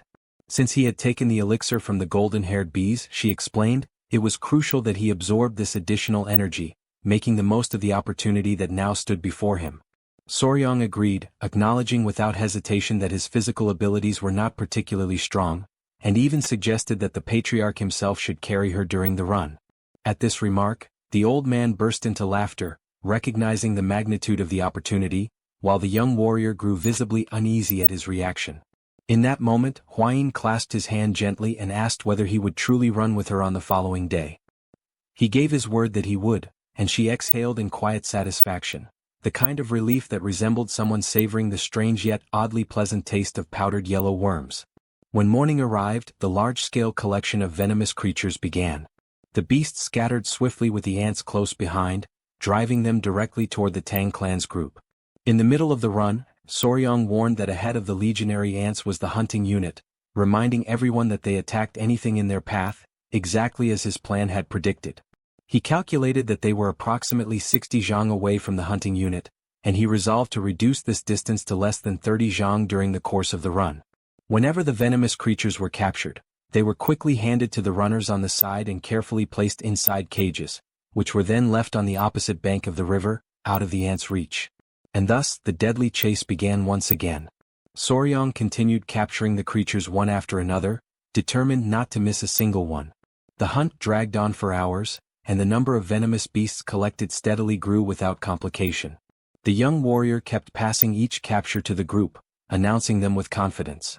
When asked if he was still well, Soryang firmly confirmed that he was. He declared that he could not allow himself to grow tired, for there were still countless creatures waiting for him. From behind, Huayin called out, warning him of an enormous serpent that lay ahead. Soryang, deeply impressed, quickly identified the creature before him as a Burmese python, one of the largest snakes in the world, known for being docile in temperament and relatively easy to raise. Gu Pei questioned whether it was not, in fact, a venomous creature, and Soryang admitted that it was. Yet he assured everyone present that he knew precisely how to capture it without harm. However, the commander reminded him, with a touch of exasperation, that he had spoken in the very same confident manner about the Chikota scorpion and the giant toad. At this pace, the man commented they might as well capture everything that appeared in their path. Even so, the young warrior stopped running, determined to pursue the serpent. He moved swiftly and seized it with practiced hands, even as the ants pressed on behind him, relentless in their advance, forcing him to carry the snake forward under great pressure. Suddenly, Soryang's foot caught on a branch hidden in the undergrowth, and he tumbled violently to the ground, the massive serpent slipping from his grasp.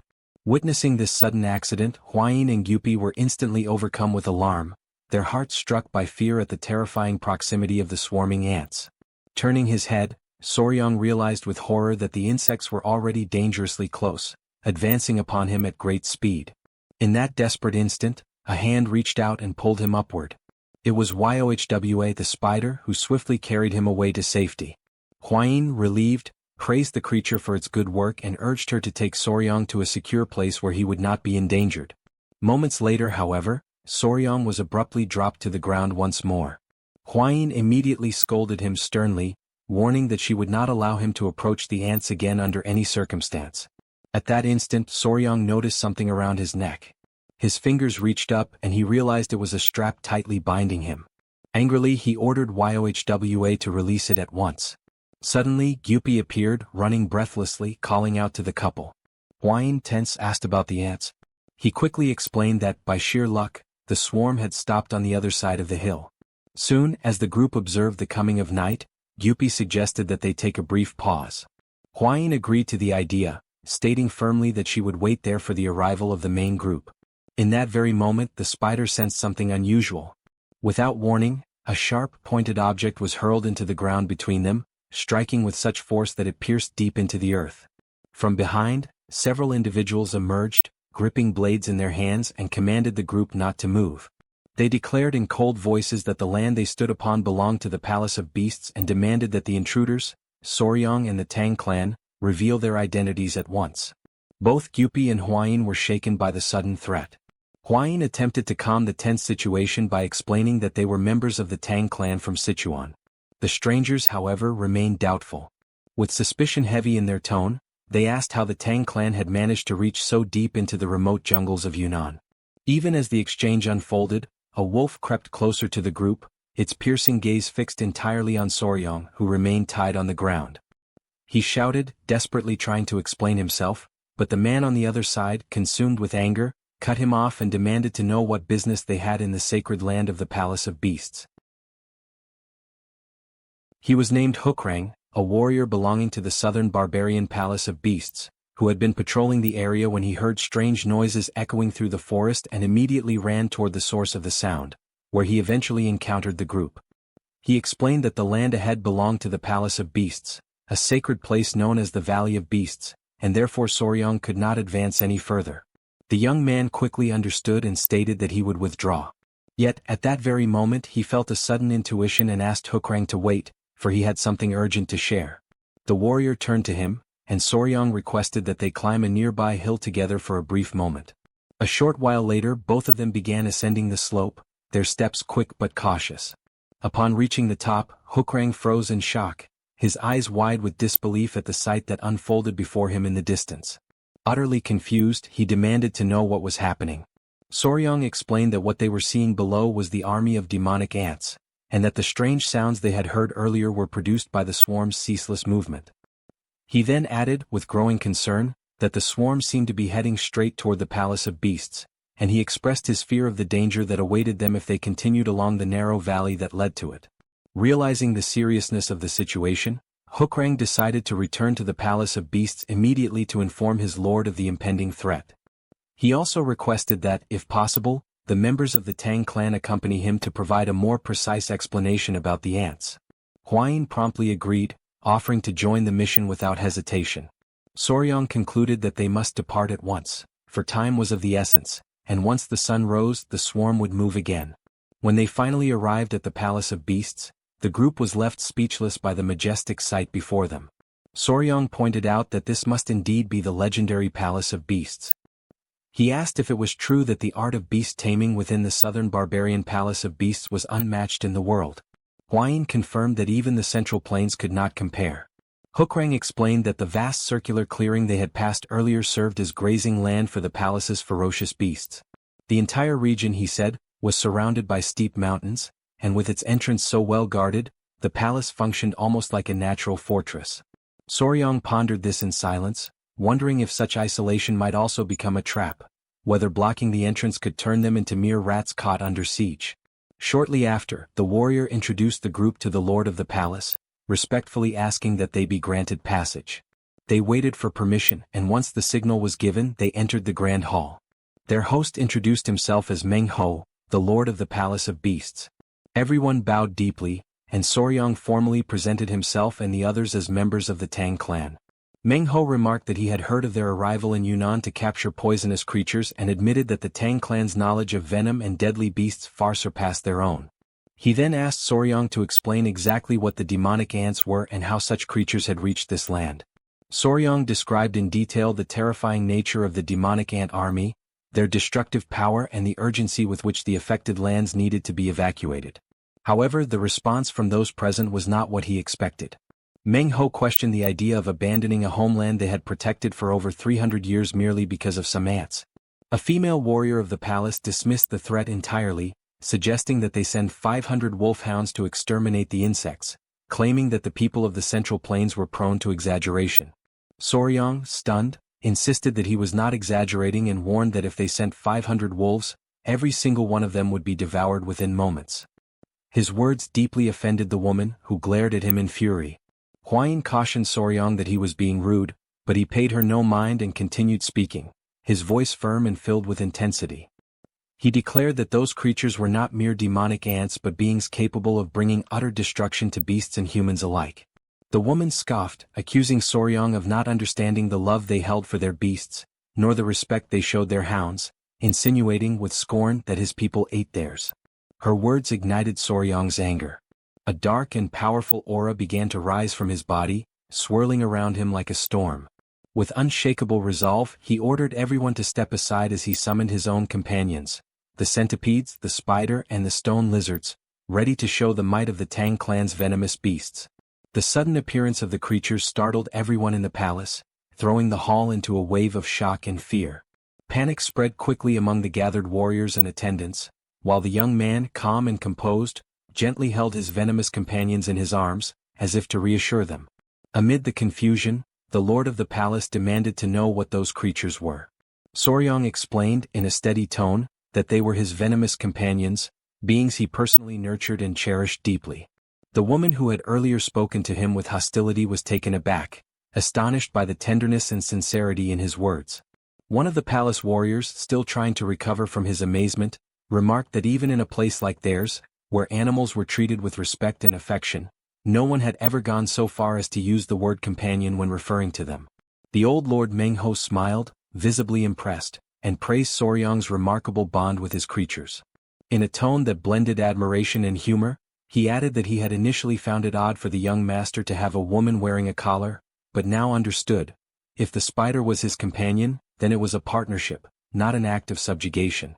Soryang, realizing the misunderstanding, chose not to correct him immediately, remaining silent with a faint, awkward smile. Another man in the group commented that anyone who calls his beasts companions must possess great love and loyalty, and that the advice of someone like that should never be taken lightly. Soryang and Huayin exchanged quiet glances, both reflecting on the weight of those words. At that moment, the lord of the palace rose from his seat with authority and ordered everyone to gather in the main hall to begin immediate preparations for evacuation. Later, as the entire palace buzzed with movement and tension, Meng Ho approached Soryang once more. He expressed his heartfelt gratitude for the young man's warning and assistance, lamenting that he could not offer a more honorable farewell due to the urgency of the situation. Soryang humbly replied that no ceremony was necessary, for he had merely done what anyone else should have done. Before their departure, the young woman who had quarreled with Soryang earlier stepped forward. With a downcast gaze, she apologized for misjudging him and admitted her mistake. She introduced herself as Xiao Pio, an elder of the palace and daughter of Lord Meng Ho himself. She added, with a tone of genuine admiration, that being followed by insects and venomous creatures was something truly extraordinary. As she reached out and gently stroked one of the centipedes, the moment of calm was abruptly shattered by a distant rumbling sound that echoed across the valley. Instantly, all eyes turned toward the direction of the noise, and horror spread through the crowd as they witnessed a monstrous sight unfolding in the distance. A swarm of demonic ants was devouring and overpowering a massive beast with terrifying ease. Soryang's face froze in disbelief. His eyes widened, unable to process the magnitude of what he was seeing. A man standing behind him confirmed in a tense voice that the creature was indeed being subdued effortlessly by the swarm. Realizing the dire urgency of the situation, Soryang shouted that there was no more time and demanded that everyone hurry at once. Turning toward the others, he insisted that they must evacuate immediately, before the swarm reached the palace. However, Mengho, his expression darkened by worry, shook his head. His voice was grave as he explained that it was already too late. The swarm had reached the road of the Valley of Beasts, and its advance was destroying everything in its path. The word struck like a heavy blow. If the passes were already overrun and the beasts slaughtered, then the hope of escape was no longer certain. It had become a desperate, fading chance. The scene was desolate. In just a short span of time, what had once been a living creature was now reduced to nothing but bare bones. Huayin watched, utterly stunned, barely able to believe what her eyes were seeing. Old Mengho, his gaze heavy and voice solemn, said that if things had come to this point, there was nothing left to do but fight to the very end. Meanwhile, a man, trembling in despair, muttered that if even such a creature had been taken, how could they possibly survive? Huayin, distressed, turned toward Soryang and asked if the Venom Squad would be all right. Soryang answered firmly, trying to calm her, saying that they knew well the danger of the demon ants and would surely retreat before reaching the river.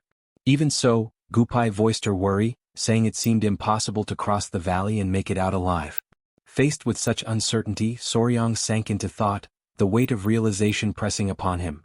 What, after all, should be done? At that moment, something stirred high above. Something was descending from the mountain. It was the Yowa spider, spreading an immense, silvery web that stretched outward like a natural bridge. Huayin, suddenly filled with hope, exclaimed that with that web they could cross the mountain. Yet Soryang hesitated. He looked around at the people of the palace and felt a pang in his chest as he realized that perhaps only he, Huayin, and Gupai would be able to escape. Lord Mengho intervened, saying that Soryang should not worry about them. He explained that in the world of beasts, if one cannot win, one is simply devoured. The old man's words carried both resignation and a quiet courage. Soryang, however, declared that those people loved animals as deeply as he did, and for that very reason, there must be a way to save everyone. He began to think deeply, reviewing everything he knew about the demon ants, their habits, their migration patterns, and even their hunting instincts. In silence, he organized each detail in his mind, weighing possibilities and risks. Then, suddenly, a thought struck him like a flash of light, an idea that could change the fate of them all. He turned to the lord of the palace and said that perhaps he had found a solution. Mengho observed him with curiosity and asked whether it was truly a good idea. The young man replied that it was, but warned that it might demand both effort and sacrifice. By the next morning, the demonic swarm had already devoured the carcass of the previous day's beast. Momentarily satiated, the ants began to reorganize, moving steadily toward the Valley of Beasts. Following Soryang's carefully laid plan, everyone had taken their positions in silence, forming a long line that stretched across the open field. Huayin, in silent prayer, hoped fervently that no one would be hurt. The lord of the palace stood tall and called out for his disciples to hold the formation and defend their homes with their lives, warning them of the danger that was approaching. The deafening roar of the swarm echoed in the distance, growing louder with every passing second. In his mind, Soryang measured the timing with precision, realizing that the critical moment to act was drawing near. When the swarm finally reached the pool of water, he gave the command. In that same instant, the warrior hurled a flaming spear. Within seconds, the fire spread, and the flames surged upward, surrounding the demonic ants. Without hesitation, everyone charged forward. The palace warriors and disciples moved with determination, their movements synchronized, each one complementing the other as they pushed ahead. Soryang led the advance, his focus unwavering. Seolpyo realized that they needed to provide cover so the young man could reach the heart of the swarm. When Soryang arrived before the main cluster of the demonic ants, he took his position. The swarm stirred violently, preparing to attack, but he held his stance, then began to run in wide circles, drawing them after him. They followed en masse, exactly as he had predicted. But then, the treacherous terrain betrayed his steps and his foot slipped. In that very instant, the entire swarm lunged at him. A jolt of shock ran through his body, and through the hearts of all who watched in horror. Gupai and Huayin spun around abruptly, their faces overcome with fear as they took in the dreadful sight before them. Trapped beneath that suffocating living mass, Soryang summoned every ounce of strength that still remained within him and called out to Yowa. The spider reacted immediately, shooting a thick web toward the center of the swarm. With one swift, powerful pull, she tore him free, rescuing him from what would have been a fatal attack. As soon as everyone saw him safe, relief and joy flooded through the crowd. From above, the young man looked down at the swarm writhing below in the valley. His body ached all over, yet a faint smile formed on his lips. He had escaped with nothing more than a shallow scratch, all thanks to the iron chest technique. Inwardly he gave silent thanks for having mastered it in time. Though drained, he murmured softly to himself that the plan had worked precisely as he had intended. Meanwhile, one of the men observing the battlefield pointed out that the ants seemed to be spinning endlessly in the same spot. The old lord of the palace confirmed it with a serious yet satisfied expression. He explained that everything was unfolding exactly as Soryang had predicted. The ants, poor in sight, relied on the chemical trails left by the ones ahead of them to navigate. When the leading hunting squad had been destroyed, the worker ants completely lost their sense of direction. With no trail to follow, they would continue to wander in circles, attacking and biting one another until death claimed them all. Seolpyo's heart filled with relief and joy at the outcome. The spider and the other beasts too displayed clear signs of contentment. A profound sense of satisfaction spread among the entire group as they realized that the plan had succeeded. Through Soryang's courage and quick thinking, the monstrous swarm had been contained and the palace of beasts was saved, filling every soul present with immense gratitude and unrestrained joy. 3 days after the rampage of the demonic ant swarm, the surviving creatures were completely exhausted. Meng Ho observed the aftermath with a weary expression and remarked that the chaos was finally drawing to an end.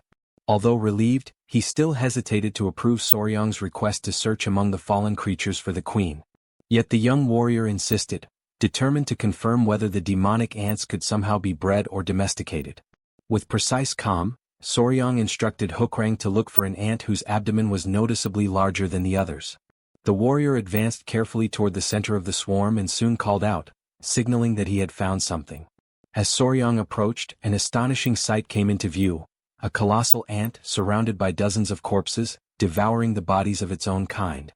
Huayin, standing nearby, stared in horror and whispered that it must be the demonic queen.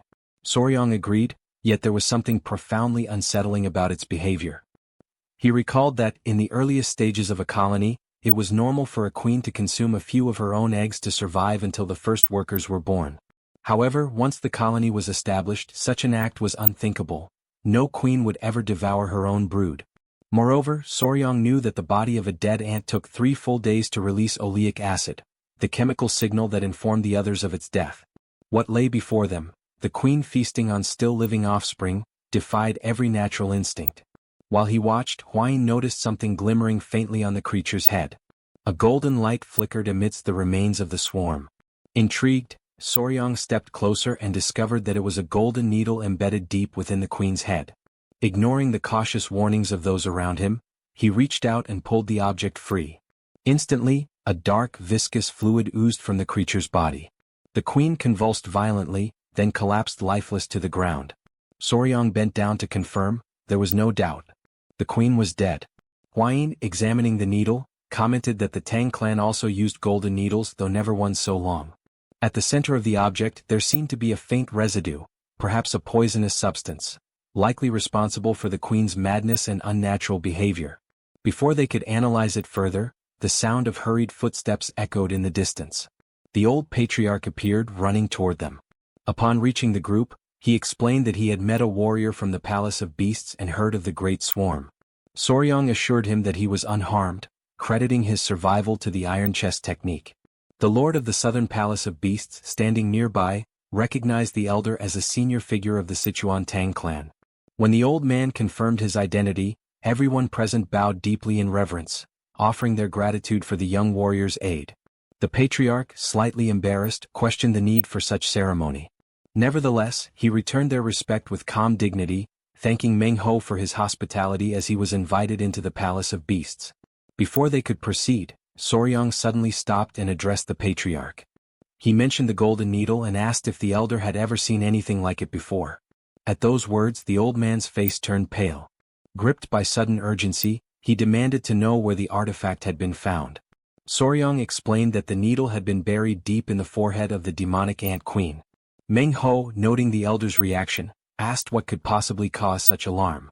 The patriarch's expression hardened, his voice low and grave as he replied that there were still people in the world who harbored deep hatred toward both the Sichuan Tang Clan and the Southern Palace of Beasts. Then he uttered a single name that filled the air with tension and dread, Odakman. Everyone reacted with astonishment, for that name belonged to a sect that had been exterminated 100 years ago. Soryang recalled that Odakumen had long since been destroyed, and that the old patriarch was connected to the origin of the divine technique known as Odokajaiwang, the sacred art he himself had learned in secret. Seo Pyo explained that the art of awakening the explosive beast was meant to unleash the full potential of spiritual beasts, but if used recklessly, it could just as easily destroy them. For that reason, it was a forbidden technique, reserved only for moments of absolute peril. The patriarch went on to explain that Odakumen had once used demonic creatures to create the so-called soul pills, and that the golden needle bearing the Tang clan's mark was proof of their interference. Upon hearing this, Meng Ho admitted that he had never imagined anyone from Odakumen could still be alive. The old man then stepped closer to the young warrior, his expression softening. He declared that subduing the demonic swarm and uncovering Odakumen's hidden involvement was already a remarkable achievement. Then, with solemn authority, he stated that if Odakumen had not been completely destroyed, the ancient pact of 100 years still remained in effect. In the name of the Sichuan Tang Clan, he swore to assist the Palace of Beasts, and the palace in turn, pledged its full support to the Tang Clan. Acknowledging the bravery and wisdom Soryang had demonstrated, Meng Ho emphasized that he would grant the group any reward they desired. At that moment, the old patriarch leaned toward Soryang and whispered softly, urging him to ask about the divine skill Odokajaiwang. Following the elder's guidance, Soryang turned respectfully toward the master of the palace and explained that, unlike the members of the Tang clan, he had learned a martial art left behind by the ancients of Odakumen, a technique that allowed him to command centipedes through the power of his own heart. The lord of the Palace of Beasts grew thoughtful. He remembered that the divine skill Odokajaiwang contained the hidden principles of the art of the beast's heart. Yet, as he recalled, 100 years ago, when the Tang clan and Odakumen had still exchanged martial knowledge, such an art had not existed. Intrigued, Soryang asked whether this technique, which enabled control over centipedes, might also be applicable to other kinds of beasts. A heavy silence followed, filled with both curiosity and unease. Seo Pyo then explained that the art of the beast's heart was the most sacred secret of the palace, a technique that allowed its masters to share their heart and life force with the beasts they tamed. It was passed down only through the direct line of succession. Even so, Seo Pyo pondered aloud how a son-in-law of the Tang clan could have learned a variant of this divine art, one known as the art of the heart of the tool. Alarmed, the lord of the palace turned sharply toward Soryang and asked about the young man's origins and his ties to his biological family. The question caught Soryang off guard, but he quickly responded that he had no family at all. Meng Ho was stunned by the confession and asked in disbelief if that meant the boy was an orphan. Soryang, confused, could not understand why being an orphan suddenly seemed like a good thing. Smiling gently, the lord of the palace said that the heart of one who raised and understood venomous creatures was purer than that of any other warrior in the Palace of Beasts. The hall fell silent, filled with astonishment. Then Meng Ho stepped forward, his expression solemn yet warm, and made an announcement no one had expected. He wished for Soryang to become his son. Overcome by surprise, the young man questioned the elder's intentions. The old man confirmed that he truly intended to make him his adopted son, a new member of the Palace of Beasts. He went on to explain that, upon being accepted into the family, Soryang would be allowed to keep his own martial arts and would also learn the techniques unique to the palace. Faced with the re-emergence of the Five Poisons sect, Meng Ho declared that it was necessary to strengthen the bonds with the Tang family and turned to the patriarch for his opinion. The patriarch considered the matter carefully, stating that although Soryang's position as son-in-law would remain unchanged, what truly mattered was the young man's own will. The lord of the palace then asked Soryang if he would agree to become his adopted son, explaining that doing so would grant him the title, the inheritance of the palace, and the privilege of living among the other beasts. Within himself, the young man hesitated. After all, gaining a father and a sister was not something one could decide so easily. At that moment, Suk looked to the lord of the Palace of Beasts and asked whether that alone would be enough to win his heart. The old man replied by asking if there was perhaps something else missing to convince him. Trying to help, the young woman reminded her father of the existence of the flying serpent, a legendary creature that might pique Soryang's interest. Curious, Soryang turned to his grandfather and asked what exactly a flying serpent was. The old patriarch explained that it referred to the divine flying serpent of heaven, one of the 24 most powerful venoms in existence. It ranked just below the 10 great poisons, possessed 2 horns upon its head, and had the ability to soar through the skies. Astonished, the young warrior found it difficult to believe such a creature truly existed. Suk, delighted by his enthusiasm, promised that if he accepted becoming her younger brother, she would personally help him capture the flying serpent. Upon hearing this, the young warrior brought his hands together in a gesture of respect and reverence, bowing to greet his new father and elder sister. The lord of the palace, overwhelmed with joy, celebrated the young man's decision. And so, Soryang officially became the adopted son of the Palace of Beasts. After the formal rites and the adoption ceremony, he was at last recognized as a true member of that family. Later, as he rested after the event, he reflected silently on the irony of life. In his previous existence he had adopted countless animals, yet never imagined that one day he himself would be the one adopted. Even so, he found no fault in it. The members of the Palace of Beasts seemed as genuinely kind and pure-hearted as those of the Tang clan. It was then that the door to his room suddenly opened. Startled, Soryang looked up to see Suk and Lady Huayin entering. Suk explained that now that they were family, she wished to talk and sleep beside him. She confessed that she had always been alone and wanted to share simple moments with a younger brother. The young man turned to Huayin, curious, and she nervously explained that, in the Palace of Beasts, engaged couples shared the same bed. The revelation left him alarmed. He found the practice entirely improper and could not understand how a man and a woman could spend the night together in such a manner. Now lying down, Suk tried to distract him by suggesting they talk about the venomous creatures he raised. The situation was deeply awkward. Flustered, the young man raised his hand, asking them to wait for a moment. When morning came, he still had not managed to close his eyes for even a single moment. The lord of the Palace of Beasts announced that he would finally explain to the young man the matter that most stirred his curiosity: the gongs. Before doing so, however, he needed to assess the youth's internal energy technique. He asked Soryang to sit down so that he could begin the examination by tracing the major circulation pathways. Soon, the elder approached and gently placed his hand upon the young man's head. The atmosphere grew heavy with a mystical aura as Meng Ho, focused and composed, carefully analyzed Soryang's internal energy. It did not take long for him to realize why he had failed to sense the boy's presence earlier. Soryang had been concealing his spiritual essence. Meng Ho remarked that the young man was imitating the beast heart technique, yet his version was a crude and incomplete imitation of the true method. Suk then intervened, explaining that the beast heart technique was an internal art that created a profound bond between the cultivator and their beasts, allowing them to grow together, the creature becoming a reflection of its master's emotions and intentions. To demonstrate the concept more vividly, she decided to show the true power of that art in action. She called forth several of her personal beasts. Moments later, a great pack of wolves appeared before them, responding instantly to her presence. Soryang was struck with awe at the sheer number and majesty of the creatures standing before him. With calm authority, Suk informed her beasts that Soryang was now part of their family.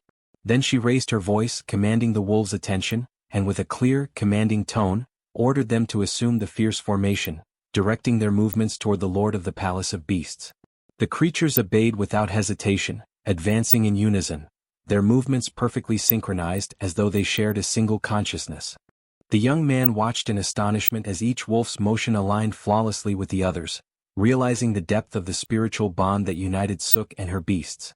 The lord of the palace explained that such harmony was the result of the beast heart technique, which united the cultivator and the creatures as one. Through it, a master could see through the beast's eyes and strike with their fangs as if they were extensions of their own body. Overcome with emotion, the young warrior knelt down and earnestly begged the lord of the palace and Suk to teach him the true beast heart technique.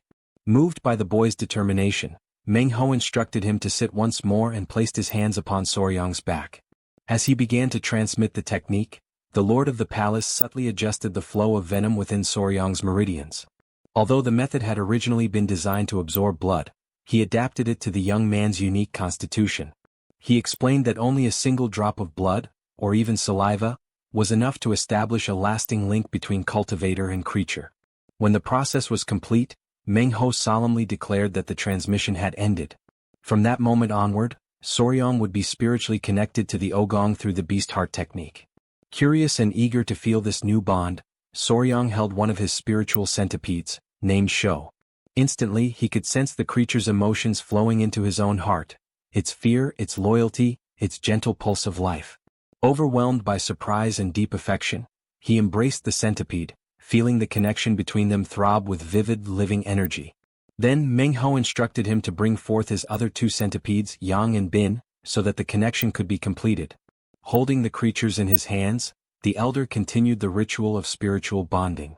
He told Soryang to lie down and keep his mouth open. Turning to the centipedes, the old master spoke with reverence, asking them to release a single drop of saliva upon their master. Soryang watched, astonished, as the centipedes slowly crawled closer, their tiny mouths glistening as they prepared to comply. The sight sent a chill down his spine. Though he knew it was part of the ritual, a strange shiver of foreboding ran through him, as if something far greater and more mysterious were about to be revealed.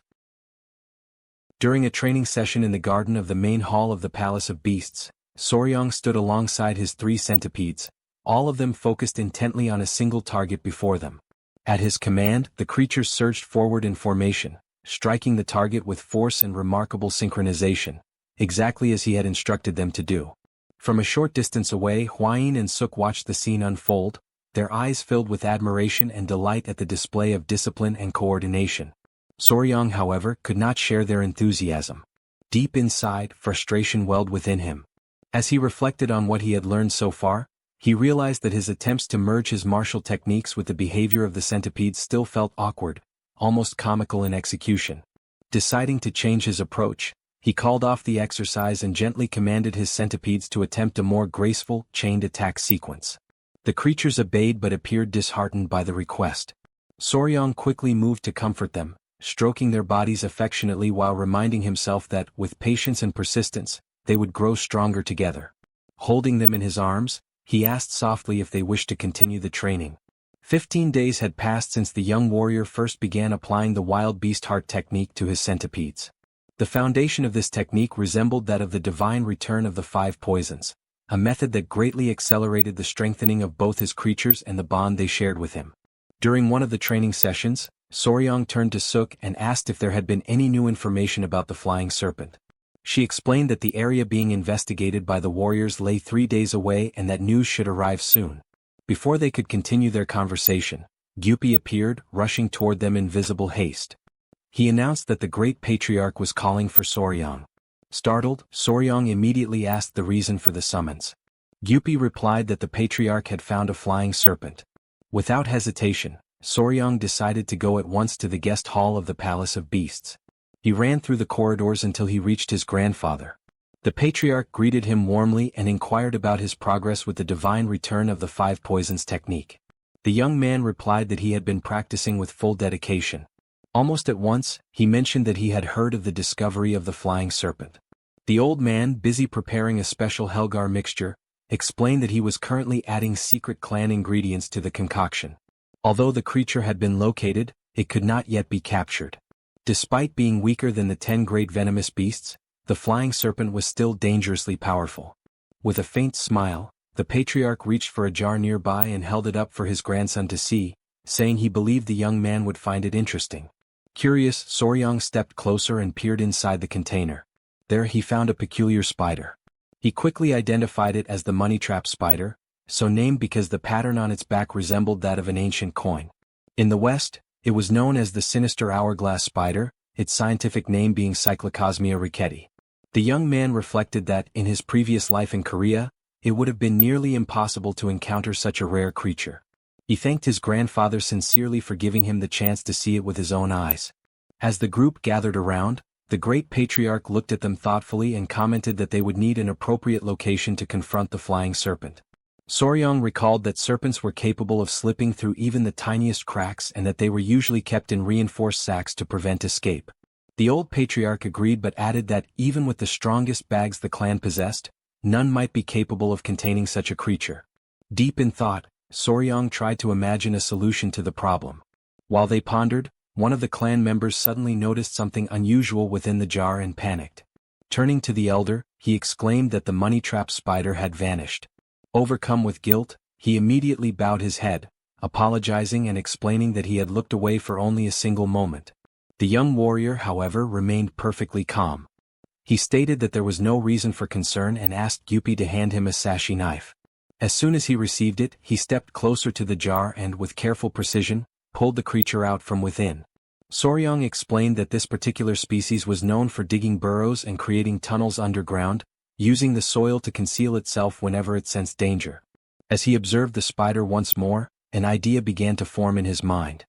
He recalled that if such creatures could construct burrows strong enough to withstand pressure, perhaps they might also be capable of producing something similar to a containment sac. Without wasting time, he went in search of Yowa.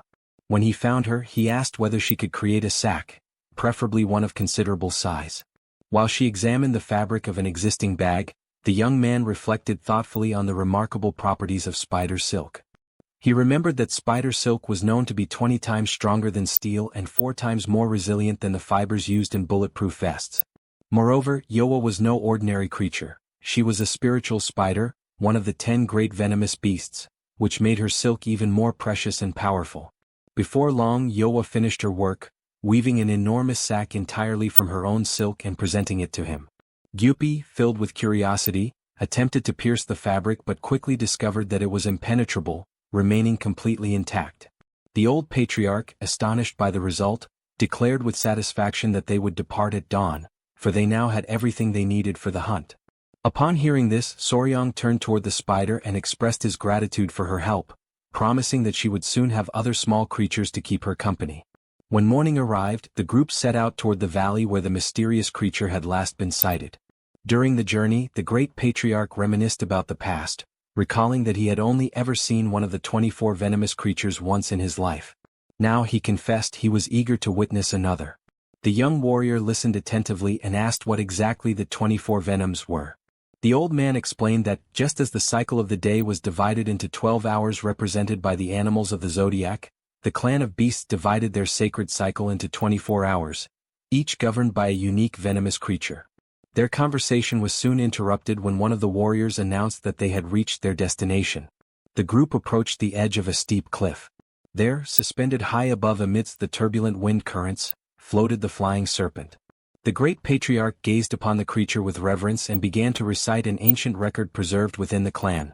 The serpent glides effortlessly, carried by the sharp winds of the ravine, its body merging seamlessly with the sky while its twin horns radiate a cutting brilliance sharp as blades. He concluded by declaring that this serpent was placed at the very pinnacle of the 24 venomous beasts, ruling over the first hour of the day, its name passed down through generations as the celestial divine flying serpent. Something that few people knew was that, in Soryang's previous life, there had also existed flying snakes. At that time, before his audience, he had presented a species known as Chrysopelia. The viewers often questioned him, asking if it wasn't simply an ordinary snake and how such a creature could possibly fly. With patience, the young man would explain that it did not truly fly in the traditional sense. It expanded its ribs, flattened its body, and glided through the air, soaring gracefully as if it had wings. Even so, many remained skeptical, accusing him of deceiving his followers and selling illusions. He would only laugh in response, calmly explaining that these snakes could glide for up to 250 meters, something that, by all accounts, could indeed be considered flying. He would remind them that even the moon serpent did not fly like a bird, for everything in the universe remained bound to the laws of physics. Back in the present, as the celestial divine flying serpent crossed the skies with majestic grace, Soryang felt his mind almost freeze in disbelief. Turning toward his grandfather, he asked whether it wasn't strange to see a serpent soaring through the heavens. The great patriarch replied that this was precisely the reason the creature bore such a name. Huayin soon approached, carrying a cluster of centipedes in her hands, remarking that they too would one day grow into impressive venomous beasts. At that moment, the serpent began to thrash violently in the air before swiftly fleeing into the distance. The great patriarch watched calmly, convinced that the serpent had not gone far. He decided to set up camp nearby and send scouting parties to track it down. While the warriors busied themselves erecting tents and preparing the site, Soryang stood apart, lost in thought as he analyzed possible strategies. Suk approached him quietly, catching him by surprise, and asked what he was doing there alone. The young warrior turned to her and explained that he was trying to figure out how to lure the serpent back to the ground in order to capture it. The warrior woman looked at him with a faint trace of irony and asked whether he truly didn't know even the basics. She went on to explain that, despite its ability to fly, the creature was still a living being. It needed to eat and rest, and eventually, it would return to the ground. That, she said, would be the perfect moment to capture it. In silence, Soryang reflected that, in his past life, monsters were always at their most vulnerable while feeding. A small smile crossed his face as he realized how he had overlooked something so simple. He thanked Suk sincerely, and she met his gaze with quiet confidence, assuring him that she would place the flying serpent in his hands. But the calm did not last long. After a short while, the warriors began to fall one after another. When Soryang lifted his gaze, he finally understood the true reason why this creature stood at the very top among the 24 venomous beasts. Before them, the serpent observed the group intently, its sharp eyes glimmering. Hwayin turned quickly toward Soryang, checking to see if he was unharmed. For 3 days, the group had camped in the area, gathering every possible detail about the serpent's behavior. They discovered that it fed on a fire carp every 3 days and could remain in flight for no longer than 2 continuous hours. Using this information, they had devised a plan to strike secretly at night, during the exact moment it descended to feed. However, the serpent's body stood nearly 6 meters tall, and its scales possessed an unnatural resilience. Each time it struck the ground, the force of impact sent stones and shards of rock scattering in every direction, making any approach nearly impossible. Though its venom was not as potent as that of the 10 great venomous creatures, its sheer power ranked among the highest of the 24.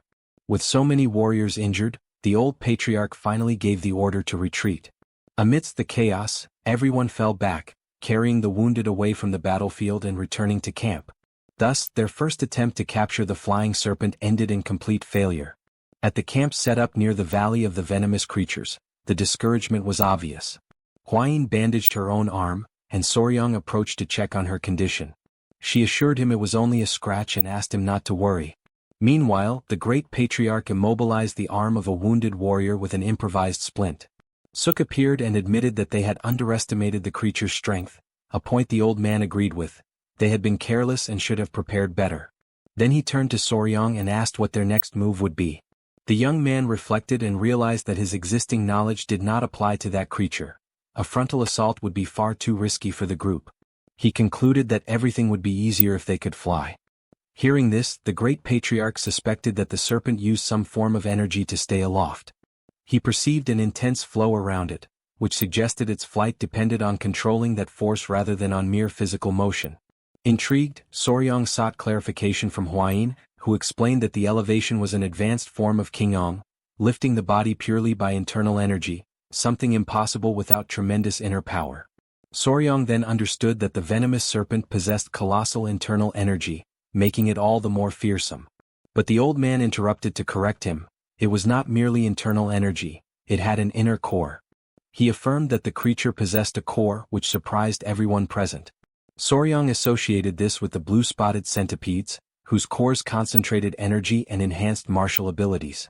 The existence of a core changed their strategy immediately. Gyupi and Suk wanted to secure it at any cost, while the patriarch weighed the moral and practical risk of killing the creature. He recalled how Hwayin had progressed after consuming the core of an inferior beast, and he explained that the core of the celestial divine flying serpent would instantly amplify martial skills. The son-in-law assessed the problem calmly and declared that the capture must happen. Crucially, it had to be a capture without injuring the creature. He took responsibility and promised a plan that would preserve the animal's life. Others questioned whether such a promise was feasible. Suk warned about the nature of the core and the real cost of killing a creature for the power inside it. Soryang countered that internal energy could be accumulated over time, and perhaps sacrificing the serpent would not be worthwhile given the value it represented alive. The great patriarch, recognizing Soryang's determination, agreed to proceed if that was his wish. Soon after, the young warrior formulated an idea. He did not reveal all the details aloud, but in his mind he sketched strategies to lure the serpent to the ground and immobilize it without harming it. A risky plan, but one that, if successful, would secure the core while sparing the life of the majestic beast. The celestial serpent continues its life as usual, faithfully following its daily habits, while Soryang watches from a distance with a stone held firmly in his hands. He throws the stone toward the creature and immediately startles himself with the boldness of his own action. After all, a serpent has 3 primary ways of perceiving the world around it: the auditory chamber, which detects sound waves and subtle vibrations; the vomeronasal organ, which analyzes odor particles gathered by its flickering, forked tongue; and the photoreceptive organ, which uses specialized cells to detect infrared radiation and track the movement and body heat of its prey. In other words, if both heat and scent are concealed, the serpent becomes incapable of detecting their presence at all. Huayin questions the need for that strange, specialized outfit, while the old patriarch admits that he never imagined a day when he, the mighty lord of 1,000 poisons, would be forced to submit to such an indignity. Soryang, however, insists that for this particular operation, the garment woven from the spider's special silk is absolutely essential. The patriarch shows that he understands, yet he wishes to know exactly how this method will allow them to capture the serpent without hurting it. Soryang recalls an old teaching from Suk, that every living creature must eat and sleep. He explains to the group that from that moment on, they will follow the serpent for several days, and whenever it attempts to eat or rest, they will disturb it by throwing stones. Since the serpent cannot see them, it will be unable to attack or defend itself. Without food or rest, it will gradually exhaust itself until it collapses. Soryang acknowledges that the entire group will also suffer throughout the process, and he trusts in their endurance. 6 days pass. The serpent continues to resist, and when one of the men notices it attempting to drink water, the group immediately launches more stones. Despite its exhaustion, the creature tries to escape again and again, but eventually hunger and fatigue overwhelm it, and it finally loses consciousness. In this way they succeed in capturing a celestial serpent without inflicting a single scratch on it and without harming any of the warriors. The mission, which Soryang decides to name the Pursuit of the Celestial Net, becomes a resounding success. The group gathers around the spot where the serpent lies tightly wrapped in the spider's silk. The old patriarch observes the defeated creature with a heavy heart and laments the suffering it endured. Soryang asks whether its inner core has already been examined, and the patriarch confirms that it has. Though small, the core contains condensed energy equivalent to about 120 years of internal cultivation. Huayin is astonished by the estimate and immediately begins to suggest that Soryang should absorb the core. Suk supports the idea, emphasizing that 120 years of energy is an extraordinarily rare opportunity. Huayin adds that with such power, Soryang could learn martial arts with ease and reshape his very body. The old patriarch agrees, stating that a core of that magnitude could elevate someone beyond the level of the 10 poisons and propel them toward the higher realm. Soryang reflects deeply on the possibility. Surpassing the 10 poisons is undeniably tempting, yet the celestial serpent is an exceedingly rare creature. Suk urges him to seize the opportunity, while Huayin asks him to make his decision quickly. Soryang requests time to think. Shortly afterward, a man from the clan spots a cart being lifted from the ground and alerts the group. Many immediately assume that the serpent has awakened.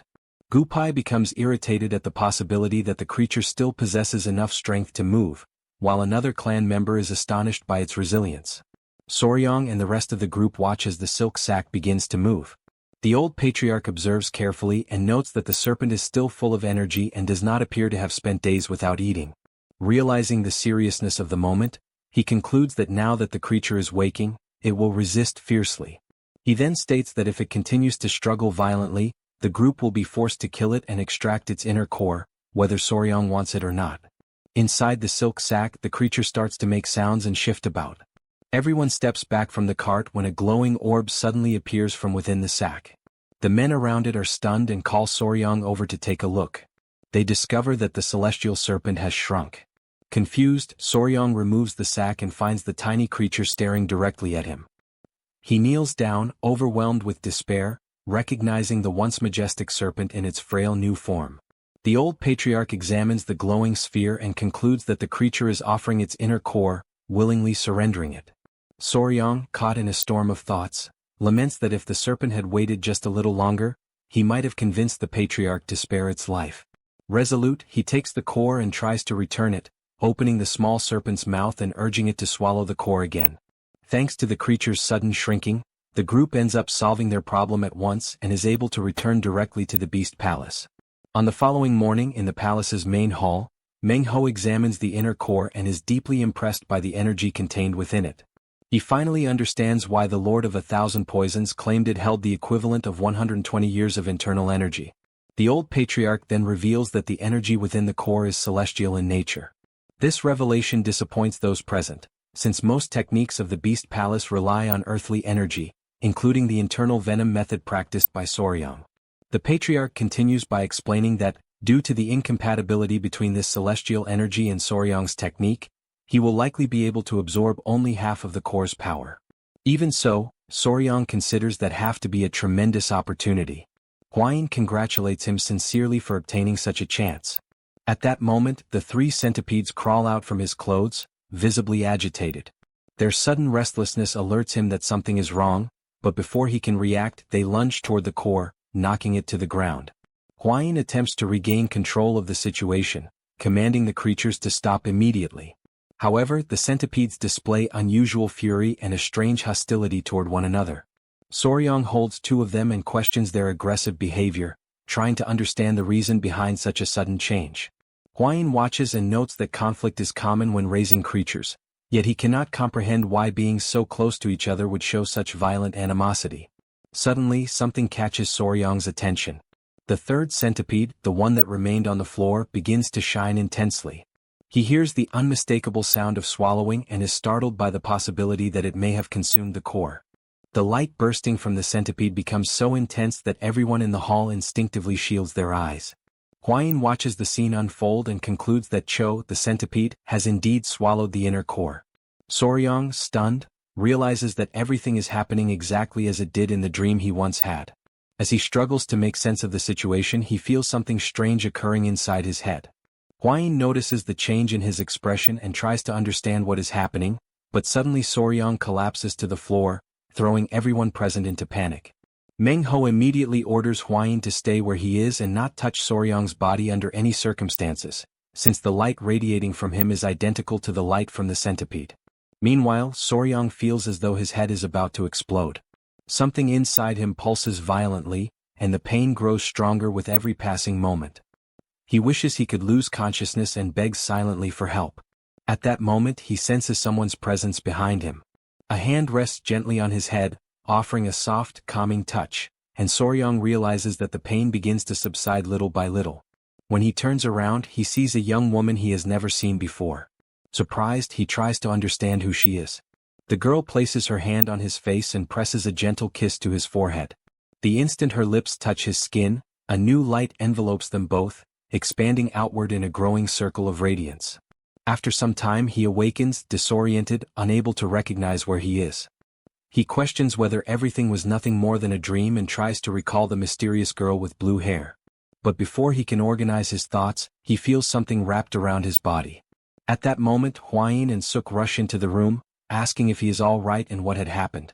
Soryong, seized by panic upon feeling the massive creature encircling him, desperately calls for help. Both women try to calm him and explain that the creature poses no threat. It is Cho, the centipede.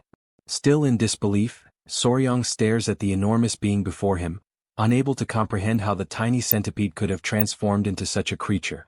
Huayin then explains that after swallowing the inner core, Cho transformed into a flying centipede, a legendary creature capable of flight, conjuring dense mists and calling forth deadly rains. Soryong remains stunned by the transformation. The mere thought of Cho becoming one of the 10 great poisons leaves him shaken, as it seems utterly impossible.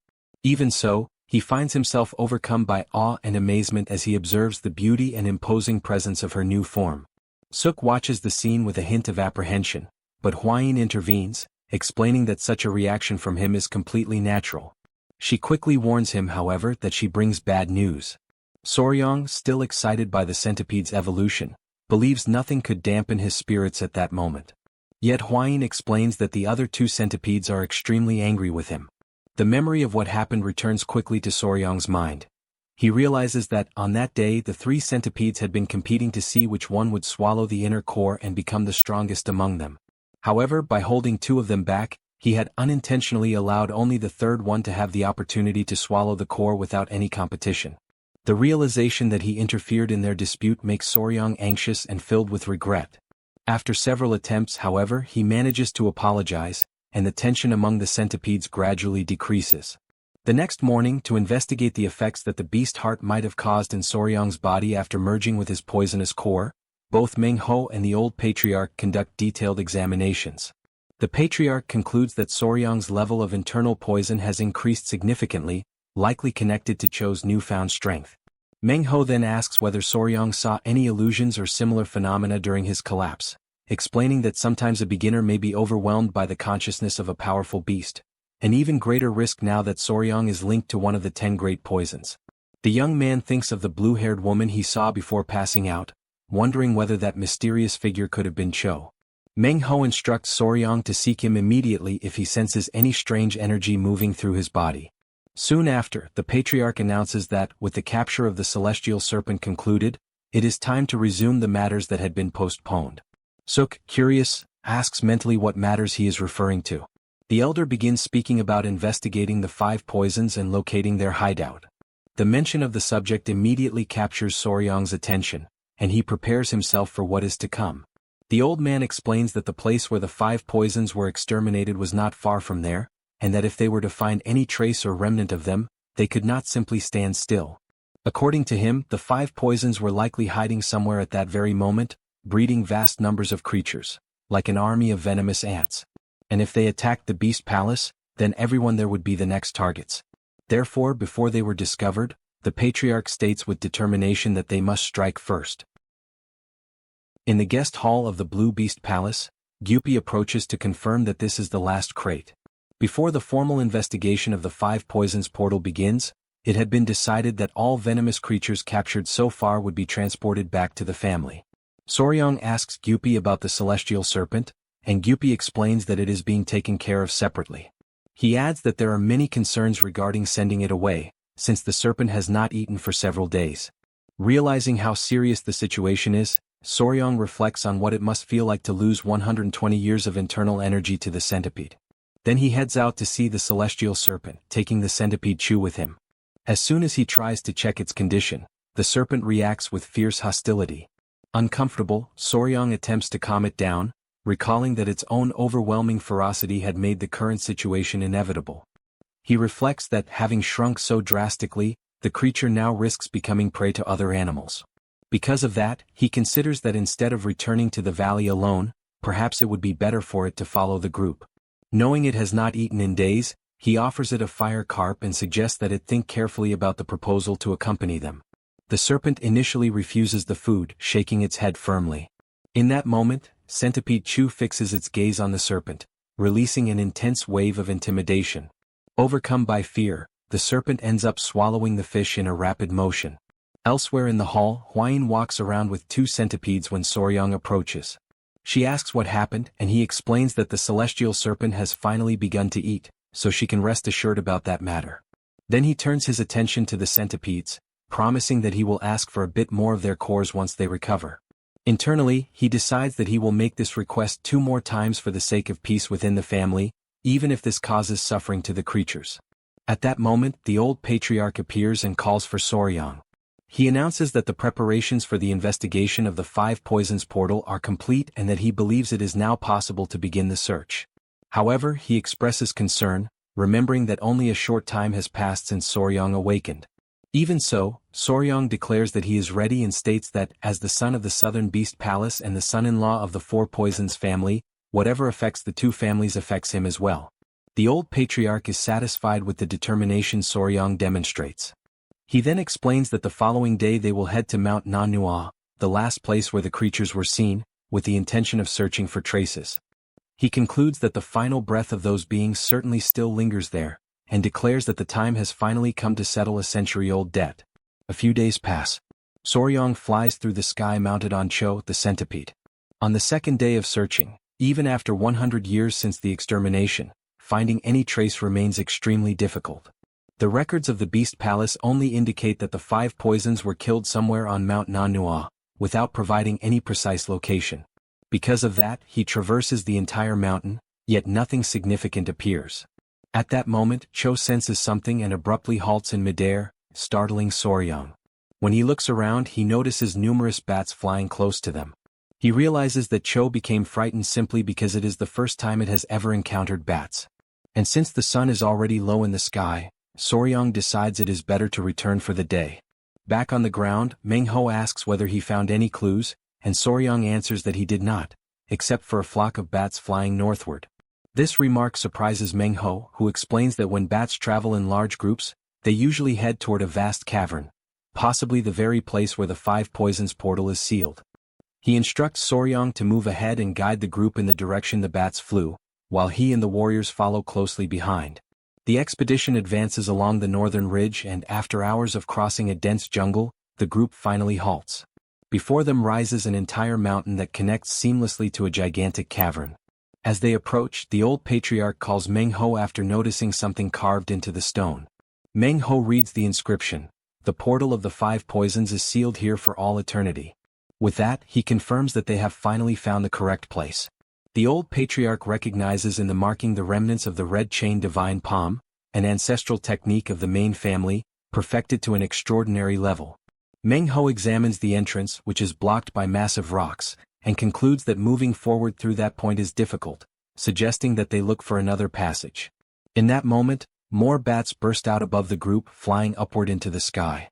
Soryong notices that they follow toward a large opening at the top of the cavern.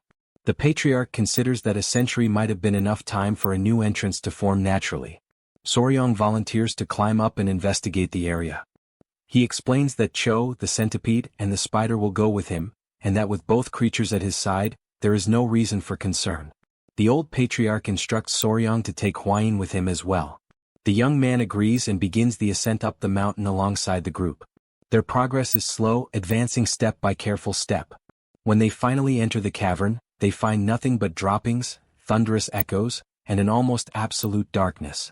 Fortunately, Soryong learned the dark cat kung fu at the Beast Palace, a technique taught by Sister Suk, which allows him to see clearly even in pitch-black environments. Yet the true obstacle is another: bats. Countless bats are clustered ahead of them. Although Soryong likes all creatures without discrimination, he admits that bats stir in him a deep, instinctive sense of repulsion. He wonders how he will manage to get through. Cho calls his attention and releases a sharp, piercing sound that reverberates throughout the cavern. The effect is immediate. The bats freeze completely, falling dead in total silence. Suk recognizes the phenomenon and recalls that Cho, being one of the 10 great venomous creatures, possesses the ability to release a murderous intent. Soryong watches in awe, steps closer to Cho, and admires its ability, recognizing its strength. He notices that the other 2 centipedes appear eager to demonstrate their own power, as if they too wish to unleash their murderous intent. Meanwhile, Suk notices something above them. She points toward the upper part of the cavern, drawing the group's attention. When Soryong lifts his gaze, he sees a distant glimmer, a small light at the end of the tunnel. As they move closer, he realizes it is a gate. Numerous skulls lie scattered around it, previously hidden by the swarm of bats. He concludes that this must be the site of the final battlefield of the 5 poisons. At the center of the structure, he notices 5 figures fixed around the lock, each recalling the form of a different creature, and he wonders whether they might be the original 5 poisons themselves. The group faces the ancient door in silence. Hwayin studies the structure carefully and wonders inwardly whether this truly is the key connected to the 5 poisons. Suk notices that something is written on the surface and begins to interpret the inscription, which speaks of blades that never cross, of retreating back into the darkness, and of a bloodshed that will surely be repaid. She concludes that the Yadakuman never forgets a grudge and never lets resentment fade. Soryong examines the area and deduces that this must have been the base of the Yadakuman from 100 years ago. Hwayin considers that, if this is indeed the case, then some traces or records may still have been left behind. Suk wonders how the door is supposed to be opened, but decides that it would be wiser to wait for the great patriarch and Meng Ho to arrive, imagining that a specific mechanism might be necessary. The 3 sit before the door and wait in quiet anticipation for some time. Suk finds the atmosphere uncomfortable and tries to ease the tension with a light comment, mentioning that doors with embedded spheres often hide internal mechanisms. He suggests that perhaps pressing the sphere might open the passage. The girls try this method but nothing happens. Suk recalls an old escape room game from his past life that used similar mechanisms, but acknowledges that the situation here is certainly not that simple. The girls grow frustrated at their inability to open the door. Suk approaches the lock, imagining that perhaps one must recite some kind of incantation or infuse energy into the sphere. He raises his hand, touches the mechanism, and an intense light suddenly radiates from his own palm, activating the device. The door begins to open slowly, revealing a concealed passage and leaving all of them astonished at Soryong's unexpected ability to trigger the mechanism. Ali studies the event carefully, finding it remarkable that Soryong truly managed to discover how to open the door, even though moments earlier he had seemed to be merely joking around. Suk mentally comments on the strong wind that blows from within the passage and observes how long the trail ahead appears. Ali considers proceeding further, finding the mechanism fascinating and remembering that the Tang clan places great value on this type of construction, which further motivates her to explore. The group decides to move forward, but before entering, Suk leaves a message for the Great Patriarch and for Mengru, informing them that they have entered the passage. Feeling a rising excitement, almost as if they were about to begin a genuine treasure hunt, they pass through the door while holding their lanterns. As soon as they enter, the door closes automatically behind them. They are startled but conclude that this is nothing more than a security mechanism. Soryong reassures himself by remembering that they left a note outside, ensuring that someone will know exactly where they started their exploration. He imagines that some members of the Odakumin must have used this very path to escape long ago. The group continues walking until they encounter walls filled with small openings, resembling the mouths of caves. Suk examines the wide chamber, and Soryong is impressed by the sheer number of small caverns carved into the sides. Noticing something etched on the wall, Suk asks for Hwain's lantern. Hwain shines the light on the area, and the group realizes that the inscription is a chant related to the divine technique of Odokaji Ivan. Upon understanding the content, Soryong becomes shocked and saddened, as the text describes cruel practices involving creatures created by the clan itself. He finds it revolting and decides to erase the words completely, burning the inscription until nothing remains. He states that they must inspect every inch of the place for similar writings, promising to explore each of the small caverns thoroughly. A few hours later, after examining every small cave, each resembling a tiny room, they discover only one passage that leads deeper inside. The group gathers again in the central plaza. Hwain comments that the area she inspected contained some large rooms, but all were destroyed, filled with broken furniture and scorch marks. Suk concludes that everything was most likely burned after the extermination of the Odakumin a century earlier. Hwain then turns her attention to Soryong, watching him in quiet anticipation as he contemplates the situation. Soryong recalls a trip from his past life, when he once visited the Siu Chi tunnels in Vietnam as a tourist. He remembers the guide explaining that the clay-like soil mixed with limestone allowed tunnels to be carved easily, yet once the earth dried, it became extremely hard, an ideal composition for constructing long underground passages. He reflects that the tunnel before them might be much longer than it initially appears and that continuing forward could be dangerous. Even so, he keeps his focus on the path, carefully calculating the possibilities while the rest of the group waits silently for his decision. Soryong studies the seemingly endless tunnel and concludes that since the group has come this far, they must press onward. They continue walking, yet the cavern stretches out before them without any sign of an end, as though the passage itself refuses to offer a destination. Siakwa breaks the silence, remarking that the ancient ancestors were right when they said the members of the Yadakumin were utterly insane. Feeling the exhaustion settling into her body, Hwanhee wonders how much farther they will need to walk. Siakwa tries to estimate how long the group has been wandering inside and concludes that they must have been trapped there for nearly 2 days. Hwanhee agrees, believing the same amount of time has passed. Seeing the collective fatigue, Soryong suggests that the group rest before continuing. Hwanhee admits she is hungry, while Siakwa expresses her fear that they may not be able to leave anymore. Hwanhee tries to comfort her, imagining the future moment when they all manage to escape that suffocating place and finally enjoy a delicious meal together. Suddenly, a strong aroma drifts through the tunnel, and Siakwa tenses immediately, detecting it with precision. Soryong notices the scent as well and recognizes that it is the smell of something savory coming from deep within the passage. Siakwa identifies the odor as roasted rabbit. The realization makes Soryong more alert, because the origin of such a smell could indicate that members of the Yadakumin are nearby, demanding increased caution. Siakwa, however, argues that this would make things even better. If the people responsible were indeed members of the Yadakumin, then the group could defeat them and still claim the roasted meat for themselves. Excited by the idea, she tries to run ahead, determined to seize the meal. Soryong attempts to restrain her, insisting that she stay calm. Siakwa slows down but then notices something on the ground. There is a hole there, and the aroma rises directly from within it.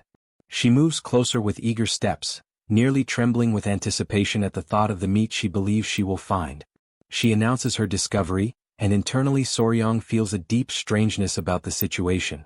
Something about the presence below makes him question who exactly is inside. He considers the possibility that they might be members of the Yadakumin, yet there is something in the air, a familiar and unsettling sensation, that unsettles him. When the group inspects the opening more closely, Soryang is struck with sudden panic as he realizes the identity of the figures hidden below. Before he manages to voice his thoughts, Hanol interrupts him, trying to understand the reason for his abrupt reaction. Inside the hole, illuminated by the glow of an improvised fire, there are people gathered together, eating casually. One of them bites into a piece of roasted meat with complete ease, entirely unaware of the group's approach. The scene reveals that the cavern, previously silent and oppressive, hides living people in its depths, and they are clearly not there by coincidence. A few days earlier, a man leads the assault and orders that no member of the blood sect be allowed to escape. In the midst of a dense forest and fungi, a base of the blood sect is discovered, and the Murim alliance enters into direct confrontation with its enemies. During the clash, a specific form of internal energy is released. Thanks to the use of a paralyzing poison by Huayin, the members of the blood sect are unable to fight at full strength. Taking advantage of this opening, the Murim alliance advances without mercy. The fierce battle drags on until the outcome becomes clear. The Murim alliance emerges victorious. After the combat, some members believe that everything has finally come to an end. However, the tranquility is short-lived. Alarming information reaches the leader of the Murim alliance. The captured members of the blood sect have vanished without leaving any trace. Shocked, the leader investigates the situation and discovers that inside a well there is a hidden cave, serving as a secret passage. Faced with this revelation, he immediately orders the formation of a pursuit group, determined not to let any enemy survive. The chase begins without delay, and what unfolds inside the cave is absolute chaos. When the pursuit finally comes to an end, the group discovers that the long cave extends beyond the border of the kingdom of Deua. On the other side lies the forest belonging to another kingdom. Exhausted by constant combat, the group led by Shanglong finds a large cave and decides to rest there temporarily. Two members show irritation at the monotony of the situation and make remarks about the leader's habits. This leaves him visibly annoyed, especially when he realizes that the others contribute little in practical terms. He states that he is responsible for hunting, washing clothes, lighting the fire, and even tracking enemies, while the others offer very little help. The young woman explains that within the Ping family she learned only martial arts, while the other recalls that at the Temple of Divination, disciples handled everything for her. Despite this, they offer the leader their moral support. At that moment, the leader raises his gaze and notices something unusual. A gigantic centipede appears before him. The sheer size of the creature shocks him and he wonders what exactly that thing is. Before he can react, a voice speaks up, asking for permission. Surprised, he recognizes the voice. As they move a little closer, Soryang and his team introduce themselves. After the introductions of the centipede and Yowa, the spider, the group spends a long time sitting around the campfire, talking. Peng recalls the recent events and comments on how everything has unfolded up to that point. The young woman beside him observes Soryang and remarks that it is an extraordinary coincidence to have encountered him in such a place. Peng, noticing that Soryang might be hungry, offers him food. Soryang politely refuses, but the man insists. Observing this behavior, Soryang reflects on Peng's attitude. Although he has met him only a few times, Peng shows an unusual level of care. Soryang understands the reason when he recalls that Peng belongs to the Peng clan and is Yang's older brother. Since learning that Soryang saved her when she was in danger, Peng has come to regard him as a younger brother. Shortly afterward, the leader turns his attention to the young man and asks whether the Lord of the Thousand Poisons and the Master of the Beast Palace will arrive soon as well.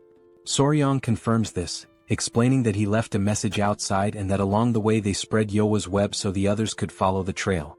However, Huayin interrupts, noting that it is strange that they still have not appeared. Soryang questions the spider, trying to determine whether anything was detected in her webs. As this possibility sinks in, the idea that they might not have even managed to enter through the main passage becomes increasingly concerning. Suk reflects that, thinking about it carefully, the main group should have caught up with them before they even reached the end of the cave. At that moment, Soryang experiences a sudden realization. He considers that the problem may lie in the door mechanism. Recalling that the door opened when he infused energy into the mechanism, he concludes that the structure only opens when someone releases energy related to the 5 poisons. Upon hearing this, Huayin states that the old patriarch has mastered the centipede poison's origin technique. However, Soryang explains that the patriarch did not build his internal energy exclusively in that manner, unlike himself. Faced with the situation, Suk wonders what the next step should be, considering whether they should return to Mount Annuo or proceed to the Beast Palace. She acknowledges, however, that there is no clear answer. Since they cannot wait indefinitely, she suggests accompanying Shanglong's group. Reflecting that, if remnants of the blood sect still exist, traveling alone would be dangerous, she reasons that following Shanglong would allow them to assist in the search while gathering clues about the Five Poisons sect. The leader of the Huayin Murim alliance agrees with the plan and states that the group also intended to head toward the meeting point where the main group should be. Pring approaches Soryong and expresses confidence, assuring him that he will do everything possible to ensure that the three of them reach the Central Plains safely. With that decided, everyone agrees to follow Shanglong's group to the meeting point. The next morning, Soryong looks up at the sky and reflects that it has been a very long time since he last saw the sun. During the journey, the leader approaches Soryong with some concern and asks whether he knows how to hunt, find water, and handle basic survival. The young man clarifies that both he and the others are proficient in such skills. Speaking in a low voice, the leader of the Huayin Murim alliance comments, with a hint of fatigue, that the two accompanying him know very little, forcing him to handle everything on his own. Soon after, the young man looks at Yowa and asks whether she can hunt some food nearby. She reacts immediately and, after a surprisingly short interval, returns with prey. Suk examines the catch and thinks that the viscera should be removed quickly. She suggests that the meat be roasted and cured so it can be carried during the journey. The leader of the Huayin Murim alliance is surprised by this knowledge. He thinks that Suk might not know how to deal directly with live animals, but clearly understands preservation techniques. Suk explains naturally that anyone who lives in the forest needs to learn such things, leaving the leader impressed. Sensing the atmosphere, Soryong feels a faint sense of pride and thinks that Suk truly stands out. A short while later, the leader of the Huayin Murim alliance observes Suk more closely and shows personal curiosity. He considers asking a more delicate question and decides to take the risk, asking whether Suk is already committed. At that instant, a strange sensation strikes him. His heart races unexpectedly, accompanied by a sudden pain in his chest. Faced with this situation, Soryong watches the scene with a mixture of alertness and disbelief, realizing that this sudden feeling may bring unforeseen complications for the group. After that, the group walked for some time until they reached the meeting point. Suk began to emit a sound and Soryong quickly asked what it was. She explained that she was trying to summon creatures through sound. Upon hearing this, the leader, the spear dragon, is completely surprised as he witnesses such an unusual ability. The woman accompanying the group, the sword phoenix, observes the scene with mild sarcasm and reflects on the inconsistency of men, remarking that until recently the leader spoke of nothing but dueling for the honor of the poisonous flower. Soryong listens to the conversation attentively and reacts with irony. Internally, he finds the situation amusing as he never imagined that the spear dragon could fall in love with Suk. Driven by curiosity, Soryong approaches Suki and comments on the spear dragon's apparent interest, wanting to know what she thinks of him. Suki responds firmly, making it clear that she detests that type of man. She then shares her true impression. In her view, the one who truly shows feelings for the spear dragon is the sword phoenix. Huayin agrees with this perception and emphasizes that she also believes the sword phoenix likes the spear dragon. Suki then shows indignation at the spear dragon's attitude. After so much time together, she cannot understand how he can be so insensitive. Hearing the conversation, Soryong is genuinely surprised as he had no idea about that silent relationship. Suki comments that if she had to choose, she would prefer men like Guseong with a robust physique but a delicate face, comparing him to a panda bear and finding it adorable. Huayin is surprised by the revelation and remarks that it was truly unexpected that as they continue their journey through the dense forest of Yunnan, a pinkish wind suddenly begins to blow. They keep walking until Guseong announces that they are close to their destination, pointing to the abandoned cave on the hill ahead, which serves as the meeting point of the Murim alliance. Soryong observes the place and finds the absence of presences around it strange, but it is soon explained that this is part of the strategy to avoid detection by the blood cult. Concerned, Suki calls Soryong and asks him to warn Nova not to descend until further notice. She explains that although the location is considered safe, there may have been an information leak to the blood cult, and this is merely a precaution. Soryong suggests that everyone stay together, believing that Nova's presence could intimidate enemies. Suki, however, reinforces the Murim rule of concealing part of their strength. Soryong instructs Yowa to protect Suki and Huayin in case of danger, while entrusting Nova to protect himself. An unexpected presence approaches, calling out to the spear dragon, putting the group on alert when they realize it is the vice leader. The spear dragon acknowledges how much time has passed since their last meeting. In direct response, the vice leader remarks that he does not recognize the group accompanying him. Soryong studies the man before him and perceives a contradiction. Despite his age, he emanates an aura of speed and agility. Huayin then explains his identity. He is nicknamed the Swift Traveler because his Qinggong is extremely agile, allowing him to move at an unusual speed, even by Murim standards.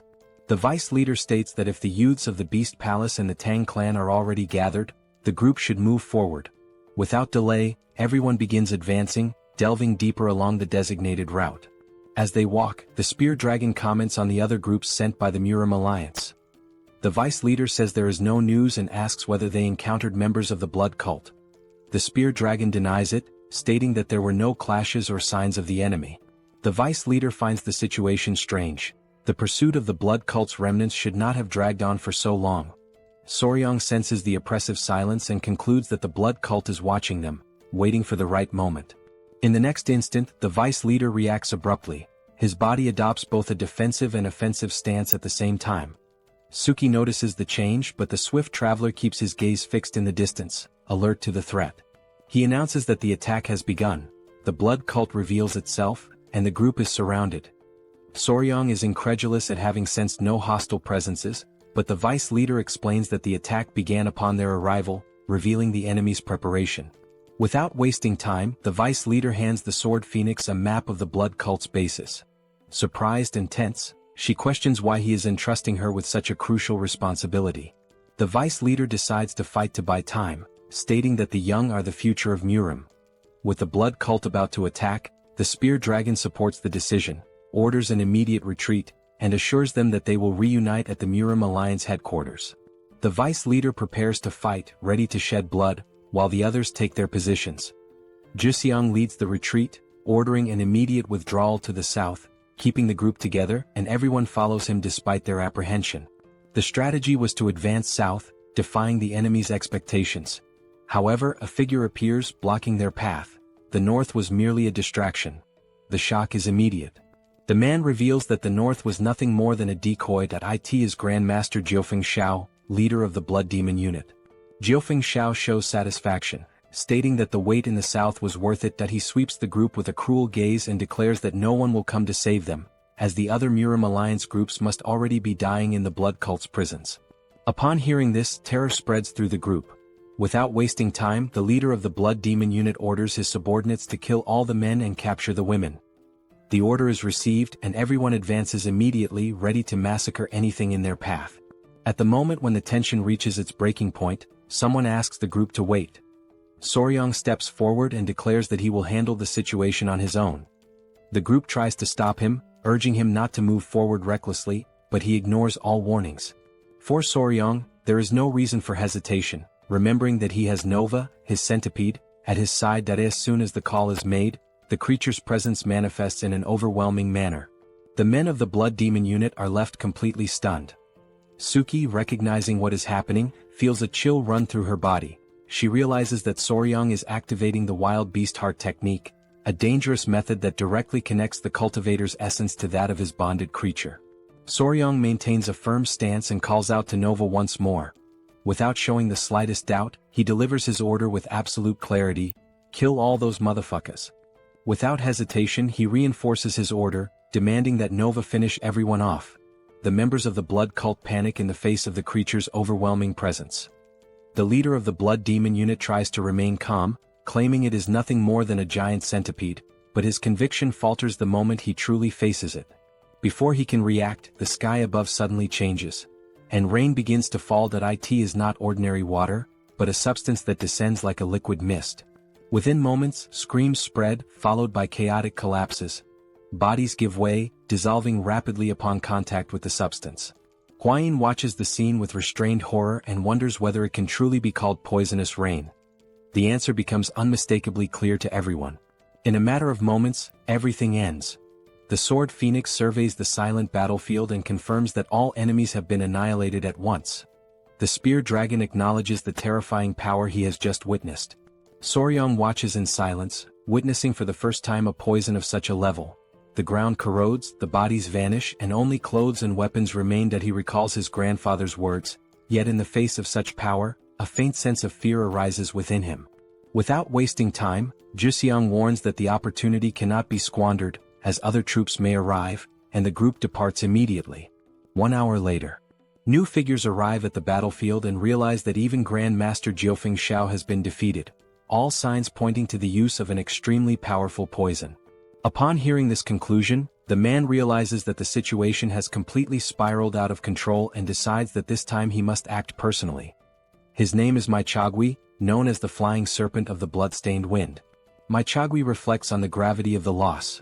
Jiufeng Shao, one of the 5 strongest among the 8 great masters of the blood cult, was easily defeated while attempting to capture youths of the Murim alliance that he wonders whether those who were supposed to arrive as reinforcements broke their promise.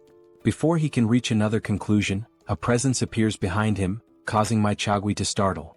She states that there is no reason for such concern and assures him that her promises are always fulfilled. The two face each other. The woman is the same one who confronted the blood cult at the border of Dai Viet. Once declared enemies, they eventually formed an alliance upon recognizing their shared hatred for the Central Plains. She is known as the Lady of the 5 Poisons, someone who claims to be a descendant of the 5 Poisons cult. Without beating around the bush, she remarks that she almost gave up on answering the call, but that the current situation changes things. She then hands Maichagui the antidote he had previously requested. That he receives it carefully and questions whether the preparation was truly that fast. The Lady of the 5 Poisons replies that the analyzed poison was that of the tiger snake. She reminds him that this had already been stated before and points out that his martial arts are riddled with weaknesses. Next, Maichagui turns to the Lady of the 5 Poisons and asks what kind of poison it is that still permeates the land. She approaches one of the bodies and brings a small amount to her tongue. At that very instant, her eyes widen. The shock is immediate. She recognizes without a doubt the poison of the first poisonous lord. Despite the perpetrator being very young, there is no mistake. Regaining her composure, she asks how long ago the group departed. He replies that it was recent and that they cannot be far. A faint smile appears on the face of the Lady of the 5 Poisons. To her, it is a sign from the heavens. She summons her squad of toads and decides to pursue Soryang's group, determined not to let them disappear. Meanwhile, the group continues its flight, and Soryang assures Guxiang that he is fine. Despite the extreme exhaustion, the situation is more bearable than he had imagined. After Nova's evolution, his internal energy increased, allowing him to better withstand the fatigue. Guxiang comments that once they cross the Lansang River, they will finally reach the Central Plains. The spear dragon notices that the terrain ahead is flat and open and decides to cross everything in one go. The order is to cross the river quickly, before dawn. At that moment, a chill runs through Soryang's body that he raises his gaze and notices a red light emerging in the sky. From that light, a figure slowly descends and materializes before the group. It is Maichagui. His eyes radiate a desire to kill, and without any warning, in a single strike he hits Guxiang with brutal force. Shock grips everyone. Maichagui recalls that he had promised the Lady of the 5 Poisons to bring them all back alive, but makes it clear that he has no intention of honoring that promise. That he then introduces himself as the Flying Serpent of the Bloodstained Wind, Maichagui, and declares that he will personally deal with Soryang's group. Maichagui prepares himself with complete concentration for the next attack. Before him, the spear dragon questions whether that man, Soryang, is an elder of the blood cult, while Soryang himself remains shaken by Juxiang's death. Maichagui remarks that leaving Gu Pengso in such a state is impressive, but asserts that the group's escape ends there. Immediately afterward, he charges straight at the spear dragon, who braces himself to defend. Soryang calls out to Cho and asks whether she can repeat the feat, but she lowers her head, exhausted, making it clear that she has depleted all her energy after the poisonous rain. Faced with this, Suk states that there is no choice but to confront the enemy head-on. Huayan then steps forward and assures everyone that the group will find a way to deal with Maichagui, instructing Soryang to take care of Juxiang. The team prepares itself and, without hesitation, launches into a direct confrontation. Everyone attacks Maichagui at the same time, without mercy and with total focus. Maichagui considers it foolishness and releases a power that spreads through the ground in invisible branches, destabilizing his opponents and leaving everyone momentarily disoriented. Even so, Huayin declares that it is useless and hurls a dagger that pierces Maichagui's chest. He recognizes the poison flower and realizes that she is the one who attacked him. Huayin states that the poison will soon block his internal energy while the dagger remains embedded in his body. Maichagui reacts with fury, tearing the dagger from his own chest without showing any sign of pain. He mocks the idea of being defeated by poison, claiming that he already drank the antidote and that, to him now, that miserable poison is no more than water. Huayin is startled upon hearing about the antidote, and Soryang also questions it silently. Mai Chogvi then vows to inflict pain so intense that his enemies will beg for death. However, when he opens his eyes, something strange occurs. Mai Chogvi feels that his blood is no longer circulating properly, as his internal energy fails to respond. Confused, he wonders if this is poison, but quickly dismisses the thought, certain that he took the antidote. At that moment, Soryang stands up. He observes the situation and remarks that it is unfortunate, as Mai Chogvi must have become emotionally distracted while preparing the antidote. Bewildered, Mai Chogvi demands an explanation. Soryang clarifies that this was not the venom of the quicksand sand serpent of the lakeshore. He recalls hours earlier when the spear dragon was holding a vial and saying it was not bad, and Soryang had questioned what was wrong with it. The spear dragon explained that all the venom had been used since the beginning of the mission to subdue the blood cult. Reflecting on this, Soryang states that even if it was not that poison, they could still create something similar. Huayin recalls that the poison used against the blood cult was prepared entirely by Soryang, which surprises the spear dragon. Soryang explains that the Martial Alliance kept this information under absolute secrecy, but confirms that if poison is needed, he can produce it. He then calls for the spider and asks whether she brought what was requested. The spear dragon watches in confusion, unable to understand what is happening.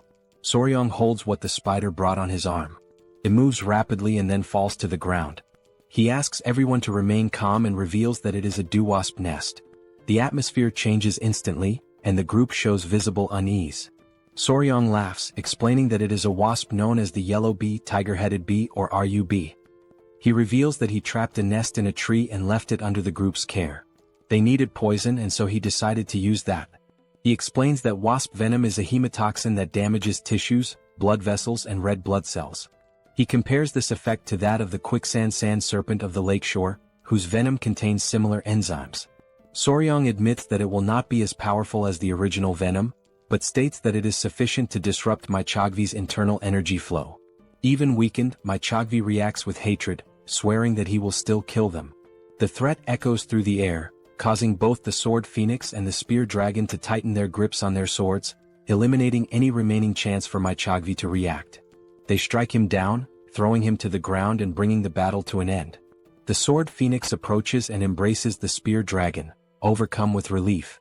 The spear dragon immediately turns to Juxiang and asks about his condition, and Soryang responds that his internal organs do not appear to be affected.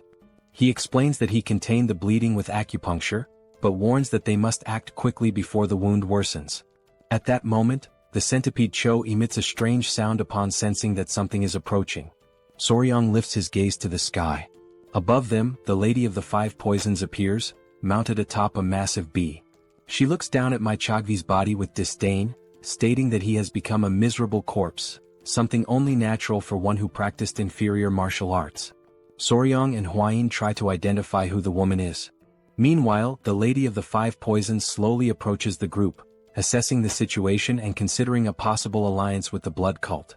Without delay, she orders the bee she is riding to capture Soryang's group. The creature obeys immediately, releasing a deafening sound that spreads outward, striking everyone's ears at once. Huayin warns that the giant bee is extremely dangerous and orders everyone to protect their ears with internal energy, or else their qi and blood will collapse, preventing any movement. This is the strange cry of the tiger wasp, one of the 10 deadliest poisons, a rare and extremely lethal sonic attack.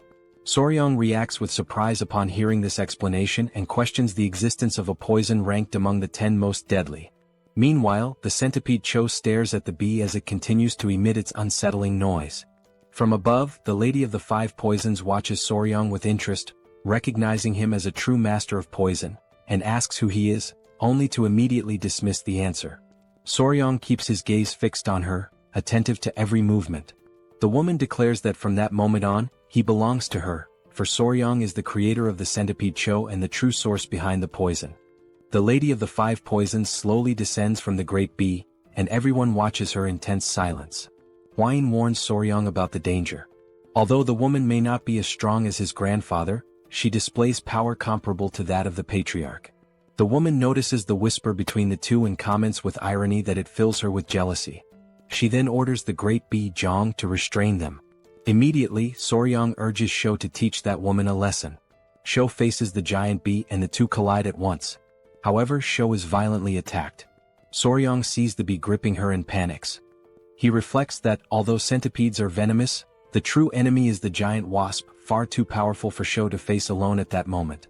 Without hesitation, Soryang asks Yowa, the spider, for help. She advances immediately and casts her web toward the bee's wings, immobilizing it and forcing it to release Shou. The Lady of the Five Poisons recognizes the creature, both impressed and disturbed to realize that Soryang has even managed to domesticate a spider with a human face. The spear dragon then orders the three to flee, stating that he and the sword phoenix will intervene. Both advance together against the Lady of the Five Poisons. She treats them as mere nuisances, remarking that they should remain quiet. In the next instant, she vanishes from before them and reappears behind the spear dragon, catching him by surprise. As she prepares to strike, she is interrupted by the sword phoenix, who, in desperation, throws herself in front of her companion. The blow meant for the spear dragon strikes the sword phoenix instead. The spear dragon is left in shock as he watches her collapse to the ground, gravely wounded. Overcome by desperation, he tries to react, but the Lady of the Five Poisons attacks him from behind, sternly warning him never to take his eyes off his opponent. Soryang watches in horror as both lie fallen on the ground. The Lady of the Five Poisons then demands that he stop this useless resistance and go with her. Frightened, Soryang hesitates. At that moment, Huayin steps forward, and Suki advances alongside her, declaring that she will never hand over her own brother. Irritated by their resistance, the Lady of the Five Poisons attacks from a distance with a powerful strike, hitting Huayin and Suk and hurling them to the ground. Soryang sees them fall and feels his despair deepen. Huayin, still on the ground, reacts in shock to the mention of an engagement. The Lady of the Five Poisons mocks her, stating that the fiancé is about to disappear. When she attempts to attack Huayin, the lizards intervene, protecting her and blocking the strike. The woman recognizes the presence of the four Lords of Poison. Soryang stands and notices that the Lady of the Five Poisons, now visibly intrigued, begins listing everything he has already faced. She names them all: the first Lord of Poisons, the spider with a human face, and now the four Lords of Poison, demanding to know who Soryang truly is. Soryang answers firmly, declaring himself the son of the Beast Palace and the sole son-in-law of the Tang Clan. He remains face to face with the Lady of the Five Poisons. She reacts with disdain, questioning the value of that title and what it truly means for him to be the son of the Beast Palace and the son-in-law of the Tang Clan. She suggests that Soryang intends to repeat the events of 100 years ago. In response, Soryang reflects silently and realizes that this woman is a remnant of the Five Poisons sect. Driven by a twisted interest, the woman decides to take him for herself, believing she will rescue him from the Beast Palace and the Tang Clan, while Soryang reacts inwardly with indignation. At that moment, the two lizards charge together toward the woman. Before they can reach her, the attack is interrupted in a strange manner. They pass straight through her body as if it were an illusion and are thrown violently to the ground moments later. Soryang recognizes the technique and recalls his grandfather's manual, identifying the movement as the illusory lizard step, an art of the Five Poisons.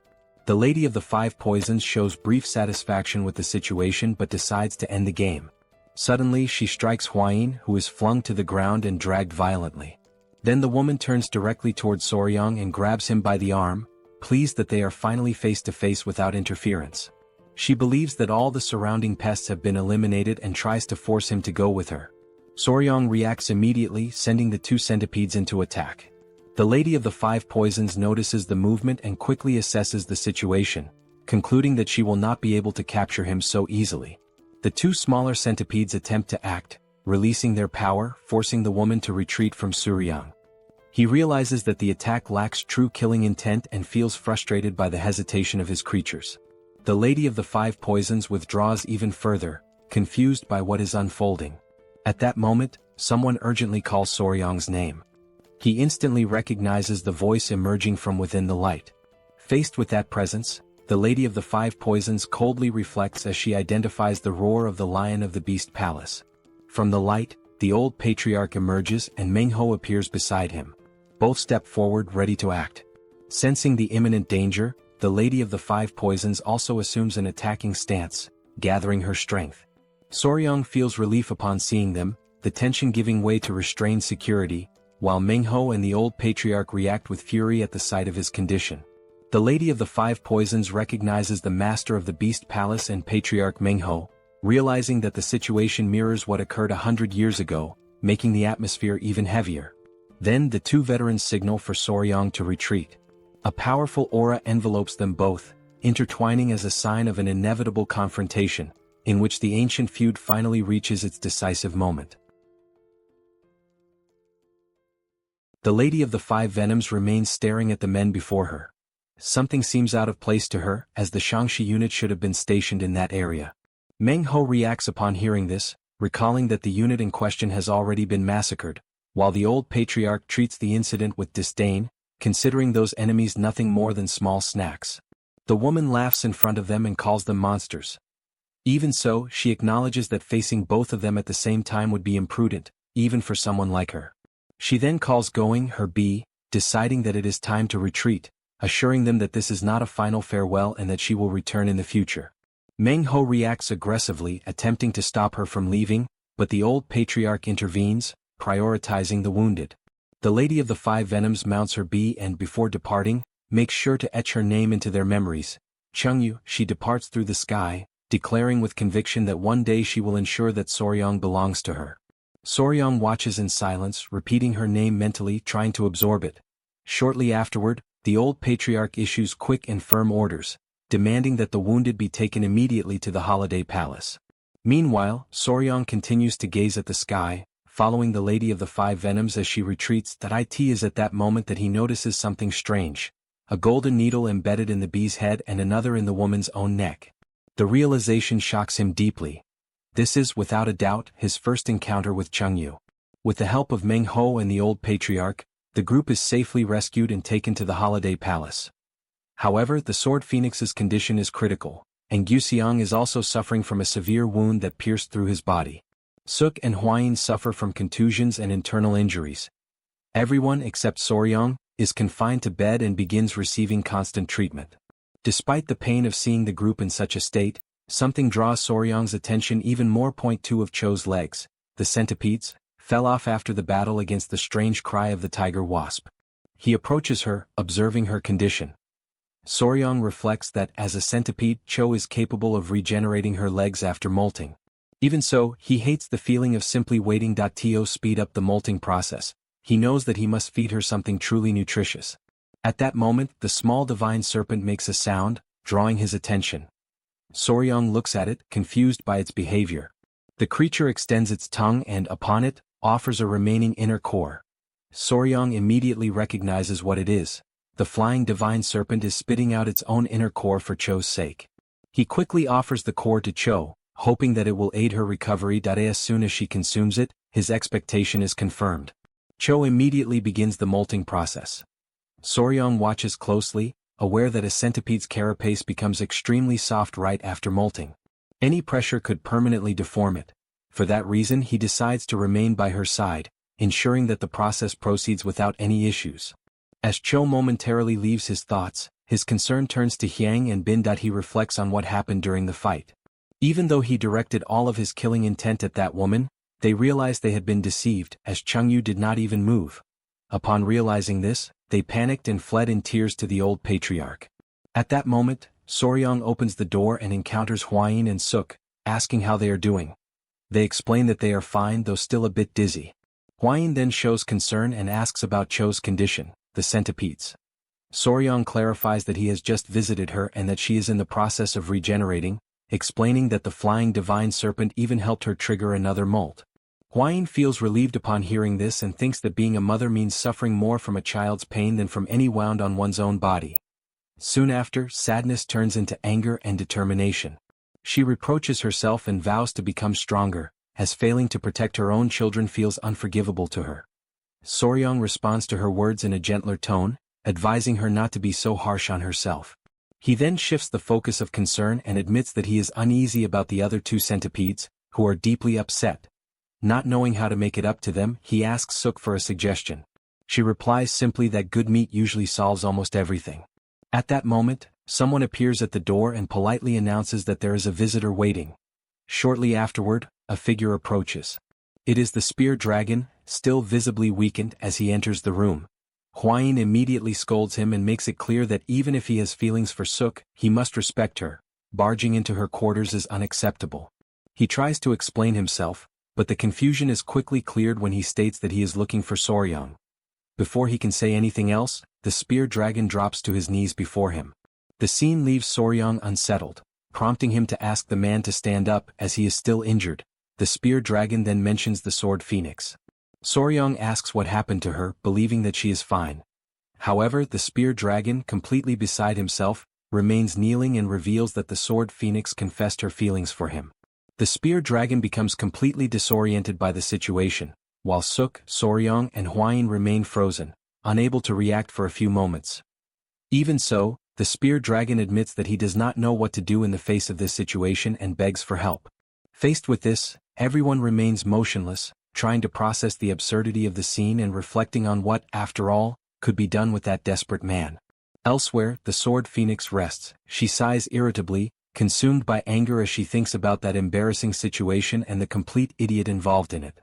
The spear dragon begins to recount what happened and he recalls the immediate relief he felt upon hearing that her life was no longer in danger, admitting that he had been deeply worried about the possibility that something terrible might have occurred. Curious, he questions the reason why she intervened and took that blow in his place. The sword phoenix remains silent for a few moments, visibly hesitant. When she finally responds, she returns the question, wanting to know what he believes the reason to be. The spear dragon, insecure, suggests that perhaps it is because they are friends. The response triggers an immediate reaction. A wooden pillow strikes him on the head, drawing a cry of pain from him. Confused, he questions why she is throwing that at him. Her irritation overflows as she grits her teeth, and overtaken by anger she explodes, stating that she could not bear to watch the person she loves die before her eyes. The declaration leaves him completely stunned, and he questions whether she truly loves him. Her fury only intensifies. Regretting that she exposed herself, she says that she should have let him die, calls him an idiot and throws him out of the room. Upon hearing this account, Soryang is momentarily left without a reaction. Still incredulous, he comments that the spear dragon was truly thrown out in such a manner. Huayin reacts with coldness and irony, stating that a strike with a poison dagger would have been better. Suk agrees, adding that poison would have been more effective.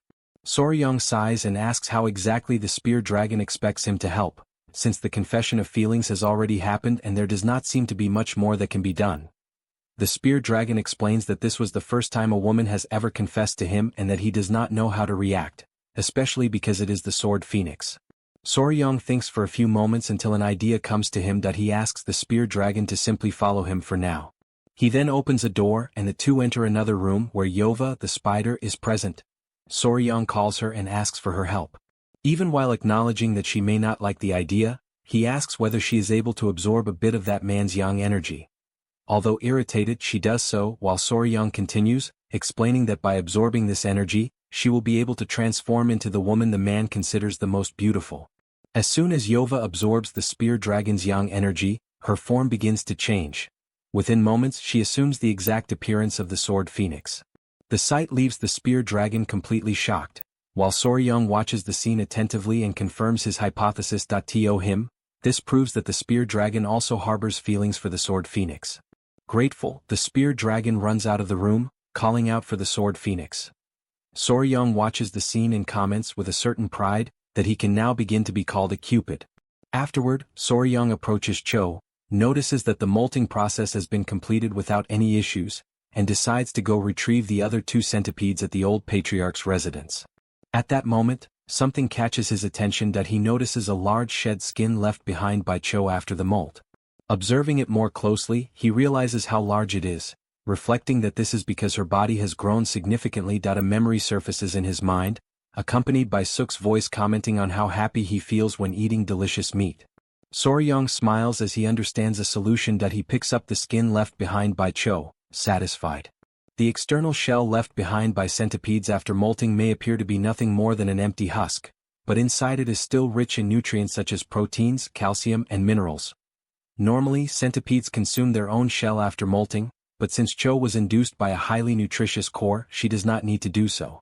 This means that the two small centipedes were also unable to absorb those nutrients on their own. Soryong then asks for the skin to be cut into small pieces. Meanwhile, at the old patriarch's residence, the two small centipedes are causing complete chaos, breaking everything around them. The stressed old patriarch tries to scold them, threatening to send them back to Soryong's house if they do not behave. Soryong observes the scene and reflects that the old patriarch is suffering more than he lets on. He approaches and announces his arrival. The old patriarch asks him to take the two away immediately, stating that he is exhausted. Soryong laughs, but then notices that the small centipedes refuse to go with him. They hide behind the old patriarch's legs, clinging to him. Upon noticing this, Soryong understands that they are still upset and mentions that he brought a snack similar to the inner core he had previously promised. Upon hearing this, the centipedes show curiosity and slowly approach. Soryong offers the small pieces, and they begin eating immediately, becoming visibly happy. Their expressions clearly show how delicious they find it. He watches with satisfaction and mentions that there is still more waiting in his room, inviting them to come along. The centipedes move closer to him completely, now fully convinced. Before leaving, Soryong informs the old patriarch that he is heading out and thanks him for taking care of them. As he walks with the two small centipedes, he observes how well they eat, far better than he expected. He considers the possibility that, by gradually absorbing the energy of the inner core, both of them may even begin to evolve soon. At that moment, he sees the spear dragon approaching, accompanied by the sword phoenix. The two walk side by side, appearing well and in a way happy. They explain that they were waiting for him. The phoenix speaks up once more, making it clear that she came to thank him for finally opening that idiot's eyes, referring to the spear dragon. The spear dragon himself steps forward and declares that he will never forget this debt. Soryong downplays the matter, stating that he merely helped him confirm feelings that already existed within him. He then draws the attention of the small centipedes, informing them that there is plenty of snack waiting for them. The spear dragon watches this with curiosity and asks what it is.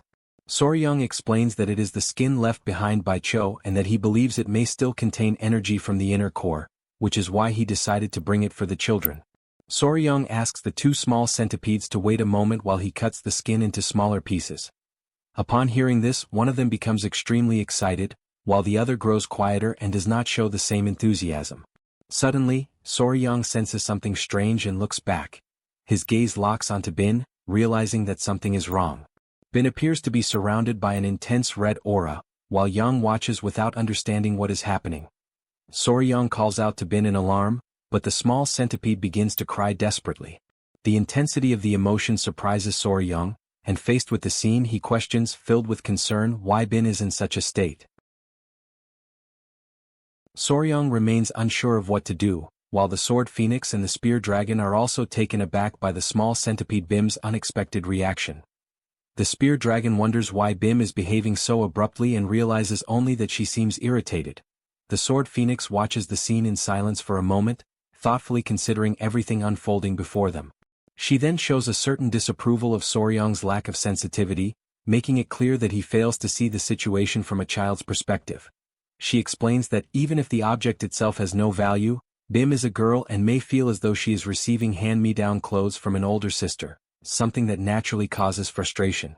As she says this, the sword phoenix recalls her own past, when she grew up surrounded by older sisters and often inherited clothes that had already been worn.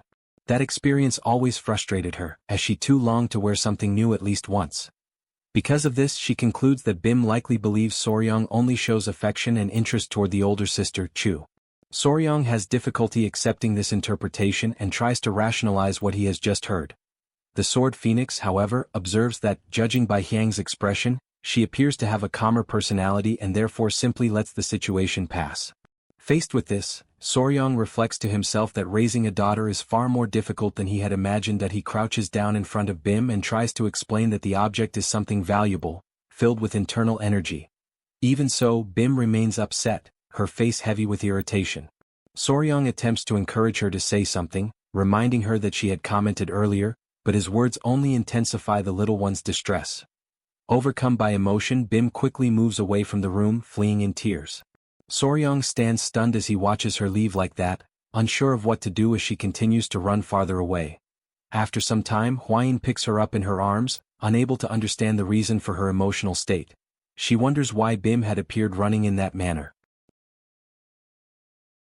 The spear dragon explains that he remained frozen for a while, As if in deep shock. In response, Huayin decides to stay with Bim and try to comfort her, believing that this is not a problem Soryang can resolve at that moment. Meanwhile, in another room, Soryang kneels on the floor, consumed by despair. In an awkward impulse, he asks the fierce celestial serpent whether by any chance she possesses an internal core. The question provokes the celestial serpent, who becomes intensely enraged, releasing a terrifying pressure that makes Soryang tremble. Frightened, he hastily apologizes and states that he takes back everything he said. He begins to reflect in silence. To him, that creature has already had her internal core torn out twice, and yet she does not display a hatred comparable to that of the small centipede. This leads him to conclude that the celestial serpent may be more sensitive than she appears. Soryang then approaches more cautiously and asks whether she has already decided to live with them. He admits that, although their first encounter was far from pleasant, he intends to treat her well from now on and invites her to become part of the family. The celestial serpent stares at him for a few moments, takes a deep breath, and finally nods her head. Convinced, he decides that he cannot keep her restrained like that and removes her from the container in which she was confined, carefully holding the celestial serpent in his arms. He states that from that moment on, she is under their care. Soon after, he realizes that he needs to give her a name, as he cannot continue calling her merely the celestial serpent. Observing the creature attentively, Soryang comments that, since she is connected to the 24 celestial poisons, her name should reflect that. He tries to decide whether the name should be masculine, but when he lifts the serpent's tail to check, he ends up provoking her fury. The serpent reacts violently, striking him with her tail and throwing him to the ground. Flames spread around her, leaving everyone frightened, especially Soryang. Confused and dazed, Soryang concludes that she is female. He hurriedly apologizes, but the celestial serpent seems even more irritated. With no alternative, he decides that he will need to choose a more delicate name. As he observes her emerald-colored mane, he considers calling her Yundu. The celestial serpent responds by nodding her head, showing her approval. Soryang rejoices at this and declares that from that moment on, that is her name. Yundu shows a slight embarrassment, but does not reject the choice. Soon after, Soryang realizes that he forgot to include the term that signifies heaven in the name. He reflects a little more and, remembering that strange names are often associated with long lives, decides on the full name Yundu Cheon. The next day at the Palace of Beasts, the spear dragon reports that this was the mission assigned to them and apologizes for burdening the place with so many responsibilities. He explains that, since Soryang's group was unable to leave the palace for a time due to the intense training they received, it fell to them to pass along the information left by the Divine Wanderer. In addition, it was necessary to inform the Wulin Alliance about the alliance between the Blood Sect and the Five Venoms Sect, as well as about the creation of an antidote. In light of this, it becomes evident that the forces they must face are growing stronger. For this reason, they decide to take the opportunity for the Palace of Beasts to officially join the Wulin Alliance. Suk also decides to accompany them on this journey, marking the beginning of a new stage. Soryang's group bids farewell. They leave the Palace of Beasts and resume their journey, now with the objective of preparing the Blood Sect and developing a new poison. To that end, they decide to begin with the Tang Clan. Upon reaching their destination, Soryang confirms that they have finally arrived at the clan. Suk reacts with surprise and admiration upon realizing that this is the legendary Tang Clan. Soryang reflects in silence that, coming from the interior of Yunnan, Suk behaves like someone visiting a large city for the first time, enchanted by everything around her. However, the tranquil atmosphere is suddenly shattered when Huayin comes to a halt, seized by a sudden shock. When questioned, Huayin reveals that Bim, the centipede, has disappeared. She insists that Bim was there just an instant earlier and cannot understand how she could have vanished so suddenly. Confusion spreads through the group as Huayin wonders where she could have gone. Soryang is immediately alarmed, completely beside himself at the news. His heart races, and an unsettling thought forces its way into his mind: the possibility that Bim has run away from home. 4 hours pass since Bim's escape, and everyone plunges into a relentless search. Even so, no trace of her is found. Amid the turmoil, Soryang wonders whether Bim might already be entering adolescence, whether her thoughts and desires are quietly changing beyond his understanding. Suk remarks that there is a limit to searching without direction and suggests that he try to reach her through the heart of beasts. In response, Soryang concentrates and closes his eyes, activating his spiritual energy. An aura begins to envelop his body as, in his thoughts, he calls out to Bin, warning her that the world outside is dangerous. Suddenly, a sharp snap runs through his mind, as if something has pierced the distance between them. He grows desperate while Huayin asks what has happened. According to him, Bin declared that she will not return home until she grows up and becomes more beautiful than her sister Cho. The revelation strikes everyone like thunder, leaving Huayin in shock, unable to react. Even Cho, accompanied by the other spiritual centipede, feels the weight of those words. Meanwhile, near the summit of the Tang clan's mountain, Bin survives on her own, handling her loneliness with remarkable shrewdness. At a certain moment she looks back and memories surge with force. Memories of Soryang and Huayin by her side, bringing tears streaming down her face. Distracted by those memories, she loses focus and tries to cling to the rock, but fails. Her body plunges downward, and a cry of fear echoes across the mountain. The fall ends in an isolated area inhabited by numerous serpents. Bin continues to cry, trembling, while the snakes stare at her. However, one by one, the serpents begin to retreat and hide, as though they fear her presence. At that moment, something captures Bin's attention. Before her, a strange and dark manifestation begins to form, twisting and intertwining in the air. She attempts to speak, but the words die in her throat. The purple mass slowly begins to move toward her, approaching as if intending to envelop her. The following morning, after an entire night scouring the Tang clan's mountain without success, everyone returns to the estate without any clue about Bin. Suk tries to console Soryang, reminding him that despite her youth, Bin possesses superior strength and endurance. At that moment, something unusual catches Suk's attention. He looks up at the sky and questions what is happening with the small golden bees. His distress deepens as he recognizes the presence of the golden-haired queen bee, wondering why she would be there. One of the bees flies directly toward Soryang's face as if embracing him. Startled, he instinctively pushes it away, questioning the sudden intimacy. He reflects that it may be an attempt at trophallaxis, a phenomenon common among social insects, in which they share food mouth to mouth not only for nourishment but also to communicate trust and strengthen bonds. He concludes that the queen may be trying to feed him honey after sensing his exhaustion. The bee approaches again. At that instant, the other centipede is lifted and placed between them, interrupting the contact. The moment grows awkward, and Soryang realizes that he cannot continue refusing the trophallaxis, as doing so might cause the colony to lose trust in him. He reflects that he would like to bind the queen to his heart of beasts, but he is already connected to 3 spiritual creatures and knows he cannot risk forming another bond. His train of thought is interrupted as they turn upon hearing hurried footsteps behind them. The old patriarch approaches at a run, visibly agitated, demanding to know what happened and why Bin ran away. He considers the situation far too serious to have been concealed, stating that he should have been informed immediately, even if it had been in the middle of the night.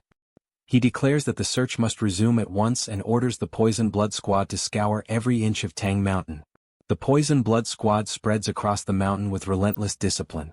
With the assistance of the golden-haired queen bee, who flies over the mountain and sends her workers into hard-to-reach places, nearly the entire mountain is turned upside down. 3 days pass without any sign of Bin, yet Soryang continues trying to sense her through the heart of beasts. Suk observes his persistence and asks whether there is any response, and he admits that he receives no reaction at all. Suk finds the situation strange and explains that when there is a bond through the heart of beasts, there should always be some form of response. Soryang begins to fear that some creature of the mountain may have attacked Bin. Suk explains that if something serious had happened, whoever is bound would feel a strong mental shock at the very moment it occurred. He adds that the only time there is no response is when the creature is asleep. Soryang tries to cling to that possibility and reflects that Bin has always been a heavy sleeper. At that moment, the old patriarch returns and asks whether any clues have been found, and Soryang confirms that there are still no results. The patriarch declares that although they have not yet found Bin, they cannot afford to waste any more time there. He acknowledges that Soryang's heart is heavy, but reminds him that he must prepare to go to the Wulin Alliance and in addition, must create a new poison. Soryang then reveals that among the venomous creatures brought from Yunnan, there is an ideal candidate waiting in the poison garden. He explains that the team should be beginning the extraction at that very moment. He states that the yellow wasp's venom is potent but difficult to collect in large quantities. The new creature, however, has greater potential, though it is difficult to control, and he admits that he does not know whether everything is proceeding smoothly. In the poison garden, members of the Tang clan surround a large jar used in the extraction process. From the container, a thick smoke emerges, rising slowly and taking on a shape that seems almost to possess a will of its own. The team members watch with growing caution and astonishment as the substance continues to materialize. Later in the poison garden, the smoke rising from the jar thickens and swirls in an unstable manner. The old patriarch arrives quickly at the scene and demands to know whether that is the specimen that was mentioned. Soryang confirms that it is and explains that the creature was captured in a southern region called Sanjiu. The patriarch repeats the name carefully and studies the vessel with an analytical gaze. The creature before them is a Russell's viper, one of the most lethal serpents in existence. It is notoriously responsible for a high percentage of snakebite deaths in Southeast Asia. An aggressive and unpredictable snake, it is capable of striking without warning, which compels even experienced specialists to exercise extreme caution. Before Soryang can finish his explanation, he is interrupted. Gupai approaches carrying the chicken blood that had been requested earlier.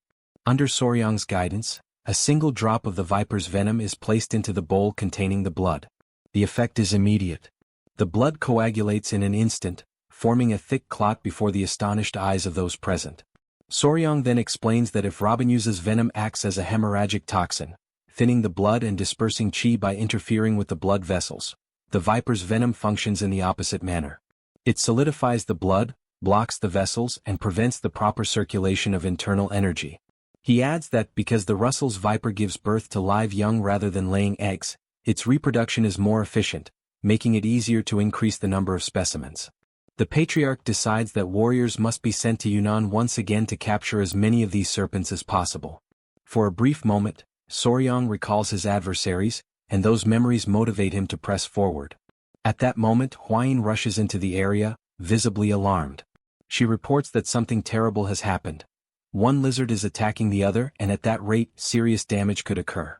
Without wasting time, Soryang and Huayin run toward the site of the confrontation. As he runs, Soryang asks how the fight began. Huayin explains that she had gathered the young ones in the pavilion and was speaking with them. At first, she believed they were merely playing, but suddenly Bing began biting Seol, especially at the nape of the neck. The mention of the nape immediately sparks a thought in Soryang's mind. When they arrive, he and Huayin are momentarily stunned by the scene. Bing is mounted over Seol's body. After a few seconds of careful observation, Soryang understands the situation.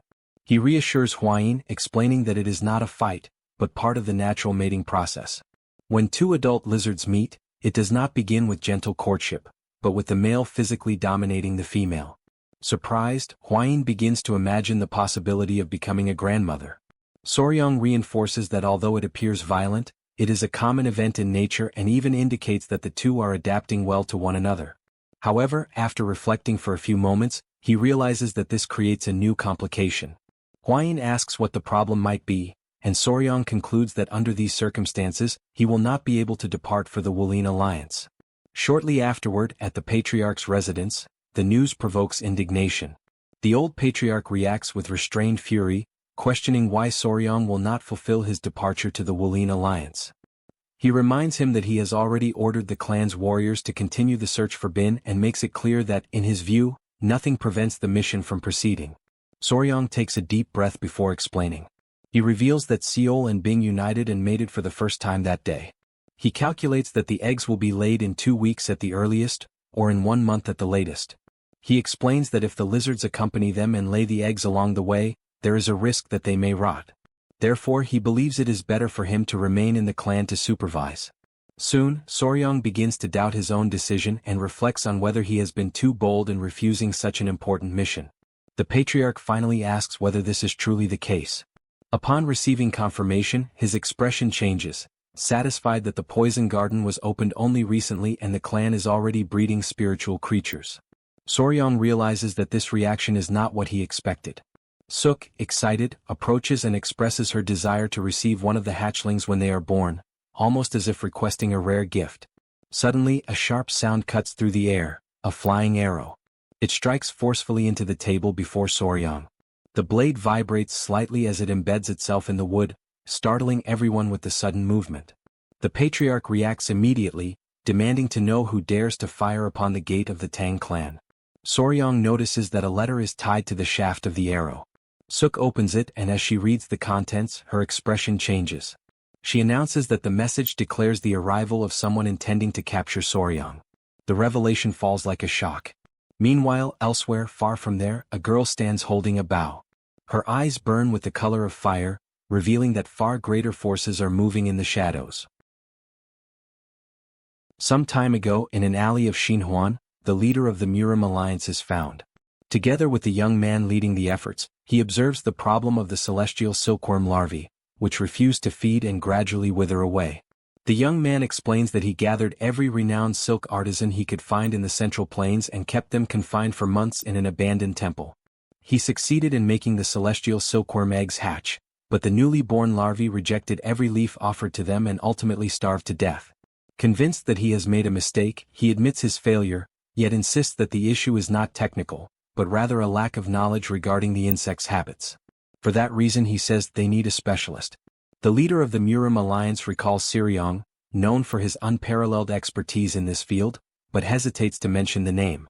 In his mind lingers the discomfort of allowing a thief to approach someone he truly respects.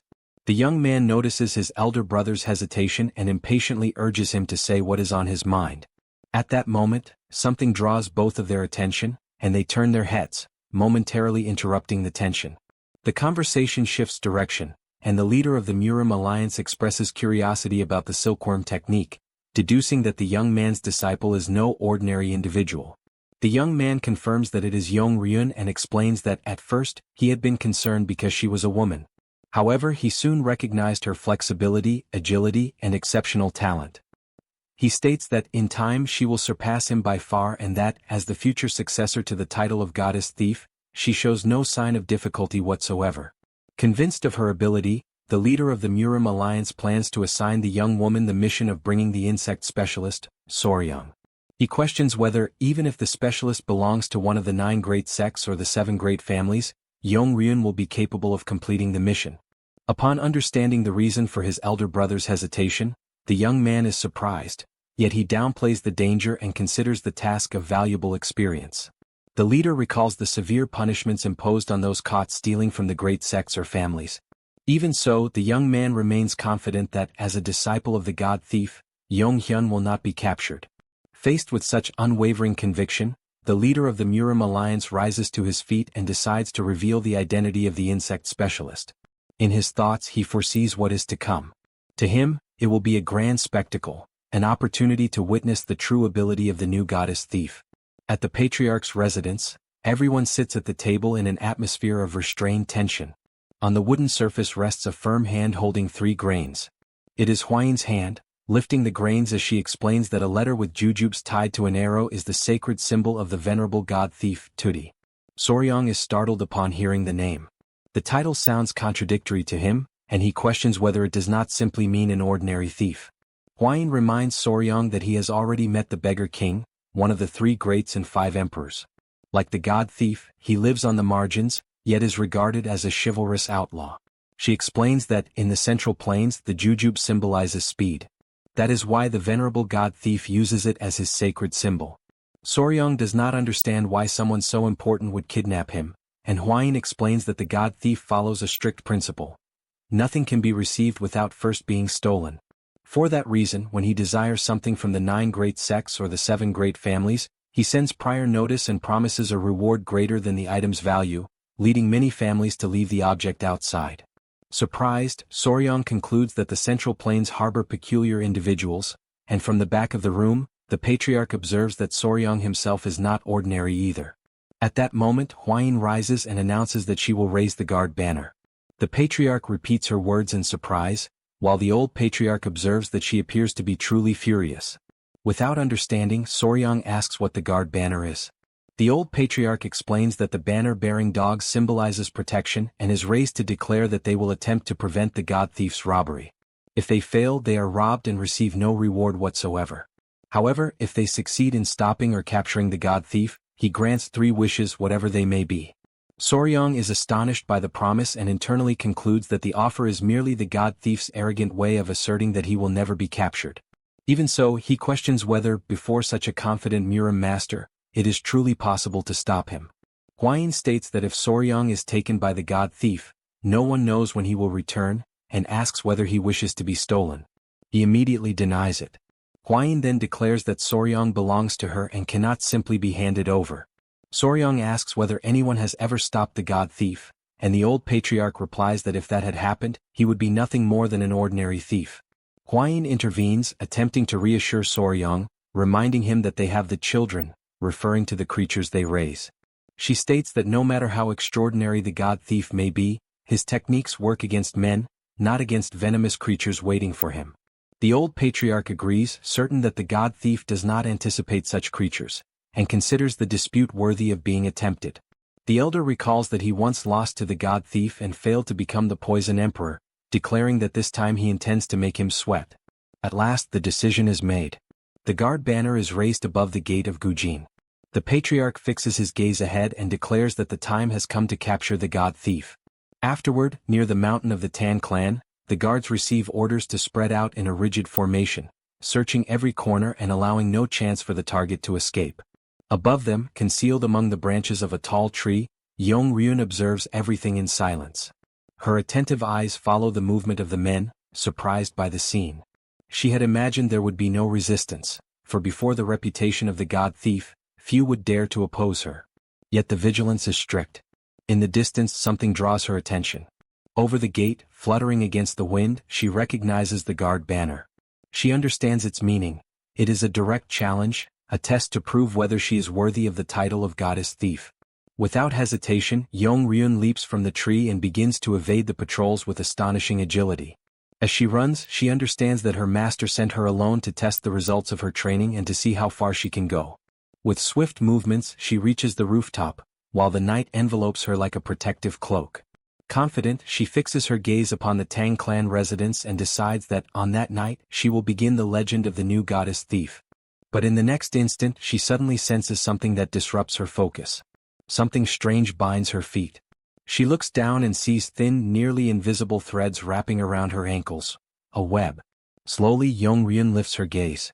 Before her, resting with sinister calm, is the centipede show, staring at her as if it had been waiting for her for a long time. Shock overwhelms her, and she calls out for her master, for no such creature had been mentioned in the mission's information. And while she remains trapped in the web, unaware, other presences move within the surrounding shadows. She is not alone. Immediately, Ryun runs desperately through the forest. Behind her, the members of the Tang Clan team pursue her relentlessly. Their voices echo among the trees as they make it clear that, under no circumstances, can they allow the girl to escape. Even with the danger drawing closer every moment, Ryun keeps running. As she runs, her thoughts churn, for she had never been informed that the Tang Clan possessed spiritual creatures.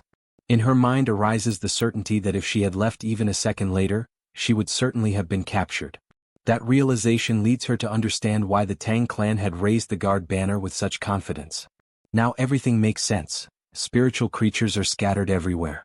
Without stopping, Ryun continues advancing through the forest while the creatures remain behind her, gradually closing the distance. She tries to shake off the pursuit and begins performing light, high leaps, using the body technique known as light step. Her agile movements confuse the spiritual creatures chasing her, causing several spiritual bees to collide with one another. Even while running, she reflects that she did not expect the situation to unfold in that way. A faint smile appears on her face as she thinks of her true objective, capturing Soryong. Silently, she promises herself that she will certainly kidnap him. Meanwhile, at the residence of the golden-haired queen bee, located in the training grounds of the Sichuan Tang Clan, Soryong suddenly feels a sharp jolt pass through his mind, and he realizes that something is wrong. The intruder has escaped. In front of him, Hwayin is surprised that the creatures were lost so quickly. Soryong explains that, according to Cho, it seems she noticed the spider's silk and through that understood that the spiritual creatures were standing guard. Hwayin remarks that she does not seem like the type to give up easily and will probably wait for another opportunity to attack Soryong. Because of that, she suggests that he hide inside the hive. Soryong agrees with the idea and addresses the bees with gentle courtesy, apologizing for having to trouble them a little longer because of that unwelcome guest. He then enters the bees' residence and recalls the saying that a thief usually withdraws at dawn. In silence, he wonders how much time remains until daybreak. With all the poisonous creatures and the members of the Tang Clan fighting with such determination, he believes it would be very difficult for the thief to take him away so easily. As he remains inside, the bees begin to approach him as if forming a small guard around him. Feeling the warmth of the tiny creatures, He realizes that they are warmer than he had imagined, and the sensation turns out to be surprisingly comfortable. However, suddenly, one of the bees changes its behavior. Without realizing it, Soryang ends up falling asleep. For his still young body, resisting the wave of drowsiness is not easy. He sleeps deeply, even drooling slightly while the creatures remain nearby. Sometime later he suddenly wakes up, startled. Quickly he tells himself that he is not sleepy. At that moment, someone appears at the entrance of the bees' residence and calls his name. Upon hearing the voice, the bees immediately turn their attention toward the door, irritated and vigilant in the face of the unexpected presence. The one standing there is Suk, who remarks that she has finally found him. Soryang then tries to calm the bees, explaining that she is his sister, and then asks what brings her there at that moment. Suk tells him not to be frightened and reveals that the god of thieves has been captured. Surprised and pleased, Soryang asks if that is true. She confirms it and explains that they are taking the thief to the patriarch's headquarters at that very moment. Without wasting time, the two begin to run, while Soryang is surprised that the thief was captured before dawn and remembers that even a master can fall when facing many opponents. Suddenly, Suk stops, points to the path ahead and says they must go that way. Soryang comments that he wants to see the famous thief. However, in the very next instant, the person he trusted attacks him from behind. Soryang falls to the ground without understanding what happened. The figure he believed to be his sister then reveals her true identity. In reality, it is Yanggi Rian who had assumed Suk's appearance. Calmly, she explains that she pressed one of his pressure points, causing a temporary paralysis.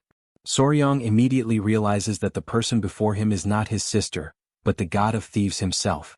Without wasting time, the thief confirms her identity and acknowledges that he is the young Soryang. Paralyzed, Soryang can only think desperately that he needs help so that he will not be kidnapped at that very moment. Suddenly, something begins to move inside his clothes. The celestial serpent emerges from within his garments and attacks the thief's hand. The strike is sudden and precise, causing intense pain in Yanggi Rian's finger.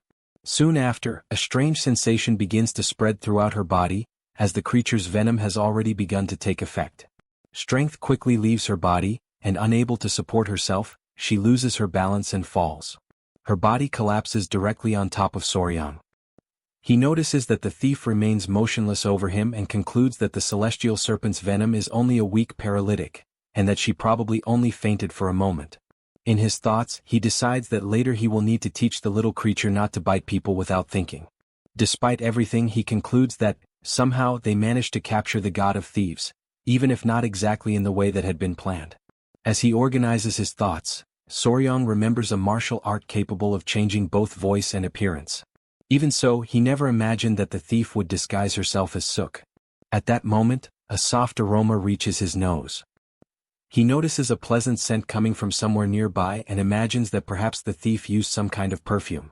As he observes the unconscious figure, the celestial serpent moves and pulls at a hidden piece of cloth, which comes loose like a mask. Soryang is immediately alarmed. Before his eyes, the disguise disappears as he realizes that the person lying on top of him is not a man, and that the famous god of thieves is, in fact, a woman. After some time in the guest pavilion of the Tang Clan of Sichuan, Yong Ryun lay on a bed, unconscious after having been captured. Soryang looked at the young woman and wondered if she really was the divine thief, as she appeared to be just an ordinary girl. Hwayin also agreed that she didn't seem particularly extraordinary. The old patriarch explained that the former thief god had likely passed the title to a disciple and that, according to rumors, that young woman was now the current divine thief. He pointed to the girl's wrist, where the celestial spider web, a sacred artifact of thieves, confirmed her identity. Upon hearing this, Suk grew irritated, complaining that the thief had attacked her vital points and even stolen her clothes. Her indignation had an extra reason. The divine thief had taken her clothes while she was unconscious, but the remaining pieces left behind didn't fit properly. Hwayin then changed the subject, commenting with curiosity on why the new divine thief would have specifically stolen Suk's clothes. At that moment, Commander Gupei opened the door and informed them that the young master needed to leave immediately. Soryang asked what had happened, and Gupei explained that an unexpected visitor had just arrived. Hearing this, everyone wondered who it could be. Shortly after, in front of the main entrance of the Tang Clan, a figure waited calmly. It was the famous beggar emperor. Soryang and Hwayin quickly ran to the gate to greet him. The beggar emperor spoke amicably, remarking that it had been a long time since they last met and asking if everyone was well. After exchanging greetings, Soryang asked what had brought him there and commented that the outer guard should have shown more respect when receiving him. The beggar emperor said he had come as soon as he learned that the disciple of the thief god had been captured. Then the beggar emperor looked up into the nearby trees and called to someone hiding there, asking how long he intended to remain concealed. Among the branches, a figure moved that it was his younger brother, who finally descended to the ground. The young man explained that it was his first visit to the place and that he had felt a little awkward upon arrival, so he had observed from a distance. Politely he introduced himself as Gao Jihong, the current thief god, and Soryang responded courteously, saying it was a pleasure to meet him. The emperor explained that the young man was his brother and that he had come in his place, bringing a disciple to assist him, but the Tang clan had captured the divine thief instead. That he said that he had already planned to reward Soryang for an old matter and had taken the opportunity to bring 3 useful gifts, which surprised the younger brother, who said he had not known about the reward. The beggar emperor merely commented that, since the divine thief had been captured, there was little else to be done. Curious, Jejihong asked if she had been captured by the old patriarch, the divine sovereign of poison, fearing that she might have been harmed if the elder had attacked her thinking she was him. At that moment, Soryang seemed to have a small realization and replied that it had not been the old patriarch who captured her. Instead of explaining directly, he called all of his creatures. Jejihong was completely astonished by what he saw. Before them were gathered several of Soryang's spiritual creatures, the same ones that had participated in capturing the divine thief. Soryang explained matter-of-factly that they had managed to capture their disciple with the help of these creatures. Hearing this, both Jejihong and the beggar emperor were alarmed. Some time later, attention turned again to the divine thief. Yong-ryun was crying, deeply embarrassed as she apologized to her master for being captured. Jejihong, however, consoled her calmly, noting that, given the number of spiritual creatures present, perhaps even he himself could not have escaped the situation. Soryang asked the beggar emperor if the silkworm was not feeding, and he confirmed, saying he had come because Soryang might be able to help. That he then explained that the silk of the celestial heritage must be passed on to the successor of the thief god, but if the creatures starved, the lineage would be in danger. Jejihong said that, since Soryang had captured Yong-ryun, he considered it a debt and was willing to grant 3 favors, asking only for help with this problem. Soryang thought for a moment, then asked how many eggs remained, to which Jejihong replied that he believed at most 3 remained. Upon hearing this, Soryang asked to see the remaining eggs before anything else and stated that he would do his best to help. However, he presented an unexpected condition. He intended to keep all the celestial spider eggs. The declaration left everyone surprised. Jejihong immediately reacted, questioning what Soryang meant by that and asking if the young man truly expected him to hand over the celestial spider eggs. The beggar emperor began to laugh upon hearing this, commenting that he had heard Soryang was fond of poisonous creatures. But even so, that request was still surprising. Jejihong did not find it amusing and asked if they were mocking him, explaining that without all the eggs he would not be able to produce the silk he needed, something very important to him. Soryang then replied seriously that he was not joking. That he added that perhaps Jejihong did not fully understand the nature of the celestial spider and the silkworms, as an essential fact was being overlooked. He then explained that once the silk is extracted from a silkworm, it inevitably dies. Soryang began to describe the process in detail, explaining that sericulture, also known as silkworm farming, is an extremely ancient practice. And despite the passing of centuries, the basic method has hardly changed. Before transforming, the silkworms release threads through the spinnerets, glands located beneath their mouths, wrapping the thread around their bodies. This thread is silk. However, to extract this thread, the cocoon must be placed in boiling water and then agitated. During this process, it is inevitable that the silkworm will die. Jejihong said he knew this method and understood that without killing the silkworm, it was impossible to extract the thread, asking what Soryang wanted him to do. Soryang pointed out the problem. Only 3 eggs remained, and even if they fed again, it did not guarantee sufficient silk nor the continuity of the lineage. Therefore, he said, the most important thing was not to extract the silk now, but to raise the creatures until they became celestial spiders and laid more eggs. Jejihong acknowledged that this made sense. Soryang then asked if he had ever heard the term specialist.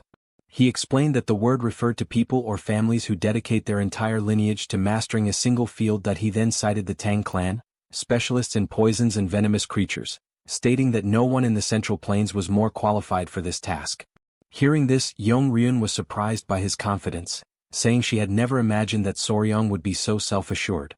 Jehong then asked directly if he could really accomplish this, to which Soryong responded firmly, asking if there were still any doubts. He then joined his hands in a gesture of respect and made a clear promise that he asked that they leave the matter in his hands. In the patriarch's office, Jehong handed over a small box and announced that inside were the eggs of the celestial silkworm. Soryong was surprised by the size of the eggs, much larger than he had imagined. Jehong confirmed that he was placing complete trust in him and that the future of the divine thief's lineage now essentially rested in Soryong's hands. Soryong then asked if he could also receive the carcass of the celestial silkworm that had died, as it would be useful to better assess the type of creature he was dealing with. Soryong opened the bag and carefully examined its contents. While inspecting the carcass, he noticed a curious structure and began to wonder if it might be an osmeterium. This organ is known to appear in some butterfly larvae, a structure that protrudes outward and releases a foul odor when the creature is touched. As Soryong analyzed the material, the old patriarch intervened, saying that he needed the divine thief for certain tasks and would not be able to assist at that moment. The grandfather said they needed to go to the Murim alliance and that, since the delay had been the thief's fault, she must take responsibility. Jehong then asked if Soryong had discovered anything about the eggs. Soryong said he still needed to investigate and might not be able to help immediately, which irritated Jehong, who complained that he had delivered the celestial silkworm eggs only to receive an uncertain answer. Soryong explained that he had been delayed for a very important appointment because of the letter they had sent. That he then briefly recounted what had happened in Yunnan. Upon hearing the explanation, the beggar emperor expressed surprise, as he had not known that something of that magnitude had occurred. Soryong confirmed that, because of this, they were about to depart for Wuhan, where the Murim alliance headquarters was located. The beggar emperor said there was no time to waste and that they should depart immediately. That he reminded Jehong that the delay had been their fault, so he must take them to Wuhan.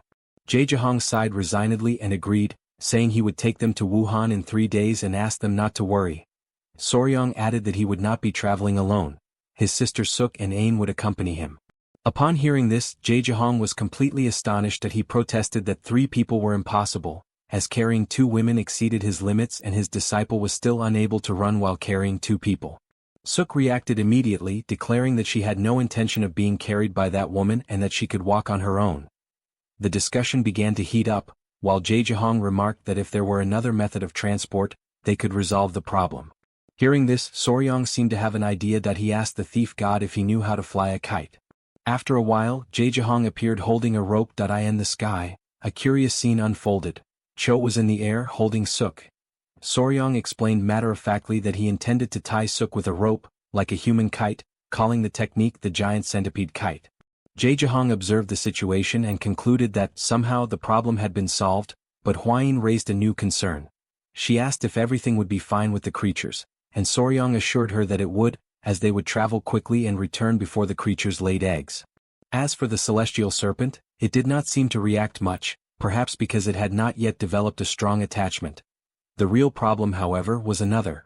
The Iova spider was clearly distressed, showing great discontent at not being able to accompany them. Soryong approached and tried to console it, promising that his older brother would return before it even realized. Observing the scene, Jehong noted that this was beginning to look like a major problem. The divine thief approached Soryong and asked him to give her a small piece of the line he had used to seal her mouth. Then she requested that he and the spider extend their arms for a moment. Both complied with her request. Soryong watched curiously and asked what she was doing. Hwayin explained that it was the thread of fate, a legend about 2 people connected by an invisible thread who are never separated. She added that, since she had tied the threads to their wrists, it acted as a promise that Soryong would certainly return. The spider seemed a little enchanted by the situation and after a moment yielded. Soryong and Hwayin exchanged a strange glance, as the situation seemed somewhat odd. Soryong told the spider that he loved poisonous creatures, but that this might be going too far, and asked for permission to depart. The spider finally agreed. With that, everyone left the place, leaving the spider behind. 3 days later, the group arrived at the Murim alliance. Upon arrival, they reported everything that had happened and delivered the letter entrusted by Lord Peng to the Emperor of Fists.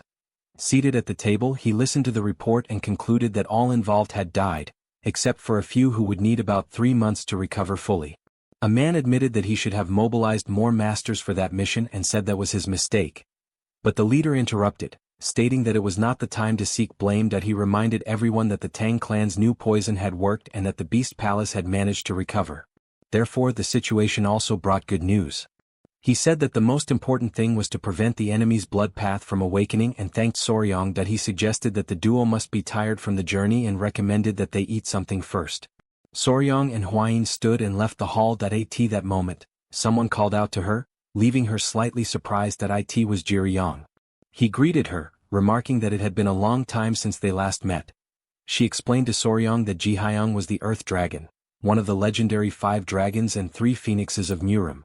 She then introduced Soryang as a member of the Beast Palace and her fiancé.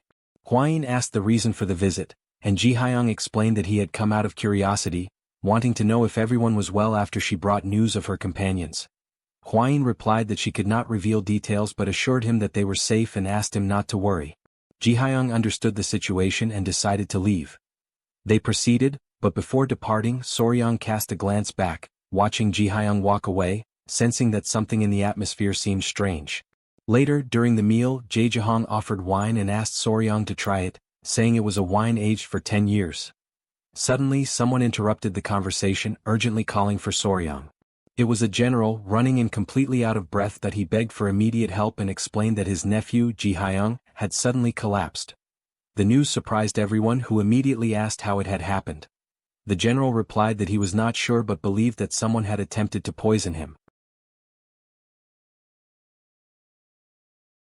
In Jigel's room, Jihyang remained in a weakened state, while a young woman beside him held his hand, watching him with visible concern. At that moment, the door opened and Soryang's group entered the room. The sudden arrival caught the young woman's attention. She turned toward them and in desperation, pleaded for Soryang's help.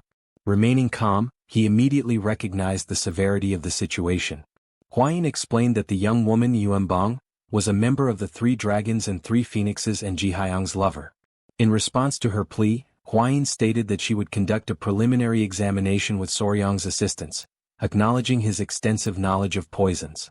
As they prepared to examine Jihyang, a man explained that at first they had believed it to be a common illness, but a specialist had raised the suspicion of poisoning. Shortly afterward, he introduced himself as Wangyu and recalled that he had once served as a physician for the main family, having been sent to the Murim lineage. He stated that, as a member of the Tang clan, his examination indicated poisoning. He further explained that before Jihyang's pressure points had been sealed, he had exhibited disordered speech and convulsions, yet the exact poison could not be identified. Faced with this, Hwayin took the lead in the examination. Holding Gao Jinhong's hand, she focused her energy and confirmed the presence of poison. As she deepened her analysis, Hwayin identified the possible agent as Hong. Soryang associated the term with mercury poisoning and suggested that Jihyang might have ingested it through medicines or elixirs, but Yuanbang denied any knowledge of such a possibility. The situation grew even more unusual, as all signs indicated that the poison had been accumulating in the victim's body over a long period. Soryang recalled his studies in the Tang clan and remembered that Hong originated from the burning of Jussa, which was also used in the Namgung clan to create chastity marks with geckos. This sudden connection triggered a realization in his mind. As the idea of something that turns red echoed repeatedly in his thoughts, he formulated a new hypothesis. Turning to Hwayin, Soryang asked whether Jussa caused mercury poisoning, and she confirmed that it did. With that, he believed he had found a clue regarding both the cause and the culprit, prompting the counselor to demand that he immediately reveal who was responsible. Before answering, Soryang requested that the counselor clear the room, leaving only himself, Yuanbang, and his companions. The request caused unease, and the counselor, suspicious, suggested that it involved someone of high status, reminding him that, as a member of the Tang clan, he had nothing to fear. Even so, Soryang maintained his stance, stating that it was not about honor, but about how the truth should be revealed. He then turned to Yuanbang, mentioning her purple lipstick case and asking if she had it with her. Confused, she handed it over, and Soryang asked Hwayin to analyze the amount of Jussa within it, increasing the tension among those present. As Hwayin held the object and began her evaluation, the atmosphere grew tense, and those present began to suspect what it might imply. Soryang then explained that everything had occurred due to a shared mistake between Yuanbang and Jihyang. The mention of both their names caused surprise, and the counselor demanded an explanation, while Yuanbang, shaken, denied having harmed the one she loved. Soryang clarified that it had not been intentional, and the general, confused, asked him to elaborate. Calmly, Soryang explained that Hong, produced from the burning of Jusa, generated a toxic smoke, but that poisoning could also occur through the continuous ingestion of the substance. He added that many lipsticks were made using Jusa and, although less toxic than Hong, prolonged use could lead to mercury accumulation in the body.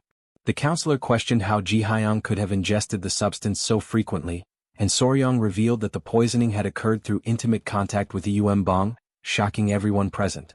Immediately afterward, Huayin confirmed that the Jusa analyzed matched the poison, acknowledging the accuracy of Soryang's deduction.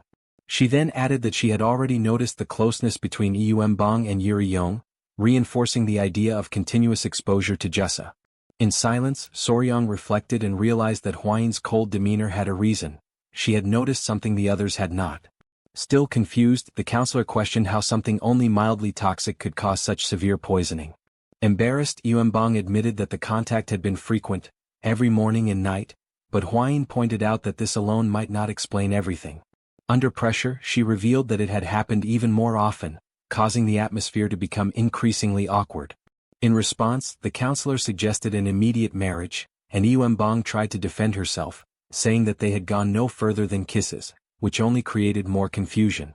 Realizing the misunderstanding, Yuem Bong denied everything and, embarrassed, struck Ji Hyang as he lay in bed. Soryang reflected on the irony of the situation. While one was being saved, the other was in danger. In the end, the case was treated as an accident caused by excessive intimacy, resulting in an immediate marriage.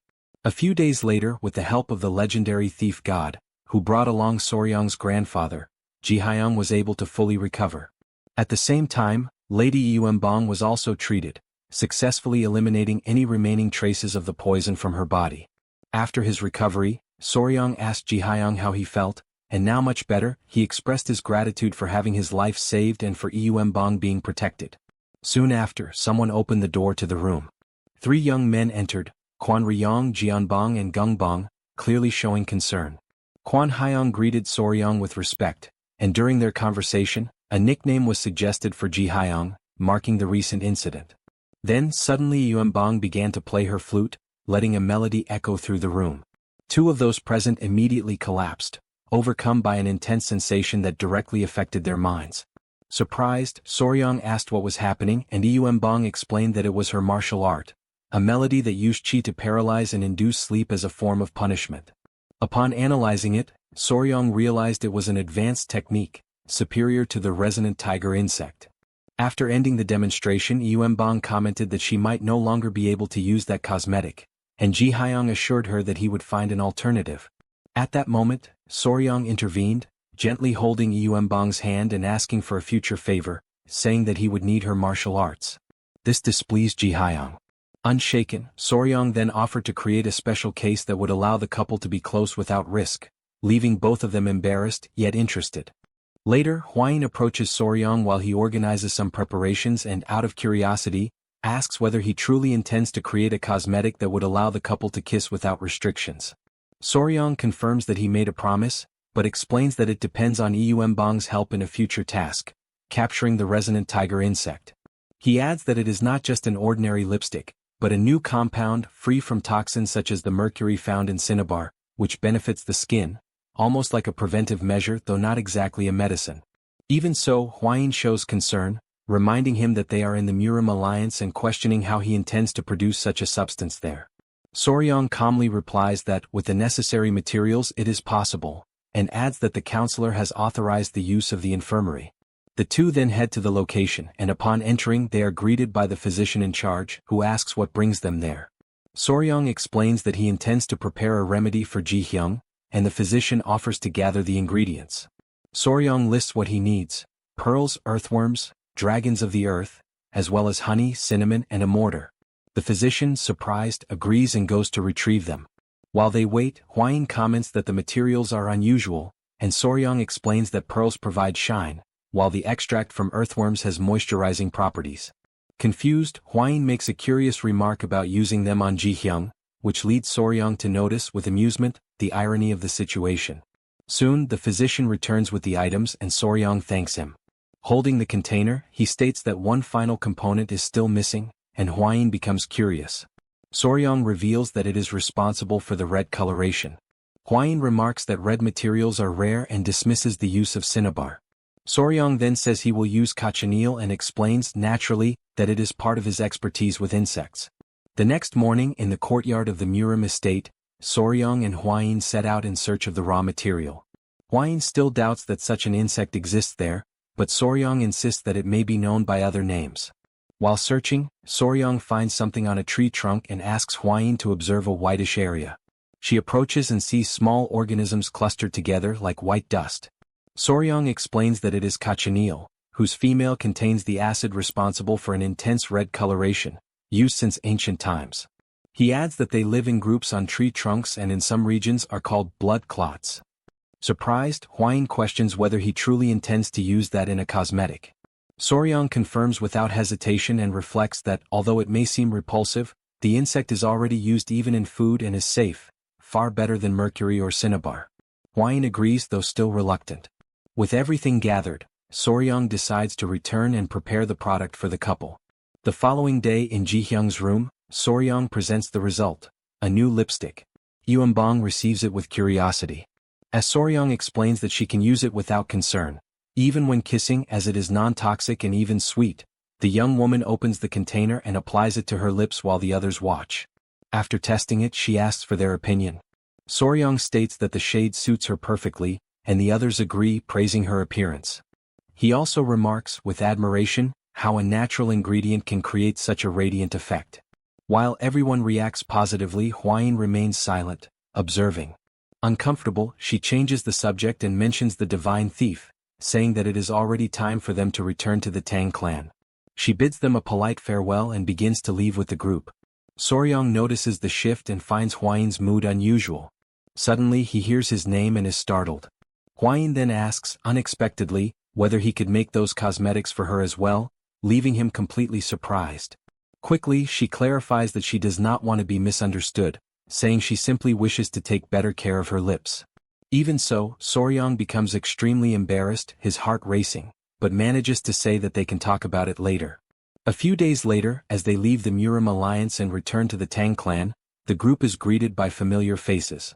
Among them, Yova runs toward Soryong, unable to contain her longing.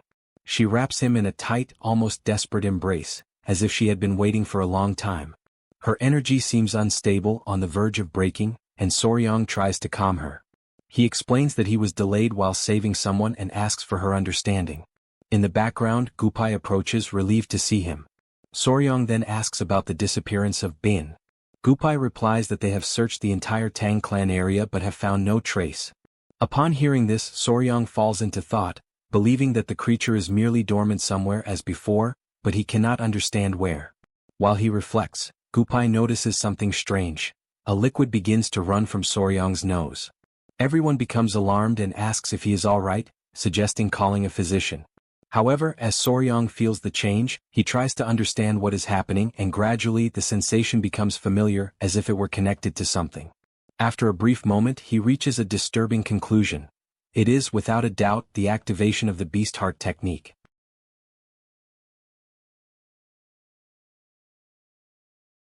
Blood continues to drip onto the ground. As Suk approaches Soryong, clearly worried, she asks what happened so suddenly and insists that they need to take him to the infirmary, as he is bleeding heavily. She then asks him to wait a moment so she can examine him more carefully. Placing her fingers on his pulse, she analyzes his condition and quickly identifies something unusual. It appears to be the beast heart technique. Faced with this doubt, the grandfather recalls the moment when Soryong fainted as Cho transformed into the flying centipede, questioning whether there is a connection. Suddenly, Soryong collapses to the ground, startling everyone. Huayin looks upward, calling out to Cho, and questions whether there is any explanation for the fainting caused by the technique. However, Suk clarifies that this time it does not seem to be Cho's fault. The old patriarch then raises another possibility. Perhaps the cause lies in another connection. He explains that Cho and Hyang are not the only ones Soryong is connected to through the beast heart technique. At that moment, a light begins to envelop Soryong's body, leaving Huayin visibly frightened. Through this connection, Soryong finds himself in a strange space. In front of him he sees Bin. It is she who is causing all of this. Confused, he tries to understand where he is and realizes that the environment feels familiar, similar to the snake den he once fell into. He reflects that his consciousness was pulled in the same way when Cho and the beast heart technique intertwine, but he notices that the atmosphere now feels different. He recalls what he learned. When connecting with a powerful spiritual creature like Cho, there is a risk of having one's mind consumed. Suddenly, something appears before him. Soryong senses a presence and tries to identify who is there. As he approaches, he sees a girl standing in front of him and wonders if it might be something malicious. Without warning, the girl opens her arms and embraces him. In that instant he realizes, it is Bin. While all of this is happening within his mind, in the real world Soryong remains unconscious, surrounded by the group. Then he finally wakes up, and Hwain explains that he needs to rest, as he lost consciousness for a moment due to the beast heart technique. Suddenly, Soryong has a realization and clearly remembers what happened, stating that he encountered Bin within his mind, within his mental image. Right after that, he warns that something is heading toward the Gujin gate. At that very moment, Bin appears, bursting through the gate with force and destroying everything in her path. Soryong is overjoyed to see her in front of him, under the sunlight. Bin also shows happiness as she approaches him. He gently strokes her, moved by her return, while the others however watch with suspicion, questioning whether that truly is Bin. The old patriarch, cautious, raises the hypothesis that this form might be Ian and orders all the warriors to step back so he can examine it more carefully. Soryong, confused, does not fully understand what is happening and says that he needs to retrieve something. A short while later he returns carrying a book and hands it to Soryong. He explains that it is the secret record of the Tang Clan, a document containing information about all the venomous creatures of the heavens. Opening the book, he points to a specific passage, the Hwon of the 24 venomous branches, known as the Black Phantom Centipede. It is an extremely powerful creature, ranked among the most dangerous, capable of hearing the voices of all things on earth with precision and even breaking through solid rock. Upon hearing the explanation, Soryong realizes that Bin has evolved into this legendary form. Impressed, he praises her, saying she has returned even more incredible and beautiful, even comparing her to her older sister, Cho. Upon hearing this, Cho approaches, clearly displeased. Soryong tries to ease the situation, suggesting that Cho is also happy about Bin's return. At that moment he notices something surprising. He can hear Bin's thoughts and in his mind she boasts, saying she is more beautiful since father said so. Surprised, Soryong reflects that he can not only feel, but also hear the two communicating with each other, and realizes that this ability has also evolved along with the technique. Then both of them turn toward him and ask the inevitable question, which one of them is more beautiful? Faced with this, Soryong is completely at a loss for what to answer. The next day he finds himself in an isolated forest.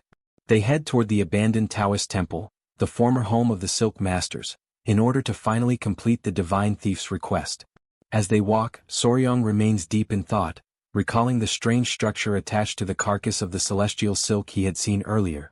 That is an osmeterium, a defensive organ exclusive to swallowtail butterfly larvae, non-existent in ordinary silkworms. The divine thief notices his expression and asks what he is thinking about, but Soryong brushes it off, saying it is nothing. The thief comments that it is natural to have concerns. After all, this is a problem that even the most renowned silk masters of the Central Hills have been unable to solve. He places his trust in Soryong, takes on the worries himself, and asks him to follow what he believes. In silence, Soryong gathers his thoughts and decides to face the problem step by step. The divine thief stops and points to the location, stating that they have arrived at their destination. Soryong looks at the temple before him and decides that it is time to begin, and in a low voice, he recites the words of the path of the Poison Master. Without hesitation he opens the door, ready to move forward. It is worth recalling that recently in the abandoned Taoist temple of the Divine Thief, he witnessed yet another failure before his eyes. Because of this, he concludes that the situation cannot continue as it is and decides to go to the Tang clan to bring the young warrior mentioned by the beggar sovereign. Before departing, he orders the others to remain at the temple and continue the investigations. As the failures accumulate, the artisans, who have dedicated decades to silk production, stop treating it as a simple request and begin to see it as a challenge. Sometime later, when Soryong opens the door of the abandoned Taoist temple, he finds only the hollow shells of the artisans, completely consumed by extreme effort. Even so, the artisans receive him with respect and the eldest, Baekjie, introduces himself. Meanwhile, Soryang observes their condition and realizes they do not seem well, concluding that they have likely not slept properly for days. The artisans explain that they have crossed mountains and forests in search of food for the larvae and plead for the help of Soryang, known as the greatest insect specialist of the Central Plains. Surprised, he tells them to stand, promises to investigate, and asks for details about the foods they have tested. The artisans report that they have tested virtually every plant, ranging from mulberry leaves to stems, roots, and species from the central forests, but nothing works and the cause of the failure remains unknown. Upon hearing this, Soryang reflects and identifies a pattern. They are indiscriminately testing all kinds of plant-based food. Based on this observation, he formulates a hypothesis using a method of reverse inference, similar to that used in modern biology. He explains that a true artisan must be able to get straight to the point, identifying not only the food but also the environment in which it is found. That he describes how the celestial silkworm, upon fully developing, spins an extremely durable thread to form its cocoon. This thread, stronger than steel, cannot be cut even by the energy of a sword, indicating that its function goes beyond simple protection against predators. Additionally, the insect's yellow horn manifests as an evident defense mechanism when there is a threat. Thus, Soryang concludes that there is something dangerous near the insect's habitat and that by identifying it, he will also find the larvae's food source. The artisans recognize the logic of his explanation and agree that the place where cocoons are formed usually contains an abundance of food. Soryang then questions the divine thief about the origin of the celestial silkworms. That he explains that he found them in a rocky mountain called the Red Rock Forest. Upon visiting the place personally, Soryang finds only empty cocoons and some eggs, with no signs of adult moths or dangerous creatures. That he concludes that this is the creature's habitat, since eggs and cocoons appear together, and decides to go there to confirm his suspicions. The divine thief immediately agrees and asks about the artisans, but Soryang requests that they be freed, assuring that he will handle the situation on his own. In response, the divine thief offers a reward as a sign of his sincerity and thanks everyone for their efforts, acknowledging the difficult demands he imposes. The artisans, moved, weep for not having been able to help more and express deep gratitude. Observing the scene, Soryang realizes that, contrary to what he had believed, the divine thief does not abduct indiscriminately and treats the artisans with consideration. With that, the divine thief indicates that it is time to depart. However, before leaving, Soryang recalls that the Red Rock Forest is very far away. That he worries about the journey, fearing that due to the distance he may not be able to return easily, especially because of the limitations of the spider accompanying him. The divine thief states that, in that case, it would be best to first contact the Tang clan to obtain permission. At that moment, one of the artisans interrupts and asks them to wait a moment, suggesting that they take a look at Soryang's band. When questioned, Soryang presents the object, arousing the fascination of those present. They analyze the material, amazed by its lightness, strength, and elasticity, remarking that they have never seen such a fiber in their entire lives. Intrigued, they ask what kind of silk was used, but Soryang hesitates as it is difficult to explain that it comes from venomous creatures. Even so, upon touching the thread, the artisans are moved and beg to use it to craft a piece of satin. They even go so far as to offer the divine thief's payment, for after decades devoted to silk, they cannot bear to miss such an opportunity. Soryang perceives the intensity of these men's passion for their craft. And although he feels uneasy, he accepts the proposal on the condition that they produce the most beautiful and magnificent satin in the world. Thus, everyone returns to the Tang clan accompanied by the three artisans. Upon arrival, they find the patriarch and the others gathered, while the spider Yova waits for Soryang. As he approaches, the patriarch questions why he has brought silk artisans, and Soryang explains that they wish to weave a satin using Yova's silk. The patriarch's wife observes that it is difficult to find skilled artisans and praises Soryang's ability, both in capturing venomous creatures and in bringing together the right people. However, upon noticing that Yova possesses human-like features, the artisans become frightened and call her a monster. Soryang corrects this impression, explaining that Yova is a special spider with a human face, capable of understanding human language and producing silk as requested. Despite this, Yova refuses immediately, and Soryang realizes that the situation is slipping out of his control in the face of the spider's clear resistance. He insists that she accept at least this once, but she reacts with irritation. Faced with this, he reflects that convincing her will be more difficult than he had imagined.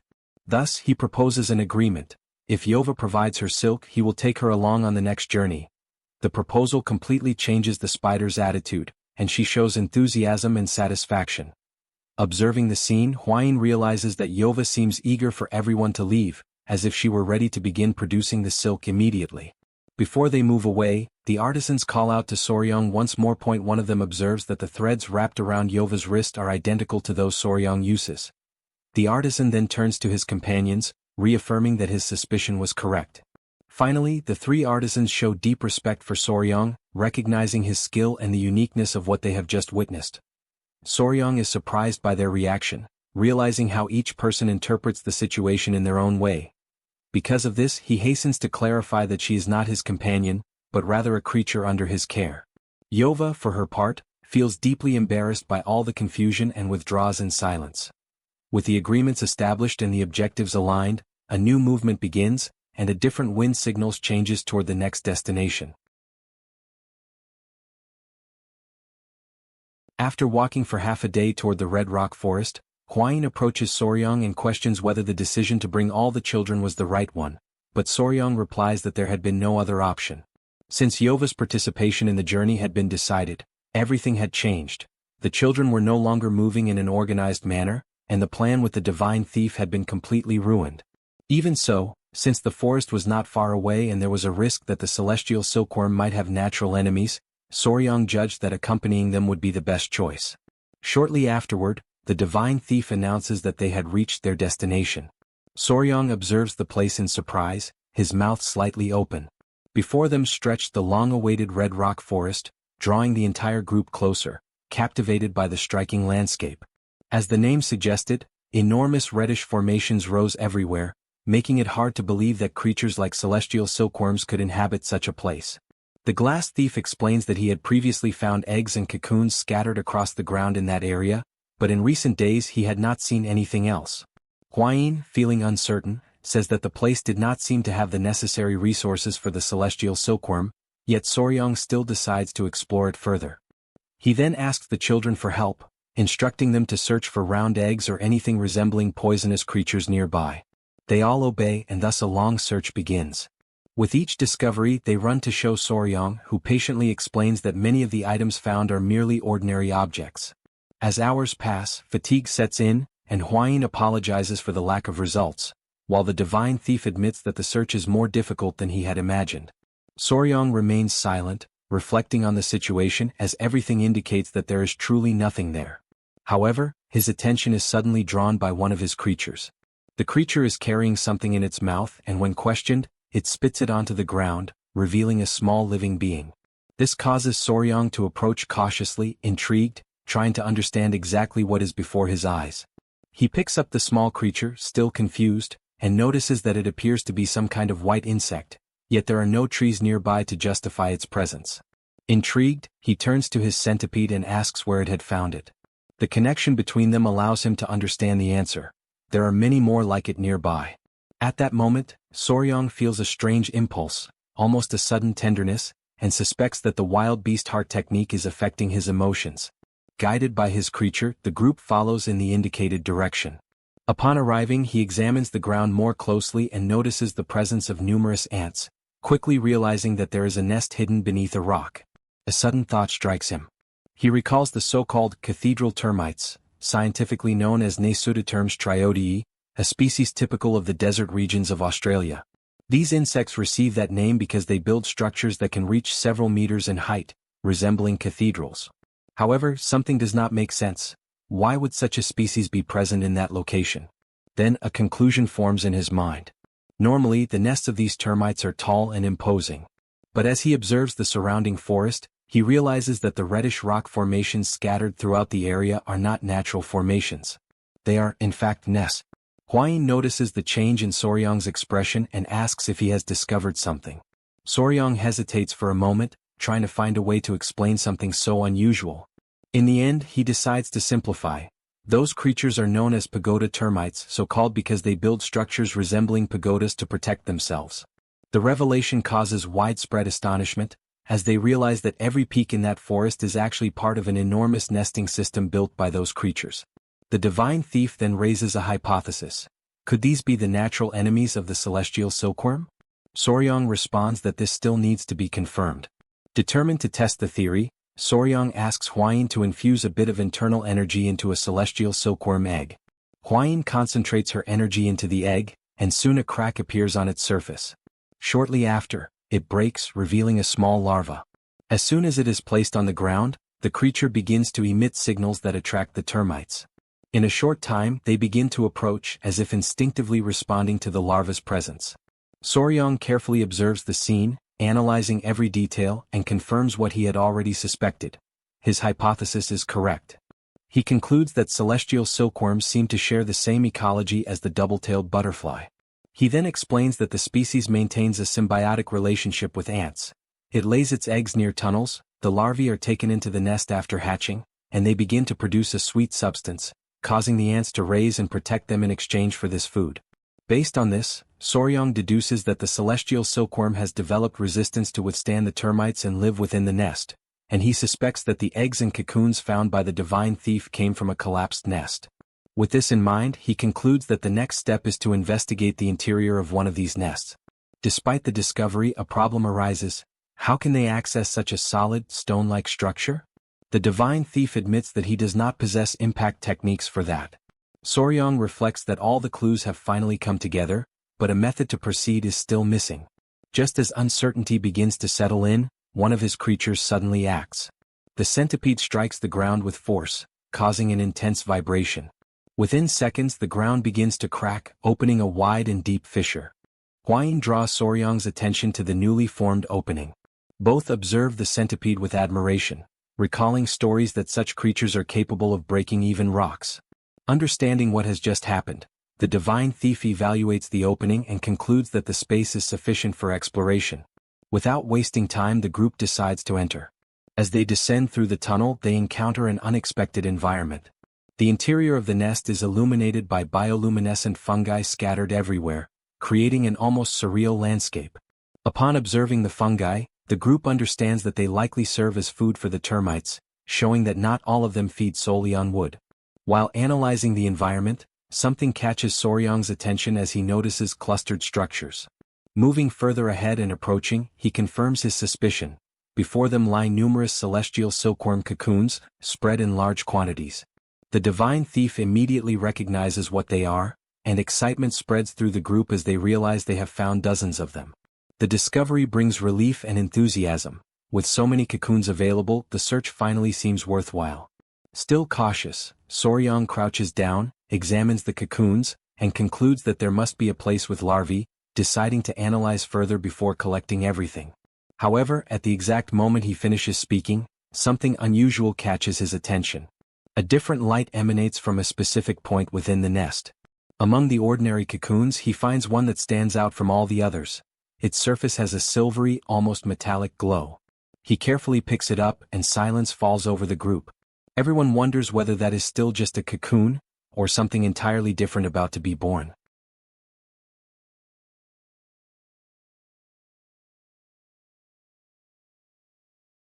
Holding the cocoon, Soryang remains in shock. Before him is a cocoon that is the same size as a celestial cocoon, yet the texture of its silk is completely different. As he observes it, Soryang questions what it could be, considering whether it belongs to a different species. A small hole at the base indicates that an adult insect has already emerged, but even so, the thread displays an unusual resistance, being as hard as wire. Soryang turns to the divine thief and asks if he recognizes that silver glowing cocoon, emphasizing the unusual color and texture of the thread. However, the divine thief admits that he has never seen anything like it and raises the possibility that it could be a celestial cocoon. Suddenly, something happens and draws everyone's attention. Suk shows concern and questions whether the termite mound is about to collapse. At that moment, Soryang notices Bin approaching while carrying a large rock. The others ask what it is, and Soryang decides to examine it more closely. As he observes the rock, Soryang tries to identify what is inside it, and upon closer inspection, he realizes something surprising. It is a red rock, and upon noticing termites peeking through small, it becomes evident that Bin has found the termite queen's egg chamber. The divine thief questions whether that is the place where the queen lays her eggs, while Hwayin praises Bin for his discovery. Soryang then asks Bin to break the rock carefully so that they can observe the inside. Bin concentrates his energy and, despite the stone's resistance, manages to remove a portion of it. As the structure opens, Soryong holds the fragment and observes the interior, where the termite queen is located along with other individuals. Suk notes that the queen looks different from those they have seen before, and Hwain comments that she resembles a larva. Soryong agrees and explains that the queen spends her entire life in the reproductive chamber, laying eggs continuously, which causes her ovaries to develop abnormally. Next, Soryong asks Bin to take the structure outside and requests that the spider Yoa secure it firmly. The divine thief questions this decision, but Soryong explains that termites are beneficial insects and that he also intends to raise the celestial cocoon larvae, planning to care for both. With that, Soryong concludes that they have already secured both the food supply and the termites' reproductive chamber. He then decides to move deeper into the mound in search of the celestial cocoon larvae. Due to the narrowness and the conditions of the place, only Yang, being small and skillful, will accompany him, leaving her surprised to be the only one chosen.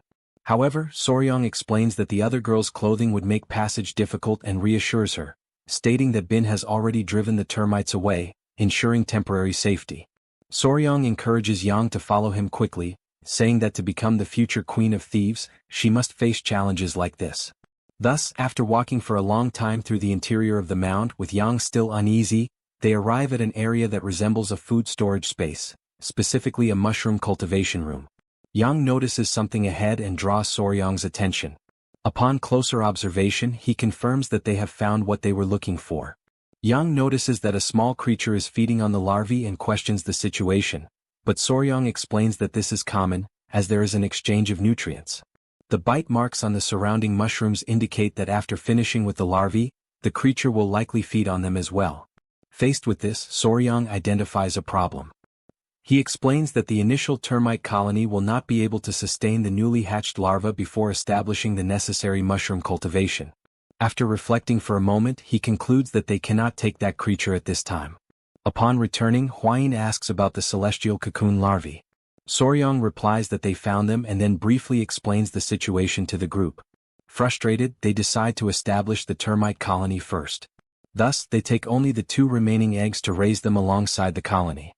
Before leaving, Soryong looks back at the mountains and reflects that it would not be a bad idea to return one of the individuals to nature. However, he acknowledges that the 2 remaining eggs must form a pair. Setting aside this frustration, the group returns to their post. A few days later, behind the Tang Clan's mountain, the group gathers once again. The termite colony they brought is buried in an area full of dead trees, and within a few days, a new termite mound begins to take shape. Soryong addresses the group and explains that, to ensure the colony's healthy growth, he asks the members of the poisonous animals team to cultivate mushrooms. He emphasizes that if the termites are well fed, there will be no difficulty in expanding their population. The divine thief acknowledges that their collective effort has yielded several celestial cocoons and that, after being woven by eternal slumber, there will be new threads of celestial silk. Meanwhile, he decides to remain in the Tang Clan alongside Yang, stating that he does not know how to express his gratitude. Next, he mentions the silver cocoon found at the bottom of the mound and asks Soryong what he has discovered about it. Soryong explains that upon arriving at the Tang Clan, he decided to investigate the object, and by submerging the cocoon in water, separating its shell and shaping it, he was able to observe its original form. Even so, the divine thief finds the unusual energy it emitted strange, unlike anything he has ever seen before.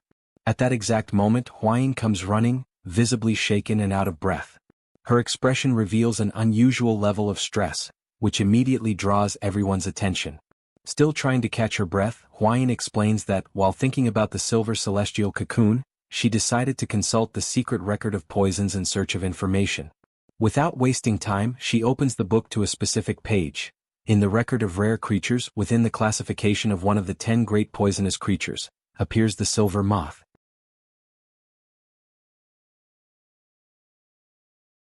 Soryong remembers his past when he decided to introduce the cutest insect in the world, a moth.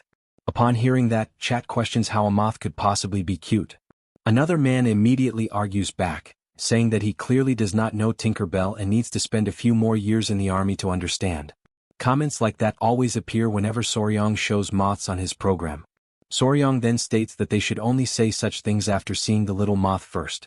Right after that, he reveals it before everyone. The creature's antennae resemble rabbit ears, while its body and wings are covered in soft fur. Meanwhile, Its large and shining eyes make its appearance even more adorable. After taking a closer look, Chad admits that he can barely make out the creature's face because of its wings, but acknowledges that it truly is very cute. Now, Soryong questions whether a moth could really belong among the 10 greatest venomous creatures in the world. He reads that it is the silver silk moth, a creature whose body is covered in an intense silver glow. With its wings closed, it measures about half a wingspan in size, but when fully spread they reach 3 full wingspans. By nature, it is docile, but when threatened, it scatters silver scales that cause intense itching and make the body rot away until death. As he reads the information from the book, Soryong realizes that the creature is far more terrifying than it appears. Hwain asks whether that really makes sense, and he replies that he is not completely sure, but believes that the celestial cocoons are transforming into one of the 10 great venomous creatures, the silver silk moth. He recalls that Cho and Bin also evolved from blue-spotted centipedes into giant centipedes. In the same way, the celestial cocoon seems to adapt to its environment and transform into the silver silk moth.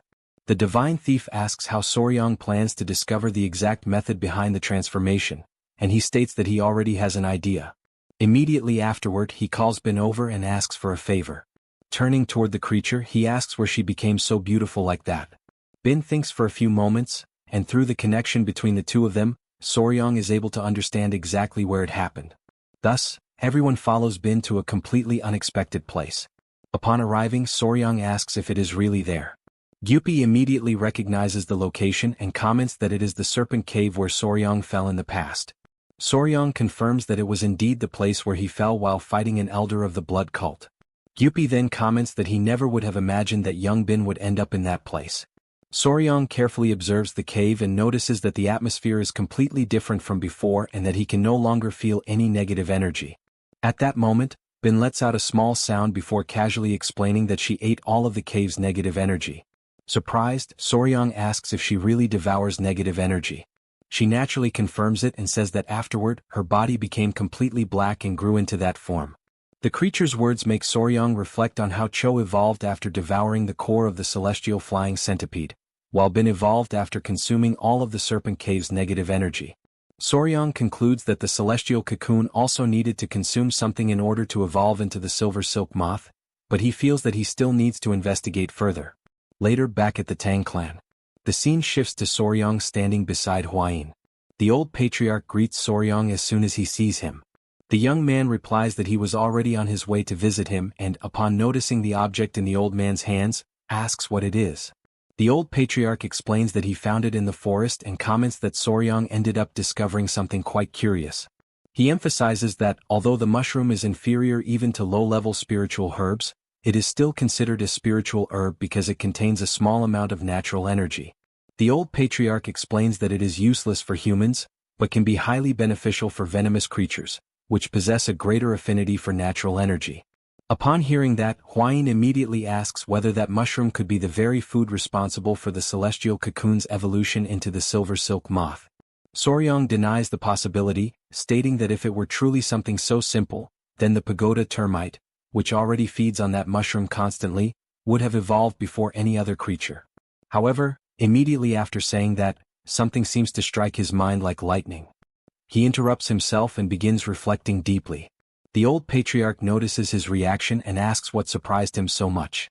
Soryong replies that an idea has just appeared in his mind. Without wasting any time, he asks his grandfather whether there is any way to immediately gather all the direct members of the clan in the patriarch hall. He then declares that, for the history of the Tang Clan, which has cultivated poisons for generations, that discovery will certainly mark the beginning of a new era. A short while later, all the clan members are already gathered in the patriarch hall. The patriarch asks what the sudden meeting is about. Soryong then reveals that he has discovered something truly astonishing. According to him, a spiritual creature that absorbs an enormous amount of energy evolves into a completely different state. The old patriarch is shocked and asks what he means by evolution.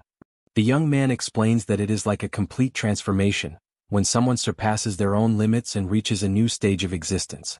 The patriarch then questions the basis of that theory, and Soryong begins presenting the examples he has observed.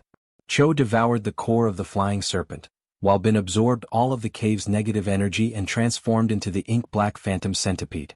Both absorbed enormous amounts of energy. Soryang concludes that the celestial cocoon needed to absorb a special type of energy in order to become the silver silk moth, and he believes the mushroom is the key to that process. Hwayin asks whether the mushroom is connected to the creature's evolution, and Soryang confirms it, explaining that it only becomes effective after being consumed for decades by the termite queen. At that moment, Soryang reveals the true hypothesis. If a celestial silkworm larva devoured that queen after decades of accumulated natural energy, then all the necessary conditions would finally be complete. The old patriarch is surprised and asks whether the larvae truly devour the termite queen. Soryang confirms it and explains that the larvae normally feed on weak prey, such as eggs and small larvae. However, in rare cases when the termite nest's ecosystem collapses or the queen weakens, exceptional situations can occur. Only after all of those specific conditions are fulfilled does the silver silk moth, one of the 10 great venomous creatures, finally come into existence. Even so, Hwayin notices an inconsistency and comments that if the queen had truly been devoured, the termite nest should be empty, since there is only one queen per colony. However, in the nest brought by Bin, the queen is still alive. Soryang praises Hwayin's observation, saying that she is very intelligent, and jokingly comments that couples eventually begin thinking alike over time, since the reasoning of the two of them has become increasingly synchronized. He then explains that termites possess reserve queens, ready to take the place of the main queen as soon as she dies, preventing any instability within the colony. After hearing the explanation, the patriarch is impressed and says that if the theory is correct, the Tang clan may be able to create another one of the 10 great venomous creatures, becoming the first clan of the Central 5 Provinces Alliance to accomplish such a feat. Even so, he asks whether Soryang truly has confidence in this. Without the slightest hesitation, Soryang replies that he will succeed. Shortly afterward, he takes out a small box and places it on the table before everyone. Inside are the 2 celestial silkworm eggs given to him by the Thief King. As he stares at them, Soryang declares that he will undoubtedly obtain one of the 10 great venomous creatures, the silver silk moth.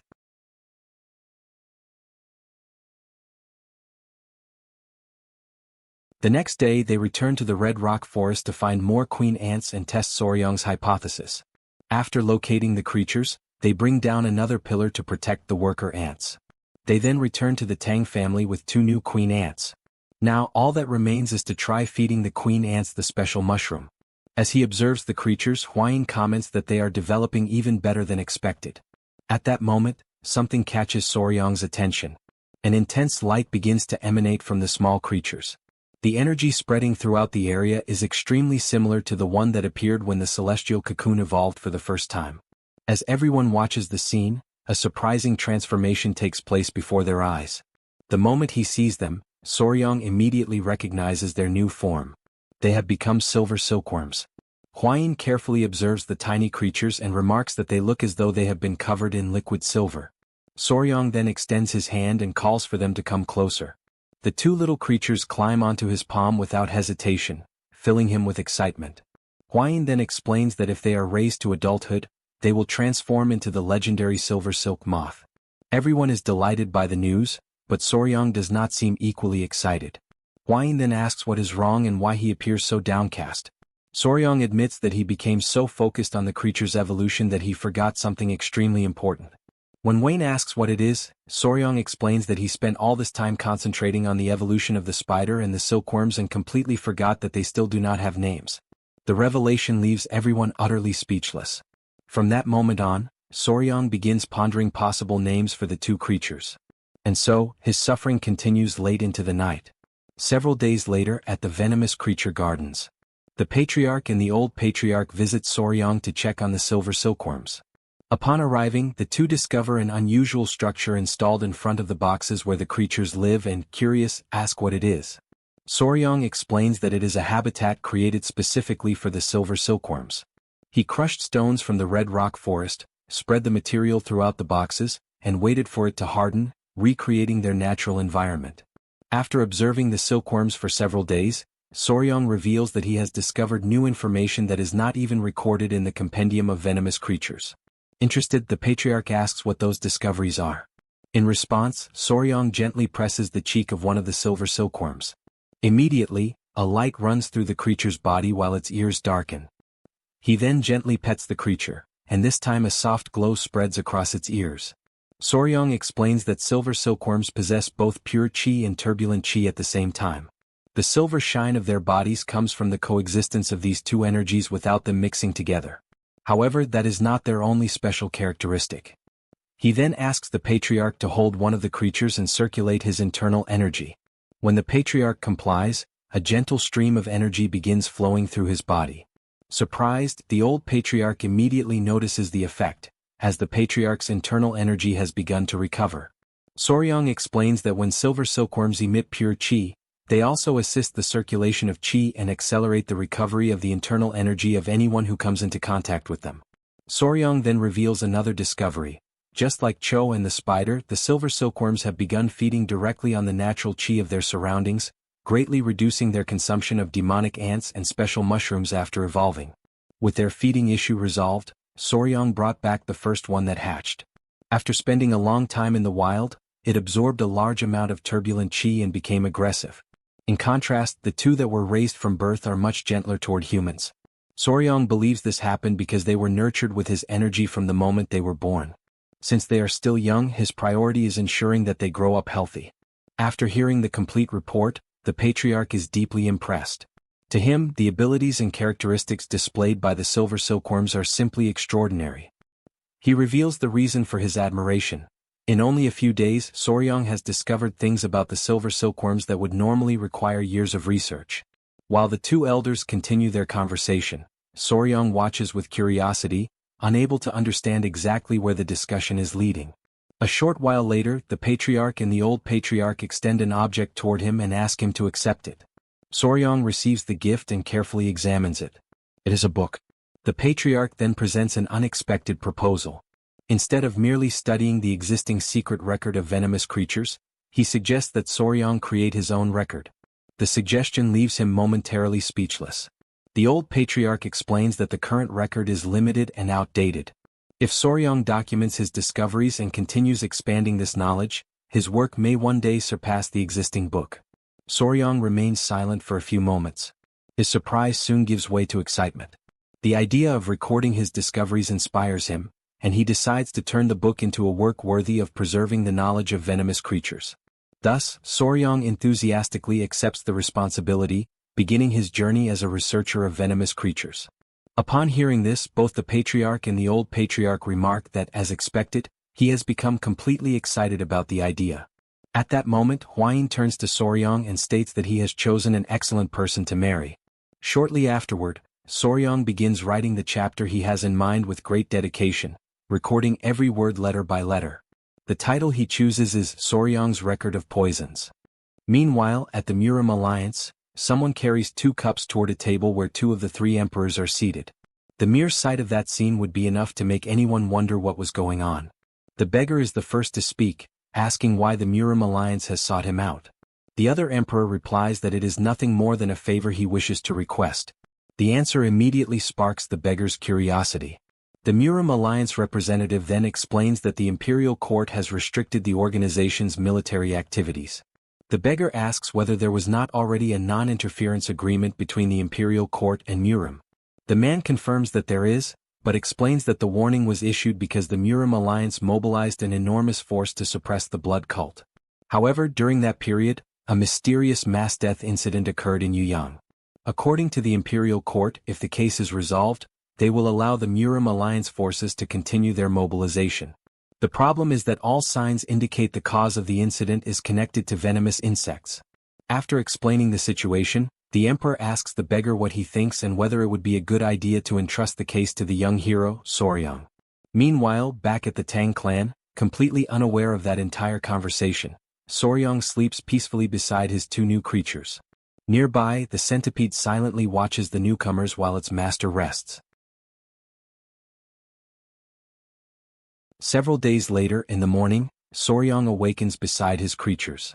Everyone present in the room wakes up along with him, and his attention immediately turns to the 2 newest creatures. He watches Thumb and Pinky, making sure both of them are doing well. These are the names he gave to the 2 mutant silkworms, inspired by their habit of climbing onto his hand and using his thumb and pinky finger as support. Besides being adorable, Thumb and Pinky are among the 10 most venomous creatures in existence and possess the ability to restore internal energy, leading Soryang to believe they could be of great help in the future.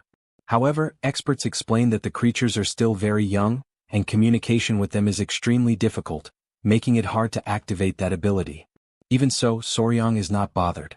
He knows there is no way to force their development, and for now, all he can do is raise them to adulthood and observe their growth. At that moment, Soryang turns as he senses someone approaching. Hwayin appears at the door looking for him, and her arrival surprises him so early in the morning. She greets him and explains that a visitor has just arrived, which is why she came to bring him there. Shortly afterward, the beggar thief approaches. Recognizing him, Soryang wonders what could have brought him to his house so early. The beggar greets him warmly and asks how he has been doing. Soryang responds with a question of his own, asking whether the visit is about the stock of yellow insect powder, but the beggar reveals that he has come to deliver a mission from the Murim Alliance.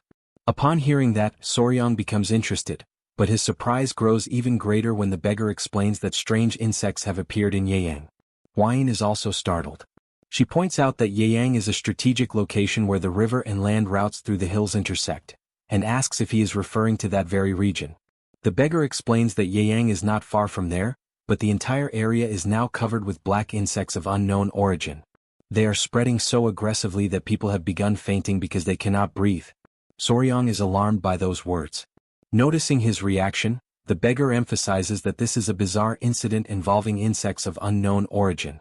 He also reminds him that this type of problem falls perfectly within Soryang's area of expertise. Shortly afterward, the beggar emperor begins explaining the situation in greater detail and hands him an official letter sent by the Murim Alliance. According to him, the Murim Alliance's hands are tied due to interference from the imperial family, which surprises Soryang and prompts him to ask what the imperial family has to do with the matter. The beggar explains that after the blood cult disaster, the imperial family restricted the movements of the Murim Alliance. Despite the principle of non-interference, a new decree now prevents the alliance from acting on its own. He then recounts how, one day, an unexpected visitor sought out Guanhuang. She was a young woman with long hair who had arrived by boat. The newcomer was none other than Princess Lu Jilian. Upon receiving her, Guanhuang showed surprise that a princess of the imperial family would visit him personally, but she explained that she was not there as a princess, but as an instructor of the sword pavilion. Guanhuang responded humbly, stating that he was not sure whether he was worthy of receiving someone so important. The princess merely joked about the situation. She remarked that she knew exactly what he was thinking, but assured him that his opinion would change once he learned about the gift she had brought. Then Lu Ziliang revealed that she could help resolve the issue regarding the mobilization of the Murim Alliance's troops, leaving Guanhuang deeply shocked. However, the princess presented one condition. In exchange for her assistance, she wanted the Murim Alliance to grant a request of hers. The beggar thief explains that Lu Ziliang's proposal is simple. If the Murim Alliance resolves the insect incident, she will use her position to request the Emperor's authorization to mobilize the Alliance's forces. He points out that for the Murim Alliance, which is completely prevented from acting on its own, there is no reason to refuse such an advantageous proposal. Soryang then asks why the princess became personally involved in the Yeyang incident, and the beggar explains that the reason is simple. Lu Ziliang is the wife of Yeyang's governor. He then adds that, as a young and newly appointed governor, he is under tremendous pressure, and with the appearance of the insects, the population has become even more dissatisfied. Xiao bin Ak was merely an unremarkable student at the Imperial Academy, but his status rose after marrying the princess, leading to his appointment as the governor of Yeyang. After hearing the explanation, Soryang summarizes the situation. The Murim Alliance wants him to go to Yeyang and either discover the origin of the black insects or find a way to stop them. The beggar confirms that this is exactly the case. The young man remains silent for a few moments before responding. Since it is an official mission from the Murim Alliance, he knows the right thing to do is help. However, there is a problem and the beggar asks what the difficulty is. Soryang explains that after helping the thief god, he brought back the silver silkworms, which release venom if they remain away from him for too long, making long journeys extremely complicated. Furthermore, the snow lizards are about to hatch, and his other creatures also dislike being separated from him. Because of that, he would need to take them all along. Upon hearing this, the beggar assures him that there is no reason to worry. According to him, the general has just sent a transport vessel specifically for Soryang. This news leaves Soryang completely stunned. The beggar explains that the general has not forgotten that Soryang saved his son's life and as repayment, decided to gift him one of the fastest boats on the Yangtze River. With that, Soryong would no longer need to be separated from his precious venomous creatures during the journey. Noticing his reaction, the beggar points out that, in addition to helping the Murim alliance, this mission is also an opportunity to earn the goodwill of a member of the imperial family. Filled with excitement, Soryong respectfully clasps his hands together and loudly declares that he accepts the Murim alliance's mission. Soon afterward, he begins reflecting on the black insects and what kind of creatures they could be. Normally, insects that reproduce in massive numbers and harm people are flies, mosquitoes, cockroaches, or locusts. Even so, this situation seemed different. As he tries to find an explanation, hurried footsteps echo through the corridor. A few seconds later, Gu Pai and Huayin rush into the room. Seeing them so desperate, Soryong asks why they are in such a hurry and what happened. Gu Pai apologizes for the sudden interruption, while Huayin asks to borrow Soryong for a moment. Confused, he asks why they need him right now. Huayin then replies only that it is finally happening, leaving Soryong completely confused. Euphoric, Huayin blurts out the news that Snow is giving birth, leaving Soryong utterly frozen in place. The shock written across his face is so great that he cannot utter a single word. The scene then shifts to Snow. Lying down, she repeatedly pushes while her body trembles in pain, under the attentive gaze of all the creatures gathered around her.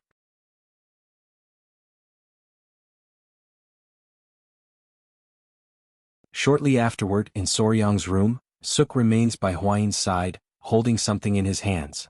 Feeling guilty, she laments that she was unable to help Snow. She explains that she has assisted in the delivery of many wolf cubs, but this is her first experience with a creature of this species. At that moment, Soryong hurriedly enters the room calling for Suk. He says that he heard what happened to Snow and decided to examine her immediately. As he approaches, he notices that something is unusual.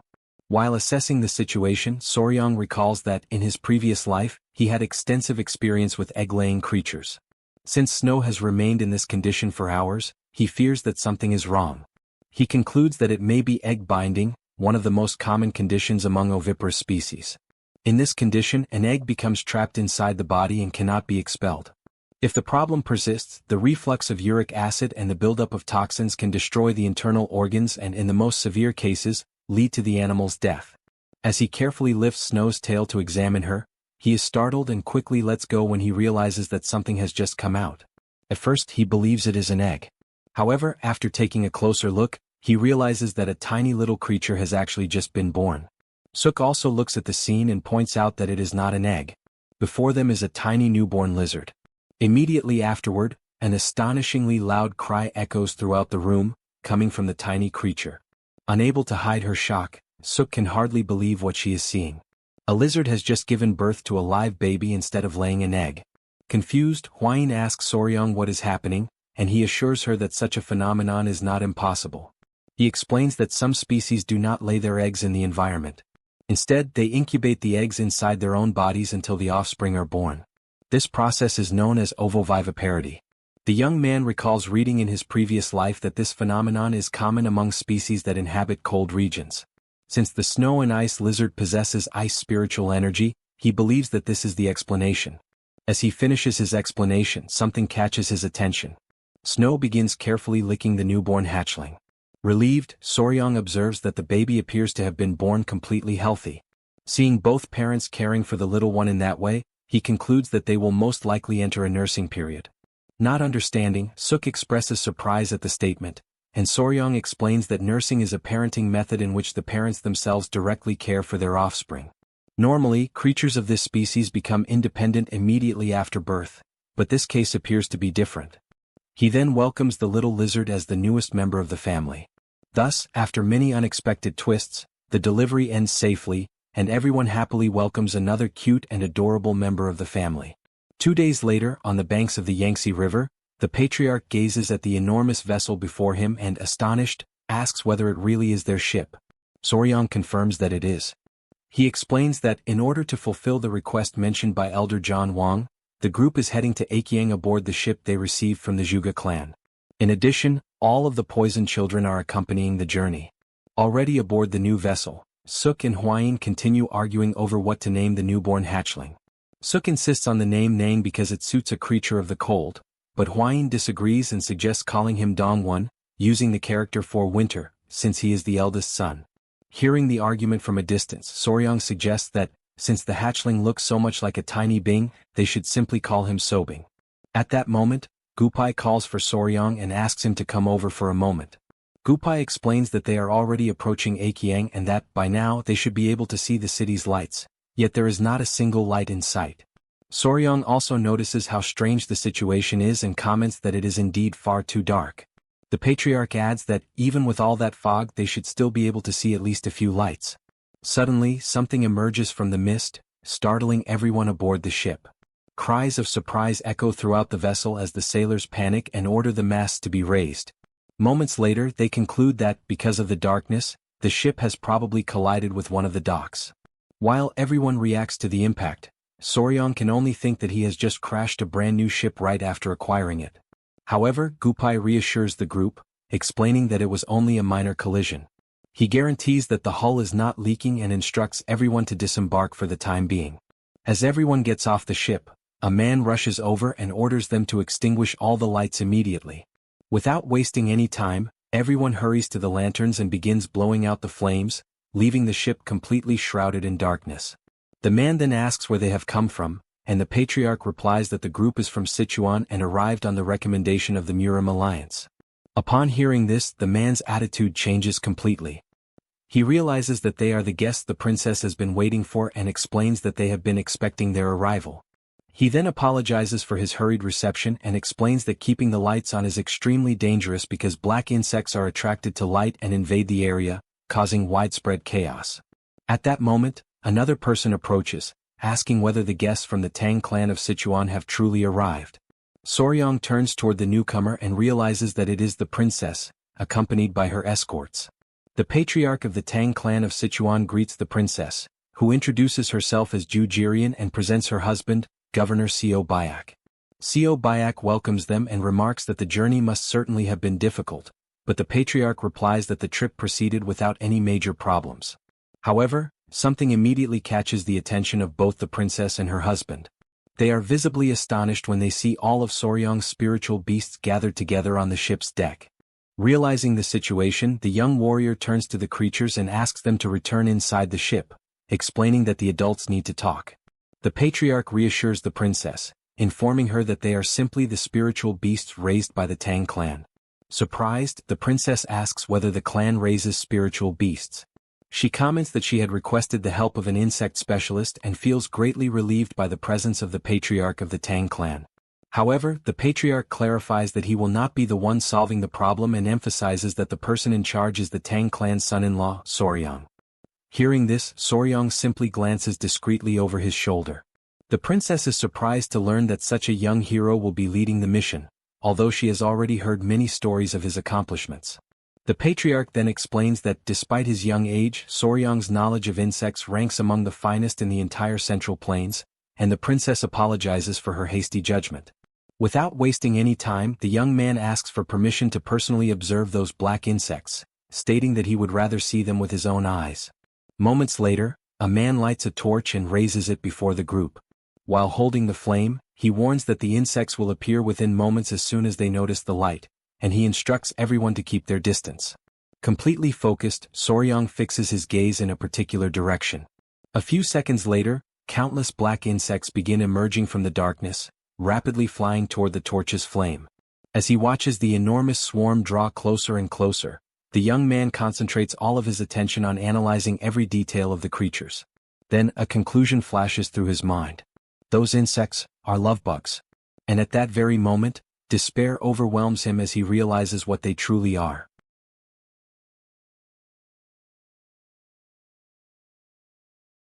Soryang remains standing in the same spot, watching the dense cloud of insects drawing closer.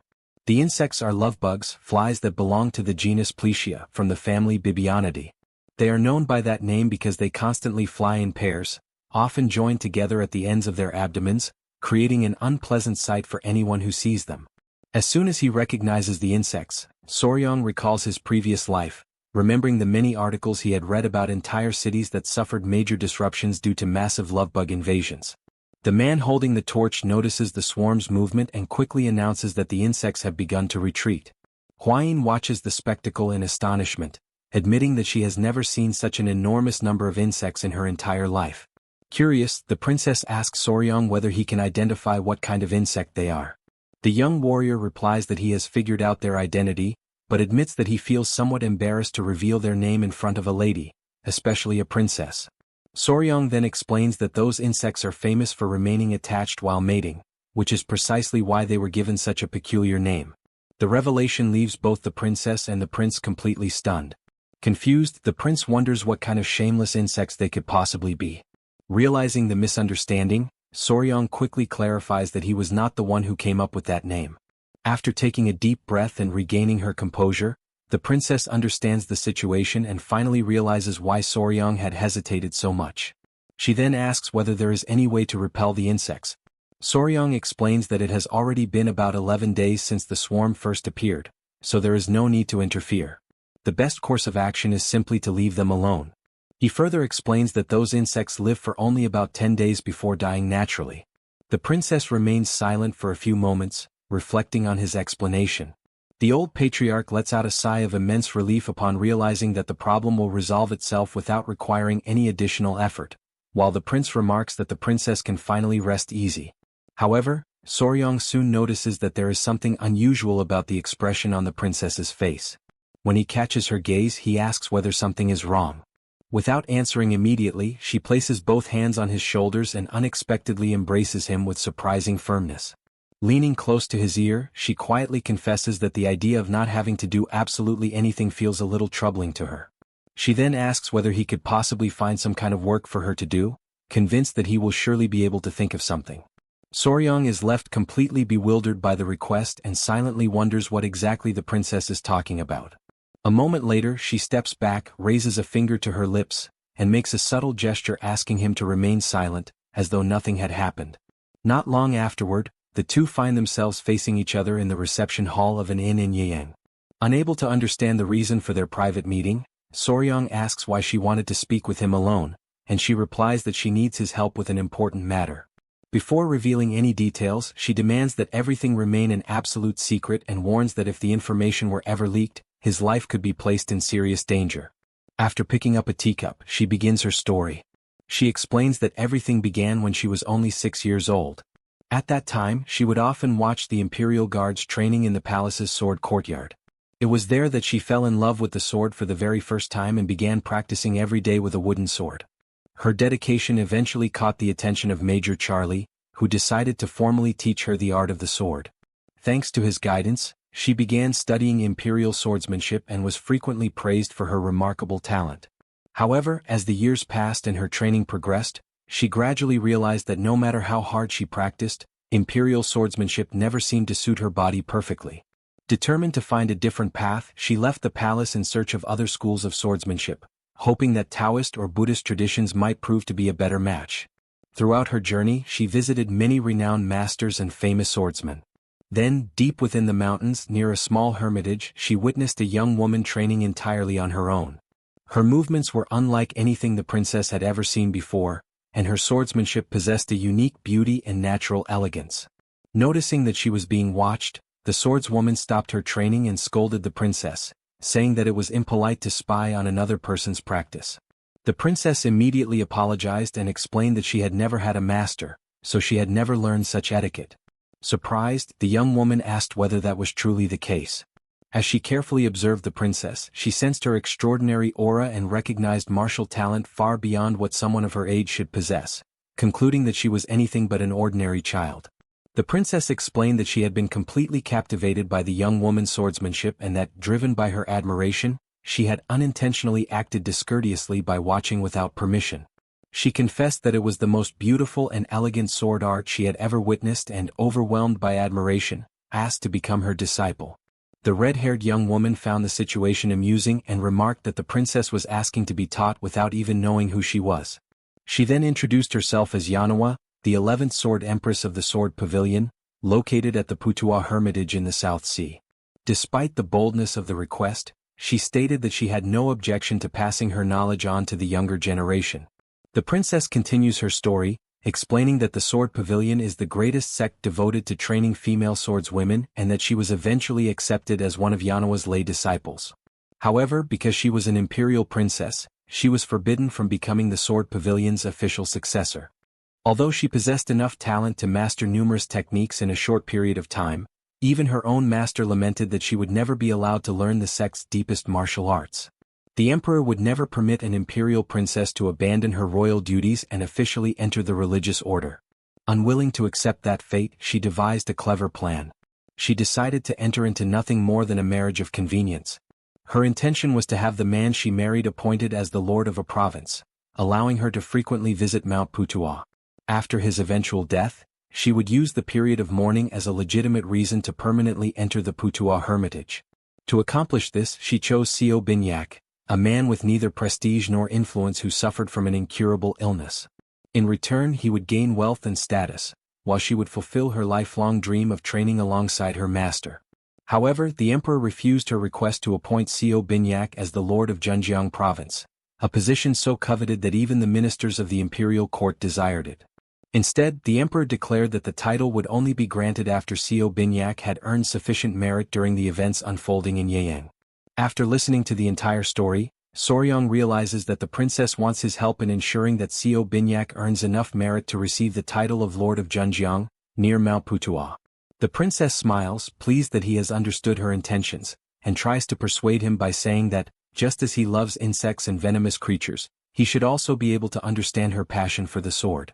As he listens, Soryang remains silent. Deep down, he cannot help thinking that only someone completely obsessed with the sword would devise a marriage of convenience simply to continue training with her master. Even so, he remains calm and replies that he needs some time to think before making a decision. Without giving up hope, the princess adds that she can offer him a reward worthy of his assistance if he agrees to help her. Soryang's curiosity is immediately piqued. Noticing his interest, the princess reveals that she recently received a letter from her master, Yanawa, informing her that a rare fire civet, a spiritual creature, has appeared near Mount Putuo. The moment Soryang hears the words spiritual creature, he is completely stunned. He immediately places both hands on the table and stares at the princess with excitement that is impossible to conceal. At that very moment, Soryang declares that he and the princess truly do understand each other after all. He says that he completely understands how much she must have suffered from being separated from her master and announces that he will personally take charge of the matter. Upon learning of the existence of a spiritual creature, Soryang's eyes shine once again, utterly unable to hide his excitement at the opportunity before him.